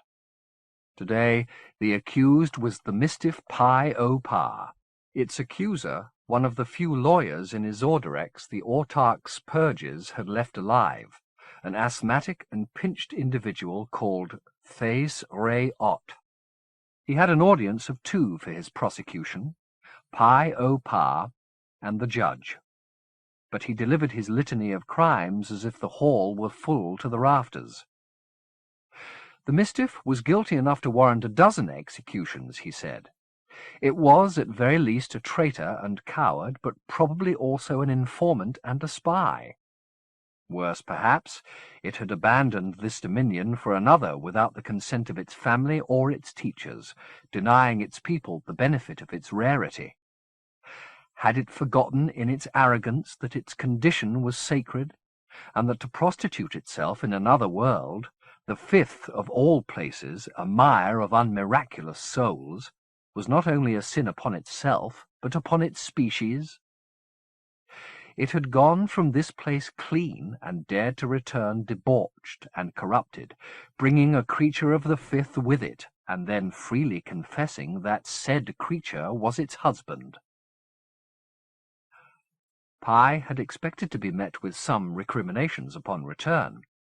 The memories of Yehetemek were long, and they clung strongly to tradition as the only contact they had with the First Dominion, but the vehemence of this catalogue was still astonishing. The judge, Culus Seu Erai, was a woman of great age but diminished physique, who sat bundled in robes as colourless as her skin, listening to the litany of accusations without once looking at either accuser or accused. When Thes Re-Ot had finished, she offered the mistiff the chance to defend itself, and it did what it could. "I admit I've made many errors," Pi said, "not least leaving my family, and my people were my family without telling them where I was going or why. But the simple fact is, I didn't know. I fully intended to return after maybe a year or so. I thought it'd be fine to have travelers' tales to tell. Now, when I finally return, I find there's nobody to tell them to." "What possessed you to go into the Fifth?" Culus asked. "Another error," Pi said. "I went to Patashokwa, and I met a theurgist there who said he could take me over to the Fifth, just for a jaunt. We'd be back in a day, he said. A day. I thought this was a fine idea. I'd come home having walked in the Fifth Dominion. So I paid him." "In what currency?" said Thes Re-Ot. "Cash, and some little favours. I didn't prostitute myself, if that's what you're suggesting. If I had, maybe he'd have kept his promises.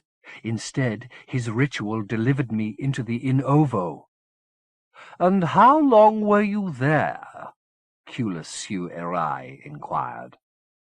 "I don't know," the mistiff replied. "The suffering there seemed endless and unendurable, but it was perhaps only days."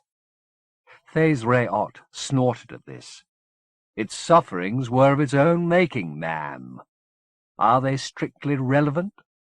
"Probably not," Culus Seu Erai conceded.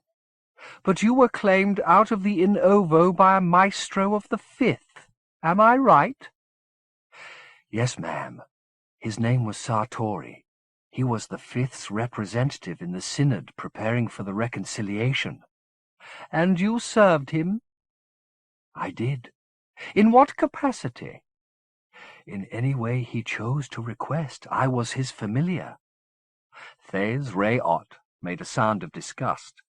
His response was not feigned, Pi thought. He was genuinely appalled at the thought of one of his people, especially a creature so blessed as a mistiff, serving the will of a Homo sapiens. "Was Sartori, in your estimation, a good man?" Culus asked Pi. "He was the usual paradox. Compassion when it was least expected. Cruelty the same. He had an extraordinary ego, but then I don't believe he could have carried the responsibility of the reconciliation without one." Was he cruel to you? Culus inquired. Ma'am? Do you not understand the question? Yes, but not its relevance. Culus growled with displeasure.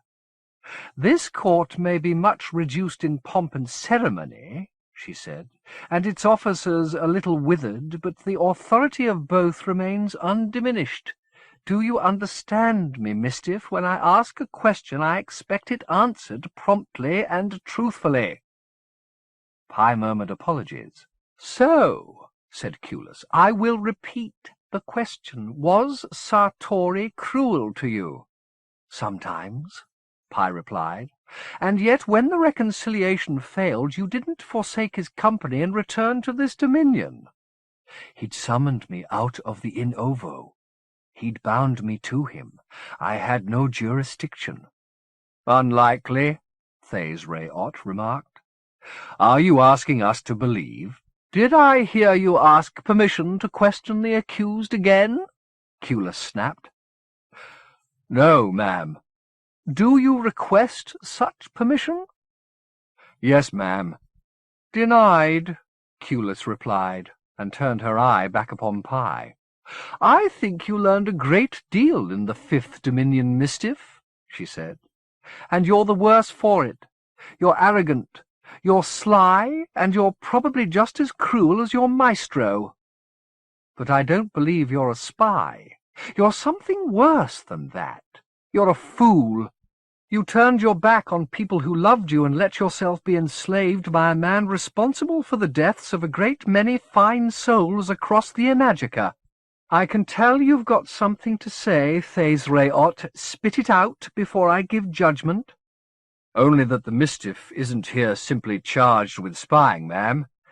In denying its people the benefit of its birthright, it committed a grievous crime against us. I don't doubt that, Culus said, and it frankly sickens me to look on something so tainted that once had perfectibility within its grasp. But may I remind you, Thays Ray-Ott, how few we are? The tribe is diminished to almost nothing, and this Mistiff, whose breed was always rare, is the last of its line. The last? Said Pye. Yes, the last, Culus replied, her voice trembling as it rose. While you were at play in the Fifth Dominion, our people have been systematically decimated. There are now fewer than 50 souls here in the city. The rest are either dead or scattered.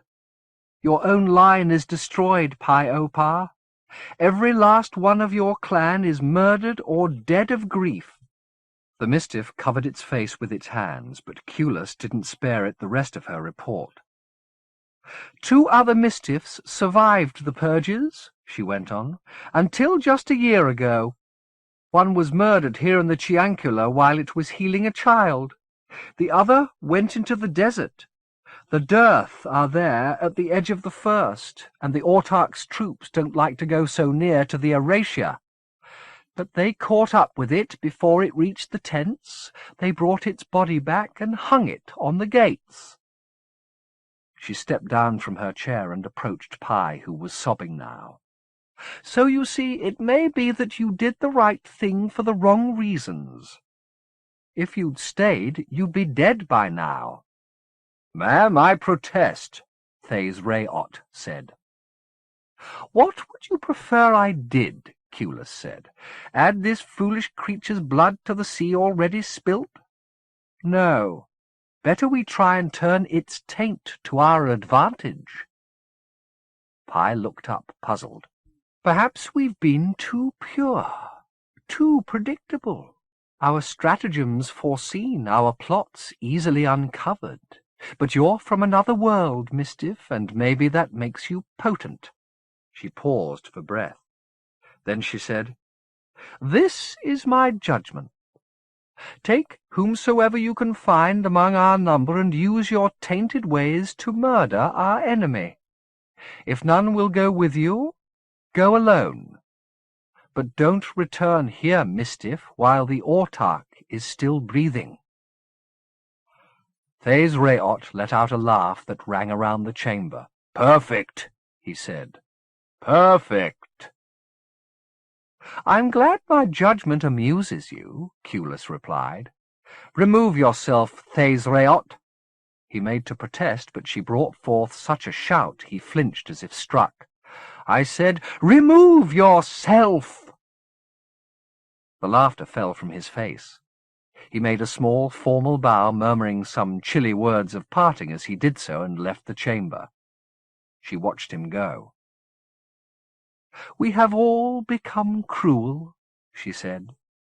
You in your way, us in ours. She looked back at Pi-O-Pa. Do you know why he laughed, Mistiff?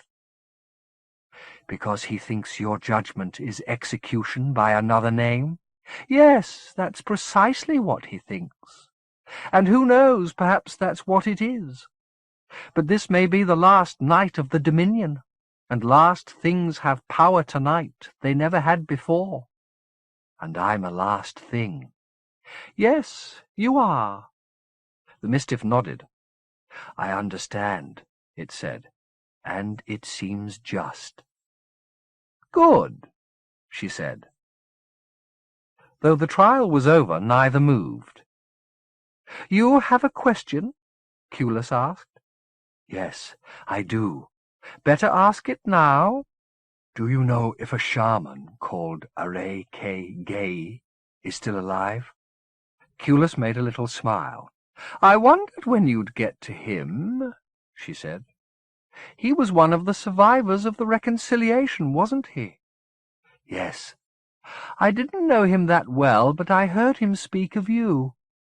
He held on to life long after most people would have given up, because he said you'd come back eventually. He didn't realize you were bound to your maestro, of course. She said all this disingenuously, but there was a penetrating look in her rheumy eyes throughout. Why didn't you come back, Mistiff? She said. And don't spin me some story about jurisdiction. You could have slipped your bondage if you'd put your mind to it, especially in the confusion after the failure of the reconciliation.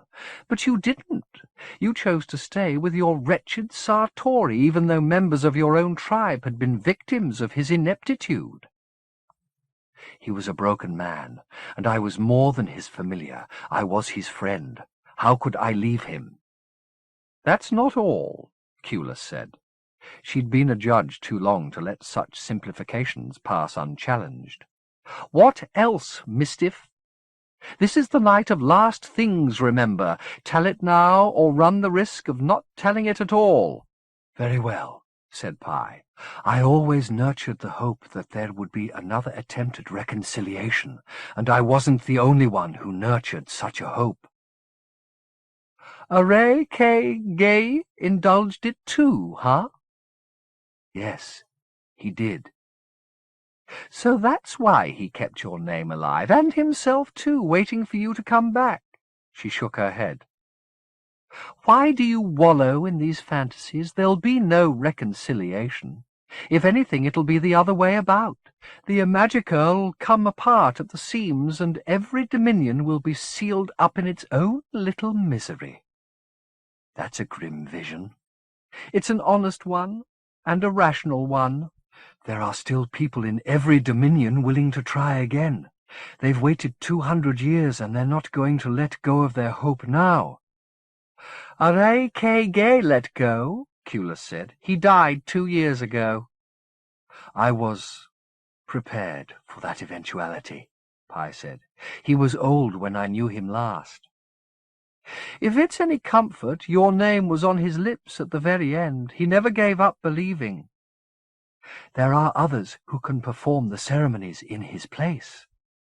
I was right, Culus said. You are a fool, Mistiff. She started towards the door. Do you do this in memory of your maestro? Pi went with her, opening the door and stepping out into a twilight sharp with smoke. Why would I do that? Pi said. Because you loved him, Culus said, her gaze accusatory. And that's the real reason why you never came back here. You loved him more than your own people. Perhaps that's true, Pi said, but why would I do anything in memory of the living? The living? The Mistiff smiled, bowing to its judge as it retreated from the light at the door, fading into the gloom like a phantom. "I told you Sartori was a broken man, not a dead one," it said as it went. "The dream is still alive, Cula su erai. And so is my maestro." 2. Quesoir was waiting behind the veils when Psyducks came in. The windows were open, and within the warm dusk came a din aphrodisiacal to a soldier like Psyducks. He peered at the veils, trying to make out the figure behind them. Was she naked? It seemed so. "I have an apology to make," she said to him. "There's no need." "There's every need. You were doing your duty watching me." She paused. When she spoke again, her voice was sinuous. "I like to be watched, Psyducks." He murmured, "You do?" "Certainly, as long as my audience is appreciative." "I'm appreciative," he said, surreptitiously dropping his cigarette and grinding it out beneath the heel of his boot.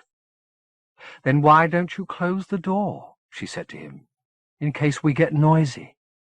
Maybe you should tell the guards to go and get drunk." He did so. When he returned to the veils, he saw that she was kneeling up on the bed, her hand between her legs, and yes, she was naked. When she moved, the veils moved with her, some of them sticking momentarily to the oiled gloss of her skin. He could see how her breasts rode up as she raised her arms, inviting his kisses there. He put his hand out to part the veils, but they were too abundant, and he could find no break in them, so he simply pressed on towards her, half blinded by their luxury. Her hand went down once more between her legs, and he couldn't conceal a moan of anticipation at the thought of replacing it with his own. There was swelling in her fingers, he thought. Some device she'd been pleasuring herself with, most likely, anticipating his arrival, easing herself open to accommodate his every inch. Thoughtful, pliant thing that she was even handing it to him now, as though in confession of her little sin, thinking, perhaps, that he'd want to feel its warmth and wetness. She pushed it through the veils towards him, as he in turn pressed towards her, murmuring as he went a few promises that ladies like to hear. Between those promises he caught the sound of tearing fabric, and assuming that she was clawing her way through the veils in her hunger to reach him, began to do the same himself, until he felt a sharp pain in his belly. He looked down through the layers that clung about his face and saw stains spreading through the weave. He let out a cry and started to disentangle himself, catching sight of her pleasuring device buried deep in him as he wrestled to be out of her way. She withdrew the blade only to plunge it into him a second time, and a third, leaving it in his heart as he fell backwards, his fingers dragging the veils down with him. Standing at one of the upper windows of Peckable's house, watching the fires that raged in every direction, Jude shuddered, and looking down at her hands saw them glistening, wet with blood. The vision lasted only the briefest time, but she had no doubt of what she'd seen, nor what it signified. Quesoir had committed the crime she'd been plotting. "It's quite a sight, isn't it?" she heard Dowd say, and turned to look at him, momentarily disoriented. Had he seen the blood too? No. No, he was talking about the fires. "Yes, it is," she said. He came to join her at the glass, which rattled with each fusillade. "The Peckables are almost ready to leave. I suggest we do the same. I'm feeling much renewed." He had indeed healed with astonishing speed. The wounds on his face were barely visible now. "Where will we go?" she said. "Around the other side of the city," he said, "to where I first trod the boards. According to Peckable, the theatre is still standing. The Ips, it's called, built by Pleuthoroquexus himself. I'd like to see it again." "You want to be a tourist on a night like this?" "The theatre may not be standing tomorrow. In fact, the whole of Isorderex could be in ruins by daybreak. I thought you were the one who was so hungry to see it. "If it's a sentimental visit," she said, "maybe you should go alone." "Why, have you got some other agenda?" he asked her. "You have, haven't you?" "How could I have?" she protested lightly. "I've never set foot here before." He studied her, his face all suspicion. "But you always wanted to come here, didn't you? Right from the start. Godolphin used to wonder where you got the obsession from. Now I'm wondering the same." He followed her gaze through the window. "What's out there, Judith?" "You can see for yourself," she replied. "We'll probably get killed before we reach the top of the street." "No," he said. "Not us. We're blessed." "Are we?" "We're the same, remember? Perfect partners." "I remember," she replied. 10 minutes, then we'll go."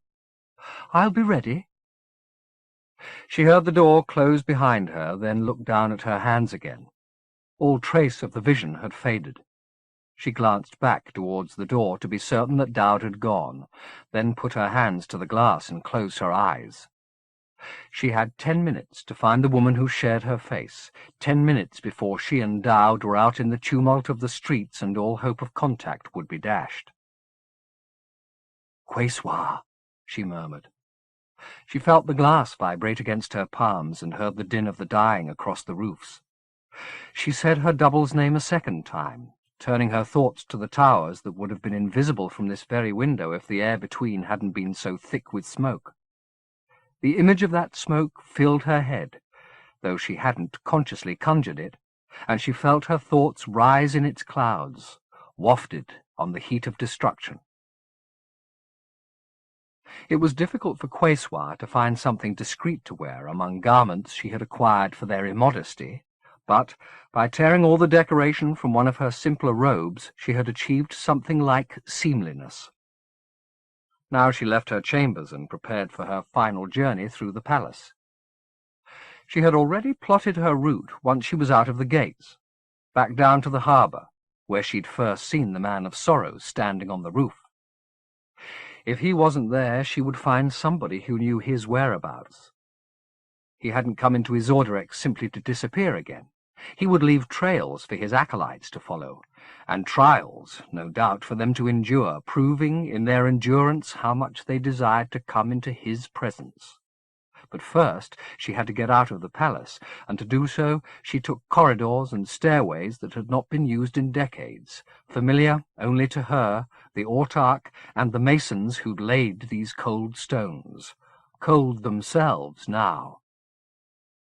Only maestros and their mistresses preserved their youth, and doing so was no longer the bliss it had been. She would have liked the years to show on her face when she knelt before the Nazarene, so that he would know that she'd suffered, and that she deserved his forgiveness.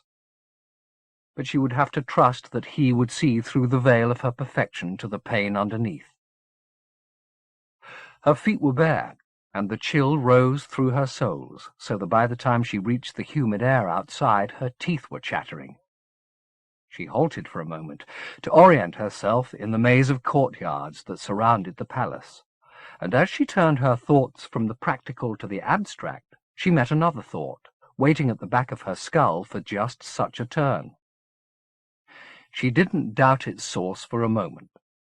The angel that Sidux had driven from her chamber that afternoon had waited at the threshold all this time, knowing she would come at last, seeking guidance. Tears started to her eyes when she realized she'd not been forsaken. The Son of David knew her agony and sent this messenger to whisper in her head. "Ips," it said. "Ips." She knew what the word meant. She'd patronized the Ips many times, masked, as were all the women of the Au Monde when visiting places of moral dubiety. She'd seen all the works of Quexos performed there, and translations of Flotter, even on occasion Kopakovi's farces, crude as they were.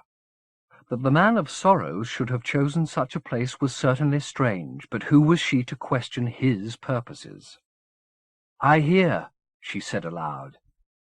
Even before the voice in her had faded, she was making her way through the courtyards to the gate by which she would be delivered most readily into the Deliquium Casperate, where Pluthero Quexus had built his shrine to artifice, soon to be reconsecrated in the name of truth. Jude took her hands from the window and opened her eyes. There had been none of the clarity she'd experienced when asleep in this contact. In truth, she was not even certain she'd made it, but there was no time left to try again. Dowd was calling her, and so were the streets of Isorderex, blazing though they were. She'd seen blood spilt from her place by the window, numerous assaults and beatings, troop charges and retreats, civilians warring in rabid packs and others marching in brigades, armed and ordered. In such a chaos of factions she had no way of judging the legitimacy of any cause, nor, in truth, did she much care. Her mission was seek out her sister in this maelstrom, and hope that she in her turn was seeking out Jude. Quayswa would be disappointed, of course, if and when they finally met. Jude was not the messenger of the Lord she was hurrying to find. But then lords divine or secular were not the redeemers and salvers of the world legend made them out to be. They were spoilers. They were destroyers. The evidence of that was out there in the very streets Jude was about to tread, and if she could only make Quayswa share and understand that vision, perhaps the promise of sisterhood would not be so unwelcome a gift to bring to this meeting, which she could not help but think of as a reunion. Chapter 35. 1. Demanding directions as he went, usually from wounded men, Gentle took several hours to get from the hosannas of Licorice Street to the Mistiff's Casperate, during which period the city's decline into chaos quickened, so that he went half expecting that the streets of straight houses and blossom-clad trees would be ashes and rubble by the time he arrived. But when he finally came to the city within a city, he found it untouched by looters or demolishers, either because they knew there was little of worth to them here, or, more likely, because the lingering superstition about a people who'd once occupied the unbeheld's dominion kept them from doing their worst. Entering, he went first to the Ciancula, prepared to do whatever was necessary, threaten, beg, cajole, in order to be returned into the Mistiff's company.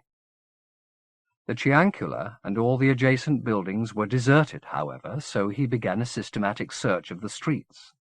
They, like the Ciancula, were empty, and as his desperation grew, his discretion fled until he was shouting Pye's name to the empty streets like a midnight drunkard. Eventually, these tactics earned him a response. One of the quartet who'd appeared to offer such chilly welcome when he'd first come here appeared. The moustached young man. His robes were not held between his teeth this time, and when he spoke he deigned to do so in English. But the lethal ribbon still fluttered in his hands, its threat undisguised. "You came back," he said. "Where's Pye?" "Where's the girl child?" "Dead. Where's Pye?" "You seem different." "I am. Where's Pye?" "Not here." "Where, then?" "The Mistiff's gone up to the palace," the man replied. "Why?" "That was the judgment upon it." "Just to go?" Gentle said, taking a step towards the man. "There must have been more to it than that." Though the silk sword protected the man, Gentle came with a burden of power that beggared his own, and sensing this, he answered less obliquely. "The judgment was that it kill the autarch," he said. "So it's been sent up there alone?" "No, it took some of our tribe with it, and left a few of us to guard the Casperate." "How long ago since they went?" "Not very long, but you won't get into the palace. Neither will they. It's suicide."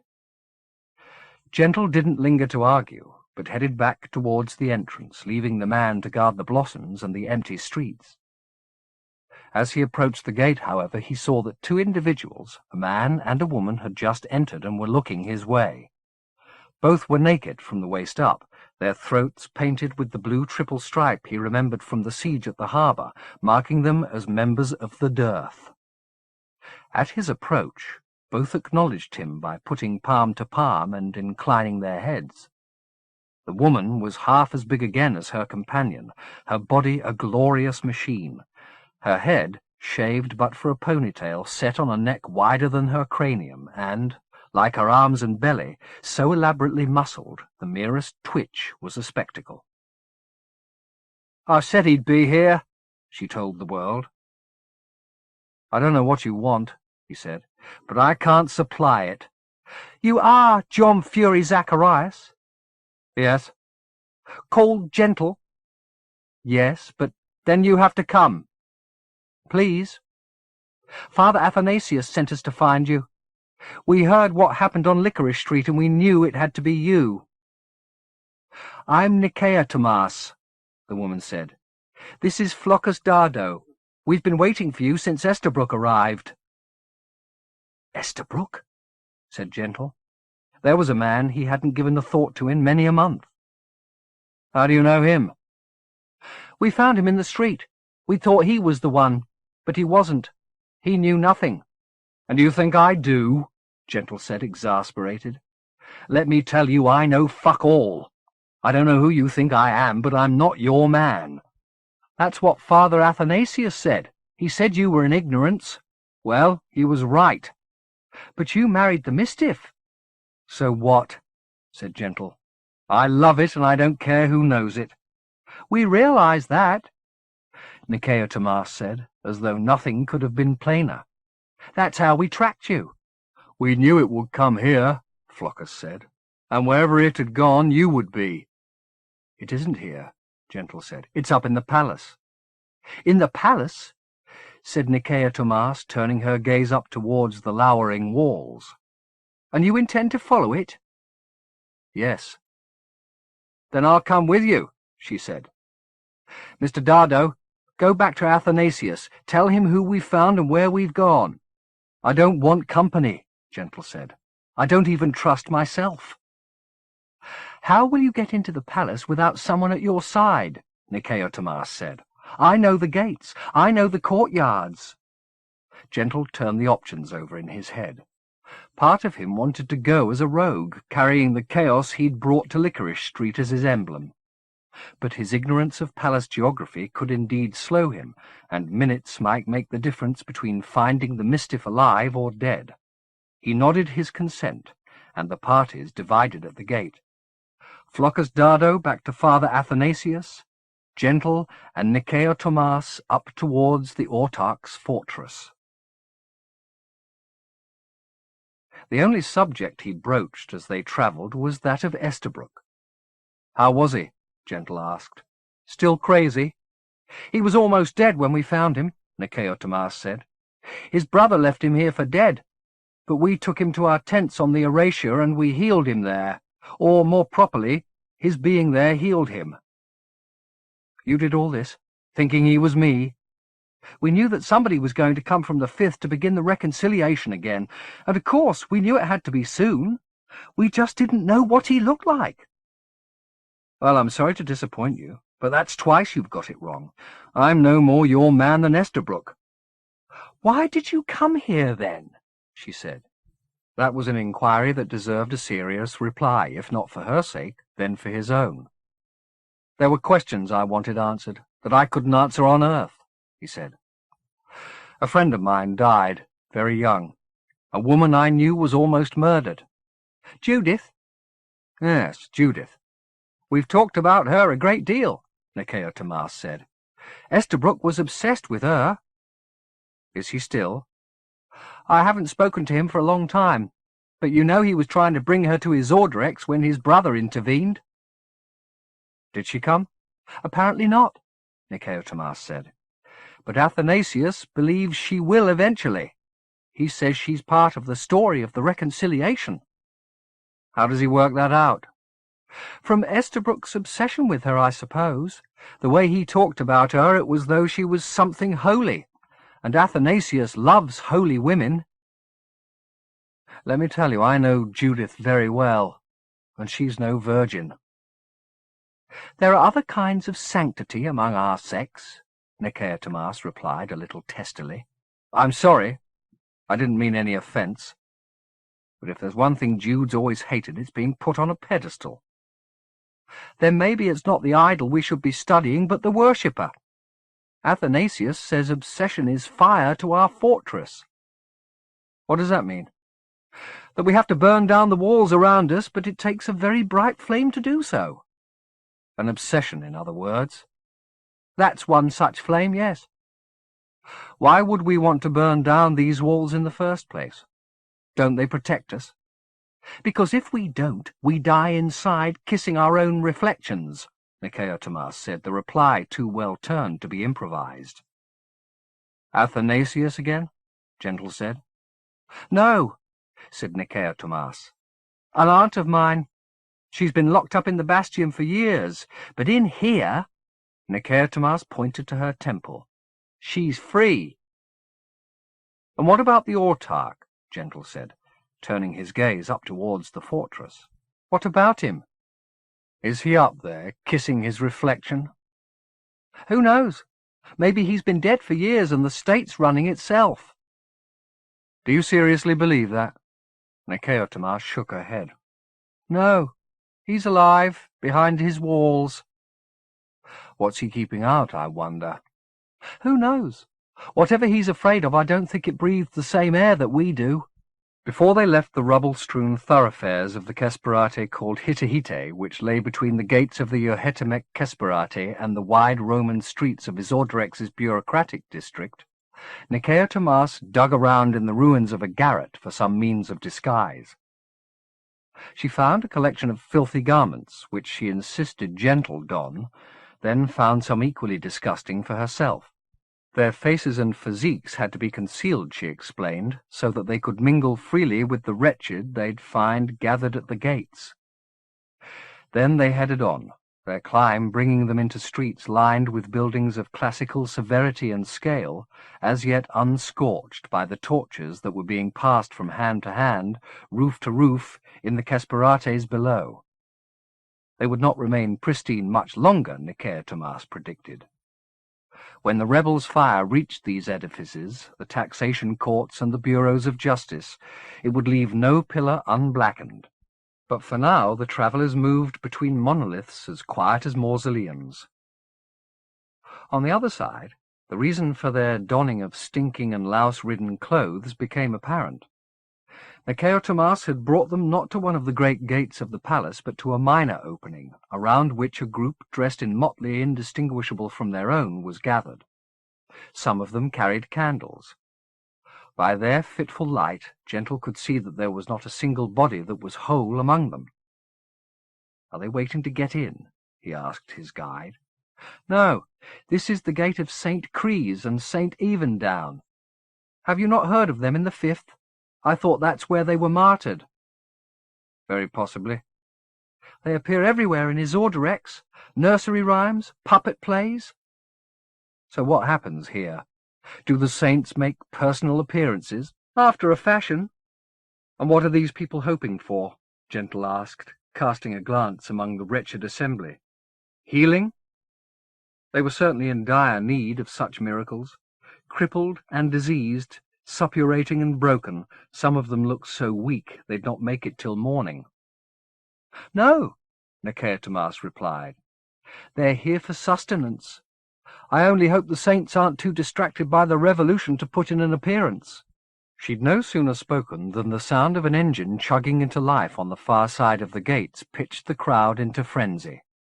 Crutches became weapons, and diseased spittle flew, as the invalids fought for a place close to the bounty they knew was imminent. Nicodemus pushed Gentle forward into the brawl, where he was obliged to fight, though he felt ashamed to do so, or else have his limbs torn from their sockets by those who had fewer than he. Head down, arms flailing, he dug his way forward as the gates began to open. What appeared on the other side drew gasps of devotion from all sides and one of incredulity from Gentle. Trundling forward to fill the breadth of the gates was a 15-foot study in kitsch, a sculpted representation of Saints Crees and Evendown, standing shoulder to shoulder, Their arms stretched out towards the yearning crowd, while their eyes rolled in their carved sockets like those of carnival dummies, looking down on their flock as if affrighted by them one moment and up to heaven the next. But it was their apparel that drew Gentle's appalled gaze. They were clothed in their largesse, dressed in food from throat to foot. Coats of meat, still smoking from the ovens, covered their torsos. Sausages hung in steaming loops around their necks and wrists. At their groins hung sacks heavy with bread, while the layers of their skirts were of fruit and fish. The crowd instantly surged forward to denude them, the brawlers merciless in their hunger, beating each other as they climbed for their share. The saints were not without defence, however. There were penalties for the gluttonous. Hooks and spikes, expressly designed to wound, were set among the bountiful folds of skirts and coats. The devotees seemed not to care, but climbed up over the statues, disdainful of fruit and fish, in order to reach the steaks and sausages above. Some fell, doing themselves bloody mischief on the way down. Others, scrambling over the victims, reached their goals with shrieks of glee and set about loading the bags on their backs. Even then, in their triumph, they were not secure. Those behind either dragged them from their perches or pulled the bags from their backs and pitched them to accomplices in the crowd, where they in turn were set upon and robbed. Nicodemus held on to Gentle's belt so that they wouldn't be separated in this melee, and after much manoeuvring they reached the base of the statues. The machine had been designed to block the gates, but Nicodemus now squatted down in front of the plinth, and, her activities concealed from the guards watching from above the gate, tore at the casing that housed the vehicle's wheels. It was beaten metal, but it came away like cardboard beneath her assaults, its rivets flying. Then she ducked into the gap she'd created. Gentle followed. Once below the saints, the din of the crowd became remoter, the thump of bodies punctuating the general hubbub. It was almost completely dark, but they shimmied forward on their stomachs, the engine, huge and hot, dripping its fluids on them as they went. As they reached the other side and Nicodemus began to prise away the casing there, the sound of shouting became louder. Gentle looked around. Others had discovered Nicodemus's handiwork, and, perhaps thinking there were new treasures to be discovered beneath the idols, were following, not 2 or 3 now, but many. Gentle began to lend Nicodemus a hand, as the space filled up with bodies, new brawls erupting as the pursuers fought for access. The whole structure, enormous as it was, began to shudder, the combination of brawlers below and above conspiring to tip it. With the violence of the rocking increasing by the moment, Gentle had sight of escape. A sizable courtyard lay on the other side of the saints, scored by the tracks of the engine and littered with discarded food. The instability of the machine had not gone unnoticed, and 2 guards were presently forsaking their meal of prime steak and raising the alarm with panicked shouts. Their retreat allowed Nicodemus to wriggle free unnoticed, then turned to haul Gentle after her. The juggernaut was now close to toppling, and shots were being fired on the other side as the guards above the gate sought to dissuade the crowd from further burrowings. Gentle felt hands grasping at his legs, but he kicked back at them as Nicodemus dragged him forward and slid out into the open air, as several cracks, like sudden thunder, announced that the saints were tired of teetering and ready to fall. Backs bent, Gentle and Nicodemus darted across the rind and crust-littered ground to the safety of the shadows, as, with a great din, the saints fell backwards like comic drunkards, a mass of their adherents still clinging to arms and coats and skirts. The structure came apart as it hit the ground, pitching pieces of carved, cooked, and crippled flesh in all directions. The guards were descending from the ramparts now to stem with bullets the flow of the crowd. Gentle and Nicodemus didn't linger to watch this fresh horror, but took to their heels, up and away from the gates, the pleas and howls of those maimed by the fall following them through the darkness. 2. "What's the din, Rosengarten?" There's a minor problem at the Gate of Saints, sir. Are we under siege? No, it was merely an unfortunate accident. Fatalities? Nothing significant.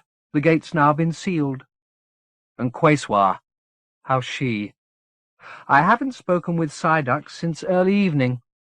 Then find out. Of course. Rosengarten withdrew, and the autarch returned his attention to the man transfixed in the chair close by.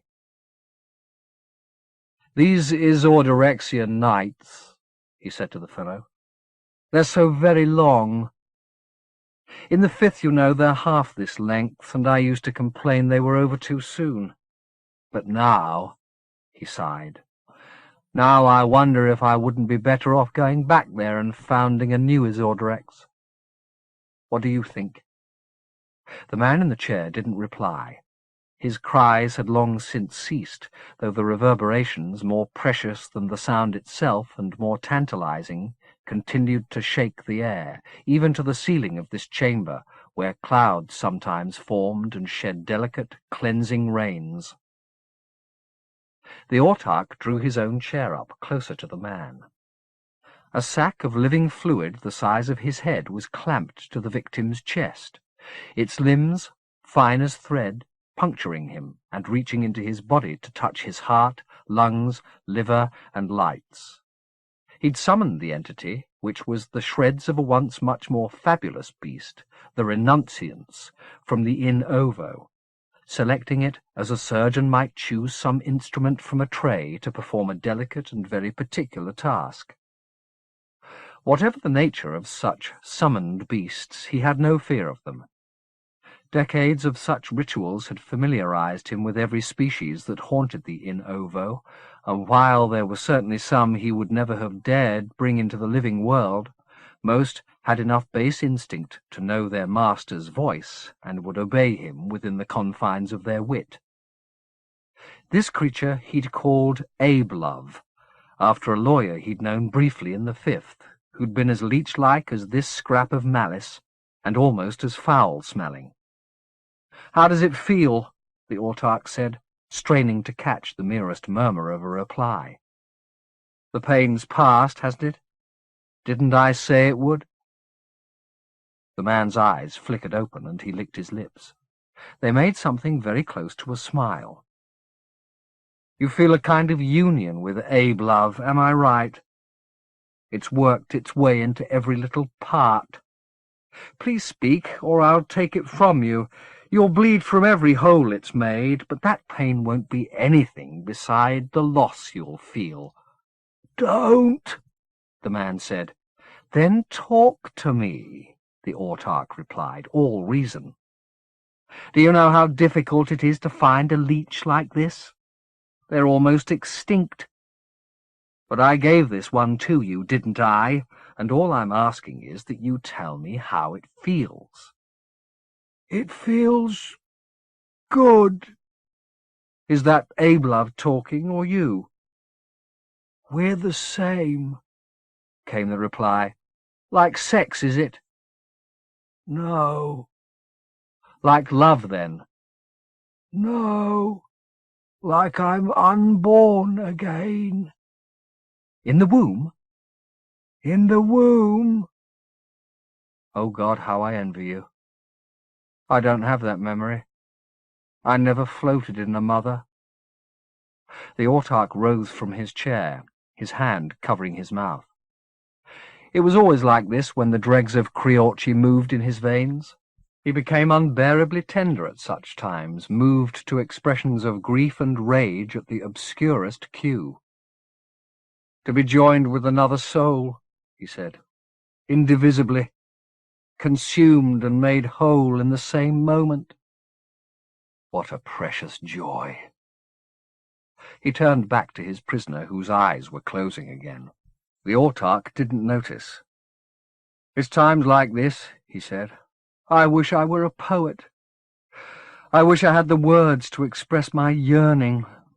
I think that if I knew that one day I don't care how many years from now, centuries even, I don't care. If I knew that one day I was going to be united indivisibly with another soul, I could begin to be a good man. He sat down again beside the captive, whose eyes were completely closed. "But it won't happen," he said, tears beginning to come. "We're too much ourselves, afraid of letting go of what we are in case we're nothing, and holding on so tight we lose everything else." Agitation was shaking the tears out of his eyes now. "Are you listening to me?" he said. He shook the man, whose mouth fell open, a trickle of saliva dribbling from one corner. "Listen!" he raged. "I'm giving you my pain here." Receiving no response, he stood up and struck his captive across the face so hard the man toppled over, the chair to which he was bound falling with him. The creature, clamped to his chest, convulsed in sympathy with its host. "I didn't bring you here to sleep," the autarch said. "I want you to share your pain with me." He put his hands on the leech and began to tear it from the man's chest. The creature's panic flooded its host, and instantly the man began to writhe, the cords drawing blood as he fought to keep the leech from being stolen. Less than an hour before, when Abe-Love had been brought out of the shadows and displayed to the prisoner, he'd begged to be spared its touch. Now, finding his tongue again, he pleaded twice as hard not to be separated from it, his pleas swooping into screams when the parasite's filaments, barbed so as to prevent their removal, were wrenched from the organs they'd pierced. As soon as they broke surface, they began to flail wildly, seeking to return to their host or find a new one.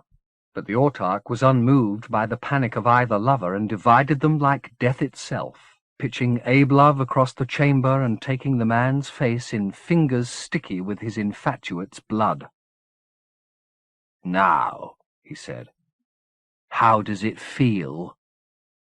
"Give it back, please, give it back." "Is this like being born?" the autarch said. "Whatever you say, yes, yes, just give it back." The autarch left the man's side and crossed the chamber to the spot where he'd made the summoning. He picked his way through the spirals of human gut he'd arranged on the floor as bait and snatched up the knife still lying in the blood beside the blindfolded head, returning at no more than an amble to where the victim was lying. There he cut the prisoner's bonds and stood back to watch the rest of the show. Though he was grievously wounded, his punctured lungs barely able to draw breath, the man fixed his eyes on the object of his desire and began to crawl towards it. Ashen, the autarch let him crawl, knowing as he went that the distance was too great, and the scene must end in tragedy. The lover had advanced no more than a couple of yards when there was a rapping on the door. "Go away," the autarch said, but the rapping came again, this time accompanied by Rosengarten's voice. "Quayswar's gone, sir," he said. The autarch watched the crawling man's despair and despaired himself. Despite all his indulgences, the woman had deserted him for the man of sorrows. "Come in," he called. Rosengarten entered and made his report. Sidux was dead, stabbed and thrown from a window. Quayswar's quarters were empty, her servant vanished, her dressing-room overturned. A search for her abductors was already underway. "Abductors?" the autarch said. "No, Rosengarten, there are no abductors. She's gone of her own accord." Not once as he spoke did he take his eyes off the lover, who had covered a third of the distance between his chair and his darling, but was weakening fast. "It's over," the autarch said. "She's gone to find her redeemer, the poor bitch." "Then shouldn't I dispatch troops to find her?" Rosengarten said. "The city's dangerous." "So's she when she wants to be. The women in the bastion taught her some unholy stuff."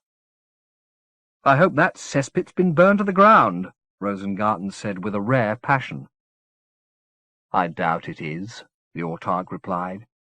"They've got ways of protecting themselves. Not from me they haven't, Rosengarten boasted. Yes, even from you, the autarch told him. Even from me. The power of women can't be scoured away, however hard we try. The Unbeheld attempted it, but he didn't succeed. There's always some corner. Just say the word, the commander broke in, and I'll go down there now. Hang the bitches in the streets. No, you don't understand, the autarch said, his voice almost monotonous, but all the more sorrowful for that. The corner isn't out there. It's in here. He pointed to his skull. It's in our minds. Their mysteries obsess us even though we put them out of sight. Even me. God knows I should be free of it. I wasn't cast out like the rest of you were. How can I yearn for something I never had? But I do, he sighed. Oh, I do. He looked around at Rosengarten, whose expression was uncomprehending. Look at him. The autarch glanced back at the captive as he spoke. He's got seconds left to live. But the leech gave him a taste, and he wants it back again. A taste of what? Of the womb, Rosengarten. He said it was like being in the womb. We're all cast out.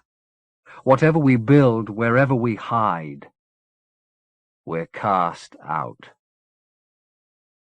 As he spoke, the prisoner gave a last exhausted moan and lay still.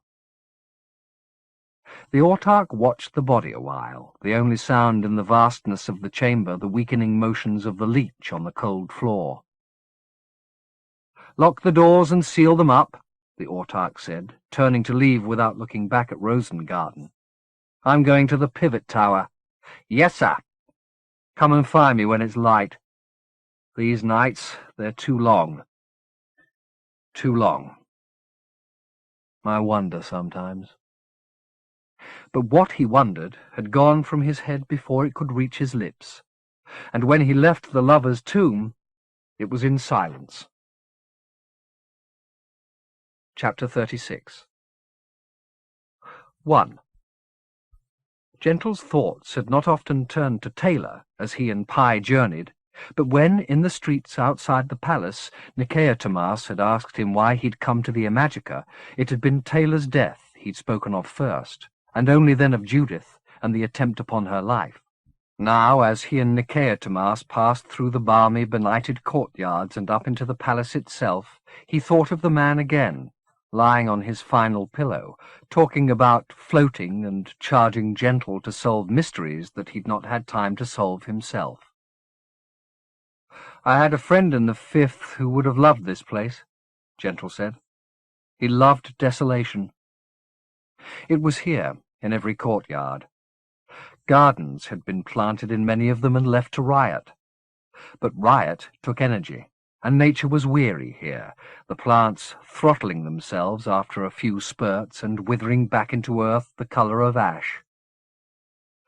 The scene was not so different once they got inside, wandering mapless down galleries where the dust was as thick as the soil in the dead gardens, into forsaken annexes and chambers laid out for guests who had breathed their last decades before.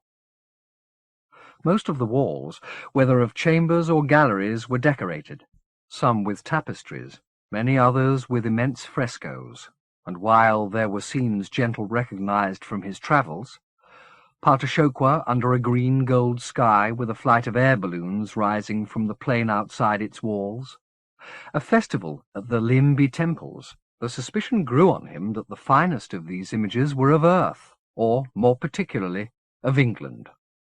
Doubtless, the pastoral was a universal mode, and shepherds wooed nymphs in the reconciled dominions just as sonnets describing them doing in the Fifth.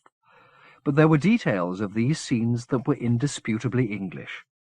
Swallows swooping in mild summer skies, cattle drinking in water meadows while their herders slept, the Salisbury spire rising from a bank of oaks, the distant towers and domes of London glimpsed from a slope on which maids and swains made dalliance, Even Stonehenge, relocated for drama's sake to a hill and set against thunderheads. "England," Gentle said as they went. "Somebody here remembers England." Though they passed by these works too fast for him to scrutinize them carefully, he saw no signature on any. The artists who'd sketched England and returned to depict it so lovingly were apparently content to remain anonymous. "I think we should start climbing," Nikeotimas suggested when by chance their wanderings brought them to the foot of a monumental staircase. "The higher we are, the more chance we'll have of grasping the geography." The ascent was 5 flights long, more deserted galleries presenting themselves on every floor, but it finally delivered them onto a roof from which they were able to glimpse the scale of the labyrinth they were lost in. Towers 2 and 3 times the height of the one they'd climbed loomed above them, while, below, the courtyards were laid out in all directions, some crossed by battalions, but most as deserted as every other corridor and chamber. Beyond them lay the palace walls, and beyond the walls themselves the smoke-shrouded city, the sound of its convulsions dim at such a distance. Lulled by the remoteness of this eyrie, both Gentle and Nikeotimas were startled by a commotion that erupted much closer by. Almost grateful for signs of life in this mausoleum, even if it was the enemy, they headed in pursuit of the din-makers, back down a flight of stairs and across an enclosed bridge between towers. "Hoods!" Nikeotimas said, tucking her ponytail back into her shirt and pulling the crude cowl over her head. Gentle did the same, though he doubted such a disguise would offer them much protection if they were discovered. Orders were being given in the gallery ahead, and Gentle drew Nikeotimas into hiding to listen. The officer had words of inspiration for his squad, promising every man who brought a Yuhetemek down a month's paid leave. Somebody asked him how many there were, and he replied that he'd heard 6, but he didn't believe it because they'd slaughtered 10 times that number. "However many there are," he said, 660, 600, "they're outnumbered and trapped. They won't get out alive." So saying, he divided his contingent and told them to shoot on sight. 3 soldiers were dispatched in the direction of Nikeotimas and Gentle's hiding place. They had no sooner passed than she stepped out of the shadows and brought 2 of the 3 down with single blows. The third turned to defend himself, but Gentle, lacking the mass or muscle power that made Nikeotimas so effective, used momentum instead, flinging himself against the man with such force he threw both of them to the ground. The soldier raised his gun towards Gentle's skull, but Nikeotimas took hold of both weapon and hand, hauling the man up by his arm until he was head-to-head with her, the gun pointing at the roof, the fingers around it too crushed to fire. Then she pulled his helmet off with her free hand and peered at him. "Where's the autarch?" The man was too pained and too terrified to claim ignorance. "The pivot tower," he said. "Which is where?" "It's the tallest tower," he sobbed, scrabbling at the arm he was dangling by, down which blood was running. "Take us there," Nikeotimas said. "Please." Teeth gritted, the man nodded his head and she let him go. The gun went from his pulverized fingers as he struck the ground. She invited him to stand with a hooked finger. "What's your name?" she asked him. "Yark Lazarovich," he told her, nursing his hand in the crook of his arm. "Well, Yark Lazarovich, if you make any attempt, or I choose to interpret any act of yours as an attempt to alert help, I will swat the brains from your pan so fast they'll be in Partashokwa before your pants fill. Is that plain?" "That's plain." "Do you have children?" "Yes, I've got 2. Think of them fatherless and take care. You have a question?" "No, I just wanted to explain that the tower's quite away from here. I don't want you thinking I'm leading you astray." "Be fast, then," she said, and Lazarovich took her at her word, leading them back across the bridge towards the stairs, explaining as he went that the quickest route to the tower was through the Sescordium, and that was 2 floors down. They had descended perhaps a dozen steps when shots were fired behind them, and one of Lazarevich's two comrades staggered into view, adding shouts to his gunfire to raise the alarm. Had he not been groggy, he might have put a bullet in Nicaetomas or Gentle, but they were away down the stairs before he'd even reached the top, Lazarevich protesting as he went that none of this was his doing, and he loved his children, and all he wanted to do was see them again. There was the sound of running in the lower gallery, and shouts answering those of the alarm-raiser above. Nicaetomas unleashed a series of expletives which could not have been fouler had Gentle understood them, and reached for Lazarevich, who haired off down the stairs before she could snatch hold of him, meeting a squad of his comrades at the bottom. Nicaetomas's pursuit had taken her past Gentle directly into their line of fire.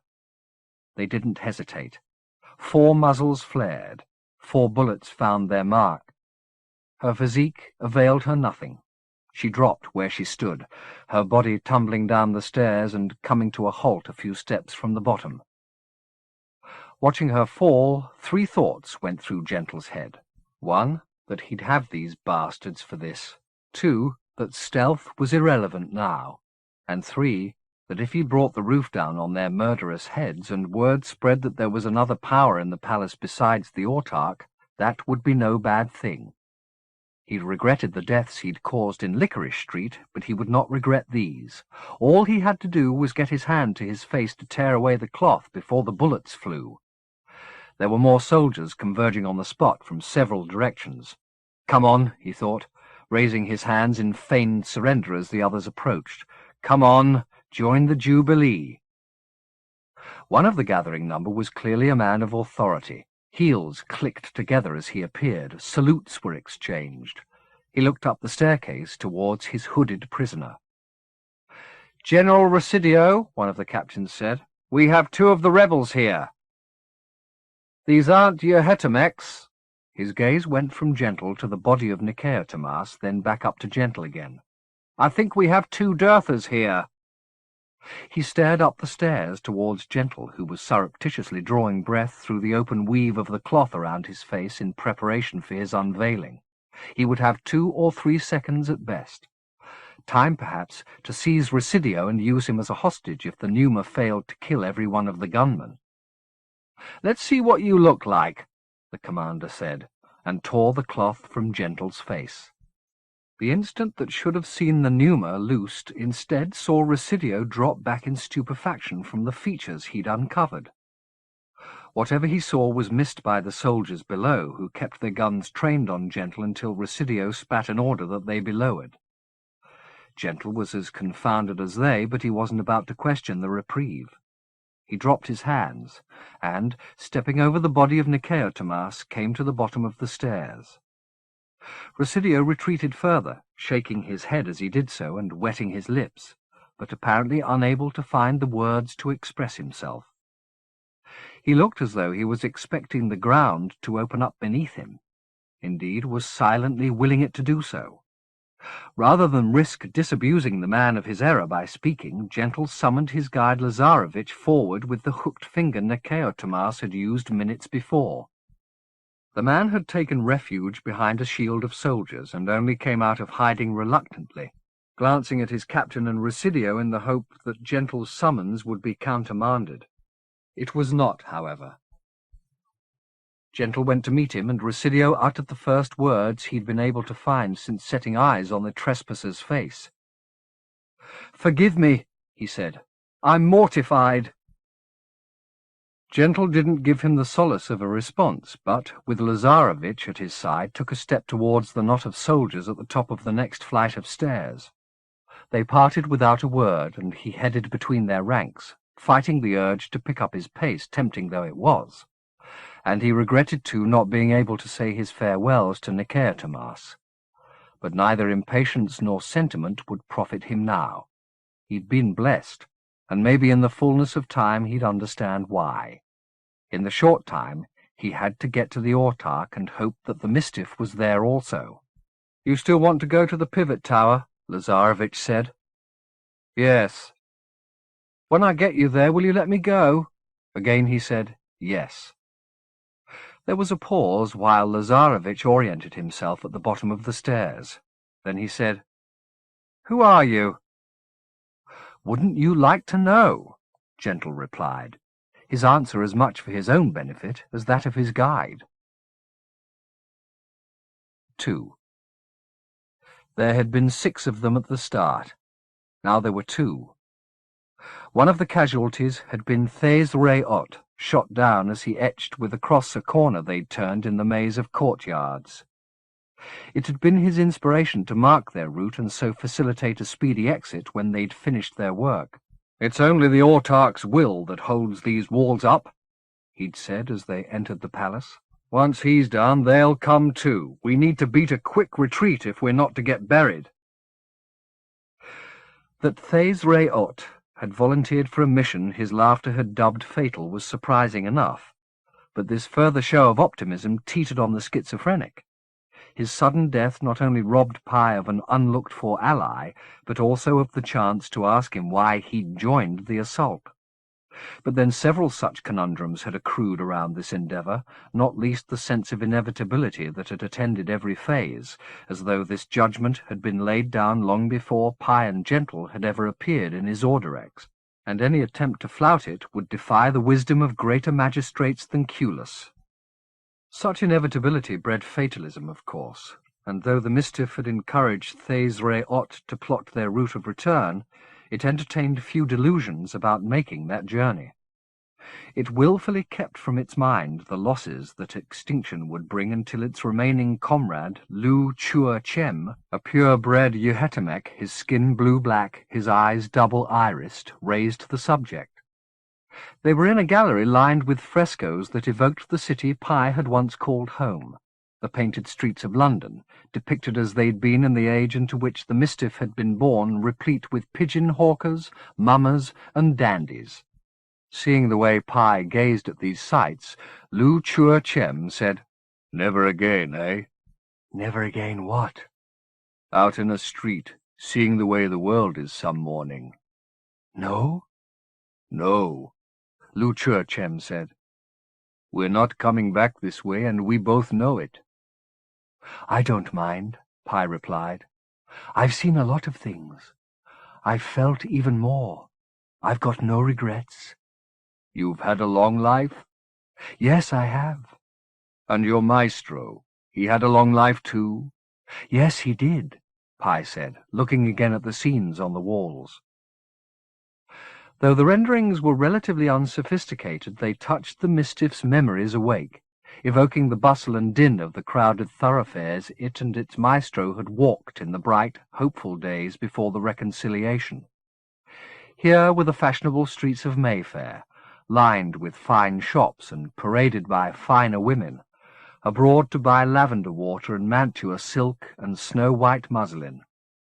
Here was the throng of Oxford Street, where 100 vendors clamoured for custom, purveyors of slippers, wild fowl, cherries, and gingerbread, all vying for a niche on the pavement and a space in the air to raise their cries. Here, too, was a fair, St. Bartholomew's most likely, where there was no more sin to be had by daylight than Babylon ever boasted by dark. "Who made these?" Pi wondered aloud as they proceeded. "Diverse hands, by the look of 'em," Lu Chua-Chem replied. "You can see where one style stops and another starts." "But somebody directed these painters, gave them the details, the colours, unless the Autarch just stole artists from the Fifth Dominion." "Perfectly possible," Lu Chua-Chem said. "He stole architects. He put tribes in chains to build the place." "And nobody ever challenged him?" "People tried to stir up revolutions over and over again, but he suppressed them, burnt down the universities, hanged the theologians and the radicals. He had a stranglehold, and he had the pivot, and most people believe that's the unbeheld seal of approval. If Hapexamendios didn't want the Autarch to rule his Orderex, why did he allow the pivot to be moved here? That's what they said. And I don't—" Lu Chua-Chem stopped in his tracks, seeing that Pi had already done so. "What is it?" he asked. The Mistiff stared up at the picture they had come abreast of, its breath quickened by shock. "Is something wrong?" Lu Chur-Chem said. It took a few moments to find the words. "I don't think we should go any further," it said. "Why not?" "Not together, at least. The judgment fell on me, and I should finish this alone." "What's wrong with you? I've come this far. I want to have the satisfaction." "What's more important?" the Mistiff asked him, turning from the painting it had been so fixated by. "Your satisfaction, or succeeding in what we came here to do?" "You know my answer to that." "Then trust me. I have to go on alone. Wait for me here if you like." Lu Chur-Chem made a phlegm-hawking growl like Culis's growl, only coarser. "I came here to kill the autarch," he said. "No, you came here to help me, and you've done that. It's my hands that have to dispatch him, not yours. That's the judgment." "Suddenly it's the judgment. The judgment. I shit on the judgment. I want to see the autarch dead. I want to look on his face." "I'll bring you his eyes," Pai said. "That's the best I can do. I mean it, Lu Chur-Chem. We have to part here." Lu Chur-Chem spat on the ground between them. "You don't trust me, do you?" he said. "Is that what you want to believe?" "Mistiff shite!" he exploded. "If you come out of this alive, I'll kill you. I swear I'll kill you." There was no further argument. He simply spat again and turned his back, stalking off down the gallery, leaving the Mistiff to return its gaze to the picture which had quickened its pulse and breath. Though it was curious to see a rendering of Oxford Street and St. Bartholomew's Fair in this setting, so far in years and dominions from the scene that had inspired them, Pai might have suppressed the suspicion, growing in its belly while Lu Chur-Chem talked of revolution, that this was no coincidence, had the final image in the cycle not been so unlike those that had preceded it. The rest had been public spectacles, rendered countless times in satirical prints and paintings. This last was not. The rest had been well-known sights and streets, famous across the world. This last was not. It was an unremarkable thoroughfare in Clerkenwell, almost a backwater, which Pai doubted any artist of the Fifth had ever turned his pen or brush to depicting. But here it was, represented in meticulous detail.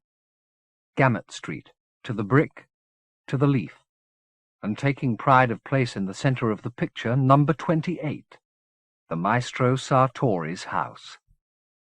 It had been lovingly recreated. Birds courted on its roof. On its step, dogs fought. And in between the fighters and wooers stood the house itself, blessed by a dappled sunlight denied the others in the row. The front door was closed, but the upper windows were flung wide, and the artist had painted somebody watching from one of them, his face too deeply shadowed to be recognized. The object of his scrutiny was not in doubt, however. The girl in the window across the street, sitting at her mirror with her dog on her lap, her fingers teasing from its bow the ribbon that would presently unlace her bodice. In the street between this beauty and her doting voyeur were a dozen details that could only have come from first-hand experience. On the pavement, beneath the girl's window, a small procession of charity children passed, wards of the parish, dressed all in white and carrying their wands. They marched raggedly behind their beadle, a brute of a man called Willis, whom Sartori had once beaten senseless on that very spot for cruelty to his charges. Around the far corner came Roxburgh's carriage, drawn by his favourite bay, Bellemare, named in honour of the Comte de Saint-Germain, who had swindled half the women of Venice under that alias a few years before.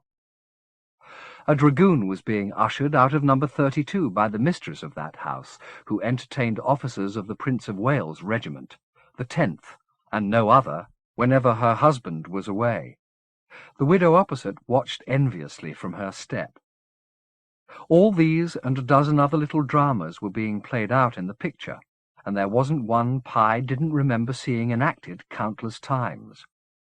But who was the unseen spectator who'd instructed the painters in their craft, so that carriage, girl, soldier, widow, dogs, birds, voyeurs, and all could be set down with such verisimilitude?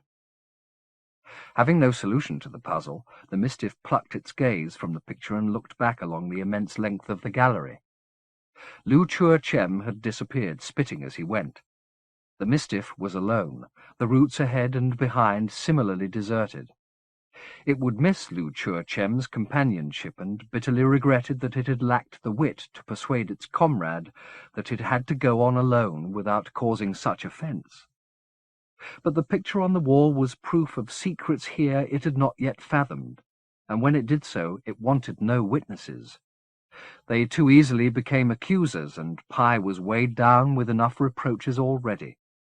If the tyrannies of Isorderex were in some fashion linked with the house on Gamut Street, and if Pi, by extension, was an unwitting collaborator in those tyrannies, it was important to learn of this guilt unaccompanied. As prepared as possible for such revelations, the Mistiff left its place in front of the painting, reminding itself as it went of the promise made to Lu Chua Chem. If it survived this enterprise, it had to return with the eyes of the autarch, eyes which it now didn't doubt had once been laid on Gamut Street, studying it as obsessively as the watcher at the painted windows studied his lady-love, sitting across the street in thrall to her reflection.